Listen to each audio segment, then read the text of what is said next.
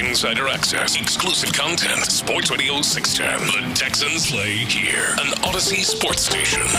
Check out the BetQL Network, wagertainment for every fan. Get sports betting tips from the best in the game. Available on the Odyssey app and our sister station, 650 The Bet. Sports Radio 610 presents Seth Payne and Sean Pendergast. We coming to H-time. Let's get the work in, man. Let's go. Great day, great day. Oh, give me some juice, baby. Oh, yeah. Hey, what's happening, everybody? Happy Friday to all of you. Nice to be with you.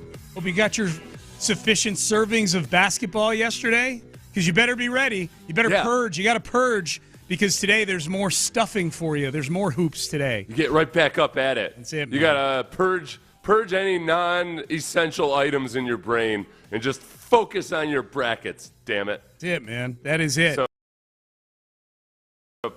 Hoggy, like I am or not. I'm trying real hard not to. I had a rough night's sleep last night because I had a nightmare, and I know why.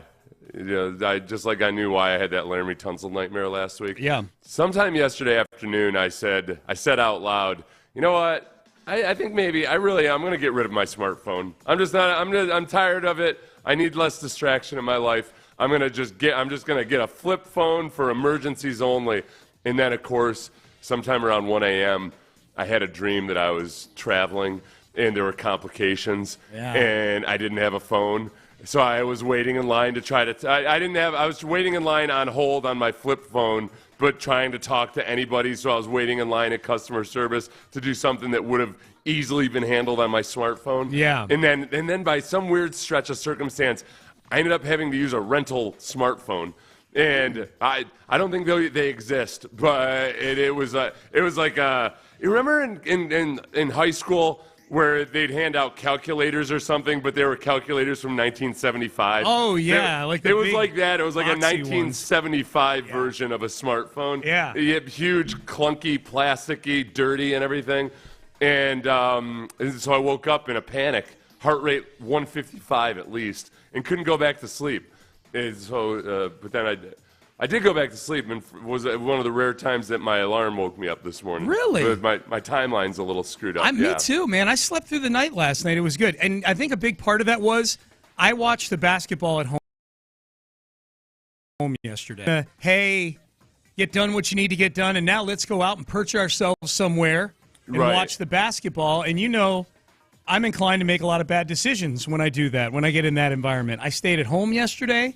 I've got the setup to where I can watch at least three of the games. You make bad decisions when you're at home? No. When I go out. Okay. When you do it the normal way. When I go out, when I do it the normal way. No. When I stayed home and made a lot of good decisions yesterday. Yeah. You know, stayed away from the booze, ate some good food. Amy made a fairly nutritious dinner for us. So I feel good, man. If you're groggy at all today, don't worry. I got you. I got your back. Everybody, and if you're one of these people that have decided to get your vasectomy before March Madness begins, the old, hey, get your vasectomy and then just sit on the couch for 72 hours. That's what I did. Yeah, that's what you did back in the, not yesterday, but back in the day. No, 2002. You didn't go and get a second vasectomy for nostalgia's sake or anything? I made the joke after I got the first one and I mean this, I would go get one every year if it meant I could just sit on the couch with nobody bothering me for the first 3 days of the tournament. That's how, now keep in mind, when I got mine done, I had 2 4-year-olds and a 3-year-old.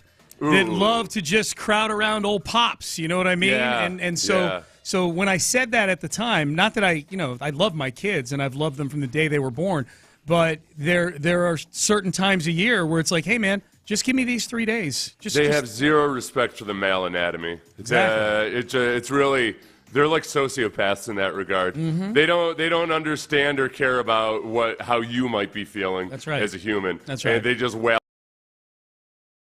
away at every that back in 2002 it was not part of like a trend or kind of a theme of doing that. I was just I thought it was my idea at the time, but now it's a thing.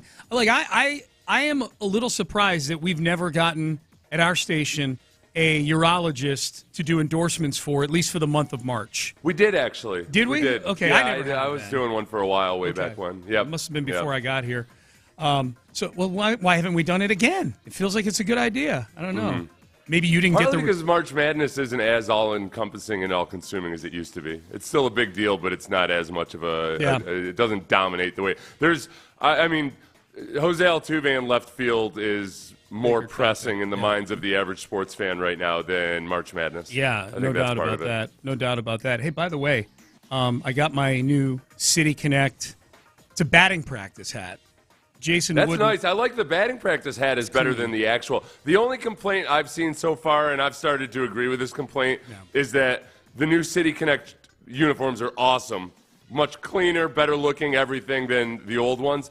But the hat, the logo on the hat feels almost like a little bit gimmicky, or it just feels like something that the Avalanche or somebody out west would do. Well, it feels a little bit like I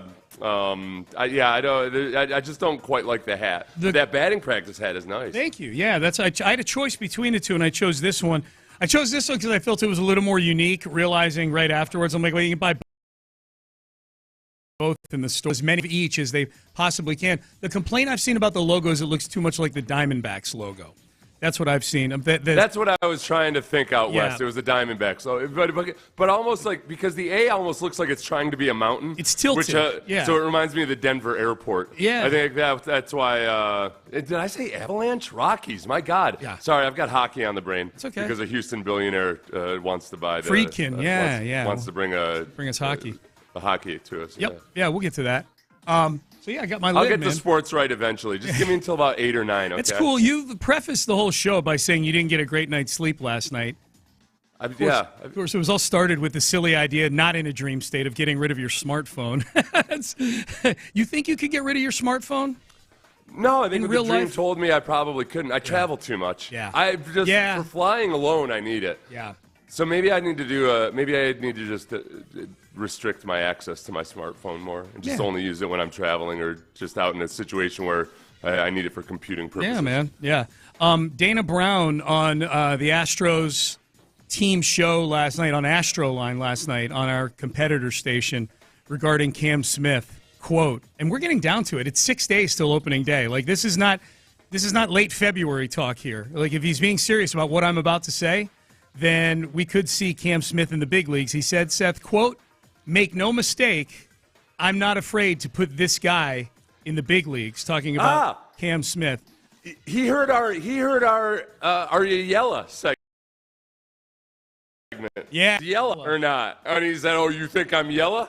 You think I'm Yella? No, I'll put him out there. Punks. You and I like doing this game. Do you think when somebody prefaces a sentence with make no mistake, it makes it more serious, or is he posing a little bit here? Make no mistake. Yeah.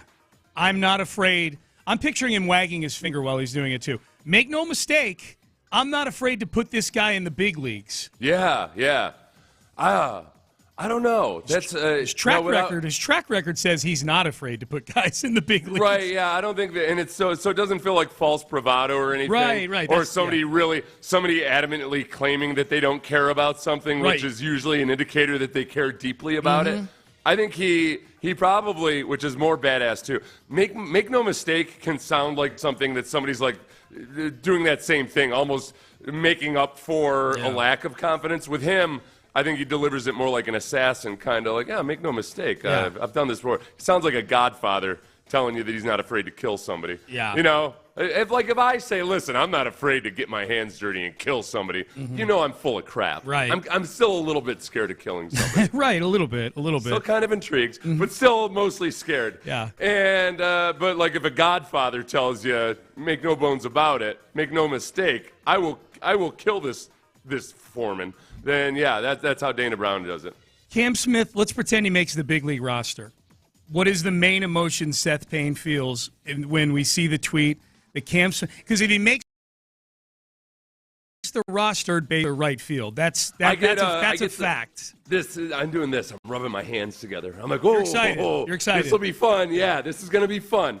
I'm not overly worried or concerned about anything, because the other thing about Dana Brown is he doesn't look like he's too concerned either about the old school notion of, oh no, what if we bring him up and it doesn't work out? His psyche will be damaged forever. Because, okay, listen, this is the same way I feel about quarterbacks when people think, Well, no, you can't draft a quarterback because then the young quarterback, the starting quarterback might feel like he has competition. If your starting quarterback isn't improved by competition or a threat, then he's not the right guy to begin with. Yeah. So, likewise, I don't think you elevate a guy unless you also feel like, hey, if he really struggles and we got to send him back down to AA. And in this instance, it wouldn't be sending him back down to Astros AA. He's never been there before. Right. He wouldn't. There's no hesitation there. So I get excited about it because it's not going to be. The downside would be, okay, Cam Smith comes up and it turns out he needs more seasoning. No big deal. Whereas some of the old school notions would be, oh no, he's just got a tender spirit and he needs to be coddled or whatever. Dana Brown's not like that. At this stage, the excitement would counterbalance any other feelings I have early in the season. I would be super excited about it. From a baseball standpoint, my concern would be that you are almost by definition, if he's on the team, he's going to start at either third base or right field on a regular basis. Bring him up, and he's going to be a part-timer. Wherever Cam Smith is, because you could argue he's the most important player in the organization right now. You can make an argument about that. He's the big piece they got back in the Kyle Tucker trade. He is the one guy with a future that they've still got 6 years of control over. And he's a former first-round pick who's got huge upside. So if he makes the team, he's going to start. You are, by definition, in all likelihood, creating another defensive Achilles heel on your team by having him in the everyday lineup. He can play third base just fine, but Paredes is going to have to move over to second, where he's not a natural second baseman. Cam Smith plays right field. He's not played right field before. So you've got 2/3 of your starting outfield having never played a Major League Baseball game in the position, not just in the position in the outfield that they're in the outfield, period. Right. Like Jose Altuve, it's not like Jose Altuve was a center fielder his whole career. Now his legs are getting a little bit shot, so they move him to a corner spot so he doesn't have to cover as much ground. He's been a second baseman his whole career, and not even a really good second baseman the last couple of years. Right. So that's the trepidation part, and it's going to be a whole lot of you'll probably in that scenario lose at least a couple of games specifically because of your defense and your corner outfield positions. And the Astros know that. It won't be often, but it'll be a moment where, oh, wow, there was a run allowed because of an error in right field or an inadequate throw out of left field or whatever it might be. But they just feel like the offense offsets it that much that they know that that's going to happen in game because of the offense of those guys. I guess if that were to be the case, I'd have to look at an over-under on, all right, when do I stop trying to be Joe Cool baseball fan that just like, hey, no, it's a long season. When do I stop being, hey, it's 162 games, you got to give this time? Would it be 6 weeks into the season? If the defense doesn't improve out of either of those guys or both of those guys by 6 weeks into the season, I'll be honest, is that when I start to panic a little bit? I think this is kind of a cop-out answer, but I think it depends on how the team's doing as a whole. Like if they're winning games, and especially in this division, if they get out to a nice lead where the division doesn't have any real killers in it, then I think you just roll with it. The only way they're going to get better is to keep playing. That's the thing, Right. You know, so I think it depends on how the team is doing. That was a tough thing with Altuve in spring training. When you started was, man, okay, he's not really getting anything hit to him. But the only way for him to get game experience at this point is spring training. Spada said Spada said on Wednesday that Altuve is going to play most of his games in left field. This season, yeah. So, I mean, it's for anybody wondering, because I don't know if we necessarily clarified it the way we should have. Yeah. It's not an experiment any longer. No, he's going to play. This is the plan they're going with, with Altuve at least. This is the way. And yet he didn't play yesterday. Like, he needs to get as many reps as he can, man. I don't care. He's 35 years old. He needs to play left field. All right, off and running on a Friday. Got a lot of stuff to get to. We'll get to the March Madness for sure. We got headlines coming up later this hour. Drew Doherty has his 4th version of the mock draft roundup out, and there's a big shakeup post-Tunsil trade and thing the Texans are going to be drafting with the 25th overall pick. We'll talk about that coming up next. Big shakeup. I like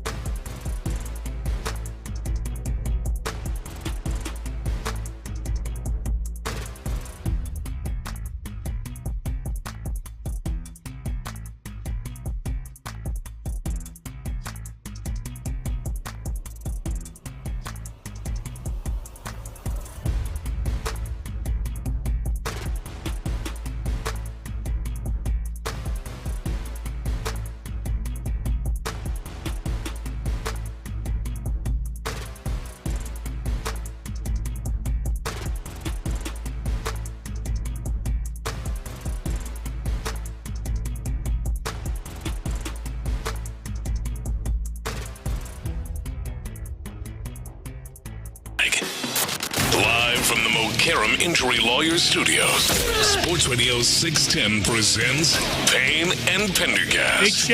Big shakeup at the top of the mock draft world. Thank God we have Drew Doherty out here doing the Lord's work, collecting Thank God for Drew. Collecting all 56 accredited mock drafts. Who are they accredited by? The Mock Draft Bureau of Payne and Pendergast and Drew Doherty. Yeah.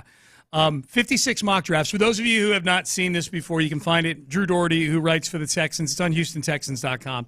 He rounds up all the mock drafts. And there's more and more as draft season rolls on. He's up to 56 of them that he's put into the mix here. And it's pretty simple. He looks and sees who have Texans taking at 25th overall.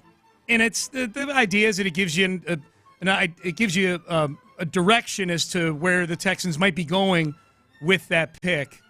And it feels like one of the two names that's tied at the top here, Seth, both Ohio State guys, worth noting, both played with C.J. Stroud at one point.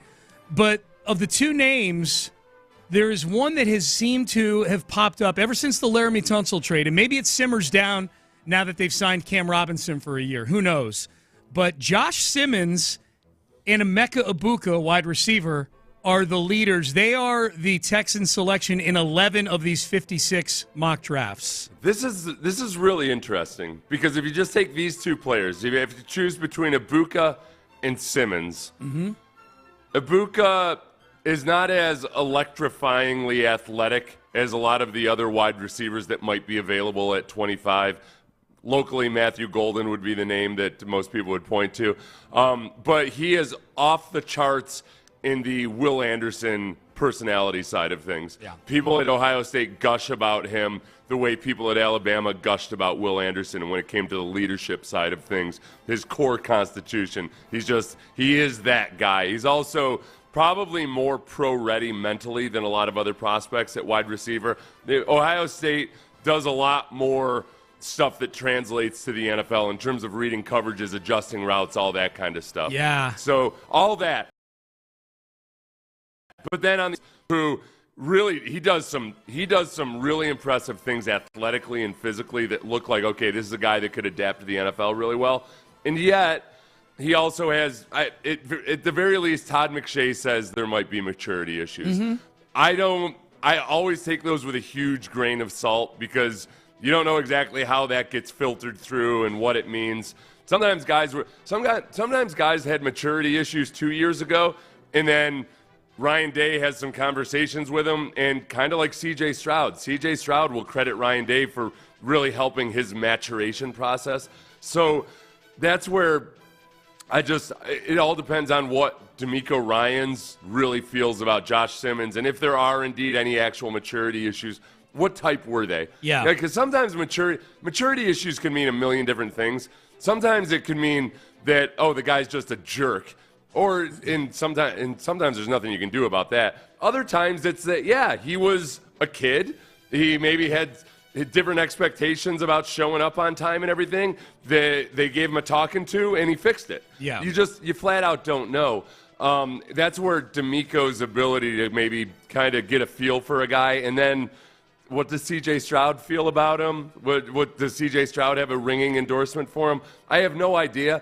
So for me, if the Texans decide that he's swarm-worthy, then okay, cool, I trust their assessment. Then the huge question is he's coming off a torn patellar tendon, and that is a dicey injury. Yeah. When it comes to NFL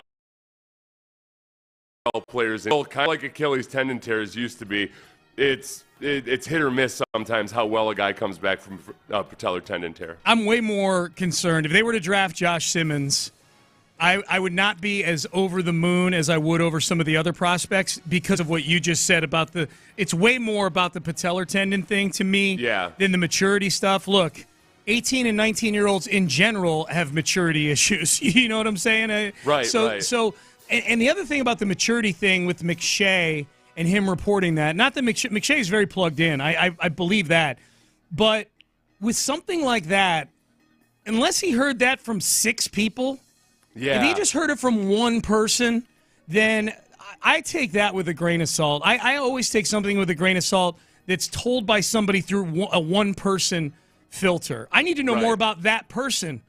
I need to know as much about that person as I do about Josh Simmons. What's their definition of maturity? What exactly was it about Simmons? What did he do? Was it something specific? Was it a vibe that that was pervasive throughout, or was it a specific incident? I need to know more about that. So the maturity thing, I'm totally with you on the maturity thing. On what exactly was it, and the trust that D'Amico and Nick are going to vet that part of it properly. And I don't think after they swap Laramie Tunsil out, and for a multitude of reasons, as it always is with these things, but Laramie Tunsil was not as great as he is as a pass protector.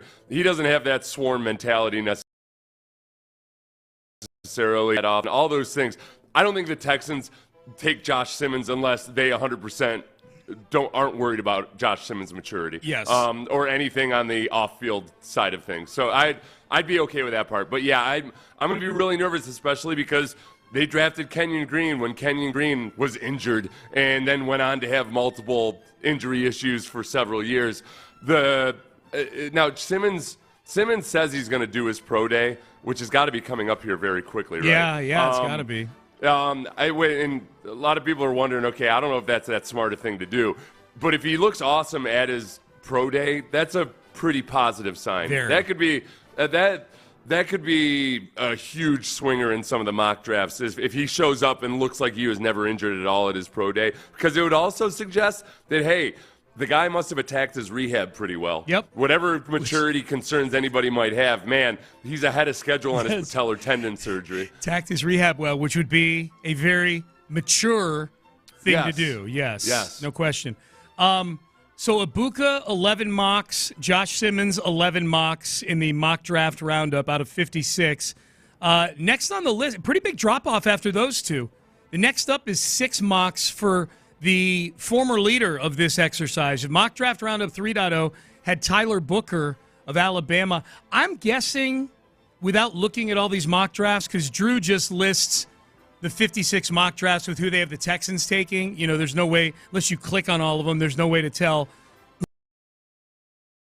who all got. I'm guessing that the reason that the number of times Tyler Booker is getting mocked to the Texans has decreased has nothing to do with a negative about Tyler Booker. It's actually the opposite. I'm guessing he seems to be going a lot higher in these drafts than he was before. He didn't work out well, but I think for guards, people worry less about that, the athleticism, the overall athleticism for guards than they do tackles. Yeah. I guess the question just is also, if he didn't have a great workout and he plays a position that you usually only draft a guard in the top 15 if you really slam dunk feel awesome about that dude. Yeah. I think there's still a chance that he's close to 25, but probably with the athletic reservations and everything, I think they probably still, people look at him as like somewhere 15 through 20, he'll be gone. Yeah. And then it's a question of, okay, do the Texans like him as much to where he becomes kind of a muted version of Will Anderson, because he comes from Alabama, because they look at him at Alabama like a guy that, man, really sets the tone from a leadership standpoint and everything.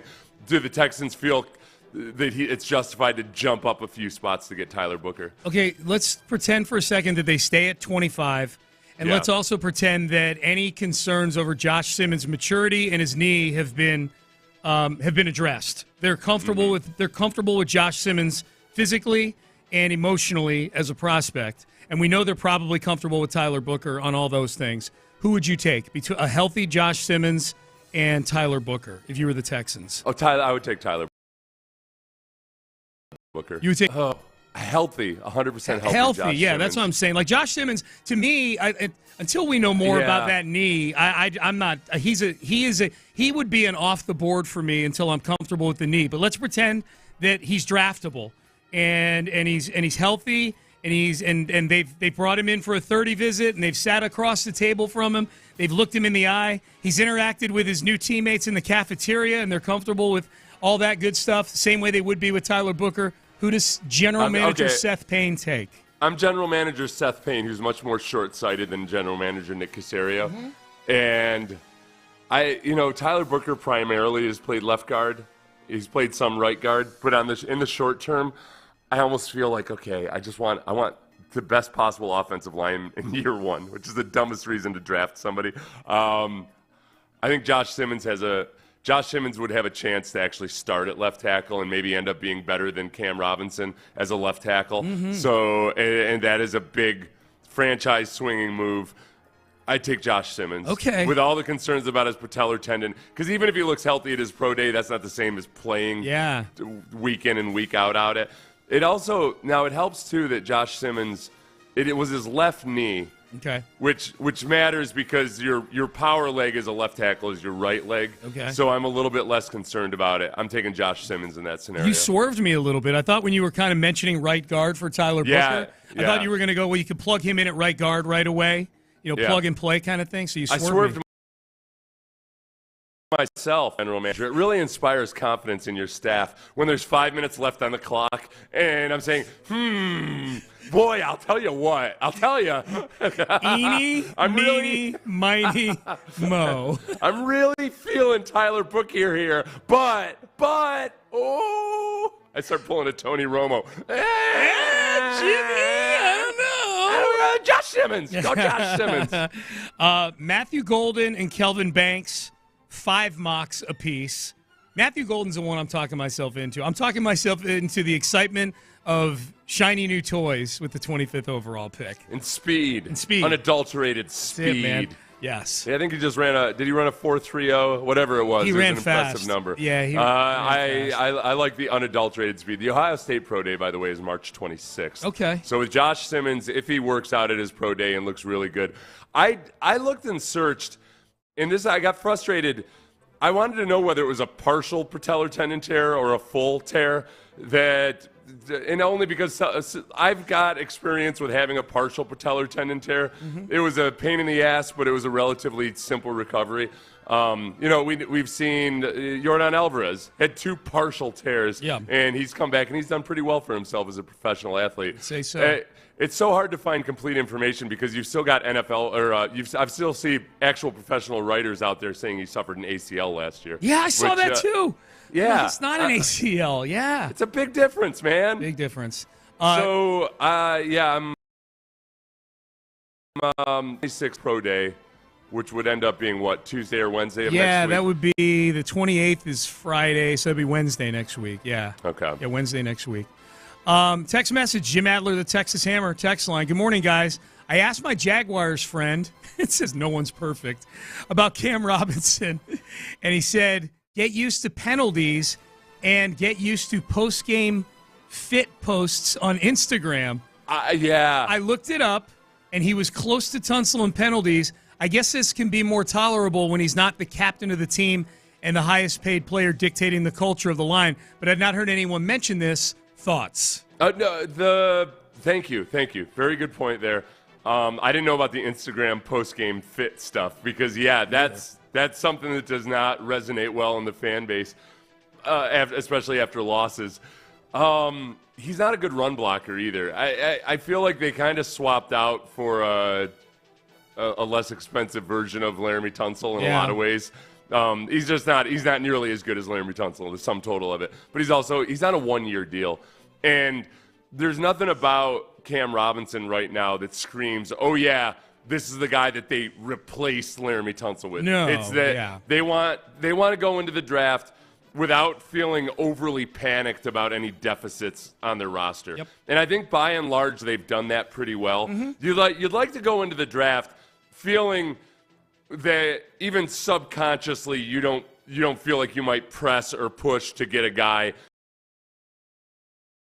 to fill. You know how much randomness there is in the draft. If you're an actual GM that's been doing it for a while, you don't think that, oh yeah, I'm going to draft a guy and he's going to be a day one starter for the next 10 years. There's just too much randomness to it. And I think that's what Cam Robinson is. You go into the draft thinking, all right, we've got options here. If we had to, Titus Howard could play left tackle. Titus Howard can play guard. We got to hope that Blake Fisher develops. But we've got at least 3 viable offensive tackles. So that's what I'm looking at Cam Robinson right now. Don't write his name in ink at left tackle. There's a chance that I think that it's most likely it'll be him day one, but there's also a good chance that it'll be a first-round draft pick. There's a chance it could be Blake Fisher. There's a chance it could be Titus Howard. Yeah, I don't think anybody's penned in for anything yet on the line this year, for sure. All right, we're off and running here on a Friday. Good to be with you. Appreciate you joining us here on Payne and Pendergast, Sports Radio 610. Headlines are up next. Got a couple Astro headlines. Rockets going for 9 in a row, and day one of the tournament is in the books. The Cougs smoked them yesterday. We'll get to that coming up next in headlines. Stay there. But first, Prize Pick.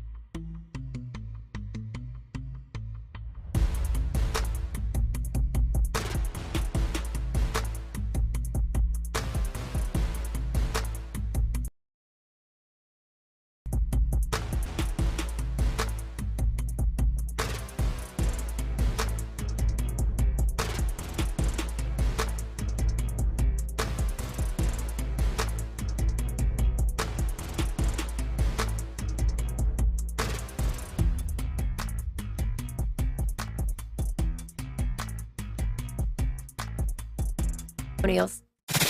Payne and Pendergast with today's headlines. All right, let's get to it. The headlines. Let's start with, we'll get to March Madness in just a second. Let's just start real quickly with the Astros. This came down towards the end of our show yesterday, but as good as things have been going with Lance McCullers, knock on wood, the opposite is true right now with Luis Garcia. Scratched from live batting practice yesterday with elbow soreness.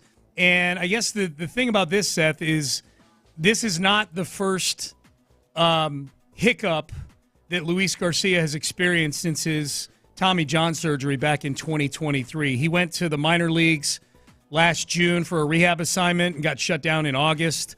He got shut down, I think, or at least there was another red flag somewhere along the way as well. The bottom line is where he is right now, elbow soreness, scratched with that, and Luis Garcia just can't get out of first gear in his recovery here.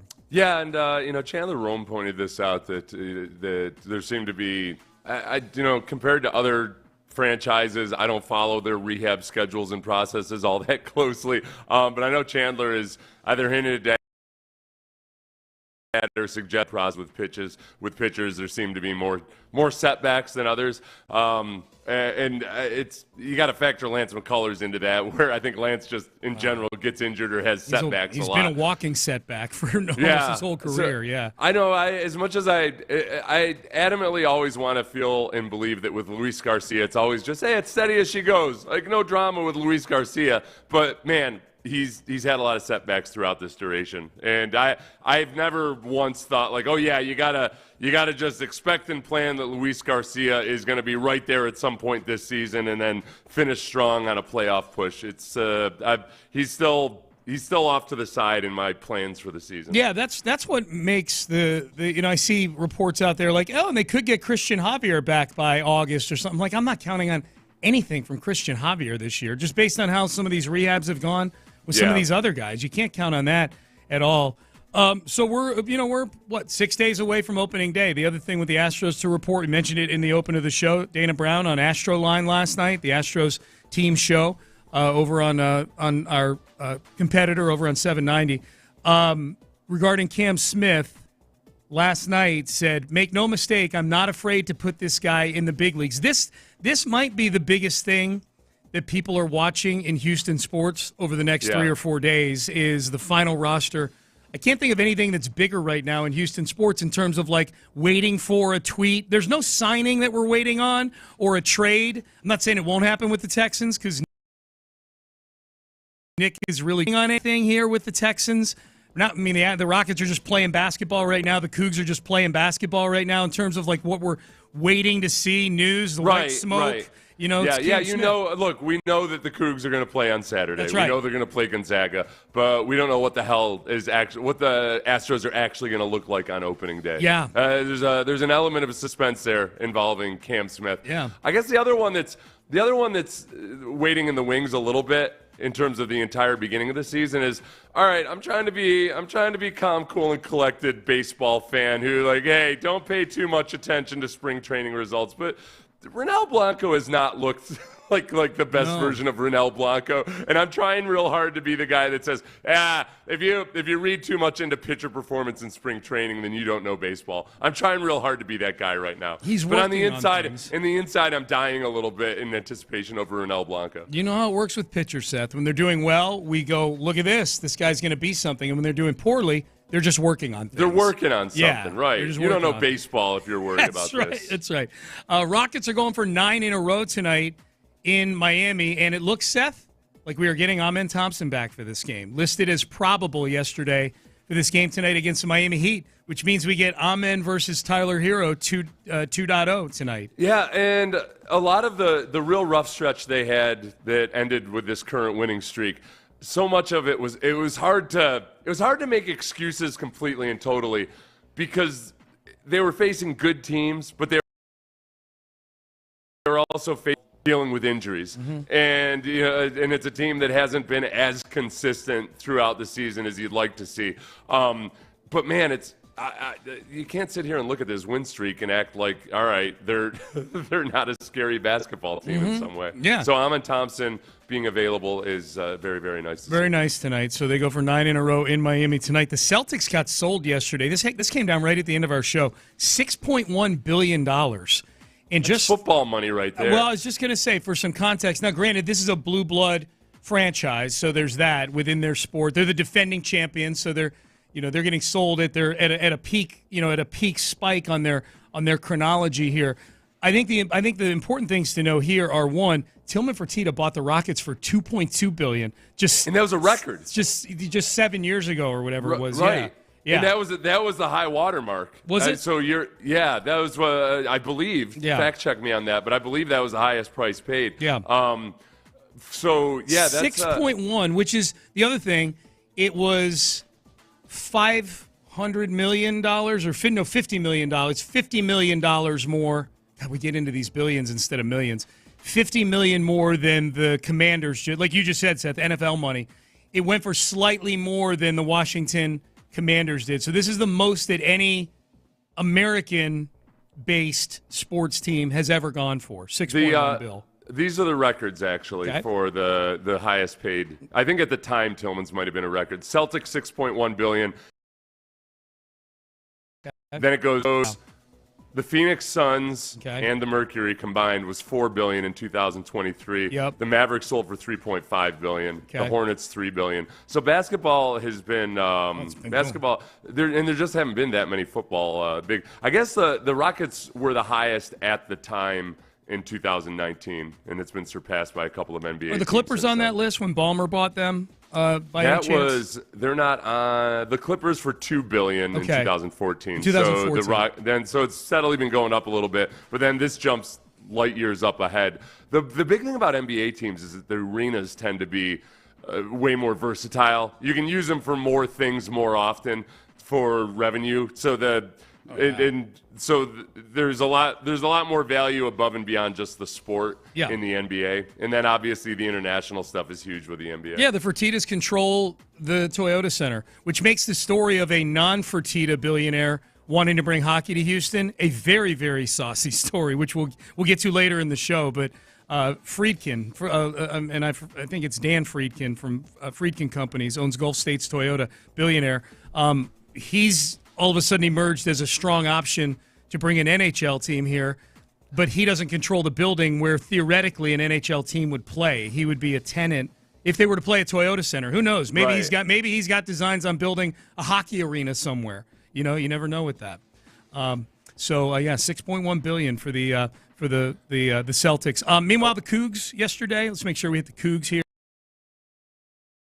It win by 38, 78-40. A classic mollywopping of a 16 seed by a 1 seed. This thing was never close from jump, and this looked like the Cougs were playing 5 kids they pulled off that court outside Toyota Center right there to go play. Yeah, sometimes with an NCAA basketball team, you almost kind of like them to have a scare early in the tournament to remind them that you got to scrap your way through this entire thing. I feel like Houston's scare was early in the season with those several losses very early on, and then ever since then, they've played like a team that knows very well that if they're not dialed in, they can get upset. They face Gonzaga, and Gonzaga's it's not your traditional Gonzaga team that you see in the tournament because they're actually not that great at shooting threes. Yeah. So that's but for any team that's willing to shoot a bunch of threes, that's where I always get nervous. The Cougs are a 5.5-point favorite, but they're not going to be sleeping on Gonzaga. But that's a dangerous 8 seed right there, man. Yeah, they're probably underseeded. Yeah. It's kind of bogus that they're facing them this early, but whatever. Beat Georgia by 21 yesterday. Your Aggies, it's probably felt good, Seth. Your Aggies beating up on an Ivy League team not named Cornell last night. Yeah, Yale, bunch of punks, beat Yale. Bunch of little do-good, want to be whatever they are. Yeah. They just beat the snot out of Yale, led by Pharrell Payne. Yeah. No relation, as far as I know. No relation, no resemblance, no nothing. But he was really good, man. The Aggies crashed the boards. That's a tough gritty team. Biggest story yesterday, he had Amir Ora Khan. Got an NIL deal, did he not? He's got a few of them. He's got an his big gimmick is he leads the McNeese State team out of the locker room with a gigantic boombox, kind of like the dude in San Francisco used to do with the 49ers. And he's been able to get companies to sponsor the boombox. Tick Pick and Buffalo Wild Wings. I like it. There was a few people on my Twitter timeline this morning that were haters on Amir Khan. Man, kid's just a college kid trying to make money. All right, Payne and Pendergast with you on a Friday. Those are your headlines. All right, superlatives for the Texans this offseason so far. Best move, worst move, swarmiest move, most intriguing, glaring remaining need. We'll run through these as we head into the 7 o'clock hour coming up next. But first, daily.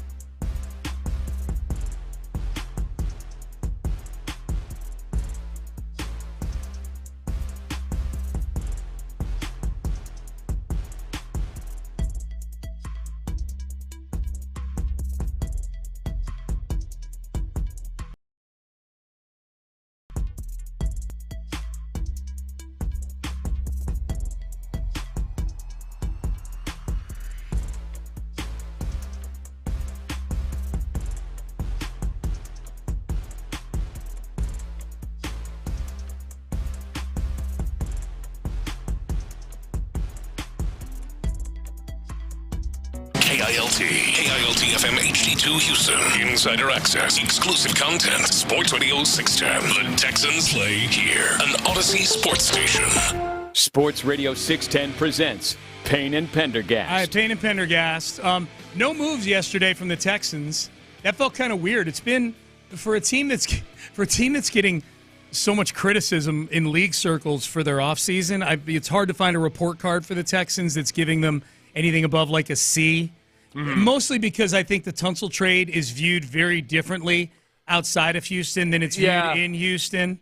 And I get it, because for one especially, look, off-season grades are always about the short term, and hey, big names help a lot. And the only really big name when it comes to the Texans offseason was Laramie Tunsil getting traded away off of an offensive line that was one of the worst offensive lines in the league. So I don't even get overly sensitive or combative when people say it's an idiotic move, because on the surface it looks like that.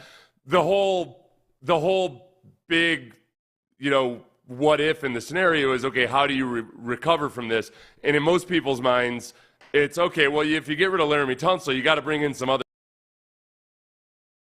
name guys, not really any huge names, but notable guys that are really good starters right away. And the Texans, in not doing that, then the question becomes, all right, well, does your GM actually know what he's doing, and can he put together a good line? That's the part that it's a big what if, and you just don't know. And yet, if I were to do superlatives for the offseason, I think my favorite move so far is the Laramie Tunsil trade. I mean, there's not a ton. They haven't made a ton of moves that are like, oh yeah, that's my favorite right there. I mean, every free agent they've signed, Cam Robinson is by far the most expensive free agent they signed. He's 1 year, $12 million. They haven't made any big splashy moves in free agency. The bigger moves have been the trades, the Kenyon Green trade for C.J. Gardner-Johnson, the Christian Kirk trade, and then the Laramie Tunsil trade. I'm just going by my gut feel when I heard the news of any of these things. The Tunsil trade, Seth, and I said this the day after the trade, and I feel the same way now, I feel like a weight was lifted off of that room. I feel like the culture of that room was no longer being held hostage. Not that Laramie was somebody who was imposing his vibe and his energy on other people, but he was the one that they were looking to in that room as the leader in the direction, and I felt like, okay, now we can get to building that room the same way the whole rest of the team feels like. It's like that room was decorated completely differently than the rest of the house. The rest of the house is in this modern decor, and you've got this other room over here that's that's decorated in colonial or something like that. Right. Well, and if you look at the most notable big rewardings of guys on the team, Nico Collins, Daniil Hunter, Derek Stingley are very much guys who are blue-collar type players, and that they shut up and do their job, and they don't publicly grouse about their contracts or anything like that. They don't do side-eye emojis. They just do their job, and they do it really, really well. They're all just notably hard workers and all of that. So if you genuinely care about culture and everything else, it's not about whether a guy is a cancer in the locker room or not. It's who are we, very much by actions more than words, who is the team demonstrating and showing that they want and they're going to reward?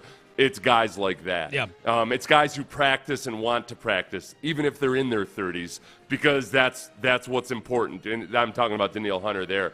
And there's a lot about Laramie Tunsil that just doesn't fit that same culture. So when you start making decisions, they say, hey, well, you had to get rid of Laramie Tunsil because there's other guys you have to pay.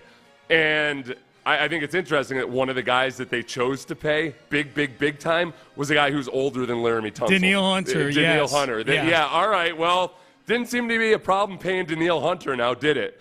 But they didn't have it in them to pay Laramie Tunsil. Yeah, that's where I think, and Laramie did some media in Washington where he kind of indicated, like, hey, they've drafted so well these last few years, you got to take care of these young guys. And I thought the same thing. I saw Clint tweet about it yesterday. Daniil Hunter, you got to find a way to take care of him. Yeah. So that is what it is. Do you? So my favorite move so far is actually the Tunsil trade, which I know outside of Houston, everybody's like, what are you talking about? Do you have a move that you think has been their best move so far this offseason? I think the trade for C.J. Gardner-Johnson. Yeah, that's a good one. I think that you're going to get impact play out of C.J. Gardner-Johnson that is – he might not be long for this team. I think that C.J. Gardner-Johnson has a big personality that maybe he has a shelf life. I don't know. Maybe that Houston defense ends up being the place where he's got some latitude to be his own guy, and he ends up being like a surprise extension sometime next year. So I'm very intrigued by that. And the fact that you got him for Kenyon Green. Yeah. And it made sense because this is why. This is one of those moves that multiple teams could have pulled that off. Philadelphia was going to get rid of C.J. Gardner-Johnson because they're purging salary. They got to pay these younger guys like Zach Bond that they wouldn't have even expected a year ago they were going to have to pay.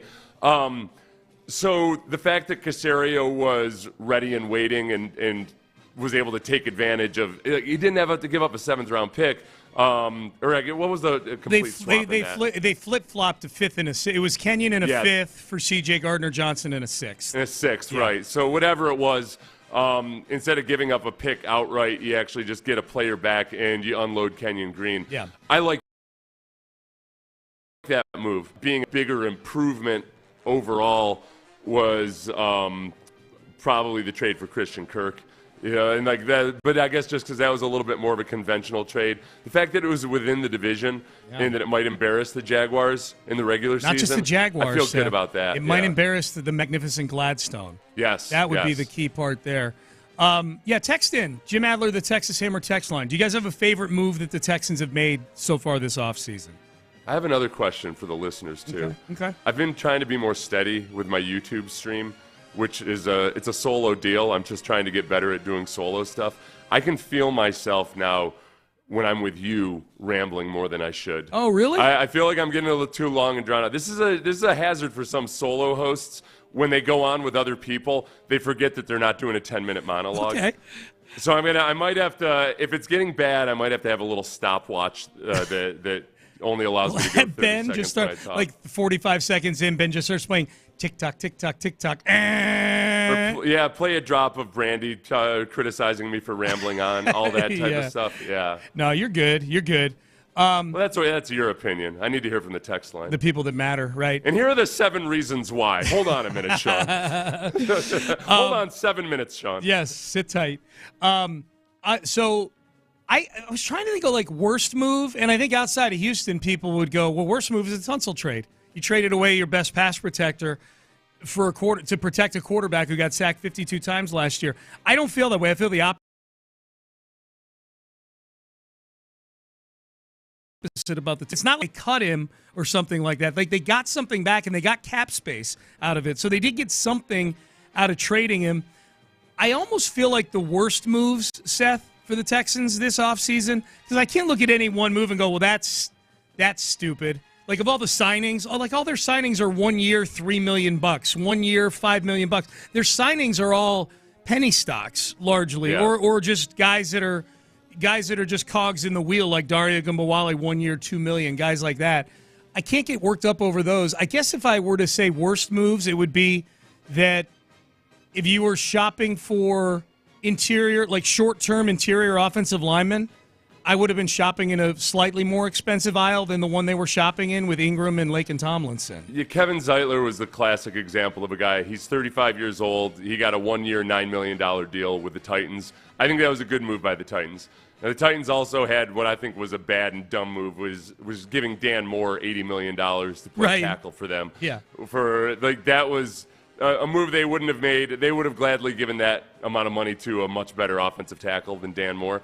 But the Zeitler one was one that I think is a better version of the Ed Ingram signing. So I think Zeitler was a better guard last year than Ed Ingram was, and it was a 1 year deal for an aging guy. That didn't seem like too much of a stretch. And I would imagine if Zeitler had been offered 1 year, $9 million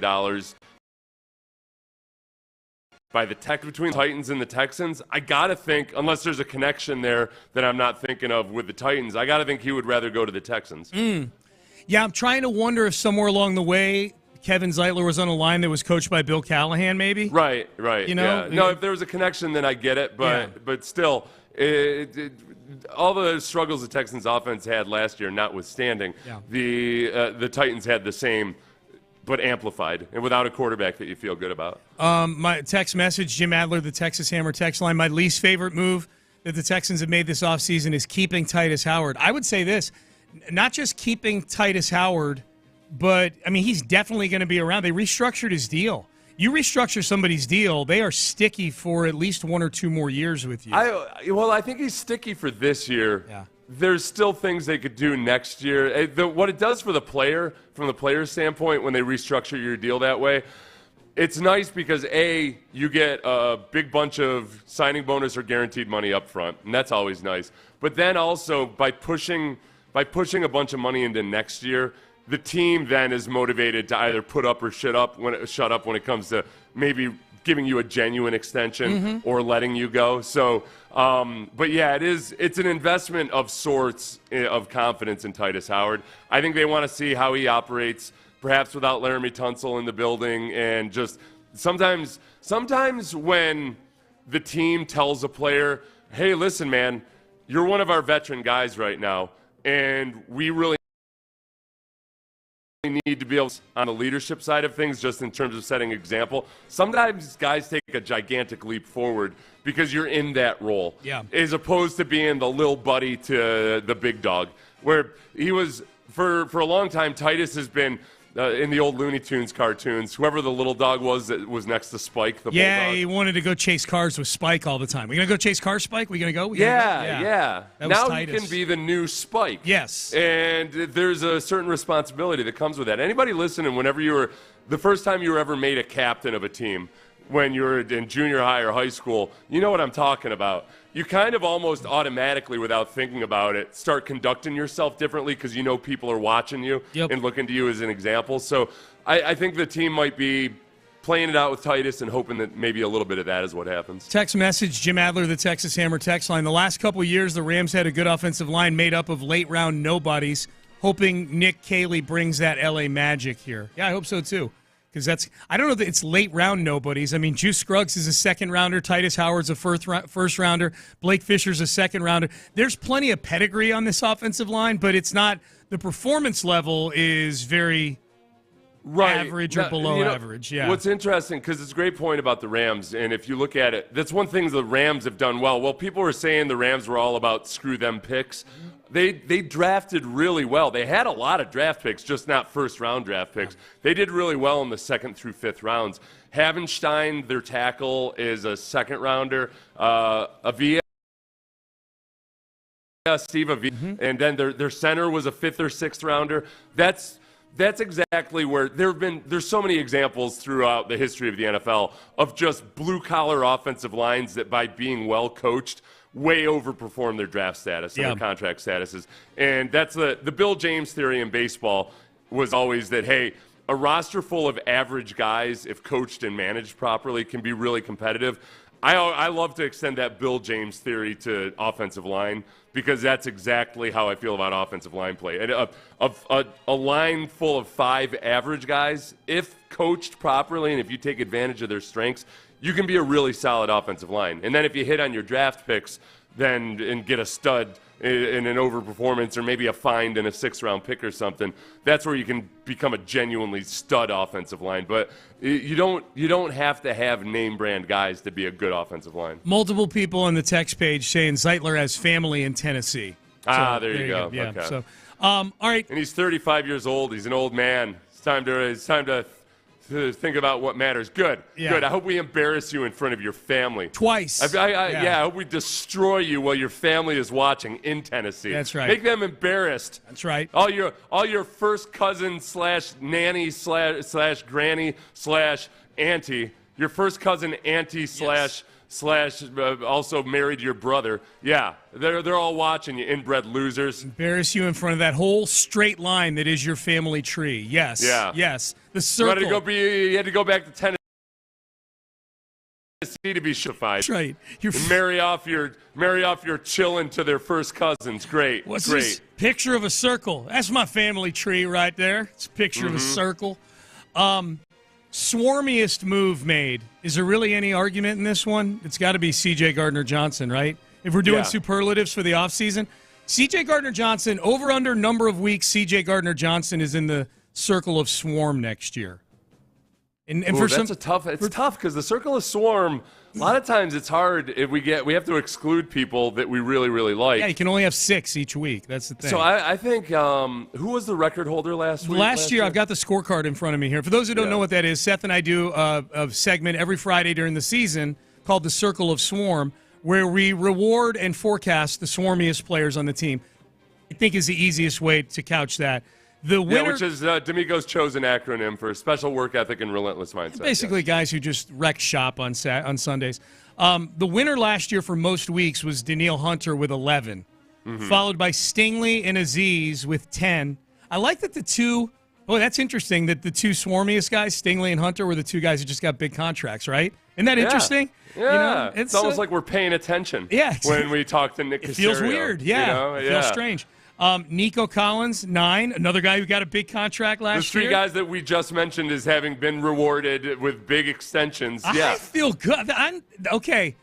I'll tell you what, players are going to start monitoring this circle of swarm. They should. Jalen Petrie better keep his eye on this damn thing. He's up for an extra 7. I would say that matches the eye test. Will Anderson Jr., 6. He was injured for part of the year. And on and on and on. So that's kind of the numbers. And keep in mind, we didn't start doing it till week 3 last year. Okay. It's become such an institution that I didn't even realize this was the first year we did it. Yeah. So I think that the tough thing is going to be if this team plays the way they did last year on defense. They had the second most interceptions in the league. And Derek Stingley would tell you himself, it felt like they should have had 8 or 9 more interceptions. Yeah. I think if they get on the jugs machine, I think there will be more interceptions next year.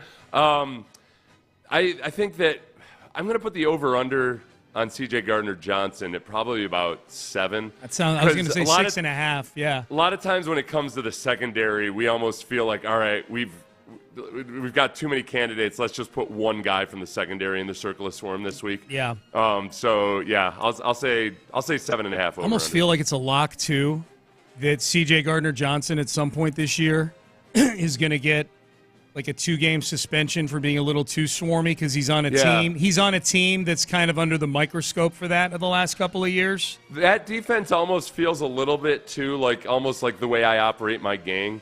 Which is you got to commit a felony to get in. It's partly to find out whether they have the mettle to be in my gang, but also because then we got something on them, right? To create and demand loyalty because we got something on them. So I feel like he's going to feel like he's got to pay that price of initiation or a hefty fine. That might buck it down a little bit. Good. He's the kind of gang member when I bring him in where I'm kind of like I'm hemming and hawing and I'm like because I'm still trying to I want the guy to commit and I'd be like, well, there's one thing that we didn't tell you about initially, which is that at some point I'm gonna ask you to murder somebody here in the next 2 weeks, and then I look over to see if he's paying attention and he's actually got his hands around the throat of somebody like actively killing him. Right. Like he's already I know that kid's a whippersnapper. He knows. That kid's going places. He's trying to get ahead. I like it. Okay, I don't know if this is someone legitimately asking you this question on the text page, Jim Adler, the Texas Hammer text page, or someone who knows that if I ask you this question, they may get a different kind of answer. It's going to trigger me? Okay. No, it's not going to trigger you. Seth, can you explain what a jugs machine is? Oh, okay. No, that's a very fair question. That's a machine. Yeah. That's a very good one. You know what? I'm going to write that down. I got a Football 101 series of videos I'm working on of just like very basic questions that people are afraid to ask. What is nickel defense? I did that. Yeah. But one of the most Googled questions is, what's that? What is a quarterback? So I think most people listening to this show know what a quarterback is. But there are a lot of people out there, especially internationally, that don't know what a quarterback is. Boy, because we have pretty good numbers, especially on the streaming and things and our podcast. Yeah. If we have these types of numbers and it's a bunch of people who don't know what a quarterback is, we may need to reevaluate what it is we're doing here. Those are a lot of those are international. Sure. The jump machine is, you guys will see with the little, it's like the pitching machine for footballs. That's what it is. Yeah. I almost over-explained it. Yeah. It's the pitching machine for footballs. It throws throws the football or punts the football for you. Yep. So that's when you see receivers and sometimes J.J. Watt working catching ball after ball after ball. It's because the jugs machine is throwing it. Are you intrigued? I've got a couple of the journeyman types that they signed that intrigue me. This Darryl Taylor that they signed from Chicago, the edge rusher, I don't know how much time he's going to see. But we do know that Will Anderson, at least in his first 2 seasons, you've been able to pencil him in for missing a couple of games with these ankle issues. The guys that are backing up, there's no Jerry Hughes anymore. They did bring back Derek Barnett. This Darryl Taylor edge rusher they got from Chicago for about $5 million for a year has some very interesting pass rush numbers, sack numbers. For a guy who's just a 1-year dude, I'm just intrigued. I don't watch Bears football all that often. Guy had 9.5 sacks a couple of years ago. He's got 24.5 sacks over a 4-year period. That's not nothing. And from what you read, his win rates in terms of pass rush and things like that seem to exceed what a 1-year, $5 million guy should be. I'm intrigued by that one. If you can do one thing really well, because he's not an undersized guy at all. It's weird because he's height and weight, he's about the same as Will Anderson, but he seems like a lankier guy. When I watch him, I look at him, I like he's like a tweener type. No, he's actually pretty. He's big enough to be a 4-3 defensive end. Guys that come in on that defensive line, like Derek Barnett. And Derek Barnett is a bigger name, but was on the downside, seemingly, of his career. And got waived. By the Eagles, has made some big impact plays for the Texans in the last couple of years. I think that a lot of defensive linemen are probably looking at the Texans right now as a prove-it-year type of place, and that might be it for him. And they obviously, for giving him $5 million, they see something in him. The second one for me is Ronald Darby, who they just signed yesterday officially. They signed him 1 year, $2.5 million. And the reason I say that, not that Ronald Darby is anything all that great, but Kamari Lassiter missed a few games last year. Derek Stingley Jr., do we know that he's all of a sudden become this guy who's going to play every snap of every game like he did last year? They were at a point last year when you'd lose a cornerback, Seth, and you're putting D'Angelo Ross out there for literally 100% of the snaps. Darby is at least a vet who has accomplished some things in the league, who I don't think is washed or anything. I don't think he's a great player, but if one of these two guys are going to get hurt, you put Ronald Darby out there at corner. I don't feel awful like I did when D'Angelo Ross got put out there last year. Well, and there's a certain part of Darby where I think you look at him and you think he's a veteran player. I'm not thinking that he's got untapped upside or anything like that. He's on the downside of his career, but he can go in there and do what he's supposed to do, as opposed to some of the signings they made last year where, Jeff Okudah, he's still got upside, and he's kind of sort of a veteran player.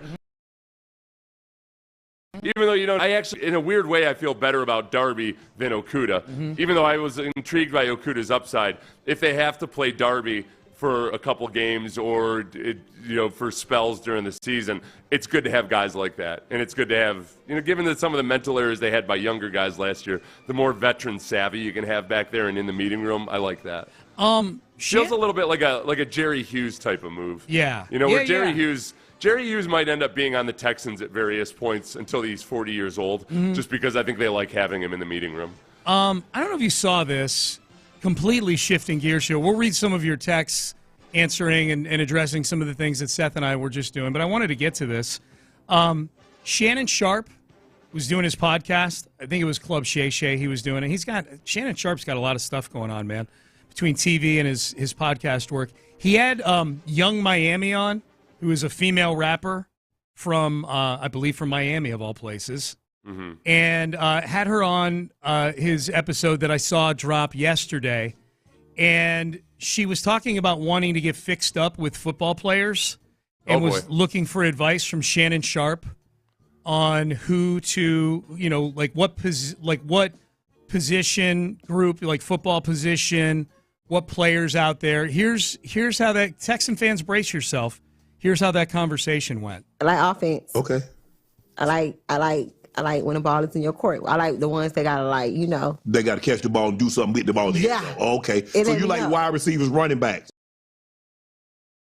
Yeah. Quarterback. I ain't never had no quarterback. I'm just saying, but I'm just saying. Yeah.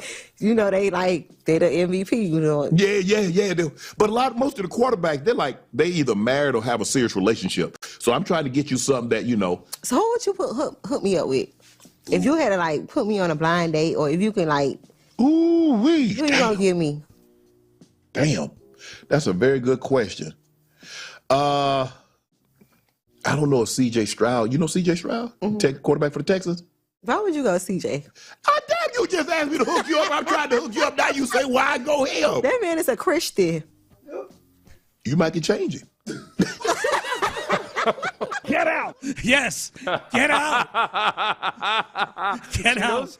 I'll tell you what, though, she knows ball. She does. I think, or at the very least, she's paying attention. She knew immediately. She had a little bit of a scouting report on C.J. Stroud. You know what? I respect her. I honestly, I respect that. I think in that situation, she wasn't even trying to say that's not what I would want. I don't think she wants to potentially either corrupt him or whatever it might be. That he lives his life his way. I don't, I live my life my way, and it's probably not going to be a good match. I like that. I like that. Except that now there's a kernel in her brain that Shannon may have planted in there. She was in a relationship with Diddy for multiple years. I'm out. She's dated James Harden. Yeah, has she? Oh man. Well, according to dated Future, supposedly. Okay. As well as several other producers and entertainers. So she's a level removed from Russell Wilson, theoretically, then, via intercourse, you can draw a line, from her to Russell Wilson through via Future and Sierra, yeah. Listen, this has nothing to do with young Miami herself. I know nothing about her. My general rule is that I don't like athletes that I care about dating any kind of celebrity. Yeah. Some people can handle it and they do remarkably well. But it invites all kinds of extra complexity into your relationship. All kinds of every little thing that might be a stumbling block in a relationship normally gets amplified by a factor of 10. Yeah. So I don't want CJ to date a celebrity personally. That's my wish. I hope he meets a quiet person of some sort that kind of just is in the shadows and they can just live their lives privately. Dude, that's all I ask for any athlete. I don't need anybody within 2 degrees of Diddy. Just period, end of subject. Man, because that's a whole other thing that, man, with Diddy, you got to evaluate. Listen, young people out there. Yeah. When you're getting serious with somebody, you got to evaluate, does this person have a psychotic ex? Because that problem becomes your problem when that person's psychotic. At least you know where he is right now. You know what I mean? He's not going to come up from behind and, hit you with a blackjack on the back of the head or anything like that. He's incarcerated right now. Would you rather date somebody whose ex is Diddy's is Kanye? Oh, wow.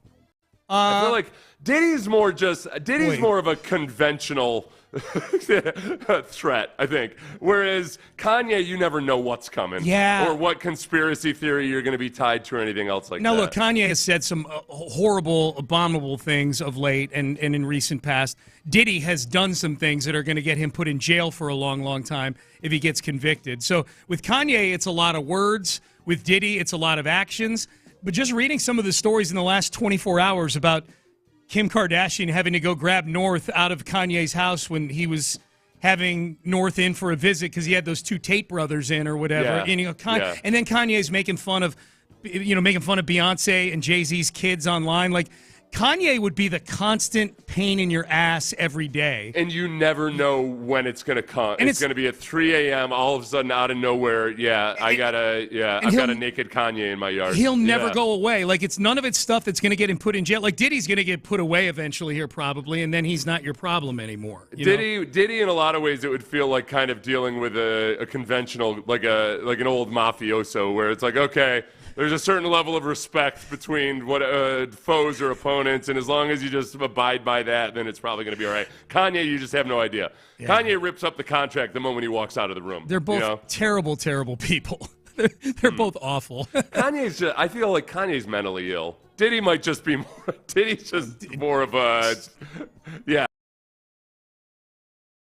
Yeah. All right, back to the text page here. Jim Adler, the Texas Hammer. I just wanted to play that for everybody so they could be equally vigilant in making sure that CJ stays out of a relationship that could negatively affect our football team and him, but mostly our football team. Titus Howard looked fat as a text, not me. Titus Howard looked fat and out of shape at times last year. I kind of agree with that. He needs to have a good offseason. Okay, we talk about body types. Remember we talked about who's the guy that's going to come in the training camp this year, like Will Anderson last year. We're like, oh, that guy looks different. I kind of hope it's Titus Howard this year. Right, and he doesn't have to be a drastic transformation or anything. He looked huge at camp. Yes. And I don't know what his listed weight was or anything.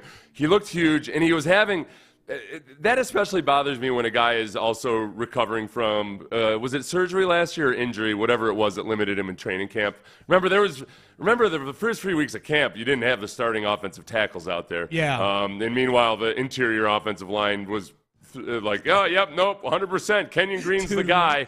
Yep, nope. We've got undying faith in Kenyon Green. Dude, remember how bad the offense was early on in training camp? Remember, that was a big topic. Like, wow, C.J. Stroud really is the leader of this team because he's getting visibly agitated with his teammates out there. Yeah. Boy, man. And then I remember having a conversation with somebody at training camp, somebody who I like, but who I think was being fed O-line propaganda. Yeah. Because he was telling, we were having a conversation about why the O-line was struggling, and he said something that I know came from the offensive line, because they make excuses for themselves in training camp by saying, well, we can't run block the way we would in games, so that's why they're destroying us 5 yards behind the line of scrimmage every single play. Right. And I'm like, listen, man, I've heard this story before. This is what bad offensive linemen do. Yes. When they make excuses during training camp. Every time you win in a pass rush, usually what they'll do too, the telltale, back in the day when cut blocking was more of a factor, you would beat an offensive lineman and they would yell, cut block, as if to say, well, in a game, I would have cut block you. Oh, like, all right. Well, you know what I see good offensive linemen do in training camp? Win, despite not being able to cut block and everything. When we were talking about Mario Edwards and Foley Fatukasi, like they were going to be all pros last year during training camp, I realized, oh, man, we might have an issue here. Yep. Yeah, we might have an issue here, because unless all of a sudden Mario Edwards and Foley Fatukasi are completely different human beings than they were in the first 5 to 7 years of their career, this offensive line is going to have some issues. Text message, all caps. Get the hotkey ready, Ben. Get out, demon. The power of Christ compels you. Get out. I like, what's her name, Young Miami? Young Miami. Yeah. I really respect that Young Miami said that, basically said, well, no, he's She knew who he was. He's living a different life than I am. Yeah. She knew. I feel like she's done her homework, though, too. At first, I got a little offended because she said, why would you ask? Why would you? I was like, "Whoa, he's not good enough for you." And then she explained he's a Christian. Yeah. She may not adhere to some of the same belief system that CJ has. Yeah. Young Miami would go with Lamar Jackson. Well, Lamar Jackson is from down there. I will say that. If CJ's going to go with a rapper, it's probably going to be a West Coast rapper, I would say. He's big into the Cali scene. Yeah. I would tell you, I'd be nervous about as a young woman dating a young quarterback. I know that both of those young men have very close relationships with their mothers. I feel like Lamar Jackson's mom would be one where you got to go in and be ready for, like, okay, because she's the business person in that relationship. Yeah. I feel like Kim Stroud is probably more like, hey, I got to let CJ be CJ. Yeah, he's going to do what young men do, and he'll make some mistakes in love, but whatever. I feel like Lamar Jackson's mom might be a little bit more on hands, or hands-on. So, if I had to choose, if I were a young woman and I had to choose based on potential relationship with mother-in-law, I would go with CJ. I don't know why this text makes me laugh. Is that rapper Young Miami of Ohio? There needs to be a Young Miami of Ohio rapper made as a sort of a counterpoint to Young Miami of Florida. Like just this completely sloppy white woman from Toledo or something like that. This is Young Miami of Ohio right here. Young Miami of Ohio has a muffin top going that doesn't look the way she thinks it does. Hanging out over mom jeans, Having like an old an old tramp stamp because she got it back when she was really into meth. Oh, yeah. Oh, that's great. Young Miami of Ohio. Oh, I love our listeners. All right, Payne and Pendergast with you. All right, mock draft injection time, 7:45 each and every day till the draft. We do it. This one is from NFL.com by a guy named Mike Band, who is he's a next-gen stats guy, and he was bragging at the beginning of this mock draft, Seth, that he's finished 5th out of 75 draft experts over the last 5 years in accurately predicting what the actual draft turns out as. Wow. Yeah, right. So I figure this got to be a good one. So I feel like there's a 99% chance that we're getting the player that Mike Band of NFL.com, NGS Nerd, has in his mock draft. We do the injection coming up next. Drove by Beck's Prime this morning on my way out. You guys know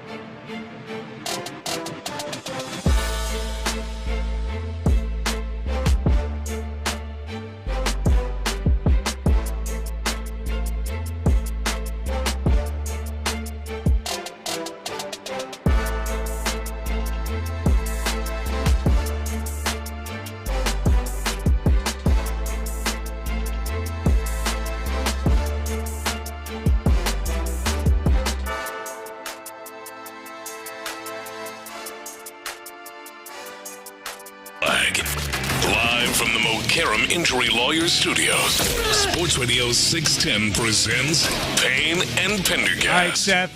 Trusting the texters with factual stuff is always can be a dicey proposition, but I'll believe this texter when I read this. Jim Adler, the Texas Hammer text line. Young Miami was at a couple Texans games last year. She was supposedly... Oh, okay. So that's how she had her intel on C.J. Stroud being perhaps maybe a little too religious for her tastes or likings. Yeah. Or she didn't want to corrupt a young and innocent C.J. Stroud. Yeah. You know what I like about that? I like that maybe if indeed she was dating Stephon Diggs and she had conversations with Stephon about C.J. Stroud, maybe Stephon saying like, yeah, boy, the kid's just, he's as pure as the driven snow. And I know about snow because I played in Buffalo. Let's get back to talking about me. Yes. Someone said, imagine young Miami dating Sam Darnold. Oh, dude, Sam Darnold dating a female rapper. I would watch that reality show for sure. Bet she would lay down the law with him. Or Sam Darnold. There'd be all kinds of shots of him walking in behind her, going into an awards show, carrying her purse, 3 purses and everything else that he had to do, and her telling him to shut his hoe ass up when he objected to her flirting with Future or something. Yep, exactly.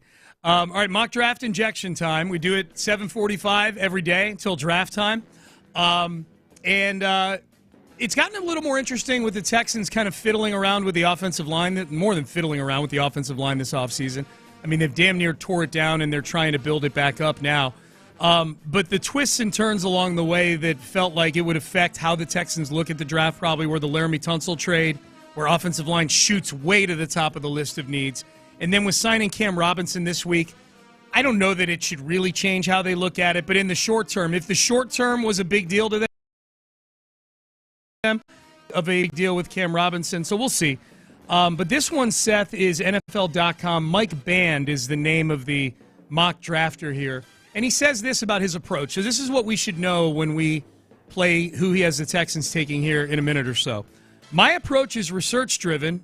I blend insider reports, team needs, scheme fits, apparent organizational philosophy, and odds to connect dots and predict what each club's decision-makers might do when they're on the clock. So he has a lot of different elements that go into how he does this. He's a next-gen stats guy. He goes on to brag a little bit. My track record speaks for itself. Over the last 5 years, I've ranked 5th in overall accuracy among 75 draft experts, and he hyperlinked 5th in overall accuracy to take you to the article that shows this. Yeah. Okay? Including a second-place finish among 172 experts a year ago. So last year he was the second. Getting better. Yeah. Oh, yeah, exactly. In 2009, he had the most accurate mock draft on record at the time. While connecting every dot in a first-round mock is impossible, matching players with teams ahead of draft night is very much within reach. So here we go, 5 weeks out from the draft. We're 5 weeks from yesterday. Listen, fella, there was a stretch of time, too, when people thought Colin Cowherd was some kind of a magician when it came to making picks because he had a good run. All right? Yeah. All right? Yeah. Putting him in his place. Let's give it another 5 years, Mike Band. But that's when you become a real draft expert. That's right. When you always, you very much highlight when your mock draft was right. When it wasn't right, you say, everybody knows that it's about just the process of it all. That's Everybody right. knows that. He'll caveat it. All right, so who's he got the Texans taking here with the 25th pick? With the 25th pick in the Mike Band, braggy, next-gen stats, NFL.com mock draft, the Houston Texans select Emeka Egbuka, wide receiver, Ohio State. Now, here's what's interesting about what he says. With Tank Dell's late-season injury creating uncertainty at receiver, the Texans select Egbuka to serve as an immediate playmaker for their young quarterback. Okay. Polished as a route runner, dangerous after the catch, the Ohio State product can thrive in the slot or as a Z receiver opposite Nico Collins. Even with Laramie Tunsil gone, Houston believes Titus Howard can solidify left tackle, freeing them to focus on the skill group early and the interior O-line on day 2. This was dropped yesterday afternoon, so no mention. I thought it was interesting.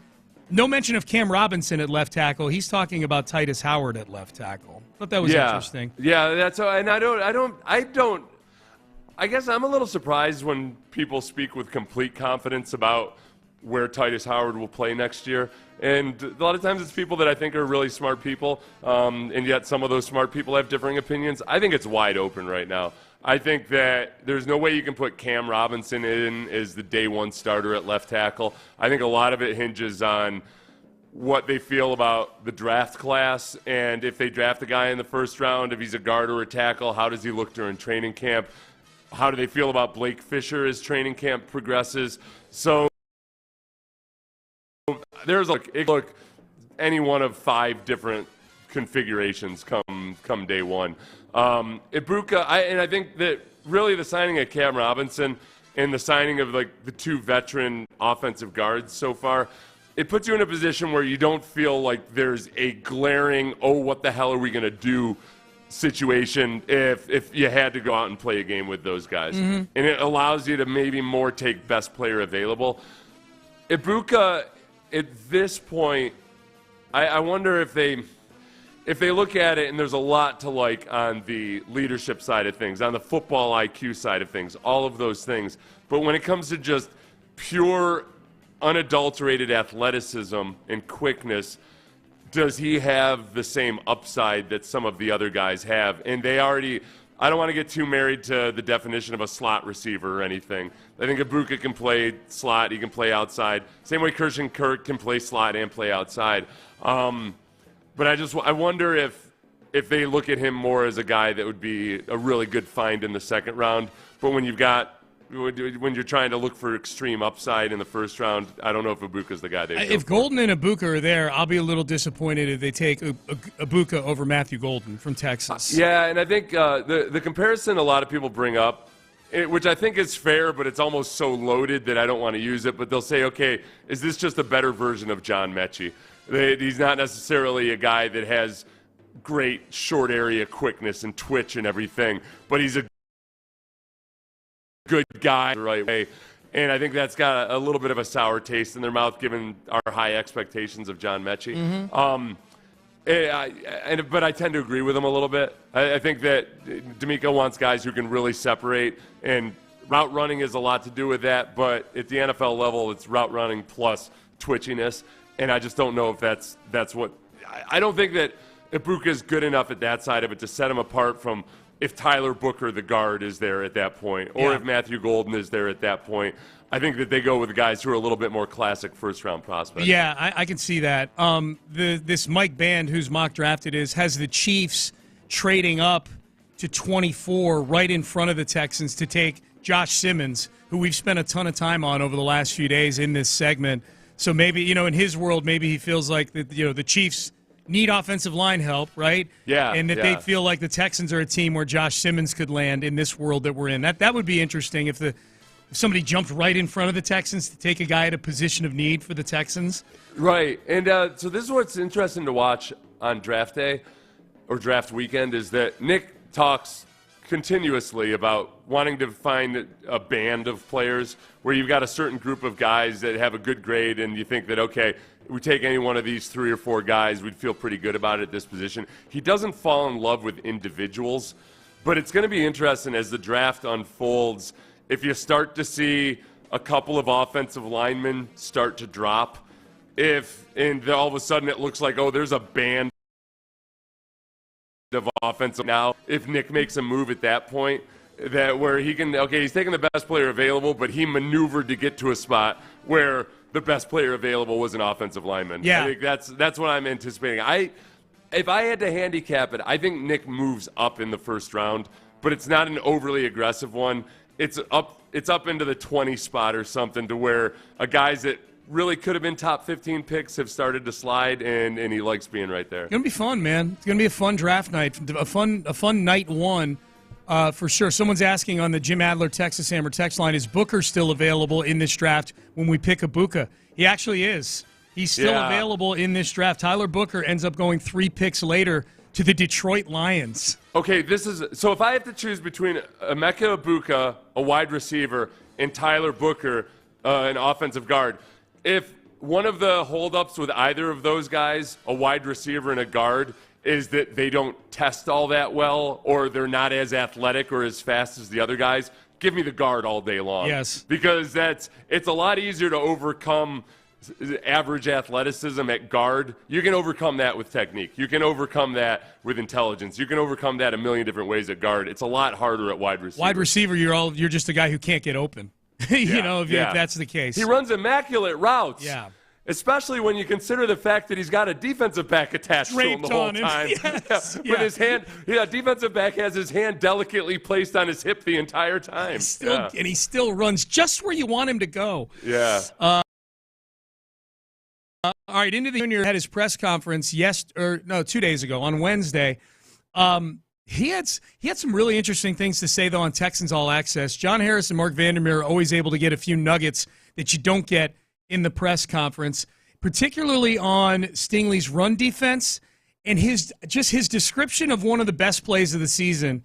Listening to Stingley go through it is just really, really cool. We'll have that for you coming up next. There's something else that you're going to enjoy listening to. It's your advisor.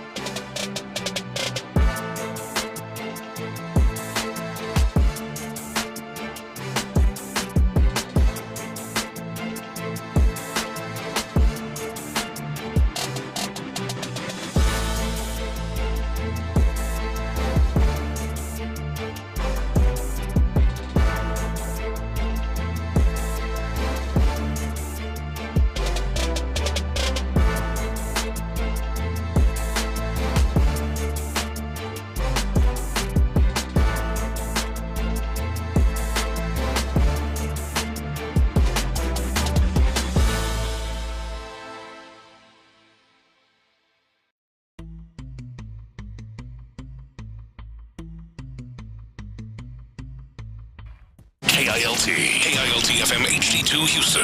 Insider access. Exclusive content. Sports Radio 610. The Texans play here. An Odyssey sports station.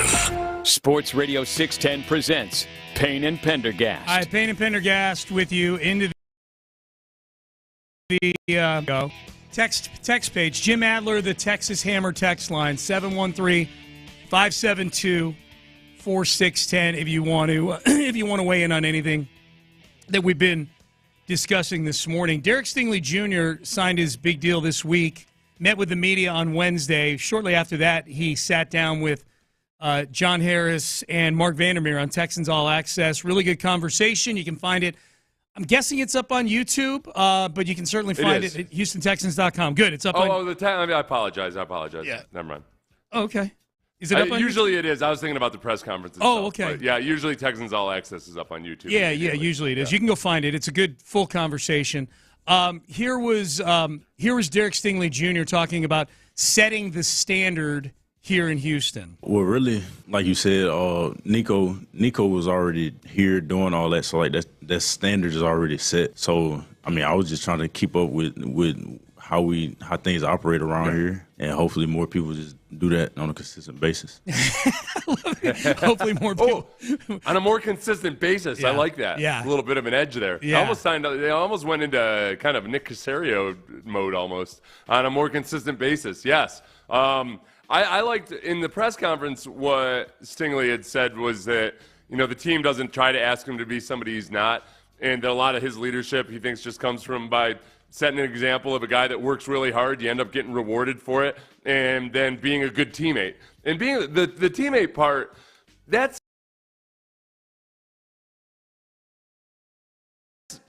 O'Brien first got here, and almost every player was answering every question.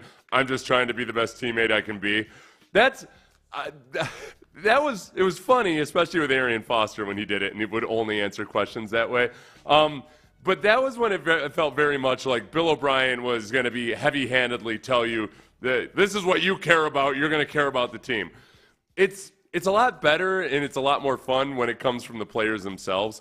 And certainly D'Amico talks about being a good teammate and all that stuff in his team meetings.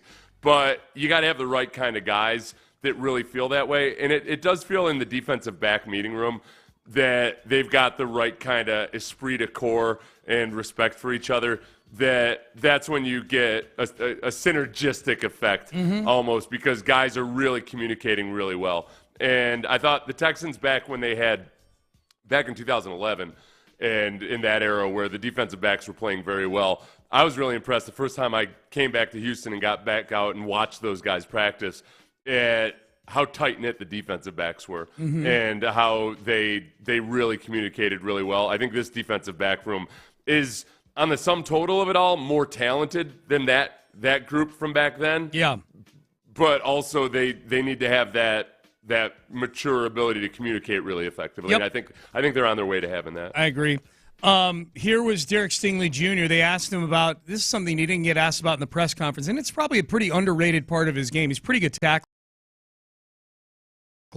Where that part of his game comes from. Once I got into college, my defensive back coach, Corey Raymond, he would always say, y'all got to tackle. Y'all got to know how to tackle. Come down, make a tackle. You hit with this shoulder, this foot, forward. And he would just say that. And we would kind of look at him like, why? Like, what's the point of us really getting in there and tackling? But, I mean, it turned out that, to be a better corner, you got to show up in the run. Like, you got to be reliable, or else they're just going to run the ball at you 30 times a game, and you're not going to help the team if you can't make tackles.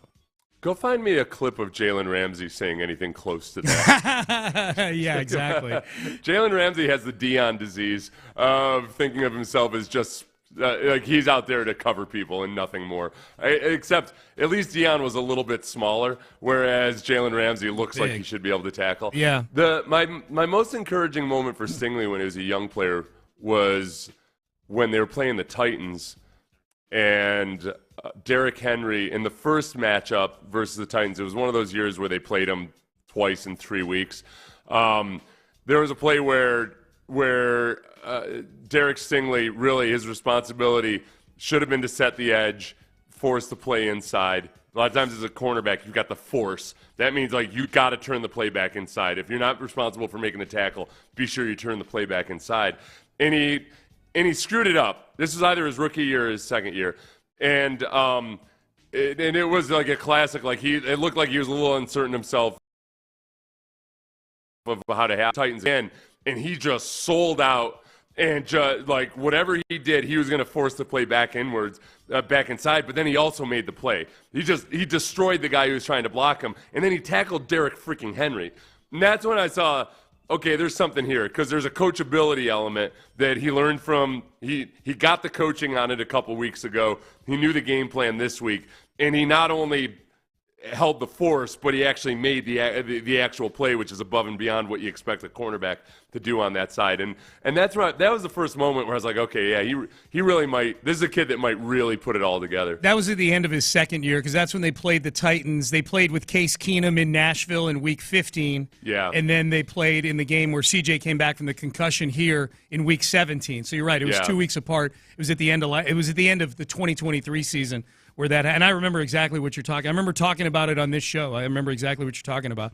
All right, so John Harris has a favorite play. This actually wound up being, I think, we did a poll of Texan fans of their favorite offensive and defensive plays of the year, and I think this one won the favorite defensive play of the year in a landslide. I think it won by a wide margin. This was Derek Stingley Jr.'s second interception of Tua Tagovailoa in the win over Miami. 3rd down and 5 at the Houston 20. Tua in the gun. Here's the snap. Tua, quick fire, right side, and intercepted by Stingley.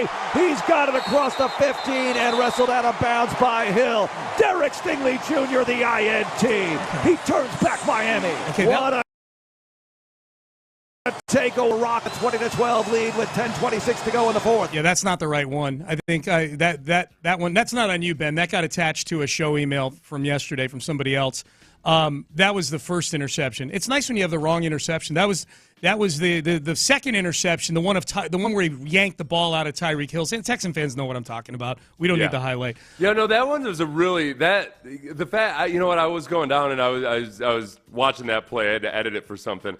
And at various still frames in that interception, there's no way in hell you think Stingley's going to have that interception. Mm-hmm. It was an underthrown ball.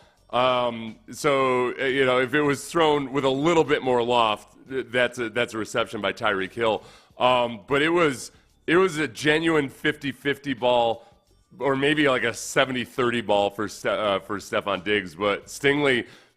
I think Tyreek Hill, you mean? Yeah. Yeah, for Tyreek Hill. Yeah. I think Stingley, because his ball tracking is so good, it wasn't like Stingley was it wasn't like he was beat so bad and that's why he needed an underthrow ball to catch it. He timed the jump and tracked the ball just perfectly. Yeah. And that's the thing that he does that has so many people when he was a younger guy saying, oh, maybe he should play wide receiver. It's really it's 3 notches above almost anything else you see from other defensive backs. Derek Stingley Jr. does not say much, but when we asked him about those interceptions on the postgame show, he gave a really detailed breakdown where I'm sitting here listening. I'm going, this dude is smart. Like, he is very smart, and he broke down the interception, the on-Texans All Access with John and Mark 2 days ago.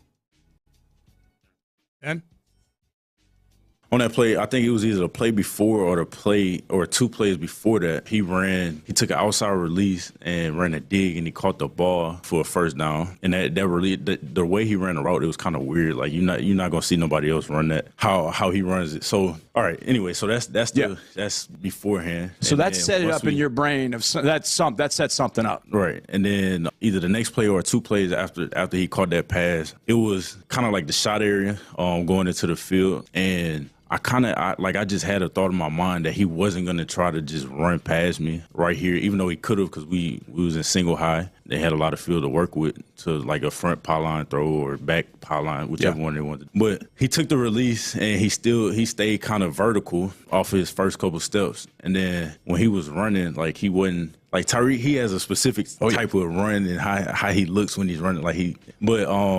I just had a feeling that he was about to break, and then I just kind of locked in on his hip, and then once he turned, I turned and looked for the ball. That's the nuance that goes into being a really good cover corner. I've told you this a bunch of times. I really wish more cornerbacks were color commentators after they're done, because I guess the only problem might be that some of them, because they're so detailed and that stuff like that they don't have the time to really explain all of that during a game. But they understand the game, the passing game, on such a high level, in some respects more so than quarterbacks do, because they understand the nuances of the route running so well. And that's kind of like the football nerdiness side of Derek Stingley that you would never know from watching press conferences or anything. But you said it yesterday, when he breaks down the plays, it's really fun to listen to him talk, because he does that part of it. He does that part of it really, really well. The other part about cornerbacks, when you hear guys talk that way, it's the confidence that it takes to kind of have hunches or thoughts about what a guy might do with their route running.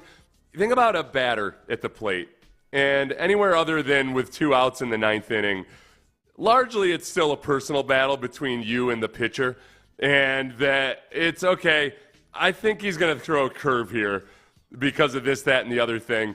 But if you strike out or whatever, no big deal. A cornerback, you're playing that same mental game, but if you whiff, not only do you screw the team, but also it's embarrassing. Like you get beat hard. A batter whiffing is not the most embarrassing thing in the world. A cornerback whiffing gets played on SportsCenter over and over and over again. And you got people on the internet saying, "What are you thinking? What are you thinking here, Derek Stingley?" So it takes a certain kind of confidence that it's hard to come by. Well, and obviously Stingley has a lot of confidence. And that play he's describing there is against Tyreek Hill, who over the last 3 or 4 years, I think you make an argument over the last quarterback in the league. Maybe not so much last year because of how things went for Miami, but I mean that he's doing it against Tyreek Hill, and that he ripped it out of his hands too is just I love that play. I absolutely love that play. Jim Adler, the Texas Hammer text line. Good morning, guys. I agree with Seth. If that mock drafter thinks Nick won't try to trade up or down in the first round, then he is short-sighted in his process. Well, okay. Goes on to say real quick, Nick is a wheeler dealer. If he has an eye on a player that's available, then they need to trade up a slot or two to get him. I think in defense of mock drafters, I mean, trying to predict or forecast what trades are going to be, they for the most part, by and large, you'll throw a couple of trades in there just for novelty's sake. Right. But unless it involves a quarterback where you can predict or you're hearing that a team's going to try to trade up for a quarterback, it's a worthless endeavor. It's an exercise. So you almost kind of look at it like, okay, this makes sense here or there. So in defense of the mock drafter, I don't think that he thinks that Nick Caserio wouldn't trade. Right. It's just that Nick Caserio doesn't know what trade is going to be available on draft day. Yeah.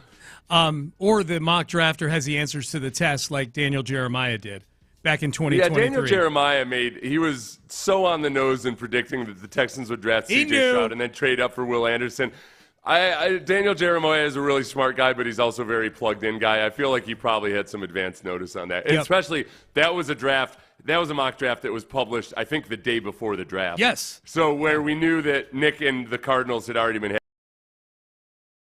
having conversations. If I guess on that one, to Daniel Jeremiah. Text message, at the end of the season, I saw an interview where Titus Howard commenting on the loss to Kansas City and the season in general and the state of the team and the offensive line. He talked about really working on his body and getting his body right, really coming back in top condition. So I think he knows he wasn't in the best shape and that there will be some changes. I got to tell you, by the end of the year, when I would see huddles around Titus Howard's locker with him talking, I just would scroll.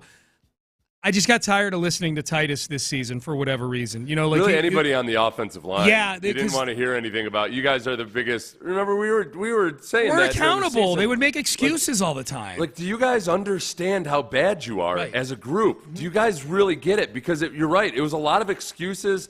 Anytime, it's been a steady diet for years and years and years of both Laramie, but especially Titus on social media defending false starts. Yeah. Titus will just flat out go on social media and say, it looks fine to me. Don't know why this was a penalty.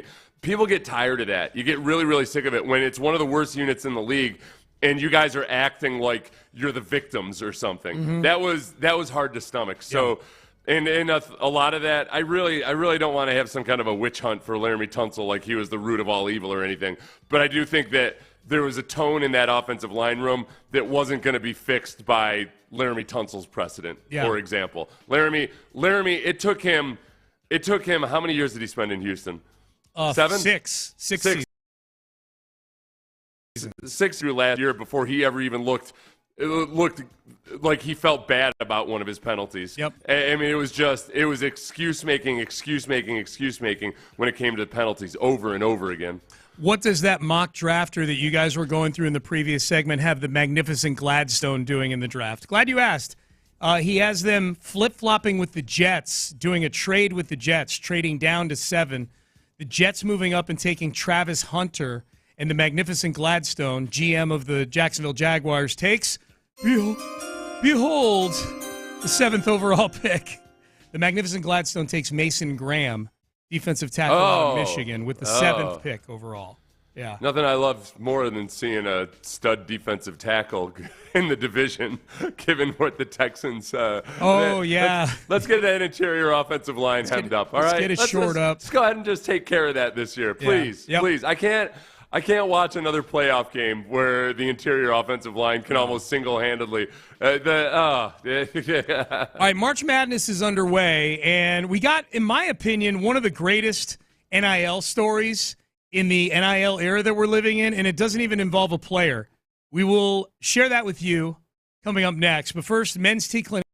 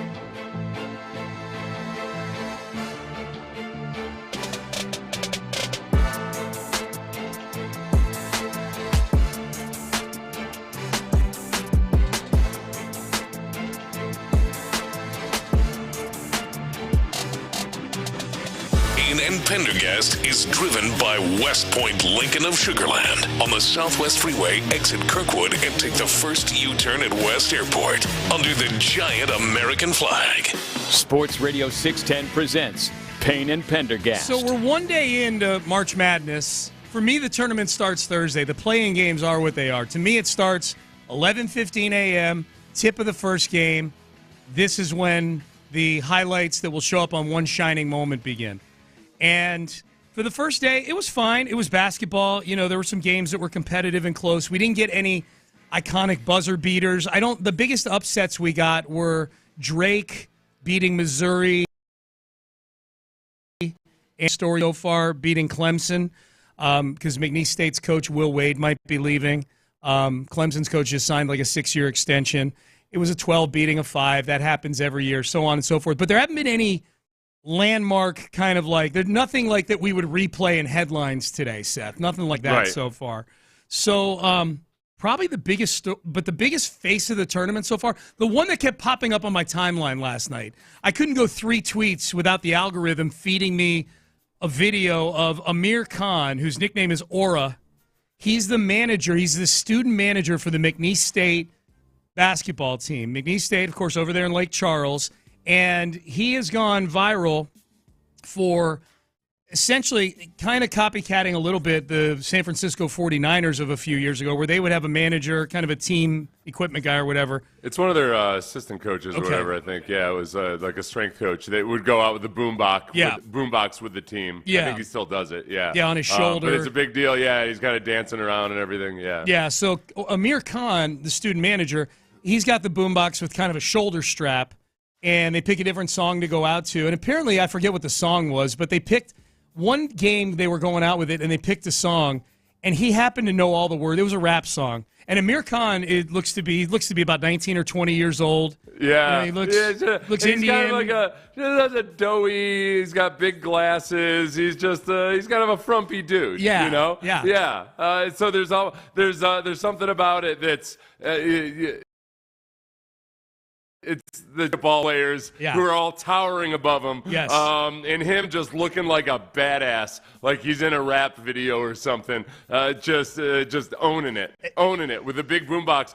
But he's got it slung over his shoulder like it's a computer bag or something. Right. And it actually looks like he's almost struggling with the weight of it. But there's something about it where you're like, I like this kid. I like this kid's confidence and swagger. Yes, exactly. So there was a point in the season where, and I put the wrong link in the article or in the rundown to the article, but it was a certain song, and the team was shocked that he knew all the words to it. He was just started bumping out there, and they knew all the words, so the team started going crazy. So this thing has taken on a life of its own to the point where he got an NIL deal during the season. Amir Khan did, the student manager, with a ticket app called TickPick. You know, it's like StubHub or SeatGeek or Game Time. It's in that realm. And he's actually got a deal with them where the further McNeese State goes in the tournament, the more money he gets from his NIL deal, because in theory, he's going to be seen more out there, tweeting more. Yeah. I mean, he has picked up the NIL deals that he's gotten. There's 3 of them that have at least been mentioned. The first one was TickPick, and then when the legend of this kid started to pick up, Buffalo Wild Wings and Insomnia Cookies jumped on board. And they've got all, this kid's like a NASCAR driver. He'll have a shirt on that maybe has the logo. The boombox for any given game has the logo of one of those companies on it. The legend of this kid and the amount of attention he's gotten, and McNeese State released more days. I don't know what they're paying this kid, but they're getting. I got to believe that they're starting to feel they're not getting their money's worth. They're trending in that direction right now for sure. Yeah. With this NIL, so this kid's getting a lot of money, Seth, as the student. He's the first ever student manager to get an NIL deal. I think that's just badass. I feel like this is actually one of the really good things to come out of NIL. Yes. This is it almost feels like maybe there's a little bit of a Ted Lasso element to it too that maybe makes it even more that without people even realizing it. They've seen this before where the equipment manager in Ted Lasso ends up becoming a coach and respected for all of his contributions Hell was his and everything. name? Nathan. Was it Nathan? Nathan. I don't know, whatever his name was. He ended up being a villain, right? I stopped watching that series. Yes. But, it almost feels like, he's getting his due. He's a part of the team. Yeah. And, look, the companies feel they can monetize that and use his publicity. I like it. I don't worry about this kid leaving in the transfer portal. Right. I don't worry about him leaving for the NBA. He might end up, as long as McNeese State is relevant at any given year, he should stay around and do his grad work at McNeese State. Yes. He should maybe become an associate professor. He needs to stick around and ride this thing out for as long as he can, as opposed to being a human resources manager or whatever he's majoring in. I think it's great, man. I think it's great. And I'm debating right now, actually, whether to read the tweet that I got in response to this morning. Why did you do that? Let me finish. Oh, okay. I'm debating whether to do it now or save okay. it for Take-A-Mania at the top of the hour. Because the take that I got, the take that I saw about this video, there's a video of Amir Khan walking out down the runway with the boombox and the players going crazy and mentioning his NIL deals. And there's a bitter person online who thinks that this is the final straw that broke the camel's back that makes college sports the worst thing in the world. This is all that's wrong with college sports these days. Yeah. No, we can save that for Take-A-Mania. Save it for Take-A-Mania at the top of the hour. I'll do that because it's a really poor take, and I responded to him as well. So good for him, man. You know what I'm finding with this tournament, Seth? I'm feeling it more acutely than ever. It feels like now for casual fans, and I skew way more towards a casual college basketball fan now than I do a diehard college basketball fan. The regular season is just so meaningless. Other than watching the Cougs, which I do. I like watching the Cougs, and going to games is fun. But in terms of like sitting down on a Tuesday night and saying, okay, it's the best use of my time to sit here and watch Kansas and Baylor. It's just that kind of thing. I don't anymore. But I think it's for the casual fan, it seems like it's more about the coaches than it is the players. Like, those are the matchups that get people. Like, the fact that Calipari and Rick Pitino are going to be playing each other tomorrow is a really big deal. The fact that Bill Self gets knocked out by Calipari last night is a big deal. I listen again, Mark Few, two of the best coaches who've never won a national championship. That's who's going against each other. And even the coaching stories like Will Wade from McNeese State, it feels like his biggest story with McNeese State as the upset of Clemson is the fact that he's supposedly taking the NC State job, and that's looming over the team right now. It's almost like the coaches are the big story more so than any of these players. And they've graced us with many sound bites during the regular season. Why they're so entitled at press conferences. Out. Yes. Yeah, but I like that. They can bring some drama to it. Did we have any coaching meltdowns yesterday? We didn't. And I was really Utah State played UCLA in a late game, too late for me to stay up for. And I'm like, all right, I'm going to stay up for this just to root for Utah State so I can wake up to some surly Mick Cronin quotes. But UCLA was up by like 20 in the second half, and I'm like, all right, I can go to bed. I didn't, because that game was such a non-contest yesterday for the Cougs, I didn't watch any of Kelvin Sampson's comments afterwards. We probably should be, at the very least, finding, after each one of these games, finding the crustiest comment from Kelvin Sampson. Yes. Because there's something about just old school, crusty, like, whatever, like, downplaying this or getting perturbed about that. We need to be sure that that's in our veins 24/7 as long as Houston remains in the tournament. That's a really good suggestion. That Khan kid is a sports management major. Okay. So this is actually, the great thing about this is not only is he going to get NIL money out of it, but he's probably going to be able to dupe his way into 3 extra credits just by, he can do an independent study, this and he monetized it and everything. Yes, yeah. Maybe teach be a TA in a class or something. He's a walking thesis right now, is what he is. Which these days, I know 3 credits is probably worth about $78,000. Yeah, like. Yeah. Did you pay for a summer session lately? No Damn kidding. It. Yeah. Oh, did you have to pay for a summer session? I paid for a summer session. Oh, yeah, that's tough. The overseas credits, those will get you too. It was it was an anthropological. That's right. Yeah. Course in where the hell was it? Barbados. Yeah, no problem. I need you. Tell you what your kid's up to. Can I bring you in on phone calls with my child? Yes. And have you just muted, but you can text me, and remind me of what I'm supposed to remember. You and I are just going to do a trade. I think my sons like texting with you more than they like texting with me. The Barbados side of it was cheaper than the Eugene part of the normal school year. Dude. Yeah, it was actually way cheaper and easier to get into Barbados than it is to get into Eugene. Yeah. That's funny. Yeah. If you ever had a kid that goes to Oregon, just know. No, you're going to see a lot of the vast wilderness of, well, not really. You'll see a nice drive along the interstate up to Portland and Seattle as you try to figure out how you're going to fly into Eugene. Yeah, exactly. Or massive 4-figure dollar amounts for your flights into Eugene. Do you think the players on McNeese's team are jealous? That's a text to the Jim Adler, the Texas Hammer text line. No, I don't. It's amazing how much the players on this team love this guy. That's what jumped out. Yes. Yeah, if it were back in the day and they weren't allowed to make money. Correct. But all of a sudden the manager is getting these big paydays and checks and everything, then they'd be jealous. No. But I'm guessing the amount of money that the average starter makes in basketball and football right now.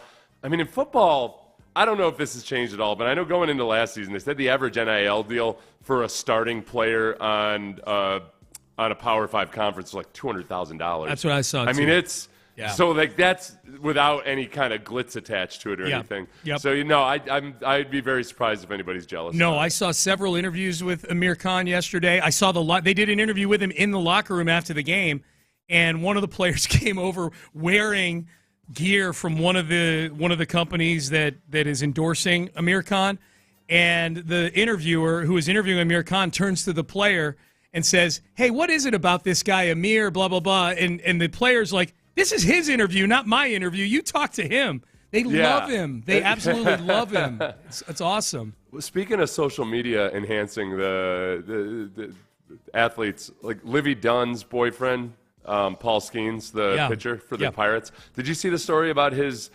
limited edition card that went up for auction? It went up for I think it was sold for $1 million. Okay. And the Pirates at one point had tried to buy it with a package that was seats behind home plate for 30 years, but it was for the Pirates. And one of it, and Livy Dunn would have watched a game with you. Yeah, the kid that owned the card, the kid that found the card was a 9-year-old. Yeah. I'm like, oh man. If he were 4 or 5 years older, that Livy Dunn guest suite appearance might have been. Yeah, you get prima nocta over Livy Dunn. Yeah, but they put it. Jesus. But I mean, people wondered if at least part of the appeal, aside from Paul Skeens being a very good young baseball player, Paul Skeens is making less money this year than the 9-year-old who auctioned off the card. Oh my God! Yeah, Skeens is making like $900,000, and the kid minimum. Auctioned off the card for $1 million plus. Yeah. That's hilarious. Seats at that stadium. The Pirates stink, but that is an awesome stadium. Yeah, that stadium in Pittsburgh. If you're ever near Pittsburgh during baseball season and the Pirates are at home, go. It is an awesome, awesome stadium. It's a really cool city just for watching any of the three major sports that they have. Yes. Because it's this downtown environment, but Pittsburgh's a really small city, and it's all packed into this valley right there at the confluence of those three rivers, or however they describe it. Yeah. And it's a really cool.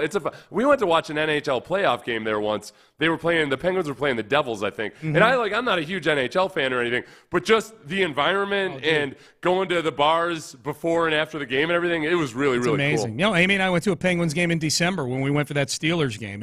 I've been to all three arenas there and been downtown a lot. It is an underrated city. It really is. It was always my favorite place to play. There's just a different feel to the Steelers fans themselves. It's great. Like the environment is like, it's very, even with their new stadium, their game day experience, it's just all about football. There's no cheerleaders or anything, and it's just a really cool environment. So good. All right, Payne and Pendergast with you. All right, the Astros get going Thursday of next week. So a decision time is coming up here for Dana Brown. What do we feel like he's leaning towards right now with Cam Smith? And are the Astros starting pitchers getting disrespected? I think they might be. We'll explain coming up.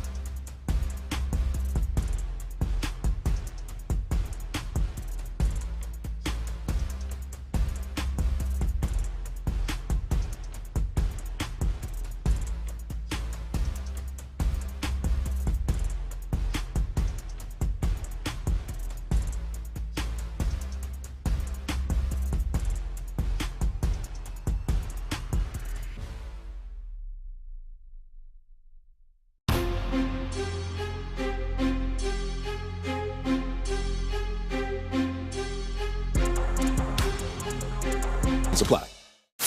Live from the Mokaram Injury Lawyers Studios, Sports Radio 610 presents Payne and Pendergast. Payne and Pendergast, good to be with you on a Friday. Hope you got a lot of basketball watching in your future. Games get going at 11:15. You can hear every game. I think I heard a promo. You can hear every game on the Odyssey app. It's pretty badass. And we're playing a lot of games on sister station 650. So we've got you covered here for the NCAA basketball tournament. Quoting a great franchise builder, a great roster constructor, quote, "Make no mistake, I'm not afraid to put this guy in the big leagues," end quote. Who is that person? Who is it that I just quoted right there? You just quoted Dana Brown. I did. You're right. I quoted Dana Brown, Astros GM. I'm the one messing. It's my microphone set. Oh, okay. Yeah, I was hitting the wrong button. I got nervous because you were asking me a question that typically I ask you questions. I'm the one that gets names screwed up for no good reason at all. I knew you'd get this one right, though. Yeah, and then it looked like you might be having a stroke because I couldn't hear what you were saying. That's okay, all good. Okay. Yeah. So it was Dana Brown. Dana Brown. Who I know, Sean, is the general manager of the Houston Astros. You know. Okay? Yeah. Not to flex on all my vast sports knowledge or anything. But Dana Brown, he ain't scared. He ain't yellow, okay? No. He ain't yellow. We'll find out. Oh, yeah, maybe he's just all hat, no cattle when he talks about how he ain't scared. Yes. And where are we on our Are You Yella segment? We got to start. Our listeners have been demanding that. Yeah. Here's the thing with the Are You Yella segment. It feels like, whereas with the bad takes, you know there's going to be those every week. Yeah. With Acknowledge Me, you know you're going to get performances you can highlight there. Are You Yella do a segment every week? Because all it has to be is, it's not about making fun of people or anything. It's about us demanding what we want. Yeah. So it could be 5 minutes where it's something that we want. We want to see Cam Smith on the opening day roster. Gotcha. Hey, what's the matter, Dana Brown? Okay. Are you Yella? Okay, gotcha. Okay. So now stuff like that. I've actually bookmarked a few instances on YouTube where I've got people saying in movies and TV shows, "Are you Yella?" Some version of that. Okay. So now here's the thing. I don't think Dana Brown is Yella. I don't think he is. But and there's a part of me too where I feel like, all right, look, if Dana Brown doesn't want to bring him up, then I trust. Dana Brown might be the GM in baseball most where you wouldn't call him Yella or that he's scared of bringing up a guy. He'll do it very quickly. He's not afraid to advance guys through.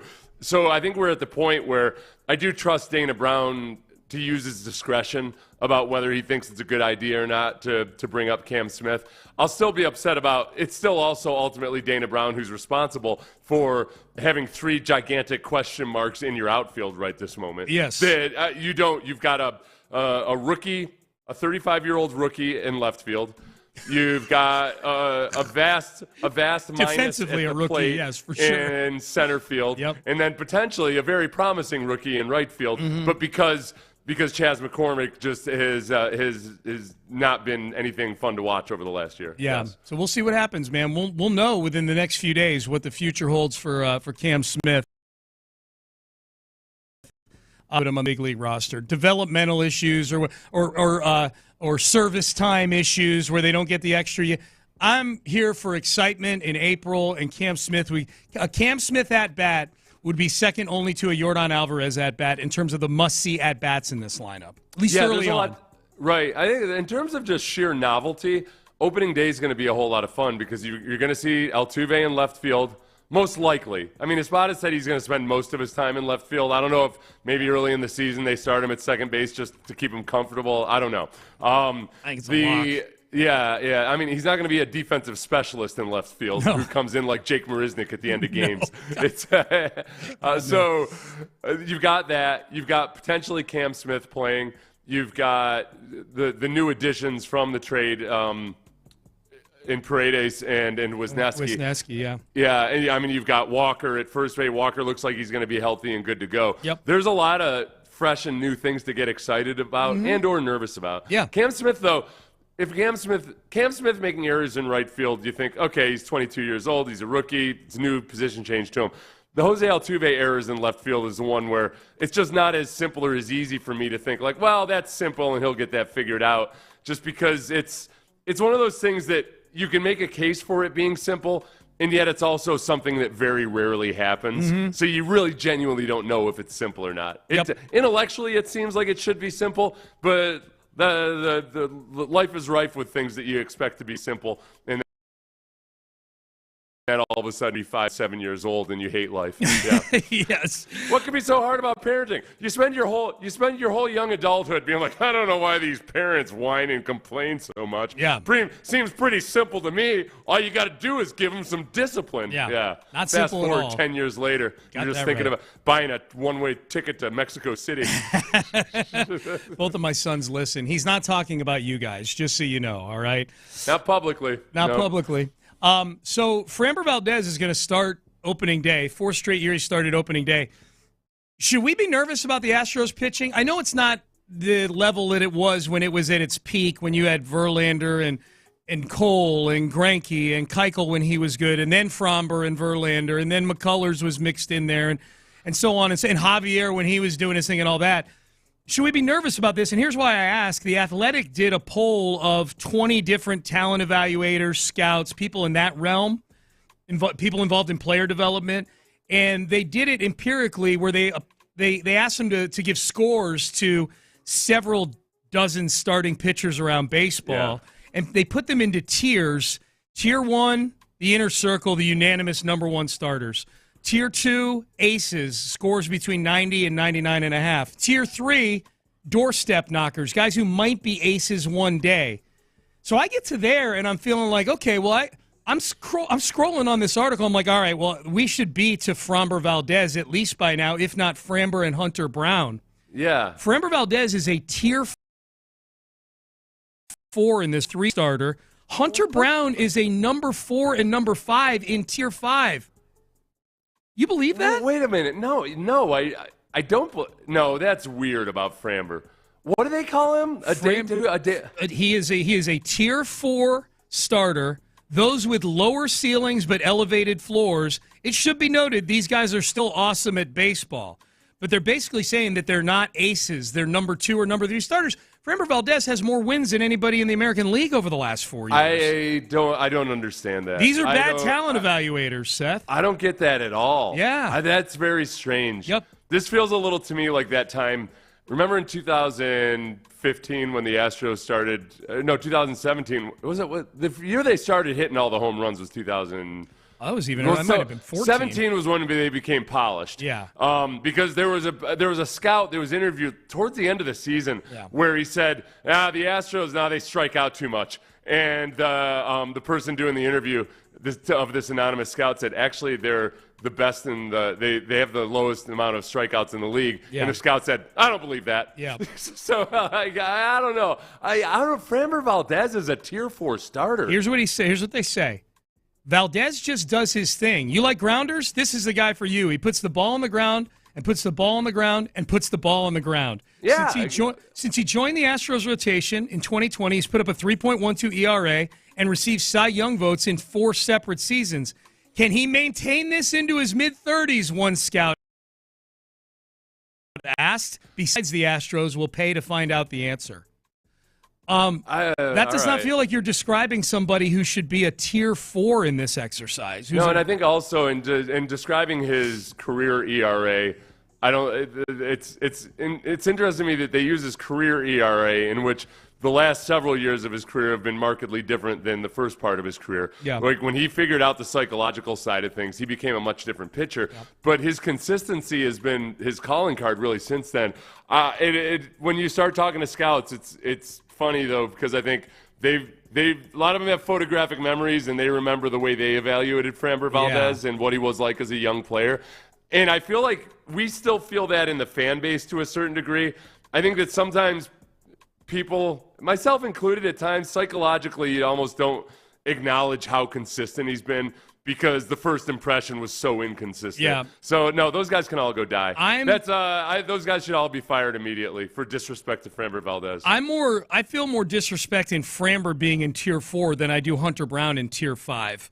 Yeah, I'm cool with that because Hunter Brown. Look, had half a good season. Right, he's had a very, very promising ever since he started throwing his sinker and made another couple tweaks. I get that, and I understand looking at the sum total of that. He's still a young pitcher. It was like, Javier had the year where he was one of the best starting pitchers in the league, but when it came time for him to be a full-time starting pitcher, it's a whole different challenge. Yeah. So, I get that. I don't. That's like extreme. I was taken aback scrolling because they start at tier 5 in the article and count upwards. I was taken aback that I found Hunter Brown in that article so early, right? Yeah. I was shocked when Framber popped up in tier 4. I'm like, you got to be kidding me. All right, Take-A-Mania. We do it every Friday at 9 o'clock. The worst takes that we've heard or read this week. Still trying to take down the champ. Angelo Cataldi is on a run here. He is still, for 6 weeks now, with his take on Andy Reid, the longtime Philadelphia radio host, been the champion. Has anybody said anything stupid enough to take down the stupidity of Angelo Cataldi? We will discuss and find out coming up next. Oh.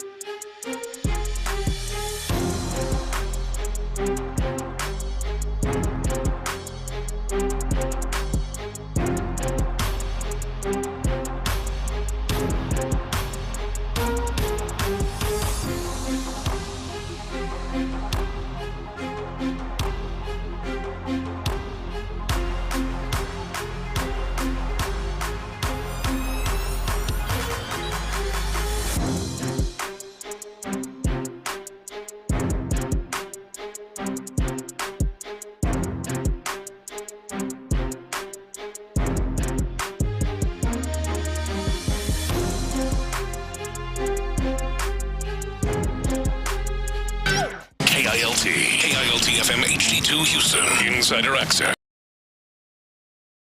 Exclusive Texans play here, an Odyssey sports station.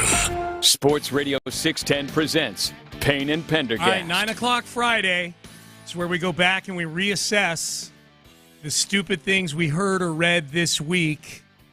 And I'm not afraid to throw myself into this segment, as is about to be demonstrated today. There were a lot of people that disagreed with my take on the cancellation of the Journey concert last Friday, which is, that's within the framework of the last week since our last Take-A-Mania.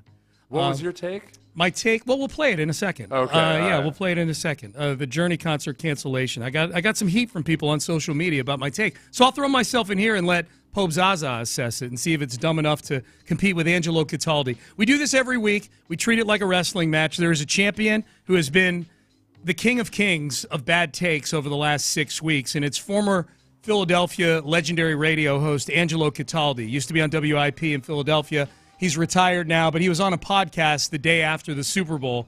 Here is what continues to be the reigning champion in the bad take-a-mania that we do every Friday. Let me let your audience in on a little secret, all right? Because most of the country will argue this to the death. Andy Reid is way overrated as a coach, all right? Andy Reid was in Philadelphia 14 years. He won 0 championships. Doug Peterson was here 5, he won 1. Nick Sirianni's been here 4, he won 1. The only reason Andy Reid was winning big games in this mastermind, Mahomes, making up plays on the run and doing brilliant stuff. The only reason Mahomes didn't do that yesterday is he had no time to do it. And Andy Reid could not figure out a way to give him time to do it. And the truth is, Mahomes is a stud. Mahomes is a great player despite yesterday. Zach, no argument. Reid, the all-time fraud of American sports is Andy Reid. Okay, there we go. Listen, this real quick, I don't because we've played this so many times. I can see something that's happening as we play this every week. I've seen people have DM'd me or said on the text line, well, guys, he does make some valid points in there. Yes, but this is what you need to be on guard. If you find yourself saying that, yes, but that is a classic misleading tactic. Politicians love it. People on social media love it. Saying a few true things gets your brain primed for like, oh, that is true. Oh, that is true. But then but none of the things that he said lead to a conclusion that Andy Reid is an all-time fraud as a head coach, okay? It's a horrendous take. Yep. It's a horrendous take. Some of the things he said in there were true, but it's a horrendous take because none of them lead to Andy Reid being an all-time fraud of a coach. It's one of the worst takes I've ever heard in my entire life. And I don't know if it's getting taken down this week. If Corey Alexander, the commentator for the ACC tournament on ESPN, saying that Cooper Flagg's parents were more interested in seeing Duke win that game than the medical welfare of their child, didn't take down 2026. I think, you know what, though? There's at least one contender here, and I think the fans, because of recency bias, the listeners might really want Cataldi to be toppled by this next one. Okay, so this is it. So this one might be the one that takes him down. This one, there's multiple ones in here, but this one is one I'm wondering about. Okay, so this was one that was actually sent to me by a few people saying, save this for Friday. So this already has kind of the aura around it of being a bad take. This was Sam Monson, formerly of Pro Football Focus, doing his podcast with another PFF alum, the 33rd team. Steve Palazzolo. They're with the 33rd team now. This was his take on Texans rookie safety Kalen Bullock. A lot of people talked up Kalen Bullock last year because he had 5 interceptions and a couple of those plays were splashy. He was, however, at the root cause of a lot of terrible plays within that defense, and this theoretically should get him out of the starting lineup when, a lot of other people have been like, look at this guy, young star on the rise, 5 picks, rookie, fantastic. And instead the Texans are like, dude, did you see the negative reel here? We've got to get that guy off the field and work on that stuff before we can, get the positive stuff out of him. Yeah, this, look, again, says some things that are true. Yeah, he had a lot of, rookie errors last year. The biggest thing, and I think where Sam is getting it wrong here, is that he showed progression and got better at a lot of the mental side of the things. A lot of things that the safety position, especially for rookies, is really tough because there's a lot going on that you got to keep track of at the same time. And I thought he talks about people outside or watching from afar getting excited about the 5 interceptions. I don't know if there's anybody more excited about Kalen Bullock's rookie performance than D'Amico Ryan's. Right. But he was a rookie. Okay, so he made rookie mistakes. I don't think there's a single part of the Texans that would ever think, guys, Kalen Bullock just had this promising season, but he also made some rookie errors, like rookies tend to do. And he was a second-round pick. It's not like he was a top-5 pick. We got to find a way this year to get him the hell off the field. Yep. None of that makes any sense. Okay, so the question is that a worse take than Angelo Cataldi's take about Andy Reid? No, it's not even close. And Cataldi kicks out again. Cataldi kicks out every week. Oh, man. Cataldi was done in by his own ambition, man. Yeah. He's no different than Hitler going attacking Russia. His own ambition and pettiness. Yeah. Pettiness. Yeah, and he just but overreaching. Yeah. In that he had some valid arguments about maybe Andy Reid's overrated in terms of the great coaches or something. Yeah. He called him an all-time fraud. Right. All right, so Cataldi remains the champ. Can any of these challengers take him down? Like Sean T. Pendergast, the Journey concert last Friday got canceled 4.5 songs in because of an electrical fire. It was chaos. People wanted their money back. They were angry. They were mad. What's going to happen here with the rodeo? I wanted to see Journey. That's what people were saying. I had kind of the opposite take on the whole thing. Here we go. All right, we're exiting the Journey concert. An electrical fire backstage. An iconic moment in Houston rodeo history. That's how I choose to look at it. Everybody's really angry and pissed off right now. A lot of Journey people with their concert T-shirts and everything, angry that the power went out during Don't Stop Believing of all songs. I thought it was an homage to The Sopranos at first. It was not. Here's how I choose to look at it. Glass half full. It's a lot like the Mike Tyson Evander Holyfield fight back in 1997, where Tyson bit off Holyfield's ear and everybody's like, oh, give me my money back. I didn't get to see a good fight. You saw a man bite another man's ear off. They're still talking about it 30 years later. They'll be talking about the Journey Electrical Fire concert 30 years from now, and you were here for it. Suck it up and enjoy it. And save your digital ticket to show your grandkids. Yep. That's my advice. That's it, man. Be happy you were there for it. All right. Okay, so you got people rankled because a lot of the people that were probably most rankled with you are those very people who were at the show and really wanted to watch. Yeah, the ones walking behind me and in front of me. Exactly, those people damn well know that their grandkids aren't going to give a damn about whether or not they saw Journey. Journey's in a different category of like, hey, it's a great band, but it's not like saying you saw Bob Dylan at Woodstock or something. No. When it comes to things that you would tell your grandkids about. No, but let me explain myself real quick. It could have been any show that people like. It's not so much that its Journey went out, I think is still remarkable given the end of The Sopranos. Yeah. That's never happened before. Every year that the rodeo happens, every year the lineup gets released, people are going to talk about, remember that Journey show that got canceled back in 2025? Same way they talk about people getting walked off the property when COVID hit back in 2020. Like every year, remember the year they canceled the rodeo? Because I'm not comparing an electrical fire to a pandemic. I'm comparing the uniqueness of the two things. I think the fact that you rubbed it in people's faces while they were emotionally upset gives it a little bit of a bump up, but I don't think it's anywhere close. It's valid enough. Yeah. I think you're overreaching a little bit. Is it a bad but not the way Cataldi or Hitler would overreach. Yes. Okay. That's good. Those are two people. Thought I had him pinned, man. I thought I had him pinned. All right. This is Tari Eason. This is a quick one. Vanessa Richardson posted this on social media. We had Vanessa on earlier this week on Wednesday, I think it was. She was great. If you want to go back and listen to it on the podcast, talking Rockets basketball. This was Tari Eason's response to an Orlando media member after the Rockets beat the Magic on Wednesday night. The media member, according to Vanessa, said that said this to Tari Eason, people may doubt you guys because you have a lot of young players who haven't been to the playoffs. This was Tari Eason's reply to that. You know, they hated Jesus. So everybody's got something to say, bro. Like, everybody's going to say anything. They hated Jesus. No, I think he's making an opinion is what it is. Okay. It's just kind of like, okay, he took something that is, in his mind unassailable. Yeah. And, people are going to hate that. The biggest, the equivalent is on social media where when you look at, okay, a composition of a performance of Beethoven's Fifth Symphony or something, there's going to be a one-star review wherever you go. Anything you find that is incredible and awesome or anything, a little kid, a 5-year-old kid doing something funny or sassy that's heartwarming, and you feel like, oh, wow, that's what life's all about. A cancer survivor telling their story about overcoming cancer, somebody will give a 1-star review. Yeah. So you can't concern yourself with the 1-star reviews. Okay. I just didn't see the correlation, you know what I mean, between a bunch of young basketball players having never played NBA playoffs and hating Jesus. No, I think you're overthinking it. I think it's more of a blanket statement about, like, hey, people are going to have their opinions. There's always going to be somebody that disagrees with the way you feel about something. Yeah. It's also really short.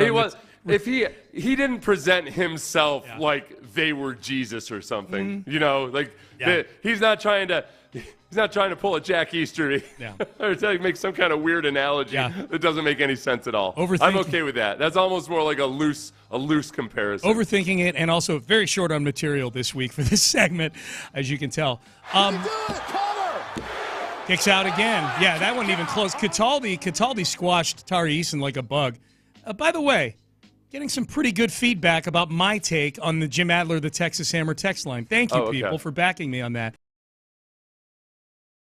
By the way, if we missed any, let me know, because I'd like to hear them. All right, these last two, not audio takes. These are takes that were on social media, on Twitter. The Jacksonville Jaguars yesterday, Seth, posted a highlight reel of Eric Murray's highlights from this past season. It's a minute 14 long, and I got to tell you, I was impressed that they found a minute 14 from Eric Murray worthy of putting into a highlight video. They tweeted, the only time, this is the Jags social media account, the only time you'll catch us posting Texans highlights, crying, laughing emoji, hashtag Duval. Yeah. That's how I choose. Duval. Yeah. I think that belongs in this segment, that you feel like, it feels like they're almost trying to troll Texan fans by bragging about signing Eric Murray to an overpriced, bloated contract. They're bragging about signing Eric Murray. Yeah, we know what it is. It's one thing to post highlights of a guy or something that you just signed. Yeah. The tone of that, I don't appreciate that. Dragging us into Jack, it. social media people. Yeah. Right, like, hey, we won't post Texans highlights except look at what they let go of. Right. 3 interceptions in 9 seasons. It's going to miss us much. Yeah. He was pulling us down in terms of this is a team that had the second most interceptions in the league last year. Yeah. So you bring in a guy in C.J. Gardner-Johnson who has had 12 interceptions in his last 30 regular season games. It's a pretty damn impressive performance. It's a bad take. Probably not Jackson Jaguars Twitter account, I would say. Would you agree? Yes. Yeah, bad take. Yeah, bad take. And last one here. Let's make sure we get this one in. This is from a fellow named Richard Condon on Twitter this morning. I woke up to this one this morning. Fed to me on my For You column on X. Video of Amir Khan, the student manager from McNeese State. Have you heard us talking about him earlier? You've been watching the tournament. You know who he is. He's the toonbox-wielding student manager for McNeese State who pulled off a big upset yesterday of Clemson. And he's got big NIL deals with this gimmick that he's cooked up here. And good for him. Buffalo Wild Wings, Tick Pick, Insomnia Cookies. They pay him and presumably provide him with a lot of wings and cookies to display their logos on the jam box and everything else. Richard Condon, Rando on Twitter, says, if you were close to being totally done with college sports because of 18-year-olds signing 7-figure NIL deals, this'll do it for you. McNeese basketball team manager Amir Khan signs 3 NIL deals with Buffalo Wild Wings, Tick Pick and Insomnia Cookies because he does this. And then it's ... and then the video of him walking the team out with the jam box. How does somebody get worked up over a student manager getting some low-level NIL deals to carry a jam box? Or if anything, this is a little bit of a, hey, you might hate NIL and everything, but at the very least, it provides you this. Yeah. This is a person that is just dead set against finding he wants to burn everything down because he's upset about something. Yes. The team manager who happens to probably be, he's a guy that will be a McNeese State graduate someday. I don't know what his GPA is. He's a sports management major. I'd say about 3% of sports management majors actually go into sports management. Yeah, these days. But at least days. he's got a leg up on this now. Yeah, man. That, boy, talk about one of the biggest scams in education these days. Luring a kid in with your sports management major. They're like, yeah, how many of your alumni are future GMs? Oh, just about none of them. Yeah. Frankly, we don't even know what a sports management major is. Anyway, this is actually one of the good things of NIL, I would argue. Yeah. Like, if you can be cynical about all the other parts of NIL and the transfer portal and everything else, I feel like this is just a cool story of a kind of a dopey-looking kid that the players latched onto and in love, and it's like if Rudy had gotten paid back in the day. Yes. Yeah. Dude, if Amir Khan from McNeese is the straw that breaks the camel's back for you on the sanctity of college sports being ruined by NIL, you were out a long time ago. Yeah. You know what I mean? Like Now, Richard Condon, this guy is tweeting this as somebody who clearly is distraught about the state of college sports these days. It wasn't like I really love college sports. Oh my God, this Amir Khan, I'm out. It's so. This is what I would say is, so this Richard Condon, he's not a sports media person. No, he's right? just a rando that got fed to me today. Yeah. If Colin Cowherd comes out with this take, then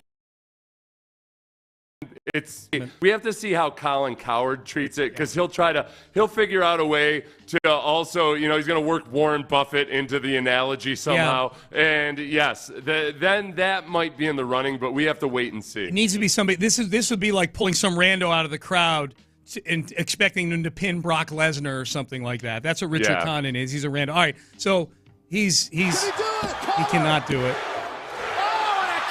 Cataldi wins again, man. Dude, how long is Cataldi? How bad a take are we going to need to get Cataldi to get that strap off of him, to get that belt off of him? The one last week that was close. The problem was that it was way weirder than it was a bad take. Corey Alexander, it was a strange take in the moment that was it was almost so dumb that it gets a pass. Yeah. So with Cataldi, the fact that I know Cataldi, after he hung up the phone on that interview, thought he had nailed it and that he had been the one man brave enough to tell the truth. Yep. That's what really cements it as an all-time bad take. All right, there it is, man. There it is. Cataldi remains the champ in Take-A-Mania. We do it every Friday at 9 o'clock. All right, coming up next, Rockets clinched a playoff spot with that win over Orlando. I don't know if we touched on that when we talked about that game. They're back in the postseason, which means we're going to get playoff basketball for the first time since 2020. We're going to get April and May playoff basketball for the first time since 2019. How long ago was that? We're going to make you feel how long ago it was, coming up next.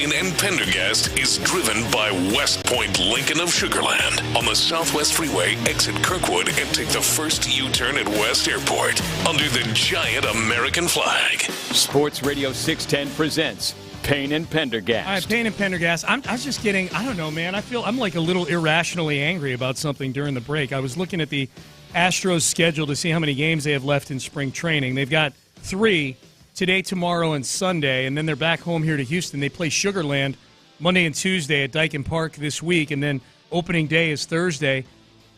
Why is Jose Altuve not playing yesterday? Like, he stinks at left field right now. He needs so many reps right now out in left field, a position which, by the way, he can go a whole game without a ball getting hit to him. We saw that happen when our last day there. He played 6 innings out there. There was nothing hit remotely close to him. He needs to get reps in games against other teams, and he's not playing yesterday. Seth, I don't care if it's 3 innings and he doesn't try at the plate. He needs to play defense right now in these games if he, as Joe Espada points out, if he's going to be the regular left fielder for this team. Right. Should I be angry about this? No, I don't think you should be angry because he's 35 years old also, and there's only so much you're going to accomplish in one given game. They got to try to manage experience, and I don't think the tipping point for when all of a sudden everything clicks for him as a fielder is going to be the one spring training game. I don't mean to diminish the importance of practice and reps and everything, but for a 35-year-old, you got to balance that all out. It's a lot. I'd rather have him get a lot of practice making bad plays in left field for an extended period of time instead of doing it all right now and then getting injured in the 3rd game of the year. I just think he needs to play, man. I don't know. No, 100%. Sean, he's 35 years old. I got it. Like, you can't treat him like he's a 21-year-old. They're like, no, get out there and I want 3 hours every single day. Like, this is, again, one of the issues with making a 35-year-old a left fielder for the first time in his career. Craig Biggio had already played 120 games in the outfield by the time he made the switch. Yeah. So it's not like this is not an apples-to-apples thing. I got you. Altuve, it's just brand new, but he's 35 years old. And, yeah, there's going to be some hiccups, but you still also got to manage him physically like he's a 35-year-old. So the Rockets clinch a playoff spot in the game against Orlando on Wednesday night. They win that game. They're going to be a playoff team. Now, where they'll be seated, still TBD. They've still got about a dozen or so games left in the regular season. My hope from about December on has been get home court advantage for the first round, win a playoff series, and then go to war in the second round. And if you lose, but look good doing it. That's my ceiling hope for this team. I don't think they're winning a title this year, but, man, am I excited about the direction they're going. I think we all are right now. Just to give you an idea of how long it's been since playoff basketball, I'm not counting the COVID year where the season shut down for 3 months, and then everybody goes down to Orlando and plays in a bubble where you can't let anybody in and you're staying in hotels and things like that. Basketball like that we were able to experience like normal playoff basketball. The last time they played that, Seth, April and May playoff basketball was in 2019. That was the year the season ended. I mean, this feels like eons ago when you plunk a pandemic down in between this rebuild and that team. Yeah. This is how long ago it was. That was the series they lost to the Golden State Warriors with Kevin Durant tearing his Achilles during that series. Remember, Kevin Durant tears his Achilles, I think, in Game 4 of that series. And it felt like, wow, okay, all of a sudden the door is open here, perhaps. For the Rockets. Yeah, that does seem like forever ago. Yeah. Maybe because there's so much player movement of huge names now in the NBA that each year or two it feels like a separate era entirely. I mean, the Kevin Durant alone, that saga that he's been on since all of that began, the James Harden journey and saga and all the teams he's been on That's a great one. Harden's an even better one. Harden is on his 3rd team since then, Brooklyn, Philly, L.A., Durant is on his 2nd team since then, Brooklyn and Phoenix. Just to give you a flavor for how long ago it was, let's play these cuts from Tillman Fertitta. After the Rockets went on, Kevin Durant Rockets go on to lose that series in 6 at home in a game where Steph Curry scores 33 points in the second half, and they get blown out by 10 in the fourth quarter. Here was Tillman Fertitta. Remember this one, Seth, saying, We should have stepped on their throats and cut their throats. Well, I'm a fighter, and that's my culture. And I think the longer that I own this team, they're going to pick up more of my culture is that we had them. We should have stepped on their throat the other night and cut their throat, okay? It's not, let's make a few shots and win. It's step on their throat and let's take it back to Houston and end it in 6. And we'll pick up a few Tillmanisms along the way in the next few years. Tillmanisms. Cut their throat. Yep. Step on it. Why is it's funny? Because obviously, cut their throat and step on their throat. It feels like one, if you were to say it today, he might get fined for that. Cut your throat. And yet stepping on the throat is almost like, oh, yeah, that's cool. We know it's just a metaphor. Yeah. But cut your throat, no, that takes it too far. Step on your throat feels like you're just kind of holding them there for a little bit, whereas cut your throat, the goal is very clear when you're cutting Usually, their throat. yeah. Typically. We didn't say nick their throat. Right, We're going to cut it. What are the violent analogies that are still allowed? We're allowed to say we want to kill them. Yeah. But weirdly enough, you're still allowed to say I want to kill them. Rip their heart out. Yeah, I can rip their heart out. Nobody thinks that out. you're actually threatening to rip somebody's heart out. Right. You're not allowed to do any kind of a finger gun. Nico Collins got fined for that. No. Even though, not humans. Yeah. Unless it was the upper deck, but it was at home. So I just need to know where I need to draw this line. Apparently, where some metaphors are okay and some are not. Tillman was on fire. That wasn't even a press conference. That was him in the concourse, like in the hallway outside the locker room with Mark Berman and others right up in his. That's where I got these cuts from Mark Berman's Twitter account from 6 years ago. Yeah. Here is Tillman saying it was painful to lose at home. They came to our home court and they kicked our ass, and that's just the way it is. They outscored us by 10 points in the fourth quarter. They won, they're the champions, and we lost. Is it any more painful because it's in your backyard? Hell yeah, it's more painful. You know, this was not fun, and I guarantee you, James and Chris and our team is very upset right now. They kicked our ass in our home court. They beat us by 10 points in the fourth quarter. It's unacceptable. Turns out. We just have to be better. And I know that we're going to rise to the occasion, and our time's going to come. Yeah, well, it turns out, James and Chris were both upset as much with each other as they were the actual outcome of that series. Yeah, Chris was gone. Chris was gone less than 2 months after that. The whole if you want to talk about separate sagas or eras of the Rockets experience, if you come through with James Harden, I mean, there was nothing ever blew up. But it was clear that James Harden and Dwight Howard were not best of buds. We could say that. It was one NBA writer had said it really well. I think it was like cordially incordial or something. There was a cordial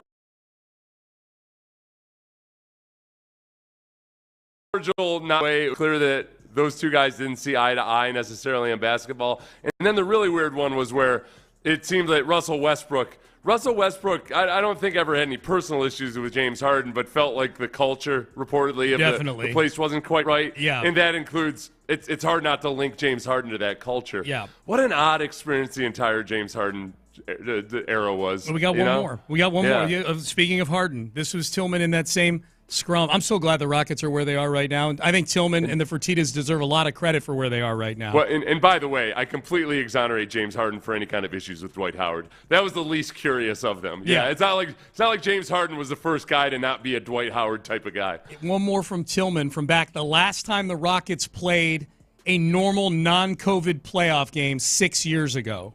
I can promise you we're going to win some championships with James Harden, okay? Because we are not going to sit here. We will go to battle every year. We're going to have a strong off season, and we're going to do whatever we can do to be a better team. Okay, we are not going to sit on our hands. I can promise you that. He was right about that. They didn't sit on their hands. They traded Chris Paul for Russell Westbrook. Chris Paul and a bunch of draft picks for Russell Westbrook. They were still in all-in mode. When you hear Tillman from back in May of 2019, the fact that he's been able to, as competitive as he is, that he has been able to stomach the 3 years or 4 years where they had to turn this thing over is pretty commendable when you understand how he's wired. That had to be really difficult. Yeah, I think it probably helped. You know, because I think it's that he trusts his sons to operate a certain way, and that his sons are very much into it in a way that Tillman himself isn't necessarily. Yeah, that's helped a lot. Yep. It's kind of like the Stephen Jones effect, where I'm not comparing the two guys, the billionaires directly, but sometimes the Suns can have a moderating effect, Yeah, absolutely. So, anyways, a little trip in the Wayback Machine. It dawned on me yesterday. I'm like, they clinched the playoff spot. We are going to get normal in Toyota Center playoff basketball for the first time in what feels like decades ago in a few weeks. All right, up next, what are we looking forward to this weekend? We got basketball today, college. We got Rockets tonight. Do we think the Texans are going to make any more moves? Astros, obviously, keeping an eye on that. If you're going to be going out and about town, here's some advice coming up in the next segment from someone. I think this is actually really good advice from a female media member to you guys out there. This is good stuff to put into your pocket and take with you as you head into the weekend. We'll have that for you coming up next, and we'll talk to the guys on In the Loop as well. Yeah, and then there's this. That's me trying to sleep.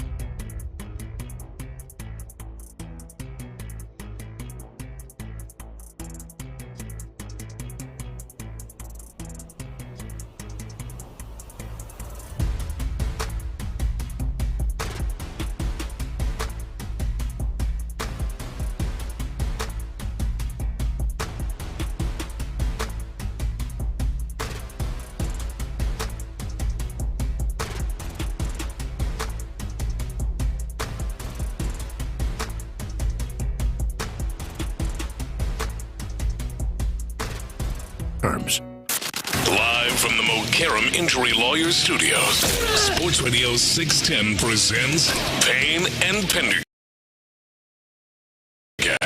Jim Adler, the Texas Hammer text line, still a segment later about Angelo Cataldi maintaining his title reign over the bad takes in Takeomania this week. Again, if you follow that segment, we do it every 9 o'clock on Friday to highlight the worst takes of the week. Text message, I'll help unseat Cataldi. Hey, Seth, I'm here in Indianapolis. What a lovely place. So picturesque, and the people are lovely. Yeah, no, the people are bad lovely. take Yeah, for you. Yeah. That's how they get you, by the way. Yeah, they lull you in. Any cult is just that way. You ask, like, why do people stay in Indiana? Because they have inbred them into being a docile brand of creature that just doesn't have the wherewithal to understand they're in a bad situation. There you go. They've basically chemically castrated them like they're in the Heaven's Gate cult or something. Only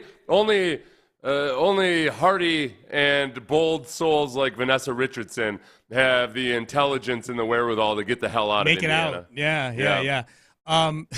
There's another texter asking if you called Jose Altuve a vet when you talked about the need for load management. For him. No. Because a vet, the way that C.J. Stroud apparently thought a vet would be, which is Laramie Tunsil, which is, to quote, not do nothing extra at practice. That's what a vet does. Zero extra. No, Altuve is the kind of guy that probably he has to have people tell him, like, no, Jose, we think we should you should take a day off here, you should take a day off there. Yeah. And yeah, when you're and I want to be clear, but that is the thing in the NFL. Like, yeah, the veteran players, coaches are going to give them breaks here and there, especially once you're over 30. Kubiak had a rule where during two-a-days, guys who were older than 30 didn't do two-a-days. That's just common physiology. Tunsil conducted himself like a vet from the time he was in his mid-20s. Yeah. That was the issue there. He's still not that old. No. I think he turns 31 this year. Yep. Yeah. Yep. All right, so this was Kay Adams, who used to be on Good Morning Football. She now has her own show, Up and Adams. Good podcast. She's really good with guests. I guess she was on her live feed. I feel like this is good to play for us in the last segment on a Friday so that we can arm some of our single listeners who are going to be out there, maybe trying to find that special someone. Yeah. Arm you with the best advice possible. This was Kay Adams on her Instagram feed, just doing an IG Live, I guess, where she was giving out advice to guys who may be afraid of rejection. I know it's daunting to put yourself in a position to get rejected, but it's just what you're going to have to do. There's no way to bubble wrap it for you and have some magic, oh no, you're not going to get rejected. It might happen. She might say she doesn't want to go to dinner with you, but ask her to dinner. Say you would really like to see her and spend time with her and that you have feelings for her. And then she might reject you. And I'm not saying that doesn't suck, but if Fred Warner can have an all-pro 17-game season on a broken ankle, you surely can deal with a little, oh, I'm sorry, I don't like you back. That was strong. At the end, she came across as a loving and tender, almost youth counselor or something. Right. And then at the very end was like, what are you, a wimp? Come on. Okay, a little bit of rejection. Oh, no, your world is turned upside down. Yeah. Yeah, I think the biggest thing, maybe for young men especially, is without being overly analytical about it, because there's a tendency me to want to say just look, it's a numbers game like anything else. You meet a bunch of people, you see what happens or what have you, and don't stress too much about, you're not going to bat 1,000 on relationships. Very few people do. Every now and then somebody marries their high school sweetheart and they're happy forever, whatever. Most of us have a little turmoil at some point. But definitely just, you don't have to fall in love until the appropriate moment. There's no one woman out there that's worth you pinning all your hopes and dreams on her saying yes to a date or a relationship or something. Because if she's not into it at that moment, then it wasn't meant to be. And I know that's easy advice to give, harder to live. But it really is not getting attached to an idea of somebody before you actually even know who the hell they are. Yeah. Listen, you might think that woman hung the moon. Until you spend 3 years with her, you don't know who she actually is. So whatever. All right, she doesn't want to go with you. There's other fish in the sea. Yeah, I like clarity up front, man. Before I drop hundreds of dollars on dinners and things like that? You know, are you feeling this thing right now? You know, like I need to know. I do wonder too. I was never out there, Seth, single in the age where you're using a lot of the apps and a lot of start that initial conversation with people, because there's a lot of rejection that goes on with that, but it's a very impersonal kind of rejection. You know, it's different. Somebody I would imagine, I don't know. Like I said, I've never lived in that world. I would imagine the rejection of somebody just swiping and saying you're not for me, because it's based on so many empirical and superficial things, is different than being rejected in person by somebody who you're feeling something about. Yeah, actually, yeah. I wonder what the old man, is. Me, the Gen Xer is saying like, "Hey, don't worry, it's a numbers game." Probably Gen Z is like, "Yeah, we get it, Seth. It's a numbers Thanks, game. We've dude. seen it." Yeah, I swiped 50 times today. I got it. Yeah. Okay. Yeah, that's horrible advice, because if anything, it's probably swung too far to the side of that equation, and that it is a numbers game in a lot of ways. Yeah. I saw something. I have zero clue about the way Bumble works. I've just seen guys say that whatever you do at all costs, never look at a woman's Bumble to see the conversations that go on about, I guess if you look in the app, you can see them communicating with their friends and everything about really? different people or whatever. I don't know how it works, but then everything that you said you don't see, you definitely don't want to see it. Right. It's like finding out everything people say about you behind your back. Right. Yeah, I don't know. You know what? I have zero good advice to give about the dating apps. I have zero clue. Reginald's your guy there. He's our guy, yeah. I like Kay Adams' advice there, though. And that's, now granted, it's coming from a very attractive woman, from her side of things. Like, hey, man, if you get said, she probably gets said no to, I would imagine, very rarely if she's on that side of it, Yeah, you got to be careful. Easy for you to say, Kay Adams, you're hot. Yeah. Yeah, I have that conversation with Brandy. Her experience in life has been different, okay? Like, just don't listen, okay? There are bigger challenges out there than what you dealt with, all right? Maybe sit this one out on this point. On this one, you attractive woman, you. That's funny. People still texting in suggestions on what we're allowed to use to say that you're killing somebody. What about beat their or beat your ass? See, you're not threatening to kill them, though. You're just threatening to violently beat them up. Right, yeah, and even in football, it's actually literally true. So it's not even an analogy necessarily. Yep. Yeah. Somebody drag somebody, that's, on social media, you say, let's drag them. Like, honestly, I mean, if you take that out to the extreme, there's some really nasty crimes attached to that. Mm-hmm. Like, really ones. Worse than just kill them. Yeah. Kill them could be a mob hit. Like, okay, whatever. This is one criminal killing another criminal. Drag them, and yet drag them seems to be an acceptable metaphor. It's strange. It's very strange. Yeah. Let's see. Now we got people texting in, I chased my girl till she caught me. Okay. Find hobbies. This is advice. Find hobbies, and through that, find events, and you will find someone who has at least something in common that you can build a relationship on. Delete your apps. Yeah, that's and again, because I'm Gen X and I don't have firsthand experience with this, everything I read and when I talk to younger people about it, seems that it's become so superficial and so surface level, and it's so easy almost to be, it's the guy at the bar who lies to girls. Yeah. On the stand protocol. Like, just lie like hell and you'll get, and then you can manipulate somebody. Mm-hmm. Almost seems to be like the standard protocol that, like going the old fashioned route and meeting somebody at church or at some kind of hobby group or something. Yes. Go hiking, whatever you're Anything, into. whatever it is, man. Yeah. Whatever it is. Theater, music, sports. It's a good one. Sports It's a dicey piece of advice to give if what you're into is Comic-Con, because the male to female ratio there gets things blown out a little bit. Yeah, probably. Although I wonder if it's like a lot of things where it started to balance out a little bit more. Yeah, I bet it has. Yeah. I think sports is balanced out a little bit more from that standpoint. Still not ideal. A little like the school I went to back in the day, a little Catholic parochial school in South Bend. Our male to female ratio was 62 to 38. 62 male to female. Yes. Oh, that's a dumb way to do it. Well, that's why the St. Mary's College girls across the street were so popular. It was a whole nother 2,000 girls over there. Yeah. That didn't count in that 38%. What's the loosest? Plus, they were a little sluttier over there too. That's so what that I was wondering. Yeah. What's the loosest order of Catholics? Like Franciscans, the Jesuits. What do you? Hey, somebody let me know. Like if you have to go to if you go to a Catholic college, which one tends to have the loosest and freest morals? Franciscans, Jesuits, smick chicks. That's how it goes. That's what we call them. Smick chicks. Smick? Yeah, What's St. smick? Mary's College. Oh, okay. Yeah, I think we were College of the Holy Cross is what we were. Yeah, and I think they were too. What's that? I don't know. I hate when you ask me religious questions. You ask me religious questions like I'm actually like practicing Catholic. And this would be like, I should ask you WWE questions. You're not a theologian? Yeah, no, God, no. I never learned my lesson. I'm sorry.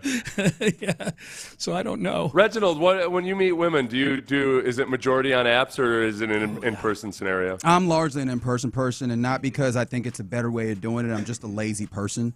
Like, the same way that you were talking that sounds like a lot more work. Lazy person. Well, I'll explain what I mean. Okay. I mean, my laziness is also a form of stupidity because I clearly have not thought it out to that degree. Yeah. But in the same way that you were doing the asset retrieval form or what have you, like the the unclaimed property. Office, unclaimed property. Yeah. As soon as I look at like a dating app, and they start asking those questions, I'm like, bleep this, dude. I'm not doing that.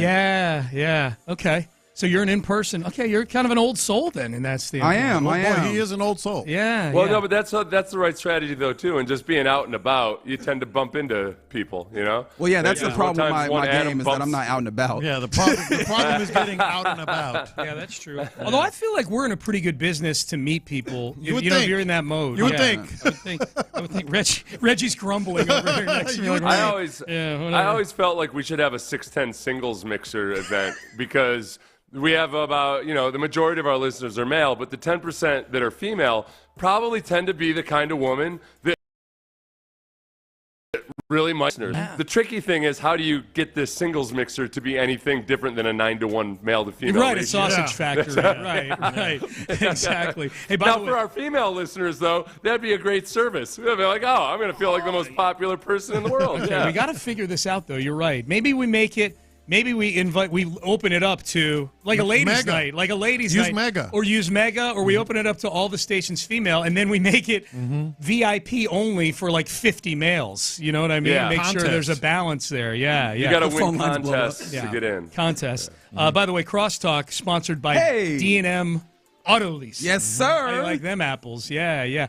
So how was Twin Peaks yesterday, guys? Really, really good. Was it fun? Yeah, it was good. A lot of listeners came by. Good. Talked a little bit with a lot of them. And TVs as far as the eye could see. Yeah, that's good. TVs as far as the eye could see. Yeah. What did you think he said? Each drinks and scenic views. No, I knew he said TVs. I thought he said TB as far as the eyes could see. Tuberculosis. Oh my God. Those were dark days, my friend.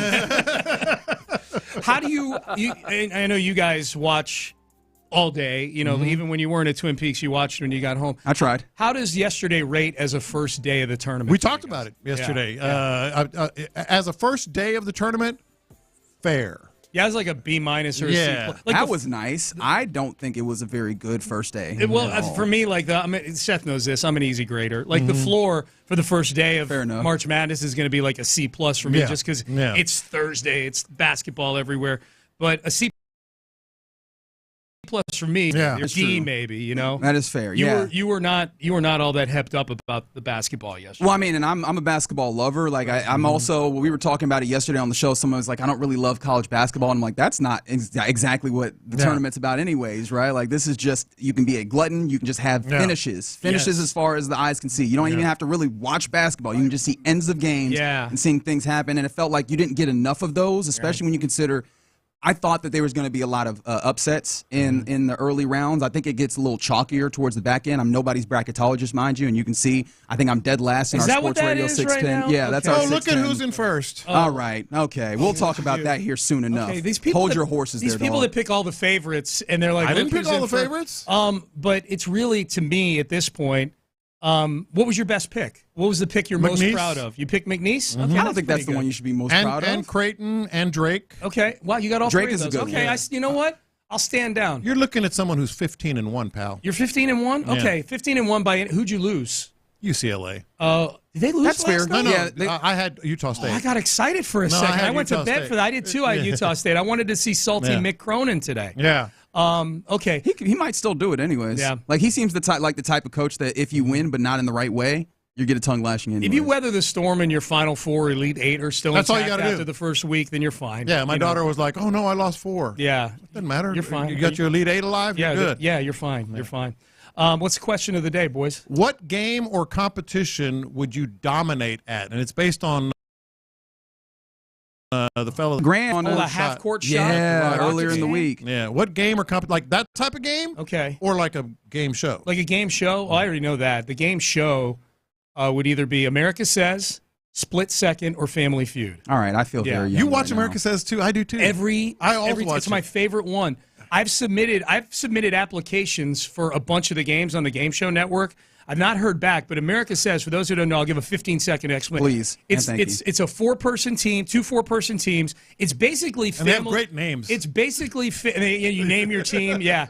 It's basically Family Feud, but it's as if they gave you all the answers, but just the first letter of all the answers, and you have to guess what the answers are in I thought I 30, was the only in 30 geek that seconds. watched No, it's awesome. I love it. The team I submitted, the team that I put together was me, Amy. Amy's incredible at America Put me in Says. there. You're on the wait list. I didn't know you liked it. Vanessa Richardson, because she's watched it a few times with us, and you need the younger crowd in there because they have some questions where it'll get a little pop culture-y. And John Harris, who I think would be good at any of these game shows. Fair enough. Yeah. You know what? I think because I've gotten pretty good at gauging how people are going to respond to Sean's polls. The polls that he puts out, I've gotten really, really good at estimating what the to Sean's Twitter polls. Oh, I was like, why did we get D-Generation You X should see pop how they out? respond to the other ones. Yeah, I think Family Feud for me. Yeah. Because that's what that's all about is, okay, it's one thing to just come up with things that come to mind, but it's really, no, what does America think? Yeah. Family Feud bothers me sometimes is that Steve Harvey will take the answers that people give as if they're answering for themselves. Like on a scale of 1 to 10, like in the Fast Money round, scale of 1 to 10, how attractive do you think you are? Yeah. And some unattractive person will go 10. Yeah. And then they go through the answers, and he'll like, oh, you really think you're 10? It's like, no, I'm trying to guess what this conceited country that we live in would say about this. Do I have to explain your own game show to you, Harvey? Now, that said, Steve Harvey he's incredible. He's I the love best. him on Family Feud. He's the best. He's hilarious. All right, boys. Well, we've eaten into 3 minutes. Oh, I liked it. I liked it. Seth, antibodies to you. Enjoy Oh, yeah, antibodies to you. Thank you, and you as well. Celebrity Jeopardy would be my second guess. Second That's what choice. Reggie said. Yeah, because not Jeopardy, hell no. Celebrity Jeopardy, they dumb that way the hell down. Yeah, I think I could do well on that one. Yep. All right, you're listening. Oh, by the way, this was Crosstalk, sponsored by D&M Leasing. D&M Auto Leasing. Thank you. Got both mentions in today. Opposed to yesterday when I got none of them in. You're listening to KLT AM, KLT FM HD2, Houston, an Odyssey sports station. Reggie Atatula, John Lopez, Figgy Fig. They are in the loop, and they start now. Yeah, happy Friday to you. I almost said Monday, which I don't know how you get that wrong. That's really wrong. If that tells you anything about how our day at Twin Peaks yesterday happened, I can tell you that is. You got the Monday Blas working? Brother.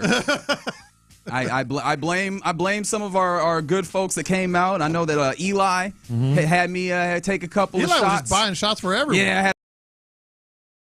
a couple of shots. Had shots with some other folks. Y'all, man, y'all turn out. Y'all show up for Sports Radio 610. I got home and I was like, man, that's stronger than I thought it was. Yeah, and you only had one. You were like, I need one and I got work to do. And I was like, nah, I'm here and I am feeling it, but I'm excited. It's a funky Friday here in the Loop on Sports Radio 610.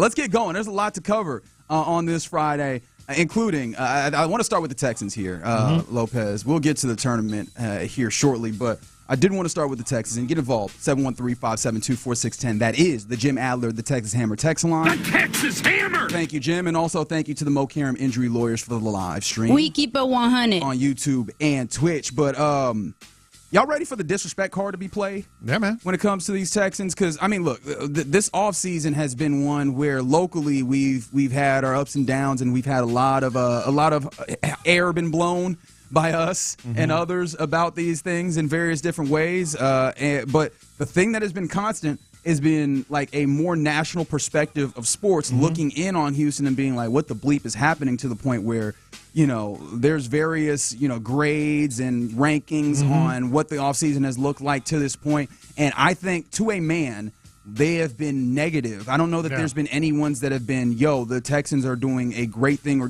having a good offseason, in a way that I think that we would have more diversity locally on grading this offseason thus far. Yeah, and I was looking at these. So I stumbled across a post-free agency power rankings in the NFL. And I went, that's interesting. Curiosity, that whole thing. And close to the Texans, or are they too far? Because these national – I don't think they know some of the things that we do, which is, obviously we're around this team all the time and talk to people and know things from over there all the time. So we drink and know things. Maybe they're too far away, but maybe we're too close as well. With the rose-colored glasses, all that. So I started digging in and I searched post-free agency power rankings. Okay. I came across 4. The highest the Texans were ranked, 14th. 15th, 16th, and 23rd were the other 3. Dude, they're middle of the pack. From the outside looking in. Middle of the pack. What is that? I mean, are they too far away from things, or are we too close?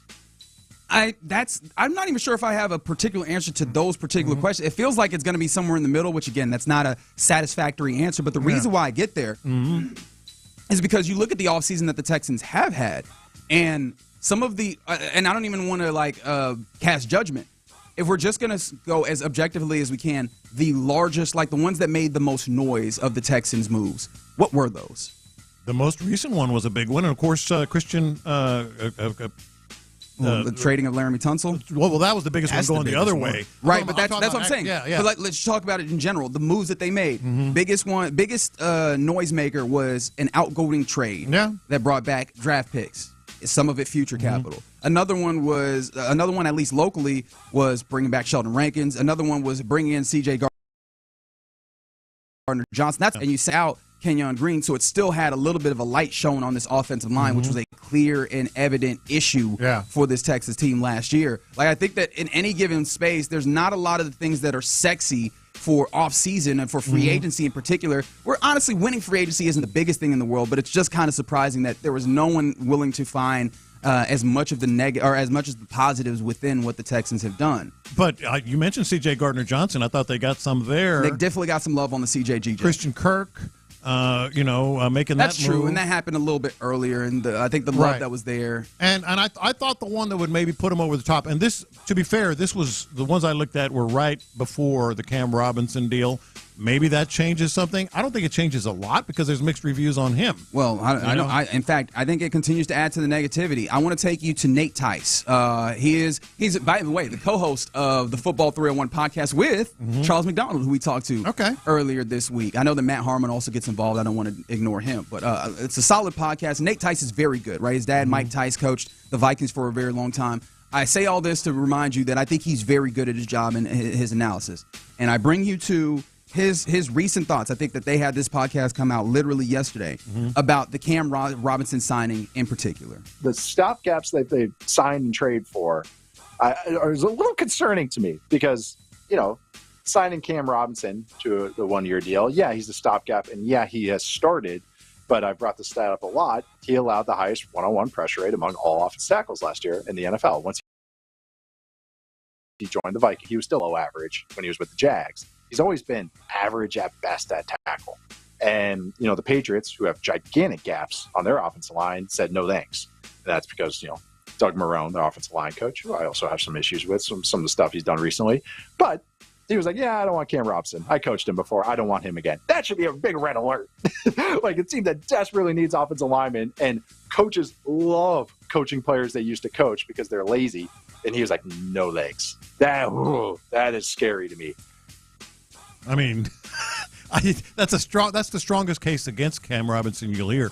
The fact that his former coach didn't take him. Yeah.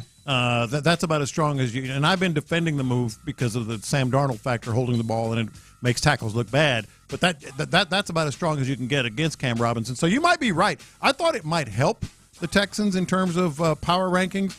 Hell, it might hurt them. And honestly, that might be an indication that we might be too close. Because, again, we have been looking at, and I think a lot of the justification on offensive line and the way that they've gone about things has been, it was really bad last year.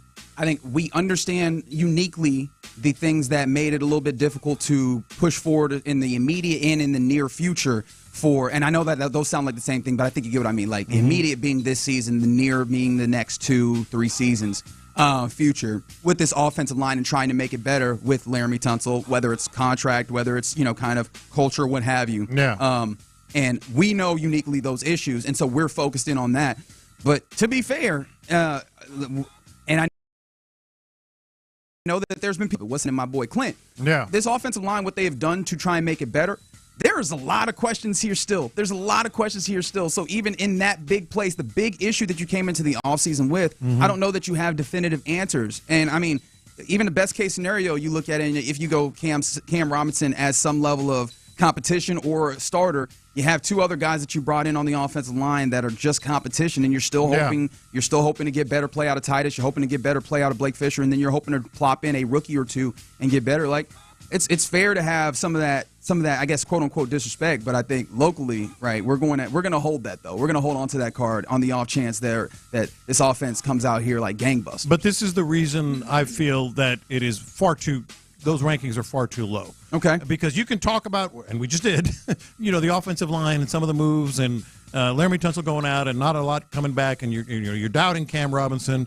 It's still low in terms of the post, free agency rankings, power rankings. Did you not see this defense? Did you not see how good and how far this defense took this team? With a subpar offensive line that can only, and I don't subscribe to this, but I do get it in this regard. It can't be worse. That's not the bar, but at the same time, it can't be. It truly cannot be worse. Did you not see how far this defense took this team last year? They are better than 15, 16, and 23 just based on that alone and the moves that they added on the defense. And one more thing, are you not familiar with C.J. Stroud's work with these power rankings? Yeah. Yes, you might just focus in on, well, I don't know about that offensive line. It can't be worse, but I don't know how much better it got.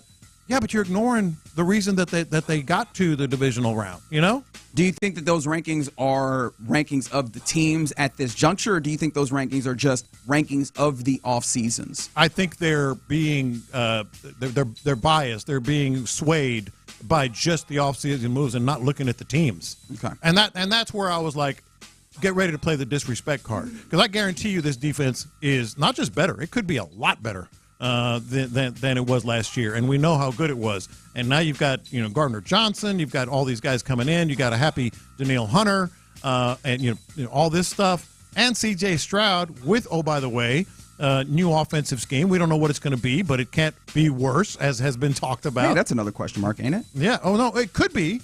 It could be, but it also could be a big check mark. Sure. Do you think that this is a fair text that comes in from the 281 on the Jim Adler, the Texas Hammer text? The Texas Hammer! Oh, Jim, you still there? What's happening? The Texans are not trying to win a Super Bowl. They just want to make moves to keep you interested so they can fill up the stadium. Welcome to 2014. Okay, so you're saying that's what the Texans might have been in the past. Okay. And I'm just being honest. I think they like to play dress up is what I used to call it. Some of our longtime listeners will remember me talking about the Texans as a team that likes to play dress up, like to say all the right things, like to act like they're going to be a contender, but never really back at all. They are making win now moves. They did it last year. They spent the money. Cal and Hannah are spending money. They sure are. So no, that comment right there might be a little PTSD from the way the Texans used to do things. That's not how they do it now. Okay, so then can I add into evidence, as I'm trying to, I guess, pretend to be some level of lawyer or what have you, this that came out from The Athletic, and this is actually focusing on ownerships. They put out a little bit of a breakdown, in fact, a tiers list. I love a good tiers list. Everybody loves a good tiers list. It's list. always good to see a good tiers list. How much does every NFL owner want to win? Mm-hmm. And they broke this down into tiers, as I mentioned. The tiers named as such. There's a contention mode tier. There's a willing to do what it takes tier. There's a content to compete tier. There is a trying to get right to get it right tier, and then there is a stuck in struggle mode tier. What tier would you assume, or would you slot, or would you maybe figure that the Athletics slotted the McNair ownership group into? 100% willing to do what it takes. 100%. And look, you guys know me, man. If you listen to this show for any amount of time, I'm not. That's the last thing I am is the old Texans. They can't do no wrong, because I literally just said it. I used to say, they used to play dress up. I think this is a different era. All right, so I will bring you to this tier list. Contention mode has the likes of the Ravens, the Bills,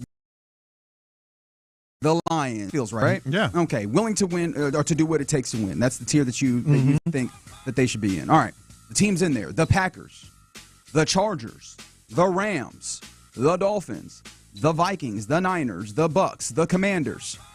Finn. What tier is that? That is willing to do what it takes. So they Chargers. Yeah, well, good question. I don't know about the Chargers, man. Right, the Chargers are in there. The Commandos have just gotten into that realm. But yes, like those are the teams that they put in. Not the Texans. No Texans. We move to the next one. Content to compete, which is what that texture was throwing up there. The Cardinals, the Bengals, the Saints. Finn. Trying to get it right is where the Panthers, the Bears, the Broncos, and the Raiders, the Patriots, Seahawks, and Texans. Trying to get it right? I'll give you the blurb in a segment that I like to call Reading. Yeah. Houston, owned by Cal McNair, has won back-to-back AFC South titles with Coach DeMeco Ryans and GM Nick Caserio at the helm. Factual. But the Texans have had a curious offseason, trading away their two best veteran offensive linemen wait, hold on. Sorry. Let me stop. In doing the segment of Reading, I just got hit. Their best two veteran offensive linemen, because one of them, I imagine, is Laramie Tunsil. Maybe you make that case. Are we talking about Kenyon Green? And I say this with all due respect to Kenyon Green, man. Like, I'm not trying to be no jerk. Shaq? He got released. Yeah. Yeah. So, They got to be talking about Shaq. I will continue the segment that I like to call Reading. You're out of breath. That threw you for a curve. It did. Even I was shocked, and I read this earlier. All right, trading away their best to Derek Stingley Jr., the highest-paid cornerback in the league, and giving defensive end Danielle Hunter a big money extension. The desire is there, but if the Texans don't land a couple of O-line cornerstones in the draft, C.J. Stroud's chances of achieving his true potential are bleak. That's garbage. That's just flat-out garbage.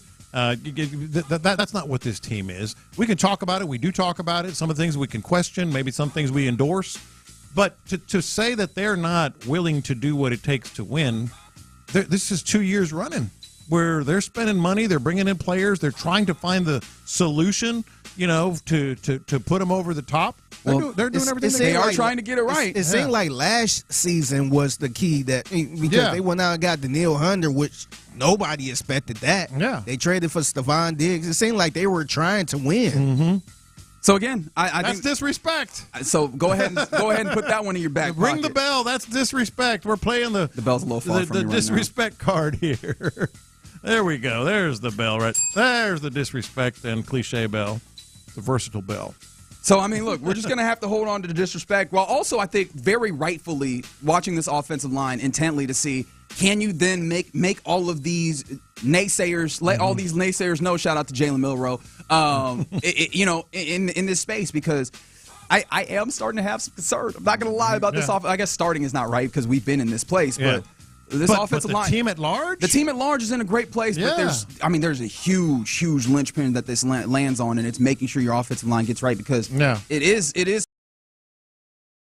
fair to say, I'm right, and CJ Stroud's chances of achieving what he can do are bleak. Like, that's 100% true. We lived through that last season, and it can't be that again. Yeah. And so, depending on what Nick Caserio is capable of doing for the remainder of this period. No, I feel disrespected. Okay. Yeah. All right, so we can all carry this disrespect together. Shout out to Pal says, stop listening to the national media trying to cover any Houston team a long time ago. Houston media can't cover, national media rather, can't cover Houston accurately. Let's hope that they're right. Because that's exactly what the Texans need. They need the national media to be very wrong in this regard in order to reach what they need to in this season in particular. All right, you're in the loop right here on Sports Radio 610, just getting going on a Friday. Always get involved. We appreciate you doing that on the text line 713-572-4610. And coming up next, What was your feelings about night one or day one rather of NCAA basketball? Because I currently am working with someone who is very pleased with the first day. We'll talk about that and more next. All right, let's talk about D&M Auto.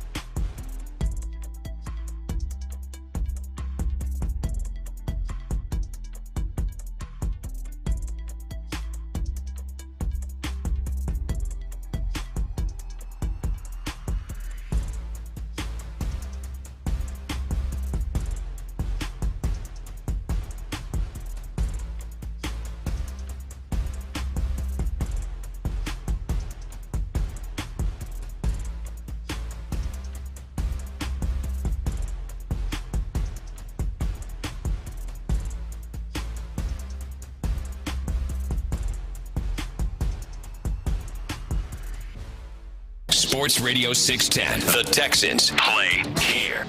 Figgy, let's hit him big time. Cause it's Friday, you ain't got no job, and you ain't got to do. Houston, let's get in the loop. You better get ready because we're going to show up and show out. With John Lopez. It is what it is means nothing. And Reggie Atatula. And that, my friends, is a scoregami. Always live, always local. 713, what's the damn number? In the loop on Houston Sports Leader, Sports Radio 610. Yep. Friday here in the loop with Sports Radio 610. Hope you're having a good one thus far. We're not too far away from basketball getting back going. Day 2 of it, second day of the first round. And I'm just looking directly at our Sports Radio 610 rankings. And I can tell you, I am dead last. Sean is down there with me. It's not looking great for some of us. How is your bracket holding up? Not you, Lopez. We know. 713-572. I feel like it needs to be, just for the record. I mean, just out of obligation to do our jobs correctly, it needs to be mentioned. Do our jobs correctly. Who's number 1? That would be me, Figgy. Okay. Yeah. 15-1, by the way, if you're wondering. 99th percentile on the ESPN national competition. I take so much solace in the fact that every year, like without fail. I mean, 99th percentile is pretty good, right? Nationally, it is. But the person on day 1 that's like, look at my bracket, it's so great. by the Elite 8, they're sitting there real quiet. So I think it's the reason he's doing this because he had a bad couple years the last couple. Incorrect. Yeah. It was a couple times you was just like, yeah, I'm out. Last year was not the best. Yes. But I am Mr. Consistency when we come to the brackets. Okay. Not the work brackets. The work brackets, you be awful. I have the entire history here. All right. I can go back to 2016 if we're you not want. going into your I don't want to see. Hey, last year was not great, but I can go back to 2000. That brother was done by the second round. Okay, we get the point. 15-1, 99th percentile. I'm leading every one of my 5 pools that I'm in. Okay, it's happening, baby. Actually, I don't know about all that for the time being.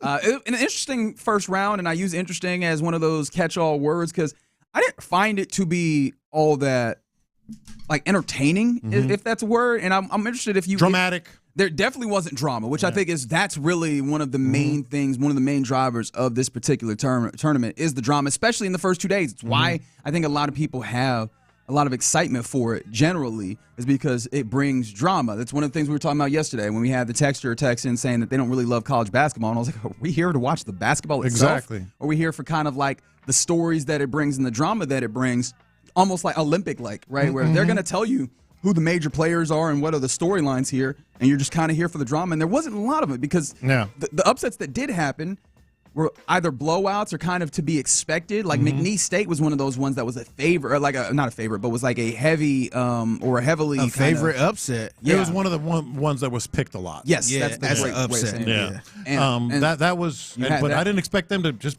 Well, they won by 2, but it was pretty much in control. They had like almost a 20-point lead at half. I think it was 31-13 at that point at half in that game. And I mean, you in some of the other places, like Drake was kind of expected to be a better team than Missouri. At least I saw a decent amount of people who looked at them and said of a lot of losses in that quad 1 space. They're just not giving a lot of. It was a lot of love. people that actually watched Drake throughout the season and said, "Hey, this is a good team right here." They slow down the pace, and Missouri's a high-paced team, and it was a popular pick as well. Yeah, and so I thought that all those things came together and made it so that I didn't find it to be like a super intriguing day 1 of the tournament. I will say though, full disclosure. Being out at Twin Peaks yesterday, y'all had me drinking alcohol for real. So I took a little nappy nap. I missed a few games, I'm going to be honest. But for the most part, it just, I don't know. It didn't grab my attention in the same way. I feel like the best drama was late. And I went to bed right as it was happening. And that was Michigan. And was it, I guess it was UC San Diego. 2-point game, a 3-point game. 3-pointer just rims out at the final buzzer. Russell would have gone over. That was the closest one. But that was, I kind of like just, if you're going to absorb the day, there were some I thought some pretty interesting takeaways and highlights. And let's get it. Let's not bury the lead here. UH and Gonzaga were probably the two most impressive teams I saw yesterday. And heavy on the UH. That was heavy on the UH. That was a 78-40 victory. And the thing that I thought was incredible about it was not just that they blew them out of the water.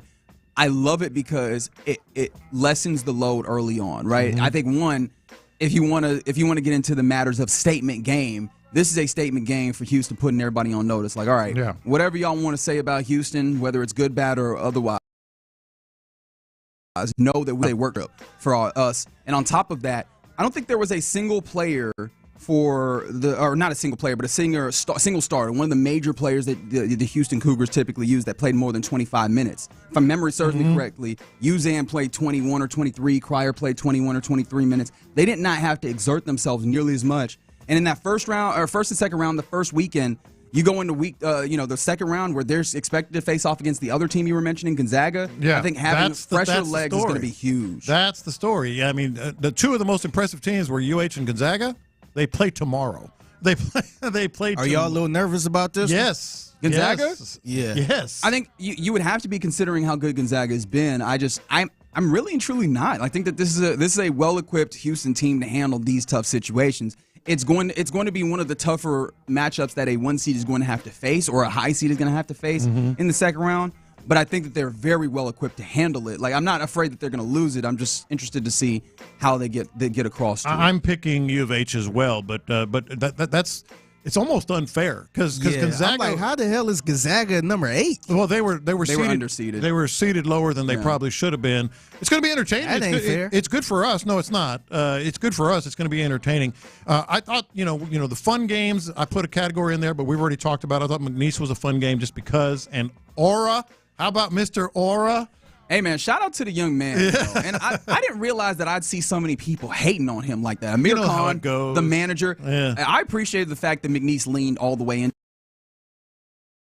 it. They had so that got some camera time. I love also when we have these moments in sports and everybody knows exactly what time it is. When there was interviews happening in the locker room, all the players are big up in Amir in a way that, like, you would kind of expect them to big up various other players on their team. They're like, nah, Amir, he's that man, he's first man in. Yeah. He's always getting us right with the music, all that. Like, they were giving him all his props. They're really leaning into it. These are the fun things about the tournament. You can tell that it's sincere. They really like this kid. Yeah. And he really works hard. And so they're probably just happy, that he's getting some love. And, by the way, it's elevating McNeese State, beyond anything. I have a confession about that. Okay. Okay. And then the other fun ones was Drake and UC San Diego. Drake. I love the Drake. Anyway. A Seinfeld reference. I got some teams you got to look out for. Okay. All right. Here's the teams you got to look out for down the road. And I've kind of been high on this team. Ocho has been as well for a long time. Shout out to Ocho. BYU. That's a team that shoots. They beat a really good squad. They really did. I thought they might lose that one. Yeah. That's one of the reasons why I got a lot of red on my ledger right now. VCU is real good, and BYU made it look pretty simple. Creighton, they've beaten some non-conference. If you follow basketball at all, casually even, you've seen them win some big times games. They were pretty dang impressive against a good Louisville squad. And then I thought St. John's, you think, okay, well, they're struggling early. They were cutting into it from all the other. Second half, they put 30 on their ass. In no 30, St. John's going to be a problem. Yeah, more TV time for the vampire, Rick Pitino. Yes. He does look like a vampire. He does. He does. We'll see if that ultimately leads to more fun stuff. Yeah. When it comes to getting going today, are there any of the games that you're looking forward to on the schedule today? Because again, I can't imagine that you get a full first round of games that maybe don't have that same energy that you kind of expect from the tournament, from the madness. I think one of the 5-12s that I was looking at was Colorado State and Memphis. That one's up today as well. How are you feeling about North Carolina? That's I know the one. Was a lot of North Carolina, Ole Miss. Okay. I actually have Carolina winning that game, which means they probably will, of course. Based on all right, based on yesterday. I'm just kidding. I think Memphis should be on upset alert with Colorado State. I think Colorado State is one of those squads, kind of like McNeese, veteran. They've been there. They're really, really senior laden. They're real good. They really are. I think that might be one. as well. Yesterday did spoil me, though, with all them TVs. We got this one TV in here. I'm trying to figure out how I'm going to keep track of all these basketball games. Got to get that 360 going if they have it. Well, this is what makes me really mad, and this is another confession that I'll go ahead and give right now anyways. I really think that college basketball watching the tournament was better when they had the single television channel. And the cut-ins. And they did the whip around for us. You do the work. Oh, they don't do that no more. No, they don't. They're just like, hey, here's all the channels. Watch whatever you want. I'm like, no, you're supposed to be curating. This is so You're supposed to bring me what I'm supposed to have right now. Yeah, because most of the times you'll be sitting there watching a blowout game that don't even matter. Yeah. And you could be watching the game that's close, and they didn't even know. Cut in on it. He didn't even know. You were just sitting here watching UH beat the mess out of I just realized they don't do that no more. No, it stinks. Oklahoma UConn is another one that 832 says that we should keep out for. Yeah, that's a good one. All right, looking forward to it. All right, you're in the loop right here on Sports Radio 610. Coming up next, earlier in the week, there was a lucky Houstonian that won 25 G's hitting a half-court shot at a Houston Rockets game, and that got me thinking, for you, what competition or game would you absolutely dominate at? 713-572-4610. Get in on the question of the day next. All right, week from tomorrow.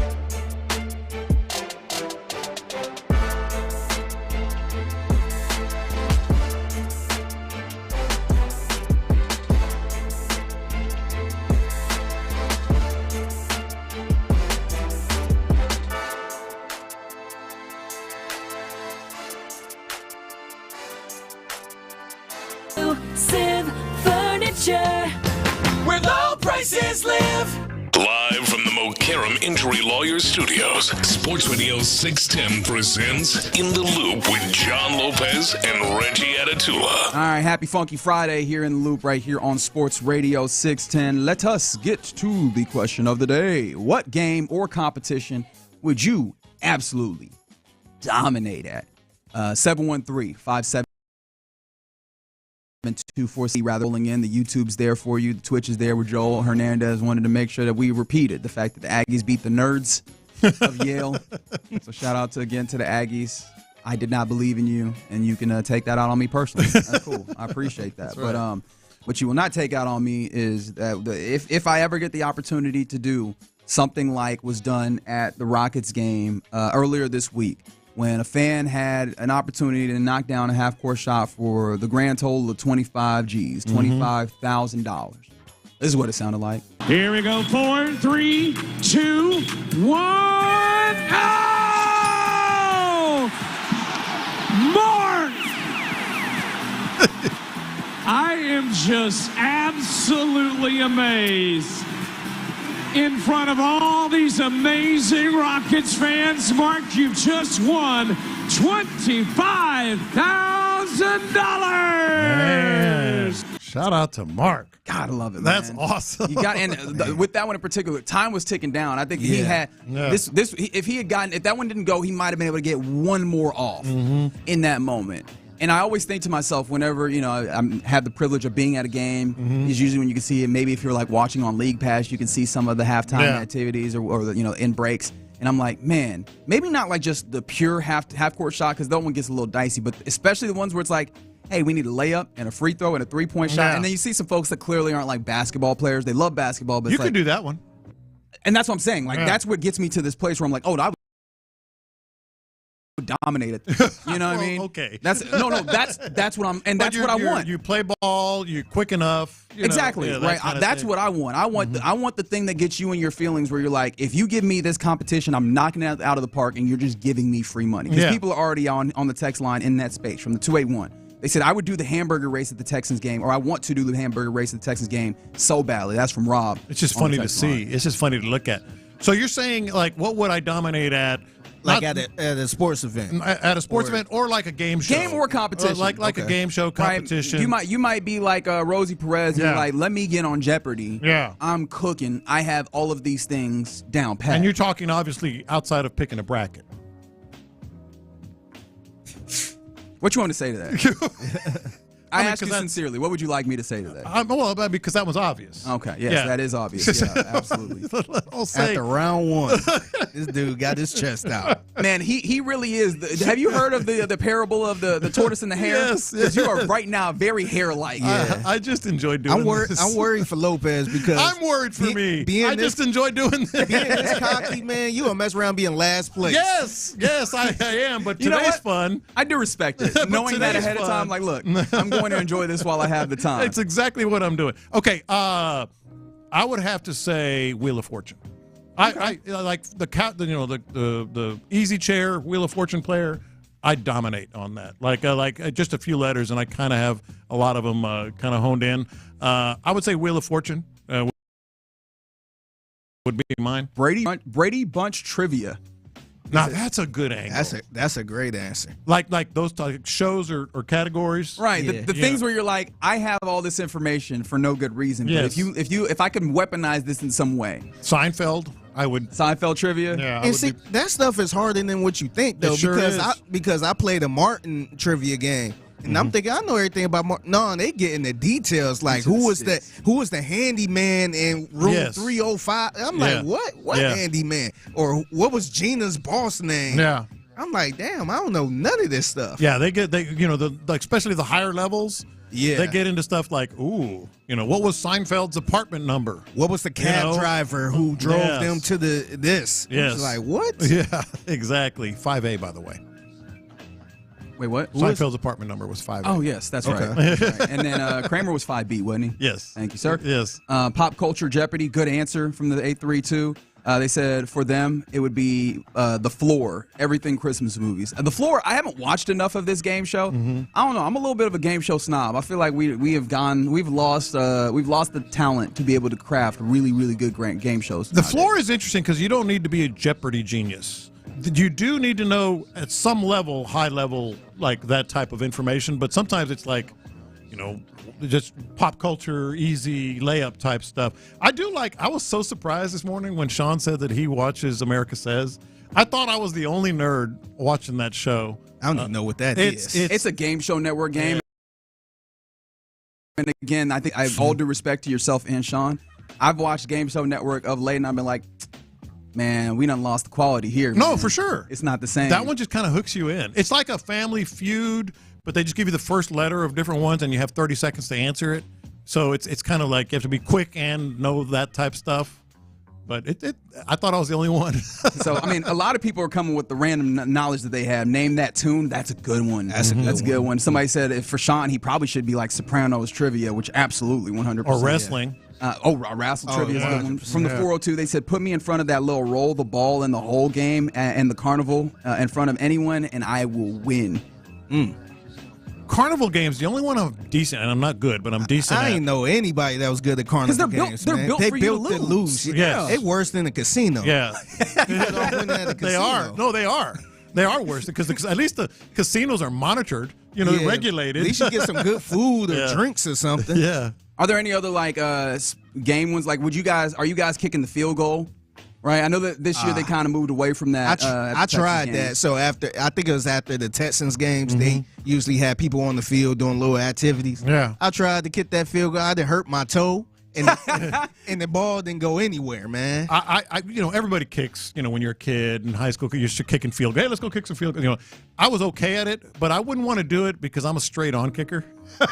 I'm like Tom Dempsey. So even if it goes through, people are like, "What is it? What was that? What are you doing? It's soccer style, man. You got to do it." No, I'm a straight-on kicker. I feel like the one that I want to do, but I haven't been able to convince myself to have the confidence that I would win it.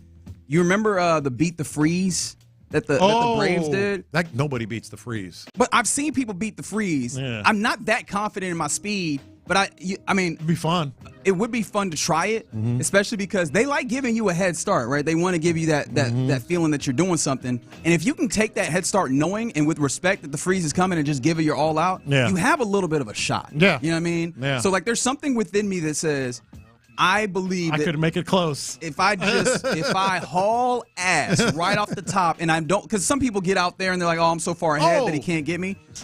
Go ahead, finish. I just thought of one. No, I'm pretty much done. The sausage races. You want to be in the sausage race? Milwaukee, yeah. Those are fun, and you just gotta. All you have to beat is a couple of other drunk fans. Do we know that? All right, reckless speculation. I've always thought that those things are rigged.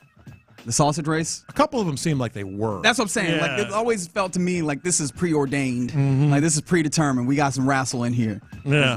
How you get there is fine, but this particular sausage got to get over the line first. Somebody said they would dominate at the kiss cam. Good work. Good text. Good text. I like what you're doing there. Cash Cab. That's a fun game show. Hash Cab is tough. Did that still come on? Yeah, hell yeah. I don't think they still do. Well, I don't know if they're new episodes. Yeah, I think we're watching reruns at this point. But the harder, the second level, third level questions are pretty hard. Well, karaoke. Is there any?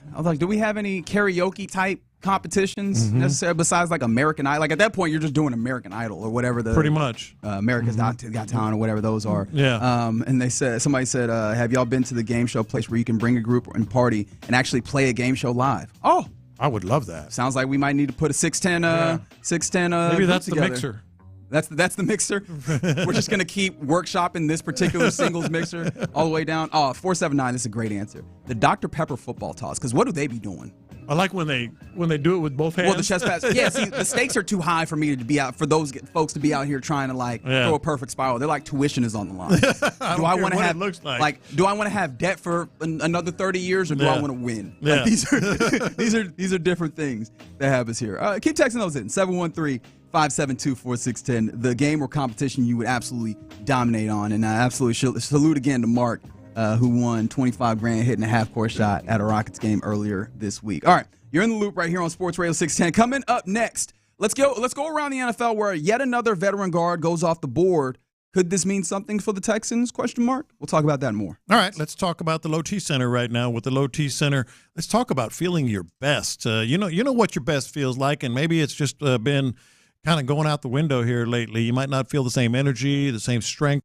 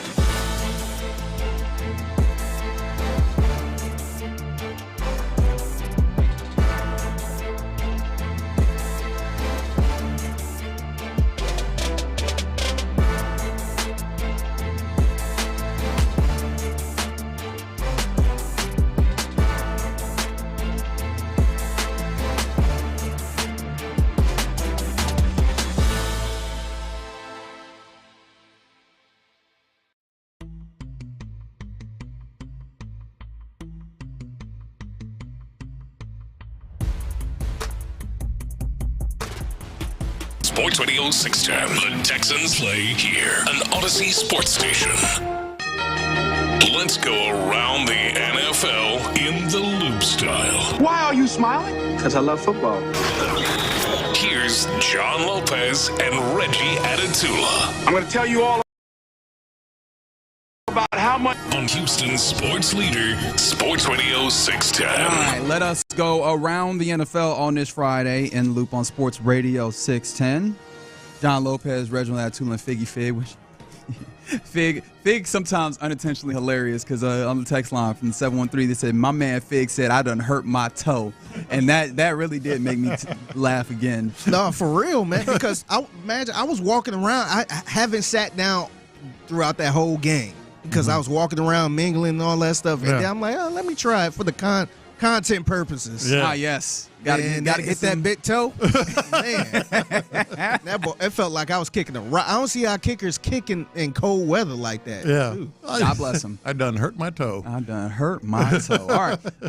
Let's go around the NFL where let's start with the thing that I teased. It's something that happened yesterday, and that I especially with the offensive line, with the continued feelings of the need to upgrade it and just be better year over year compared to last year. Tevin Jenkins, who was one of the many guards that we kind of looked at as possibilities when to add in a veteran for this Texas team. Tevin Jenkins has signed with the Cleveland Browns. He was 39th overall pick in the 2021 draft, and so he is off the board.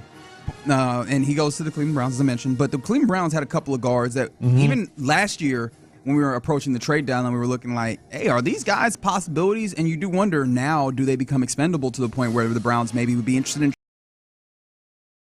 trading something they want to do in this time period, and also has the assets for, thanks to the Laramie Tunsil trade and such. There's a Wyatt Teller and there's a Joel Bitonio, both guards for the Cleveland Browns. I don't know specifically if one of those guys, if one or the other becomes more expendable. Wyatt Teller is one that I think a lot of people have been interested in. Do you think that this is a possibility for the Texans, or am I just doing the thing where you're continuing to do hope fulfillment or what have you? We need more bodies, right? More competition. It's like any player gets cut. Like, I wonder if the Texans are interested. No, I don't think you're necessarily doing that because they do need more bodies. They do need more competition, but I don't think it's going to happen. I'm leaning now after this latest move and the Tomlinson addition. That they're going to get they're going to fill the spots here with the draft via the draft. Yeah. So you're looking at this between the possibility of Titus Howard moving in, right, if he's not at right tackle and with Blake Fisher swing tackling it up. Possibility of him playing guard as a veteran guard. Possibility of one of Lake and Tomlinson. Hopefully not Ed Ingram, with all respect, rather, to Ed Ingram.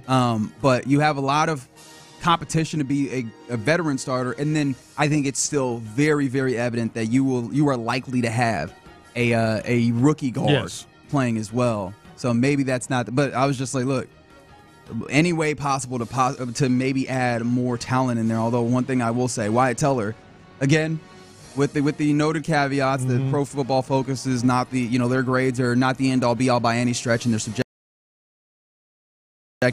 Also in the same pocket as a lot of the guys that you have in the building. Right. So I don't know, in this group, does adding another one of those guys give you any level more confidence, or is that just throw another one in that large sack of competition? No, I think they have that. They have the veteran presence that can maybe help along a young, super talent or talent. Come along, and so you add another one. Maybe it just kind of murks the water. Muddies the water. Muddies the water. Muddies. Yeah, muddies the water. I figured you'd. I was getting there. It was. You were working. That's why I was on the path. I let you go a little bit. I was like, he don't get there, because you know what people really don't like is the person that jumps in immediately to correct you. Yeah, it was a cross. Salute to my wife. It was. Oh wow, you really love throwing. She do that all the time. It was a cross between making it murkier and muddying the waters. And if I say something wrong, she have no idea what I'm talking about. And then be like, oh, this? Like, I had no idea what you knew what I was trying to say. Let's talk about our wives here. All right. Yeah. What's your biggest complaint about your wife? Even if I had one, hey man, this is going on the internet and all over the world, brother. I guarantee you the text board's gonna going to light up. What's your biggest complaint about your wife? 713. You know what? Believe it, it's a Friday. Yeah, it's a Friday. 713-572-4610. Vent to us, fellas. I got one. We here for you. I got one. No matter what I do and any amount of expertise I have in that particular thing, I'm not an expert in everything, but some things I just know a little bit about, you know? Like picking brackets. I get this. What if you, and I'm like, she just suggests, I really know how to do this. She's just trying to help. She's just trying to throw out other options. What if you did this instead? Or what if you blah, blah, blah? I'm like, no. She's just creating competition in your offensive line room of ideas. Is what she's doing. Nah, my wife is on the same path too. She's and then the thing is, whenever I try to ask her to, you know, how should I do this? Yeah. She's like, oh, I'm not your mother. I don't want to tell you what to do. But then when I do it, she come over and try to be my mother instead. No, it would be worse. Trust me. Now, I'm like things that she's great at, I don't even attempt. But if I I'm going down a rabbit hole here. I noticed. But I see it. It could be like smoking a chicken. What if I'm like, nope. Girl, you don't even eat chicken. That's right, she does. That is true, dude. That's a great point. Yeah, see, I see your issue. Like, if she ate chicken, but I forgot she don't eat. So she's just throwing out ideas just to do it. Or driving. What if I'm like, no. She's just being supportive. That's all. That's it. All right. You got to be like, great. Then you do it. All right, as we continue around the NFL, I mentioned the Browns. The Browns also have another thing going on with them, is that they're doubling down on plans for a new stadium. Remember that they've been trying to move out of the city limits of Cleveland. What is it? Is it Brook Park? Is that what it is? Or Cleveland or Ohio? Yeah, Brook Park. Brook Park, which is a suburb of Cleveland, right by the airport. Oh, that's always a good place for two things: a stadium, and then also the Gentlemen's Club. Yeah. Unless you're in Houston. Houston Gentlemen's Club is everywhere, but in most places. You want to find yes, that is about where their new stadium would be, and they released some renderings of what the new stadium would look like. Obviously, with the entire district, as it seems like is the new trend. If you're building a stadium, you build a district, for retail and entertainment and all those things. They're doubling down on this possibility with the Browns saying that they'll commit $2 billion in funding for the stadium, but they are calling that Cleveland City of Cleveland lawsuit baseless, saying that they can't move out of the city, or taking that they can't move away to mean that they can't move out of the city limits. Yeah, they're trying to use that Modell's law. Yeah. Yes. Yeah. So where did y'all's mind go when you saw? Because it looks sweet. I'm sure you saw the video. I looked at it. I'm like, damn, I wouldn't mind NRG having a new stadium now. Exactly. And it is a sprawling district. It's a really big district. There's obviously parking garages around there. Very walkable, which is one of the things that's really cool. And you can. It looked like they was trying to make it like a community, like just different things to do. And where else might they want to do that? No, I mean they got NRG Park. It's literally parking lots. Like it's literally just park. No, I had big time FOMO on that, and I'm one of those that has been saying yes, they need to renovate NRG. They really do. I get the the financial implications, and citizenry might have other priorities and all that. But I'm firmly in they need to renovate NRG. They really do. But after I saw that, it was just another chip of maybe they just need to rebuild the whole thing. Yeah. Especially just like the feedback they got for the concerts and all that stuff. Yeah. I'm like, man, maybe if they built a new stadium and make it more concert friendly. Yeah. We're all suckers. Reckless speculation. We're all suckers. Reckless speculation. Yeah. I think Mike Tolman, the new president of the Texans, obviously this is probably his main charge, if not one of his top ones, or other way around. You know what I'm trying to say. Yeah.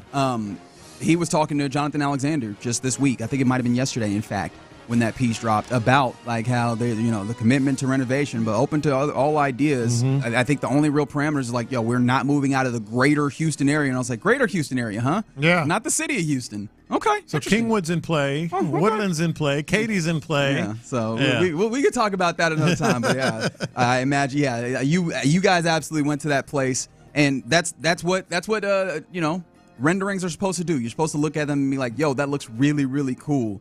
But yeah, I think it's always cool just to have a new building too, man. Just something new, something more modern. It's Christmas. Yeah. It's Christmas. Yeah. This is a new toy. I got toys, sure, but this is a new toy. The new I ain't toy. had this one before. Yeah. And keeping up with the Joneses. I mean, And it's also every new stadium has that entire district. Every new stadium look cool. Well, man. not only that, they not only look cool and they're in a higher grade, but they have that gathering space, that gathering place, that district, if you will. Yeah. All right, so that's what's happening there. But you talk about, kind of that newness and that keeping up with the Joneses. Well, we can always talk about that when it comes to contracts, new deals. Derek Stingley just had that, and I know there's a lot of cornerbacks that are like, oh, okay, now we got to keep up with Derek Stingley on 30 million average annual value. We had one of those types of things with the Bengals, and I thought I was going to have to apologize to the Bengals, right? That I've always called them some broke boys, some cheap folks, all that. The Brown family, I talk crazy about them, and I understand that, and I respect that about myself. However, they signed up both of their wide receivers for big money deals. Jamar Chase, a 4-year deal at average annual value of their 40 million, 40 plus, 40 and a quarter of $1 million per year. And then T. Higgins, 28 and 3/4 of $1 million per year on the secondary deal, except they might be doing some broke boy tendencies because So you was familiar with they were. I am familiar with their game. I was like, I knew who they were. I knew y'all can't trick me. You cannot trick me because what came out about the T. Higgins contract is that the way that it's structured is kind of interesting. So 2025 offseason, there's a 90-man roster bonus of $20 million. It's not guaranteed, but for 5 days after signing. There's a workout bonus, there's base salary. I mean, really, you just look through this, and there's not a lot of the portions of the deal that are guaranteed. Like this, in essence, works kind of like. I mean, you can get out of it. Let me put this in a better way, right? Nothing in 2025 is guaranteed, right? 20 million roster bonus I was just talking about. The only truly full guarantee 26 offseason, so next offseason. But if he's not on the roster, that's not guaranteed. So in a way, the only thing that he really has guaranteed is the money this year, which was where he was with the franchise tag. So this is kind of a contract without real stakes, because if they really wanted to move on from him, which I don't think that the Bengals necessarily do, right, to be fair. But this is not as beautiful of a deal as we once thought. And if the Bengals go through a season where maybe they also, look up and a defense is not good enough to carry them where they want to go and they want to reshuffle what they're doing, they can have T. Higgins out here on his petard pretty quickly. I get what you're saying, but it's also a kind of smart deal. For the team? Yeah. It's a good way to guarantee that you're going to get the best out of T. Higgins. I think what did it say? Only $10 million is truly guaranteed. Yeah. When he signs it, but they already franchise tagged him, so they were in for that anyway. Yes. So I just don't understand how T. Higgins comes around. I mean, I think you could. Yes, I do agree with that. I think you could say, yeah, I knew who they were, but it's kind of smart. It's kind of smart from the team's perspective. Like if it doesn't work out, the thing you just laid out. All right, let's move on. Yeah, I just been trying to figure out how is it smart on his part. It's not. Because I'm like, unless he felt like he could look at this as a 1-year deal and maybe they get rid of him, he go somewhere else, which he probably been wanting to go elsewhere anyway. The only thing I can figure is that the money down the road, if he earns it, is higher than his somebody trade for him and redone a deal. It's possible. Could have just kept him on the franchise tag. But they did. Well, and I mean, again, let me play.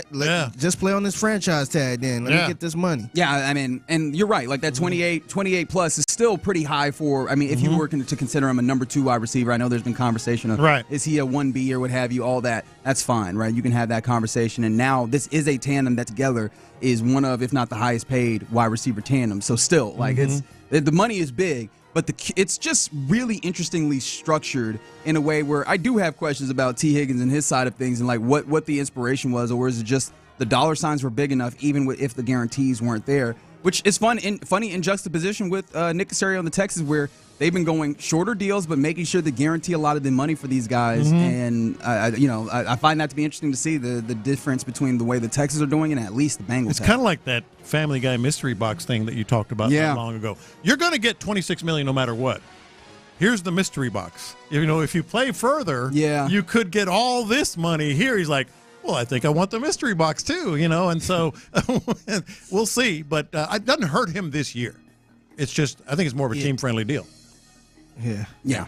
Real quick before we go, we mentioned, I don't know if you recall, when we were at Super Bowl, there was a reporter that passed while he was out there. His name was Aiden Manzano. At the Super Bowl, there has been a woman that's been charged with his murder. Obviously, there was kind of some details around it, but he was a 27-year-old reporter and anchor for Telemundo, based in Kansas City. The woman was charged of second-degree murder, and she remains jailed. And there's a suspected accomplice that's also been arrested in Fort Lauderdale on theft and fraud charges. So seemingly like one of those situations where, identified as a target, maybe spend the night or what have you, and then try and rob them, and it seems like it went south. And this was something that she did professionally. She apparently did this a lot. Yeah. Well, this one was murder. So charges of murder there. In terms of drugging people and stuff, taking their money, she did a lot. Yeah. Very sad still to have that, but at least that the wheels of the legal system are moving in that regard. All right, you're in the loop right here on Sports Radio 610. Coming up next, let's do a mock draft check-in. It's been a little while since we've done that. I'm interested to see, especially now that we've seen some of the offensive line things settle, ? What are some of the experts looking at when it comes to the draft for the Texans now? We'll do that next. The NCAA tournament is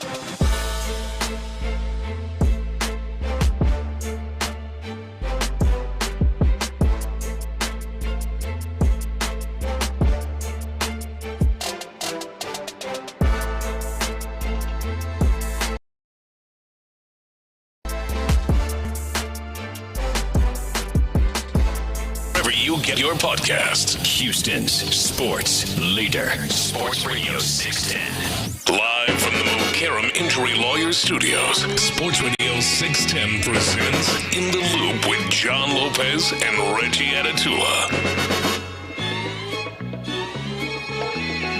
In the Loop, right here on Sports Radio 610 as I fumble to put my own earbuds in. John Lopez, Reginald Atatula, Fig hanging out on a funky Friday. Where we going here? This just Curtis Mayfield, and this song, I always remember this song for being on the movie Friday.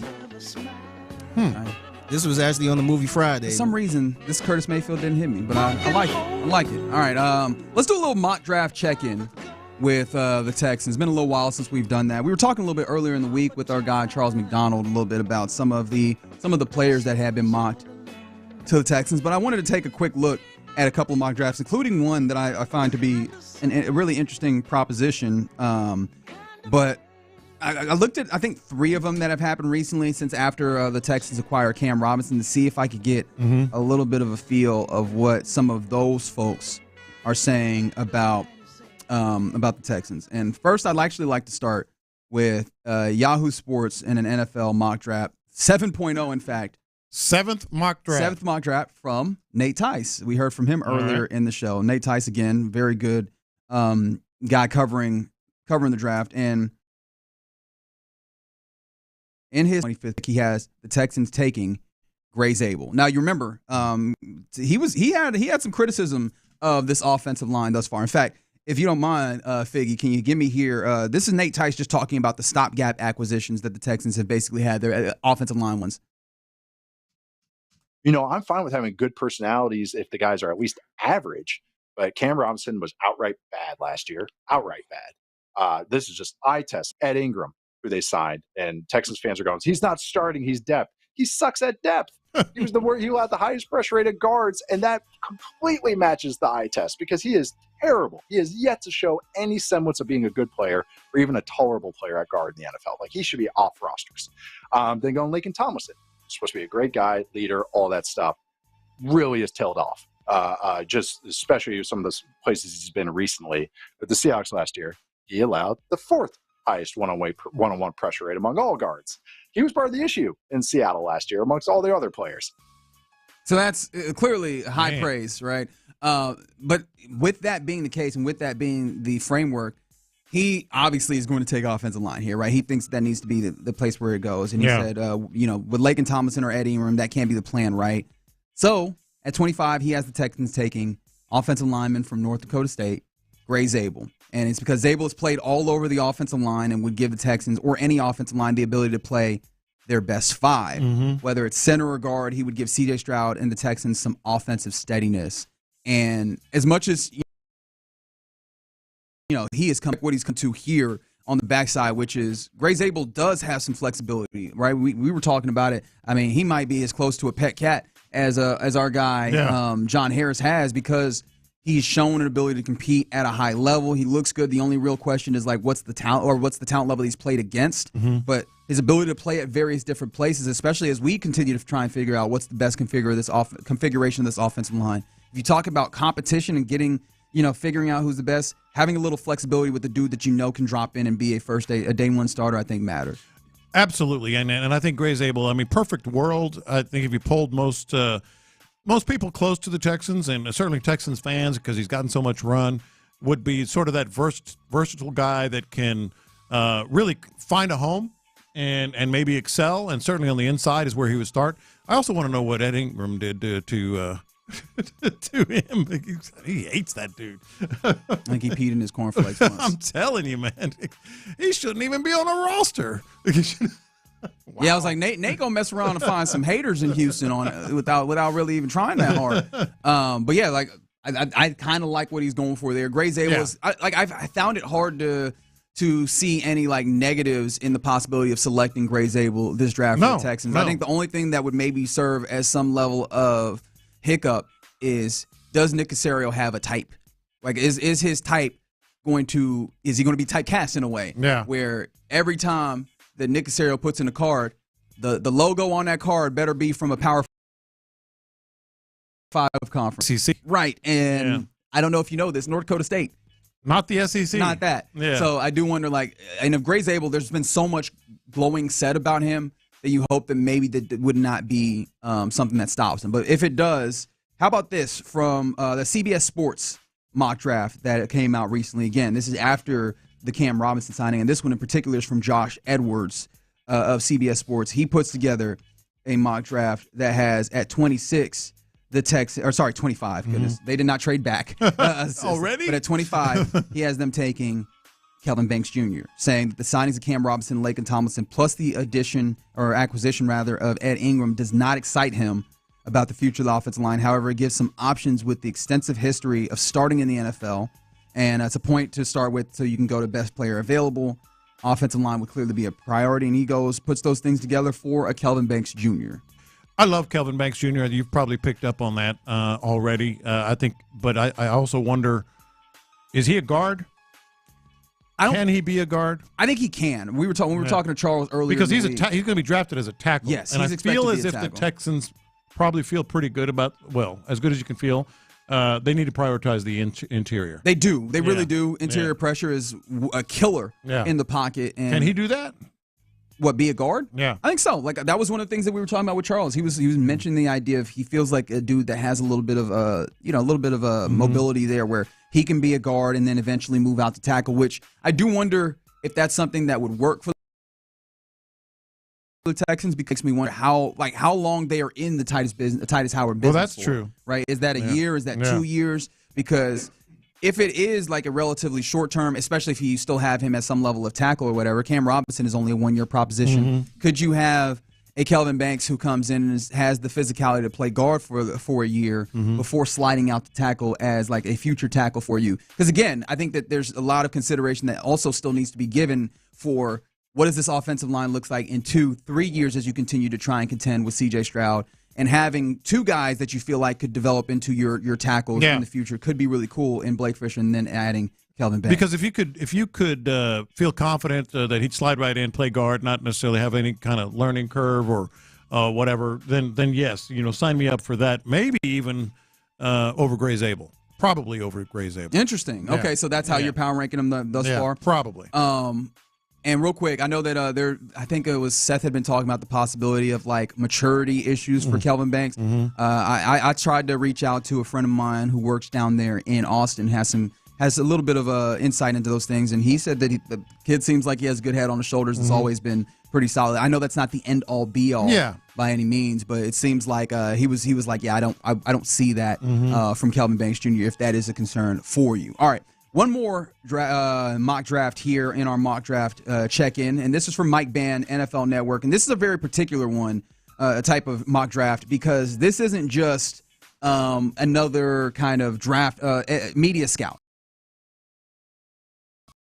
Stat researcher and analytics person, and he said for the 21st consecutive year, he assembled a mock draft ahead of the NFL draft for NFL.com, and the approach is research-driven. So he blends insider reports. So again, it's going to factor in some of those other reports, and I wonder if that factors in so much of the stuff that's happened hitherto, before this. Hitherto is not right, but before this, that didn't have the benefit of seeing the Cam Robinson signing or some of the other acquisitions. But he blends those team needs, scheme fits, and organizational philosophies to create odds. So he's going data-driven probabilities. Data-driven probability. So he has not only a selection, but then he also has... I actually kind of I'm intrigued. He has the probabilities of the position that they draft with their first pick. So with 25 for the Texans, he has the Houston Texans taking Emeka Egbuka.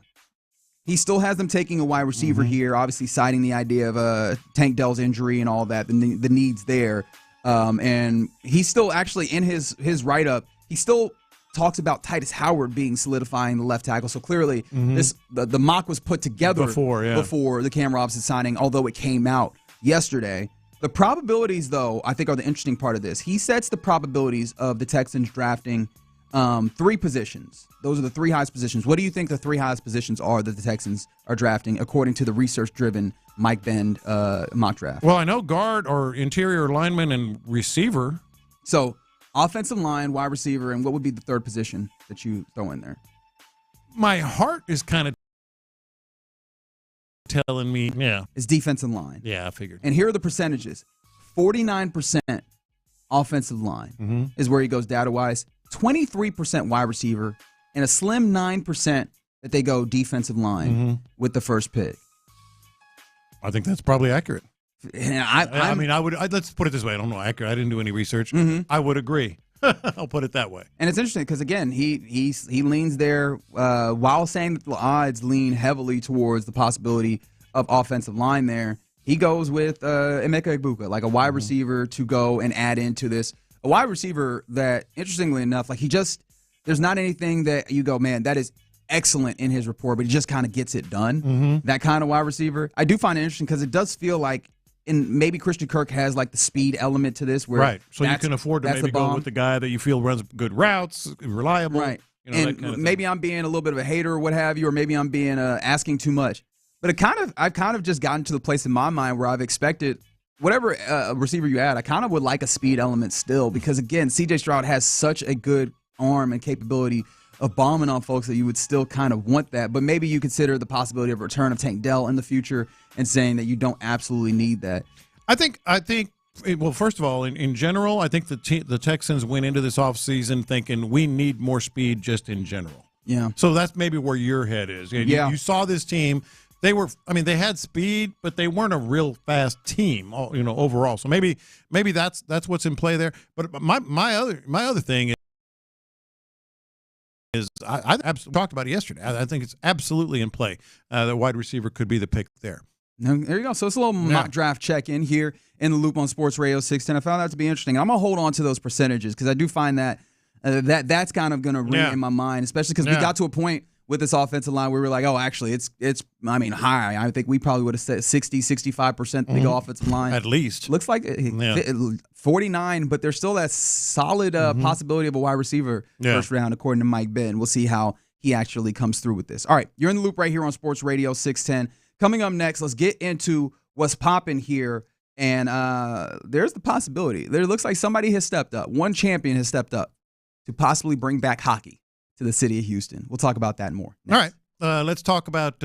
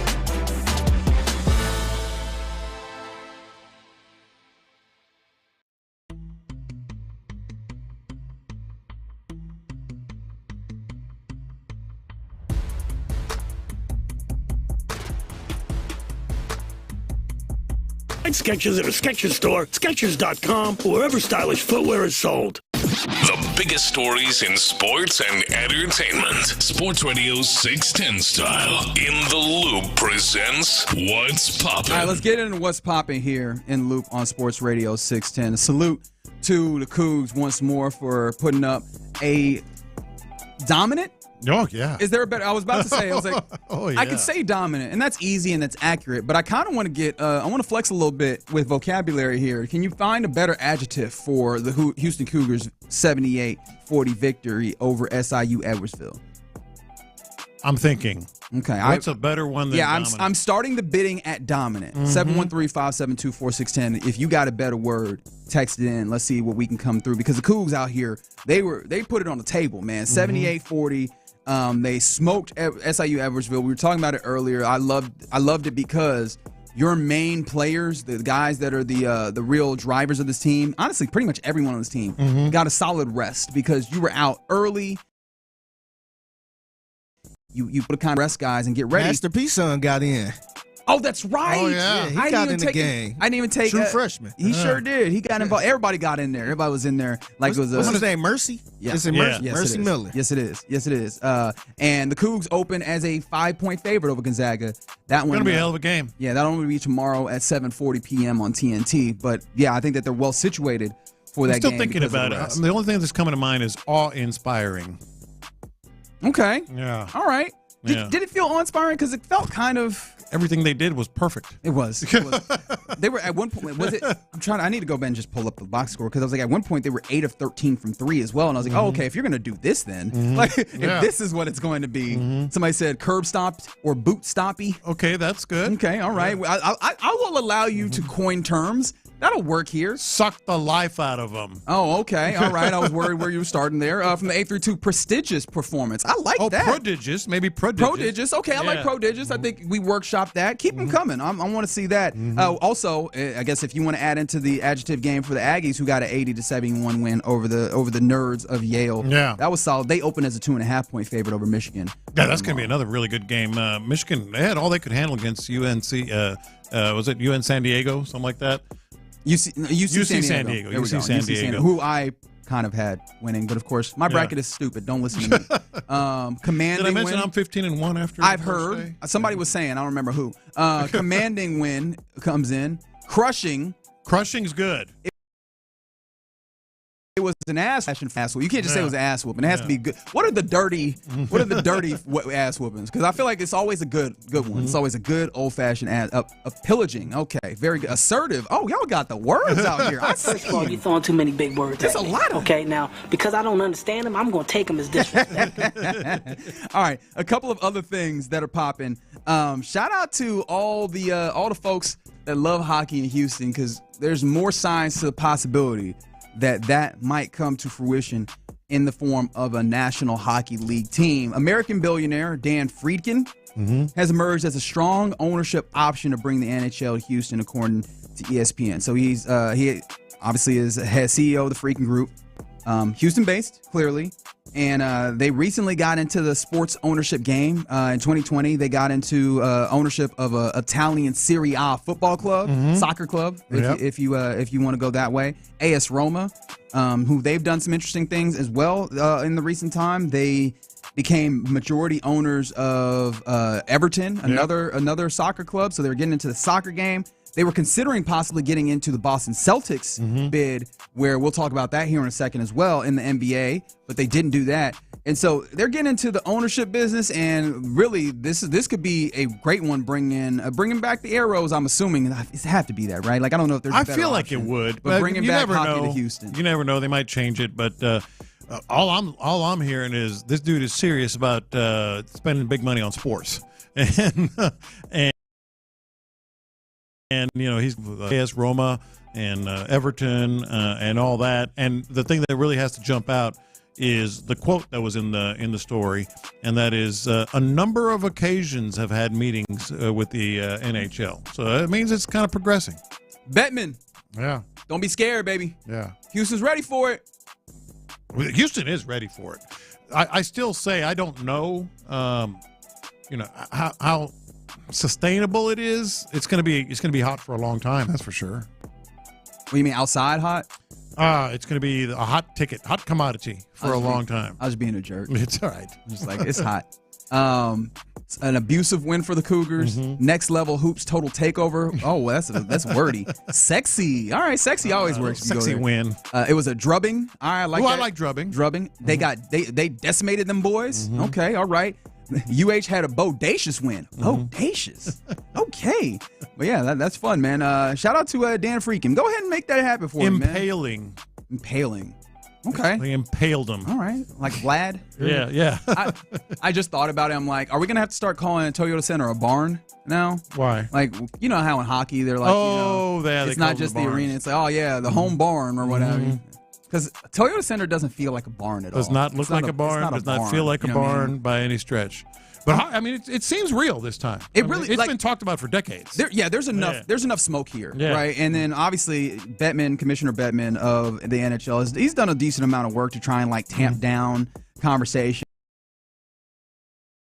about a lot of expansion talk. And he rattled off a list of potential cities that have expressed interest, like Omaha, Kansas City, Cincinnati, Atlanta, Salt Lake City, and of course Houston. It feels like none of them can hold a candle. Yeah, it feels like they've tried. The only other city that is comparable is Atlanta. Maybe you could say Kansas City, but I would not go that far. I don't think anybody in Houston would. In Atlanta, they've tried that many a times. They've tried that a few times, and it has not stuck. Yeah. Why not give Houston a good old try? Yeah. Go ahead and do that. I agree. All right, some other things that are popping.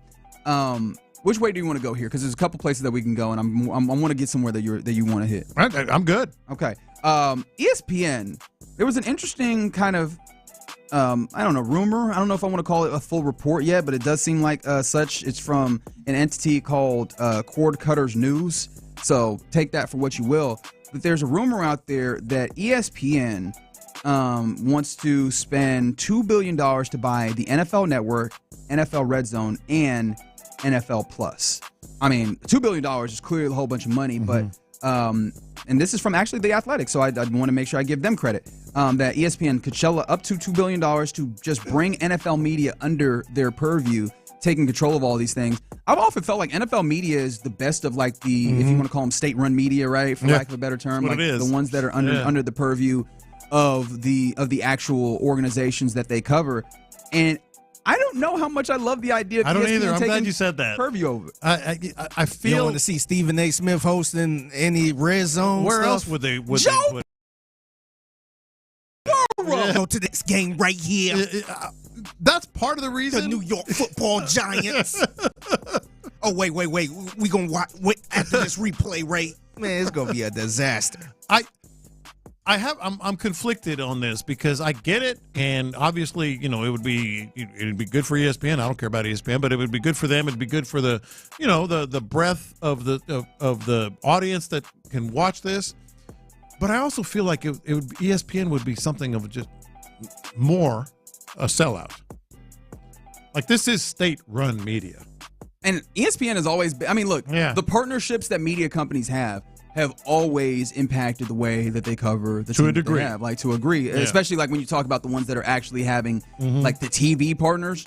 Those have been really it's been evident, right? We talked about this with baseball. That was the cause of contention is the idea that, hey, we are a partner, except you are not treating us with the level of reverence that we expect from a partnership of this case. And ESPN was like, yeah, what have you done for us? And that ultimately dissolved a relationship. We're gonna talk more WNBA. Right? Yeah. And that's also another thing where that has been a level of partnership that has happened that has helped to advance the status of the women's basketball professional game. So in that same way, I find this interesting for the NFL, but like the NFL, I guess you stand to make money off of it, and now you no longer have to have the active control. But they of will. Programming. That's my worry. They will have active control. Yeah, but you're not in charge. You wouldn't have to worry about the production of it. Not production. But they always do, right? Even in the purview of gets I don't know, attentive about it, or like gets a little sensitive about something that's said, they can easily go to ESPN and get things moved around. They can, but ESPN at least has some level of, hey, we're your partner, we want to help, but you cannot tell us, what to do. I feel like being with the NFL Network you can tell them what to do. And but do it seem like the NBA kind of tell ESPN what to do a little bit too? Again, I think it's a partnership that they lean towards the NFL and give them the benefit of the doubt. But this is not like, oh, no, you can't run that story. And I think that's where we would go. That's what it would end up being. Yeah, I don't know.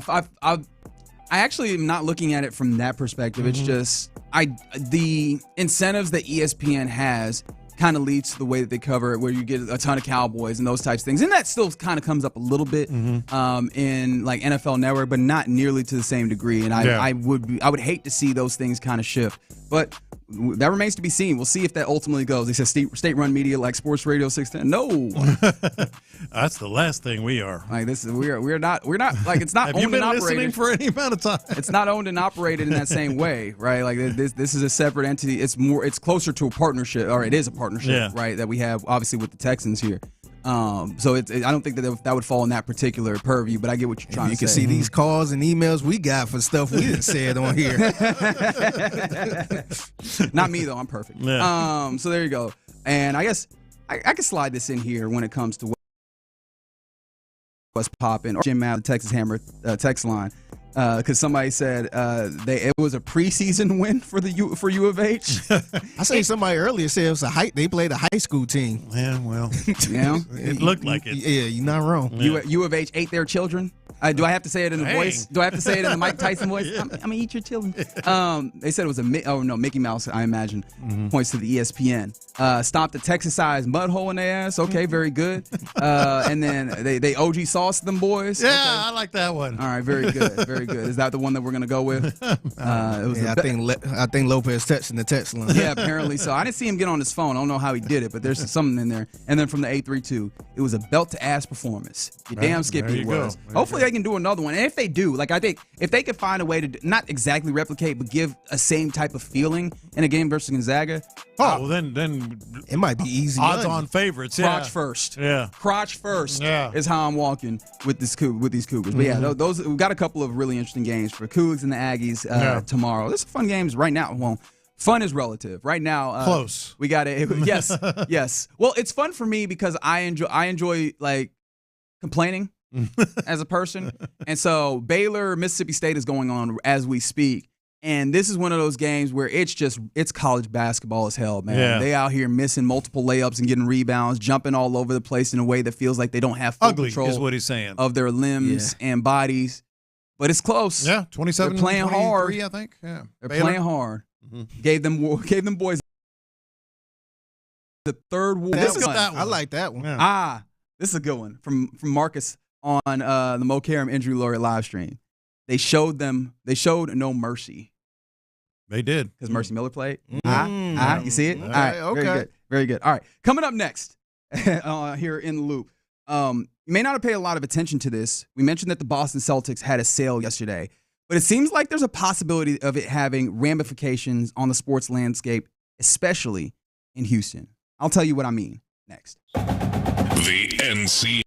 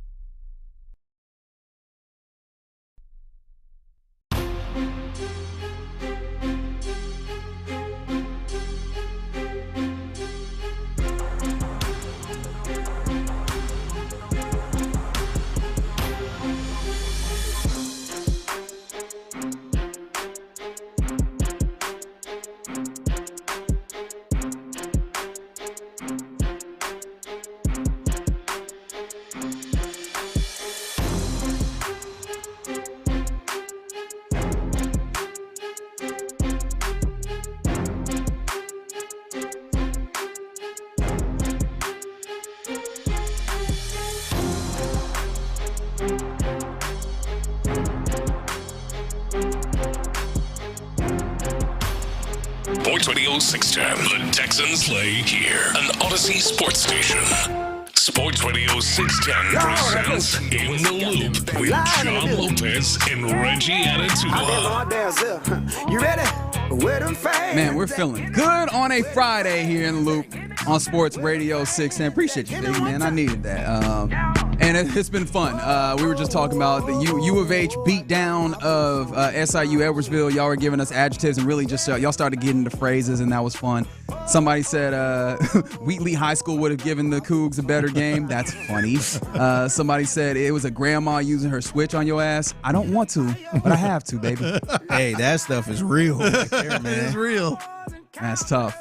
Hey, keep sending those in. I'm having fun with them. So, I don't know if anybody else was watching this and keeping an eye out for this on a relatively busy sports day. Obviously, there was a lot of college basketball going on, but under the radar, in the middle of the day, in fact, while we were still on the air, the Boston Celtics made it official that they are having a little bit of a sale going on there. Wick Rosbeck, who has been the owner for that team for a while, he saw them through the championship that they won this past year, and he made it known after the championship that he was looking to sell the team. That's come to fruition now. Bill Chisholm, who's the managing partner of Symphony Technology Group, is buying the franchise. None of that really matters to you personally. This matters, though. $6.1 billion with a B. Yeah. Yeah, that's 6.1. Say that again. $6.1 billion. For the Celtics.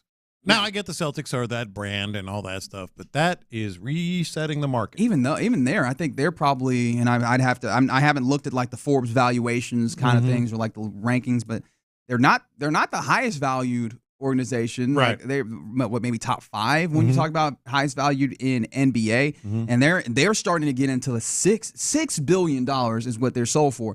And I think obviously one things that we found recently is just sports teams. The valuation just seems to continue to go up and up in a way that makes me question, mind you, what is peak sports valuation? Because I mean, everything has a level of peak. You would think at some point. Like it can't just be speculative to the point where it just never finds its ceiling. However, we ain't gotten close yet, apparently, or at least we have not found that yet as they continue to go up. That was announced yesterday. But I think where the ownership level is like it changes, right? I feel like we've reached a new tax bracket, so to say, of ownership. It's one of the things I've talked about in basketball where there was a point in time where, you could just be like a rich person to have a basketball team, and it could just be this novelty thing that you had outside of your thing, and you could just kind of be a normal business owner. And then we got to a place where you needed to be like a bona fide multi-millionaire. You had to have a lot, and now you've got to have probably a conglomerate. You have to be a consortium of really, really rich people. And now we're even getting private equity because in order to have the amount of money that it takes to run all these things and have the valuation so high, you need money from all sorts of different places. But that also takes, as you move to a new tax bracket, the people that have been in the lower tax bracket and are finding that it costs more, it's at least just it's more lucrative to maybe move on. You're seeing them sell. We saw Mark Cuban, a dude who seems like he is in love with that Dallas Mavericks team, sell his team and then immediately fall into disrepair. But like we've seen those things happen, dudes that you never thought would sell. And that brings us back to Houston because you have 3 ownership groups that seem like they absolutely love what they have. However, who could be enticed to sell? Look, I think this is what you need to pay attention to as a Houston sports fan. And you hit on one of the points I definitely wanted to kind of bring home. The days of a really rich guy owning a team are numbered. Yes. It's consortiums, it's private equity firms, it's however you want to put it, groups of billionaires and investors buying teams. Let's keep this. Fertitta is probably the richest just in terms of personal wealth that he has developed himself. Ooh, I want to do this Google search. Jim Crane would be up there, but like everybody has a price. Everyone. Like Jim Crane bought the Astros not even 15 years ago for $680 million. Oh yeah, he'd make a great profit if $3 billion easy. That's the floor. $4 billion he could sell it for. The Astros, especially as the Celtics sale is elevating these prices for everyone. So I kind of posed this question to myself, and we have to share it with the class here, especially you two guys. I didn't study. Especially you two guys. By the way, the Astros' current valuation as of 2024, according to Forbes, of course, one thing that we continually find is that the Forbes valuation is somehow under low every time. $2.4 billion. Yeah, so I think as of last year, I think $3 billion is the floor. I could see it. He bought it less than 15 years ago for $680 million. Must be nice. So the question becomes which local team would be most tempted to cash out? All right, so we're doing the power ranking. Well, I think it's interesting because I think Jim Creighton won championships, really rich dude, doesn't own. I'll put it this way: he owns less of a percentage of the Astros than either of the other two owners. There's partners. Yeah. I think he'd be very willing to cash out. You think so? Yeah. Oh, yeah. I think he enjoys owning a baseball team. Well, I didn't. Yeah, I don't think he doesn't. Fair enough. Yeah. I don't. He will. What would $3 billion? 4 times, 5 times the money that he spent on it, 6 times, whatever it is. I think it'd be very enticing. And the other thing is, he's got a family member, a son in the business. I don't know how big, like, they are in terms of his type of passion, for the club. That's also another thing is, like, you talk about generations, right, when those things turn over. And Jim Creighton, I mean, we know he's a dude that he played baseball. Like, this is still a lot closer to the passion ownership that we've seen in, decades past in sports ownership. Yeah, that's a good question to ask if you know year over year, or if generation over generation is the same. Because when you brought this question up, my immediate thought was, well, I think I know the team that is least likely, and my thought went to Cal McNair and the Texans because of the legacy elements of this. And I think you brought up a good counterpoint. I don't think that's right. I think the least likely, and then we'll get to the Texans, why I think they might be likely, and let's be very clear here, they don't want to sell the team. There's a lot of reason to believe that they won't. But I think the least likely, I think Jim Creighton would be the most likely. The least likely would be Tillman Fertitta, which is kind of counterintuitive because this is a guy that builds businesses, makes a lot of money. So you would think, hey, NBA teams' values are going up. We got a good young squad. It looks good. We got the arena, all this other stuff working for us.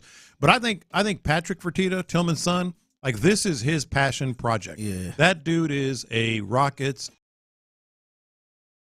I feel like he's running the Rockets as we speak, man. I think he's doing a lot of stuff with the Rockets, and Tillman kind of, I don't want to say took a back seat, but he's got other things going on too. Yeah, he got Patrick running the show pretty much. Yeah, Patrick loves the Rockets. I think they're third on the list.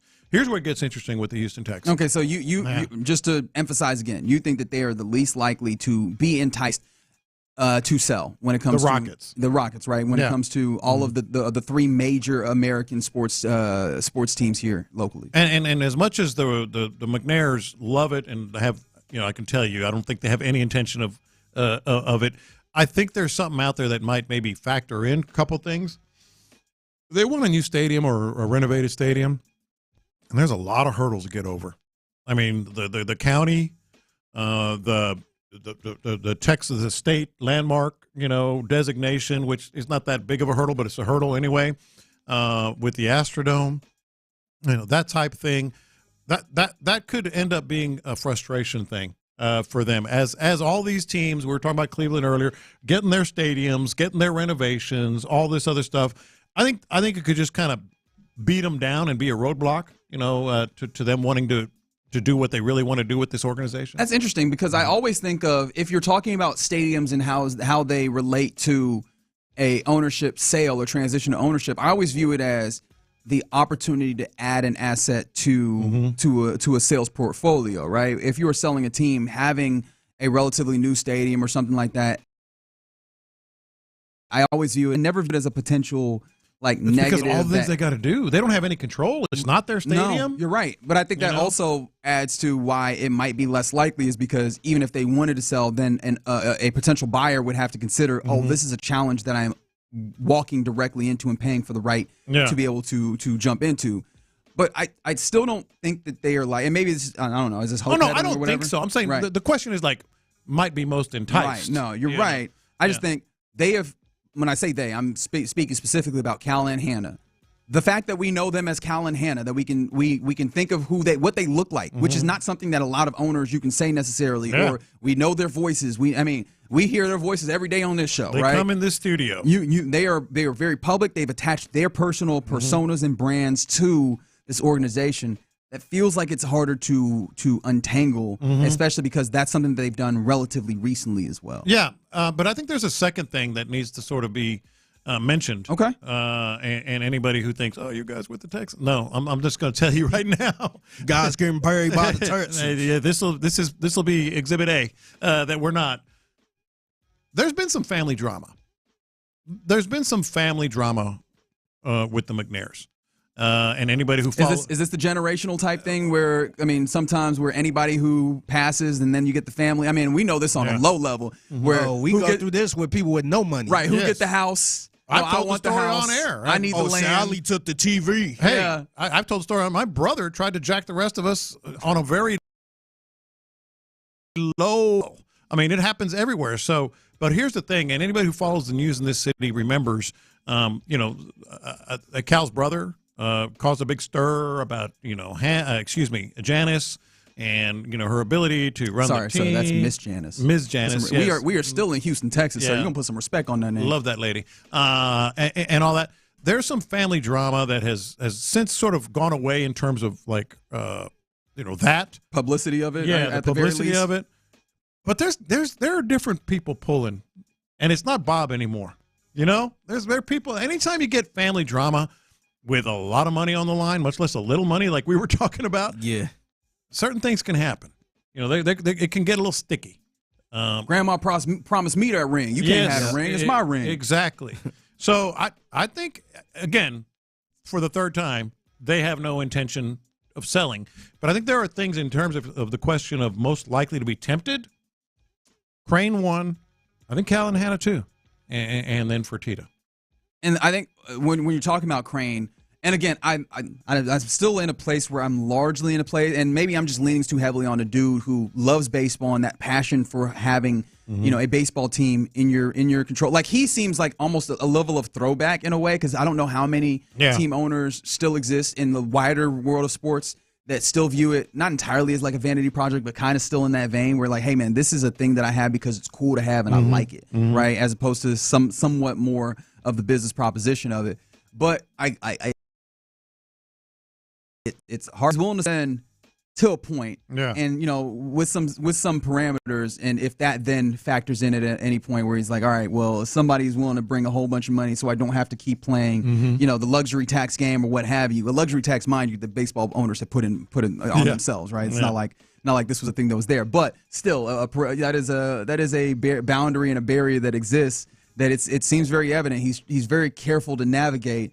And that does make me wonder if a big offer comes in, that he wouldn't jump at the opportunity to not have to keep worrying about that in the same way. But do you feel like Tillman, with him being the businessman that he is, that he wouldn't jump on the offer if it was an offer you can't refuse? That is interesting, because he is the business person, and that wouldn't be a good business move if he said no because of my son or whatever. He might take the business part of it and go somewhere else. My thought process is, I think Tillman also very much enjoys being in the business of sports. We've seen him put in offers for other things, including recently, like for the WNBA for an expansion. I think he really likes being in sports. I wonder if he wouldn't sell a portion of it, like sell a percentage. Might go Mark Cuban or something like that? Not even that far, because he sold the controlling interest. I think he would want to keep the controlling interest, but maybe sell a portion of his stakes to maybe cash out a little bit of money if that was there. But I think that he really does enjoy having that control. And you mentioned it, right? Like, you don't have the opportunity to pass on the control to your son, someone who is very intrigued in this, if you're going and selling this thing. And Figgy, I think your point is interesting in this regard, because as much as I have him third, we never know what the books really are, like who paid for what and how. General reporting is Tillman probably took bigger loans than either Jim Crane or obviously Cal and Hannah. So when there's some big loans out there, and all of a sudden the Celtics sold for $6.1 billion. Depending on where the payback of those are, you might be able to return investment to investors very quickly. and cash out nicely. But I just feel like Patrick is just Like Yeah. he ain't gonna let go of this thing if he has anything to do with it. I don't think nobody's selling anytime soon. No, that's a good way to put it. Yeah. Is there anyone that you? All right, that's not a good way. I was about to say, is there anyone that you want? But fair enough from the 713. Mark my words, private equity getting involved in sports is going to be disastrous. PE kills every industry, and I think it's because again, you're trying to squeeze industries. Sometimes industries that are not necessarily built for profit in some ways, or at least profit in the ways that we want. That I guess a investor would want. Are then made to be profit generators. In order to do that, you kind of strip it down. Yeah. The one thing that I have used as a level of solace against my general, to be completely honest and forthcoming, my general distaste for the way the kind of private equity has gone about operating in various businesses is they would not have, in sports, they have not gotten to a place where they're allowed to have controlling interests. Not yet. To make those decisions. Not yet. And yet is the operative word there. So as long as it remains that, there's parameters, I think in the NBA, what is it, 8 or 10% is the max that private equity can get in. I think football is the sport that I was trying to speak to. In the NFL, I don't know that we've seen anything go over the percentages of 4 to 8%, somewhere in there. At this point, it's just putting money in, and it's currently operated in sports without any investment or any control by private equity interests.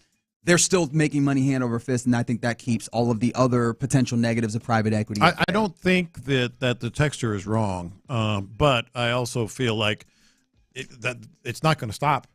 It's not going to stop anytime soon. And those big money, it sounds weird for us to say because we'll take $1 million, but people who have a franchise like Tillman, whatever. Yeah, what's the real difference? A mere $2 billion? Come on now. Like Tillman and Jim Crane, who've made a couple billion, which sounds so stupid, but a couple billion, some slight, but they're all over the place in their investments, and somebody offers 6. That's a great point. When you say all over the place in investments, you mean they're not liquid. It's something to note that, hey, your valuation is cool, but how much of that is liquid? And it's a lot different if somebody's like, here's all this value right up front. Here's liquidity. I got it for you right here. Yeah, that's what I'm saying. The business part of it, man, if somebody offer you that, it's man, they're worth. This is my baby, but man, they're worth, let's say, $2 billion. I'm just picking that number out of thin air, but they can be cashed out for $6 billion.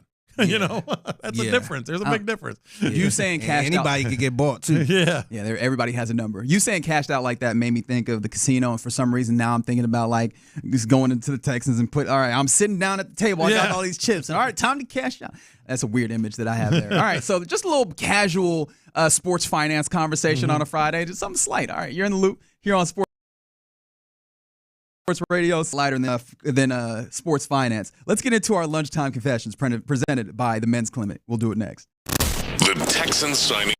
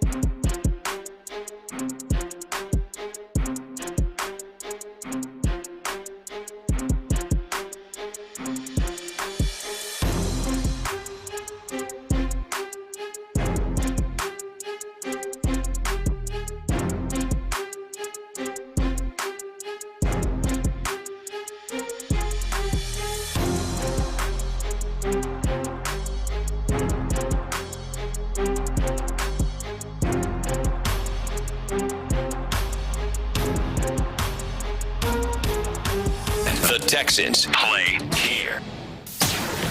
Sometimes it's sports, sometimes it's not. Whatever it is, Reggie and John are keeping it real. It's In the Loop's Lunchtime Confessions, presented by the Men's Clinic on Sports Radio 610. Watch this. These are my confessions. All right, sometimes you just got to admit it. You just got to say it. I was wrong. Not about my bracket, of course. I was waiting for that. I was like, all right, where's it going? Yeah. Definitely right about that. No, but you know what I was wrong about? I caught myself yesterday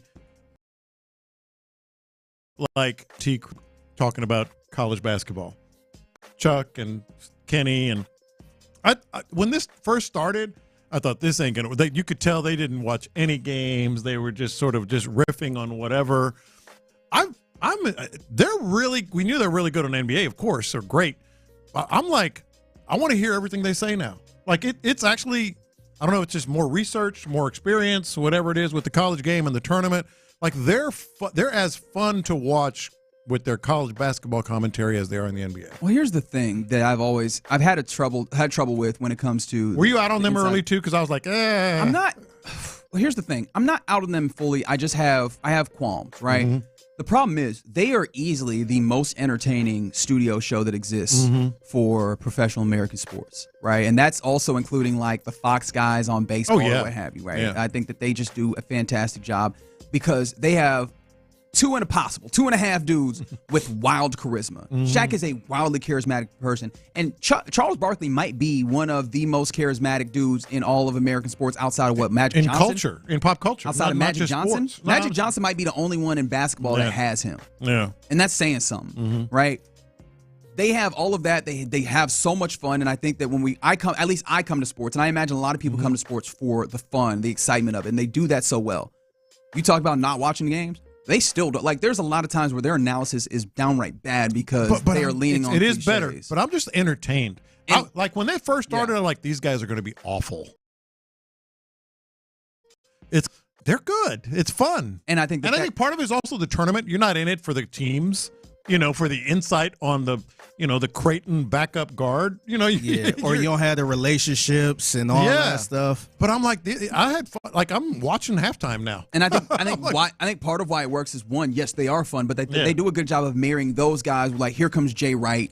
Here comes some of the guys that have been on the ground watching a majority of these college teams all the way through the years. So you have some of the fun that those guys can bring with a little bit better insight into what's happening on the ground. I think that, college basketball does a really good job with their studio shows this time of year. These are my confessions. I also have a college basketball confession. McNeese coach Will Wade, who already, by the way, there's reporting that he's already has another job. Before the tournament started, there was already reporting that he was the next guy to take up, the NC State job there in North Carolina. But that's not what this is about. He said that because of March Madness and obviously McNeese getting a solid win. You referenced this earlier. All of the stuff that's happening with the Amir Khan and everything. The school's enrollment is up 3%. Applications are up 10%, and they've gotten, quote, $25 million worth of free advertising.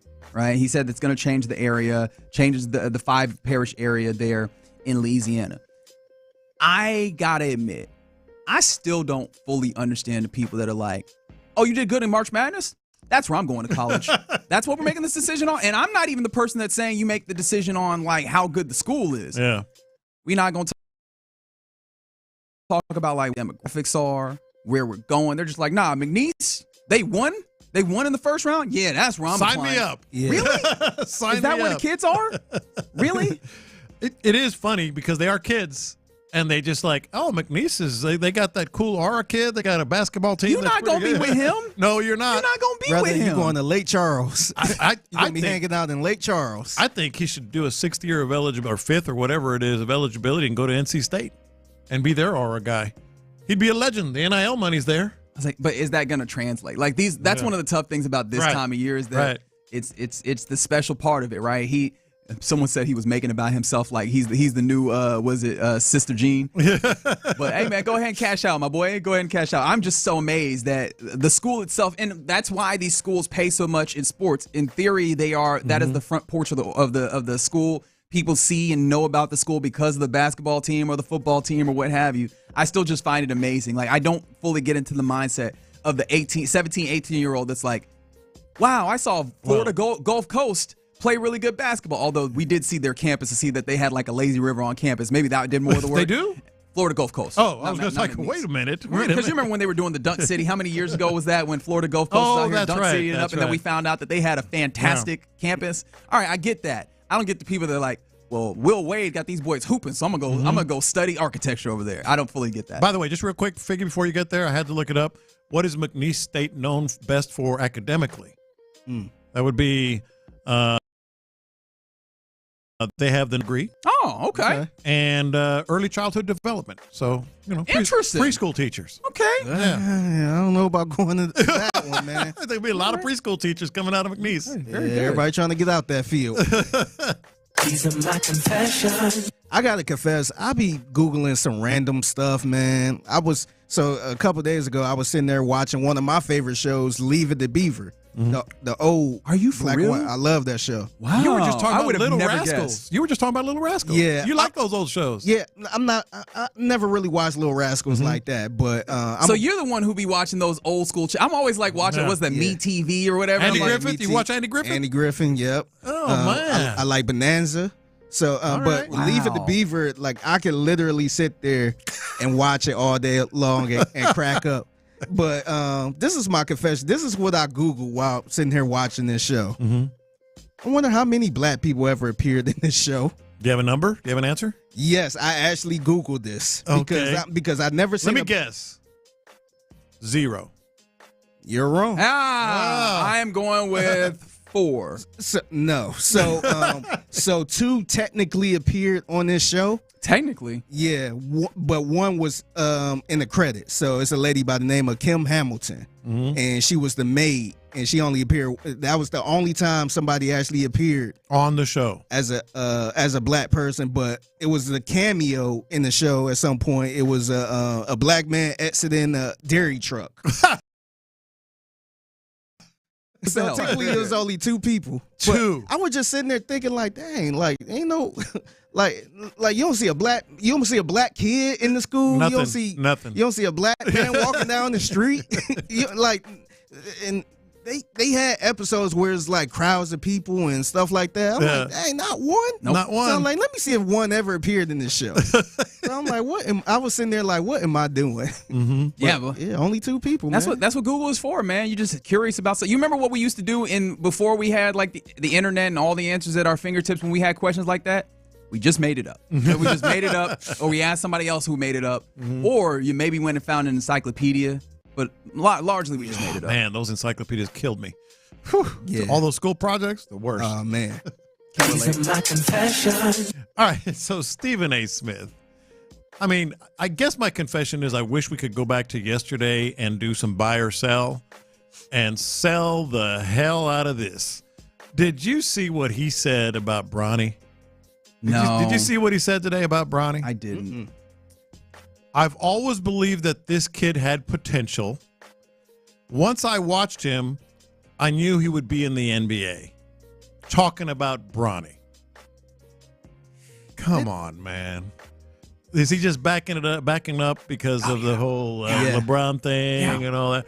You know, I always knew that kid was good. Come on, man. You don't make it to $100 million and talking every day on the air if you don't find something like that. If you don't have a little bit of wiggle. Who's he trying to fool? Who's he trying to fool? I don't know what he doing. He did a whole press run after LeBron stepped to him. Yeah. I'm like, dang, this dude was on Fox News, CNN. Oh yeah. I'm like, what is he doing? I always knew that kid was good. The day after he scores 17 points in a loss. That's right. He was pretty much John Amos in Coming to America. Yeah. I knew that kid was special. Yes. Exactly. That's exactly what he was. That's exactly what he's doing. He's got his own money. These are my confessions. This confession actually just came together. Earlier we were talking about Mr. Friedkin, rather. I don't want to say his name incorrectly. The possibility, Dan Friedkin, who emerged as a potential owner for an NHL team, expansion team that would happen in Houston. And obviously the obvious choice would be to put it in the Toyota Center and play there. Yeah. And we were talking about potential attendance. We were kind of talking about it in a break. Just, I think that there's people in Houston, especially with how transient it is, and just obviously people in Houston that would support support a hockey team. I think it would just, you need to have your niche audience that's there frequently, and you can make it work. But then I just started thinking about the capacity of the building, and I went to look at the capacity of the buildings in the NHL, and there are a lot that are way bigger than the Toyota Center, especially when you talk about the capacity, not as a basketball arena, but as a hockey arena where you have fewer of those courtside seats. Because of the rink. Go away because the rink is just much bigger. And I was looking at it, the bottom 5 average attendance arenas are, well, the 5th smallest is the New York Islanders. They play at UBS Arena. They're at like 16,000 thereabouts when it comes to like their average attendance this season.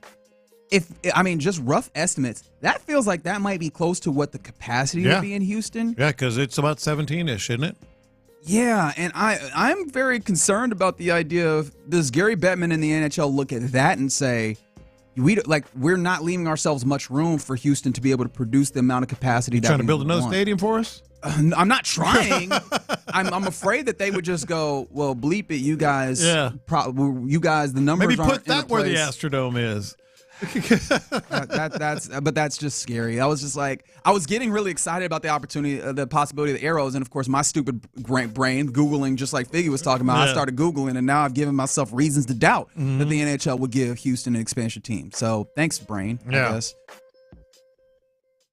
And I guess that is the end of the confession. I was hoping that you would have a fun one, but nope, I just left y'all with sadness. That's what I do sometimes. All right, you're in the loop right here on Sports Radio 610. And oh wow, there's people talking about the Leave It to Beaver. They said they grew up in Clear Lake back when in school when there was only 3 or 4 black classmates, and someone else was mentioning show was filmed during segregated times. That's right. Yeah. I thought about that as I was Googling too. That is fair. All right, coming up next here in the loop on Sports Radio 610. The Astros season, or sorry, that's the wrong one. 30 visit season. 30 visit season where the Texans and other NHL or NFL teams will have players come in and visit. Are the Texans visit? Let's break that down next. The NC.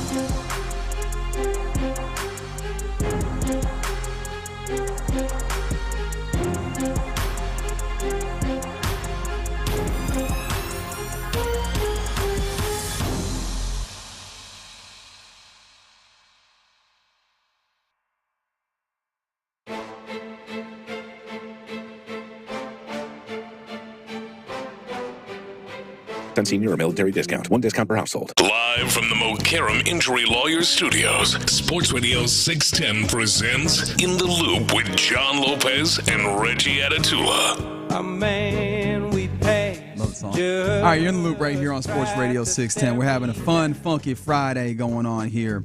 And it's top 30 visit season, right? We're gotten past the scouting combine, pro days kind of happening, and teams are meeting with various players in various capacities and then come to the building. And the Texans have had some people come through. It's not the full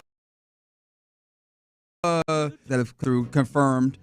And I mean, are we learning it, or can we learn anything from the visits that the Texans are garnering? Right? Who's coming through? Can that tell us maybe where they are leaning, or can we get a better idea of what could possibly happen when draft day comes around? Yeah, there's a lot of sort of mirrors, and subterfuge and things that NFL teams do to kind of throw people off the scent of what they're doing. But top 30 visits are a little different. Top 30 visits, which are starting now. And that it matches also with local visits. I think top 30 kind of fits in with that same space as well. So. Yeah, because those are like official. They oftentimes last all day. Like sometimes they even do medicals, not just interviews. They put them in the room with other coaches.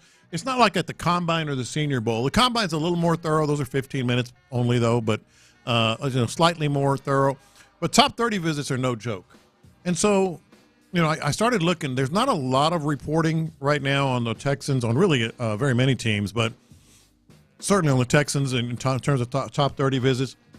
But two names popped up on me for me, and both of them are interesting.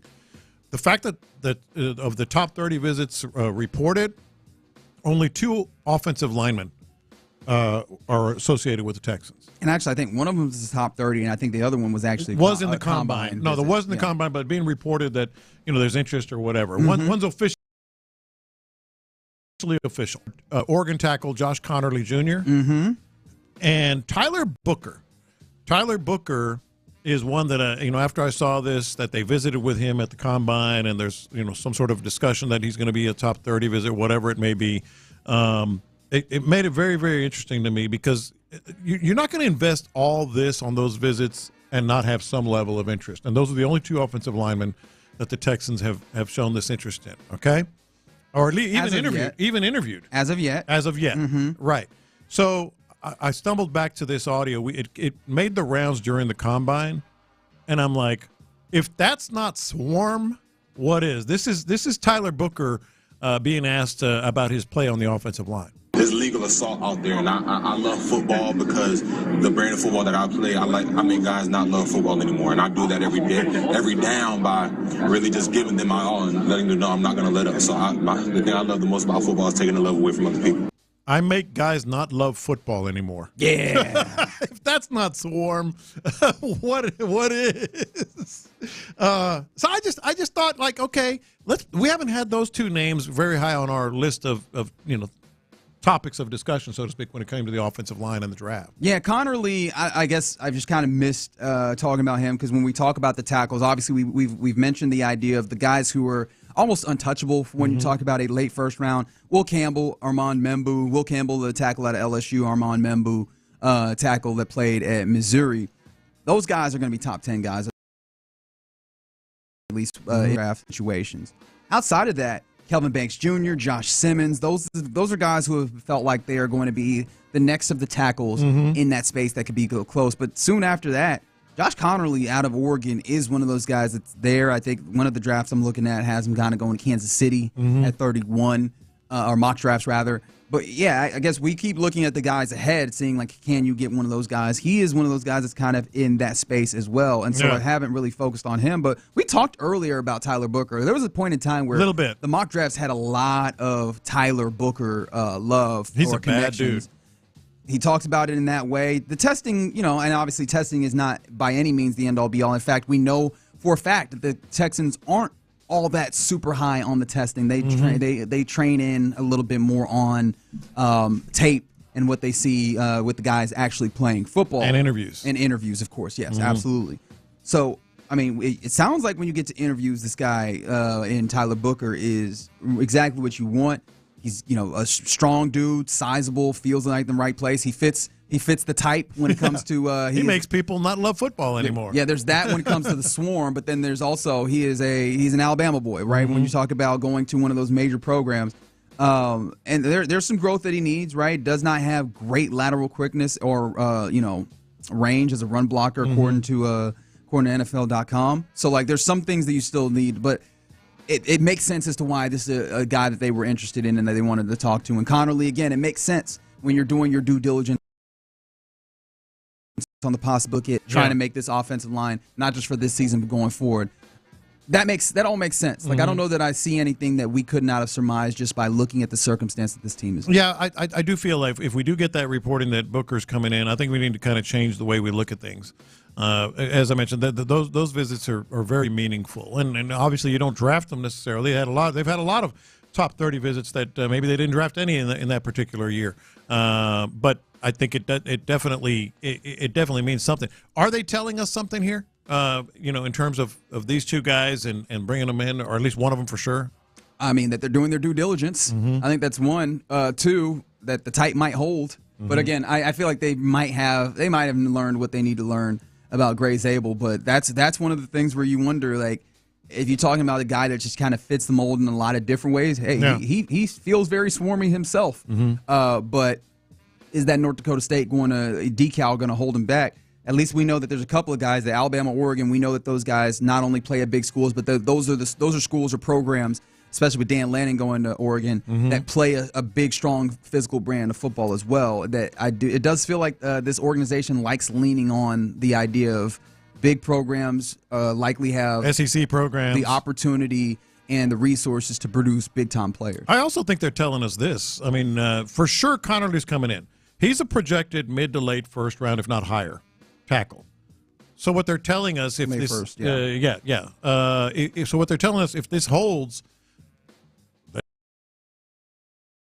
they're offensive line with that first pick. I still think wide receiver is big. I looked at the list, and I don't know if you have it in front of you, but I have one. Yeah. I didn't see any wide receivers on their list. There is one because remember Matthew Golden was here recently. That's right. He's a local visit, and that's why you kind of because the local. There's also there's the top 30 visits where you have that allotment of players that you can bring in, but you also have this thing called the local visits where people that are from a general radius around where you play and or went to school within that radius can come in as a local visit, and you don't have to top 30 them. And that makes sense for Matthew Golden, who, obviously played at Texas, also played at Houston, from the area. You get a chance to get him as a local. I imagine he would have been a top 30 if he was outside. And that is one of those things that kind of cuts into one of the things I think you were kind of getting to is maybe they're telling us that they're going to go lineman. Matthew Golden is one of those guys that if he's there at 25, he absolutely is in play. So I don't know that this is fully telling us where they're leaning, but at least that those are a couple of the places that they're looking at. Now, one of the things I found interesting, the other I know where you're going confirmed with this, top 30 I know where you're going here with this. for me that I'm looking at is a man named Siobhan Revel, I believe, and I did not check how to say the pronunciation of his name, so apologies to everyone involved if that is not the correct pronunciation. He is a cornerback from East Carolina. Yeah.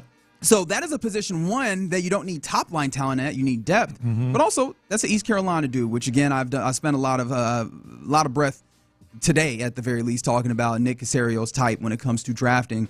And that is a dude who is a small school guy. But that's a guy who is ranked as, maybe the fourth big board when it comes to cornerbacks. And maybe you're looking at second round as a cornerback type guy. That's what I was thinking. I don't think that that's something that the Texans are necessarily in play for. I don't even know I don't know if I should feel myself so bold as to say that they should not do that. However, with the things that, and again, I understand I'm talking about needs, and that's not the optimal way of going about doing the draft. I do wonder, are they really going to take a cornerback in that space of the second round or maybe even the third round if he falls that place with the things that you would imagine they would want to garner in those first few picks? It would be a surprise, but I think they've done stranger things than that from the outside looking in. Yeah, in terms of some of the players that they picked. Yeah, so that was one of the things I saw that I was like, huh. And within the visits, some other visits that they've had, Amarion Hampton is a running back that is, again, he's another guy that you're looking at. I was talking about him as like a second-round guy. There's been talk recently that, Ashton Genty, obviously the top guy out of Boise State when it comes to running backs. He looks like one of those guys that could be some level of generational, a term that I use too often, and yet here I am doing it. He's probably going to go high. And then I've seen situations where mock drafts have had Genty going in the top 10 and then Omarion Hampton going at like 12 or it's in the, kind of before you even get to the teens or in that teens area to where a second running back going that high. I don't know that. I mean, obviously you do your know due how diligence, I feel about that. And that was a combine conversation that they had with him, but like, I don't know. Again, in a similar place to the cornerback out of East Carolina, I don't know if that's something that with in the heights where it feels like that. I think you could dabble in a second round. I think you can dabble in either of those positions in the second round. I think first round is going to be the player that they think can immediately come in and help. I think it's going to come down to wide receiver and interior line. But second round, you guys know where I land on the running backs conversation. Yeah, you would like to add another running back into that room. Yeah. But for me personally, that ain't happening. Adding another. Keep saying that. I've been saying that for 5 years, man. I don't think it's happening this year. Hey, maybe this is the year. This is the year. This is the year. This is the year that when the they actually have a good run, like a drafted running back. Second, with them having Joe Mixon, I really don't see it now, man. Yeah, I'm sorry. If we're going to talk about running the football, I would like to help running the football by having a stout offensive line first. Of course, that's where I would like to start. But first. Second round, that's a premium running back. It is. Yeah. It is, and we'll see what they do there. But as of right now, the top 30 visits plus local is really just 3 guys. It's Connerly, it's Golden, and interestingly enough, Siobhan Revel, cornerback out of East Carolina. Obviously, that'll continue to build. It's one of the things that I was thinking about earlier when we were talking about the disrespect and all the national media, and somebody was talking about it just shows that they don't have insight. Yeah. Points again to the fact that it's a tight-lipped organization. We find things out when we do, and then sometimes we find things out when they make a trade and they send the left tackle to Washington on the day. So maybe they're not telling us but so much in these things, and we might be reading too much in it, but this is what we got. We're going to try and read the tea leaves. At EOS 10, we keep rolling on this funky Friday. Let's talk about the Astros. Their season starts in less than a week. How about that? Quiet as it's kept. And Lopez thinks that the toughest decision to make might not be the one that we've talked about a lot. So let's try and talk about this next. All-Pro Sting is smiling.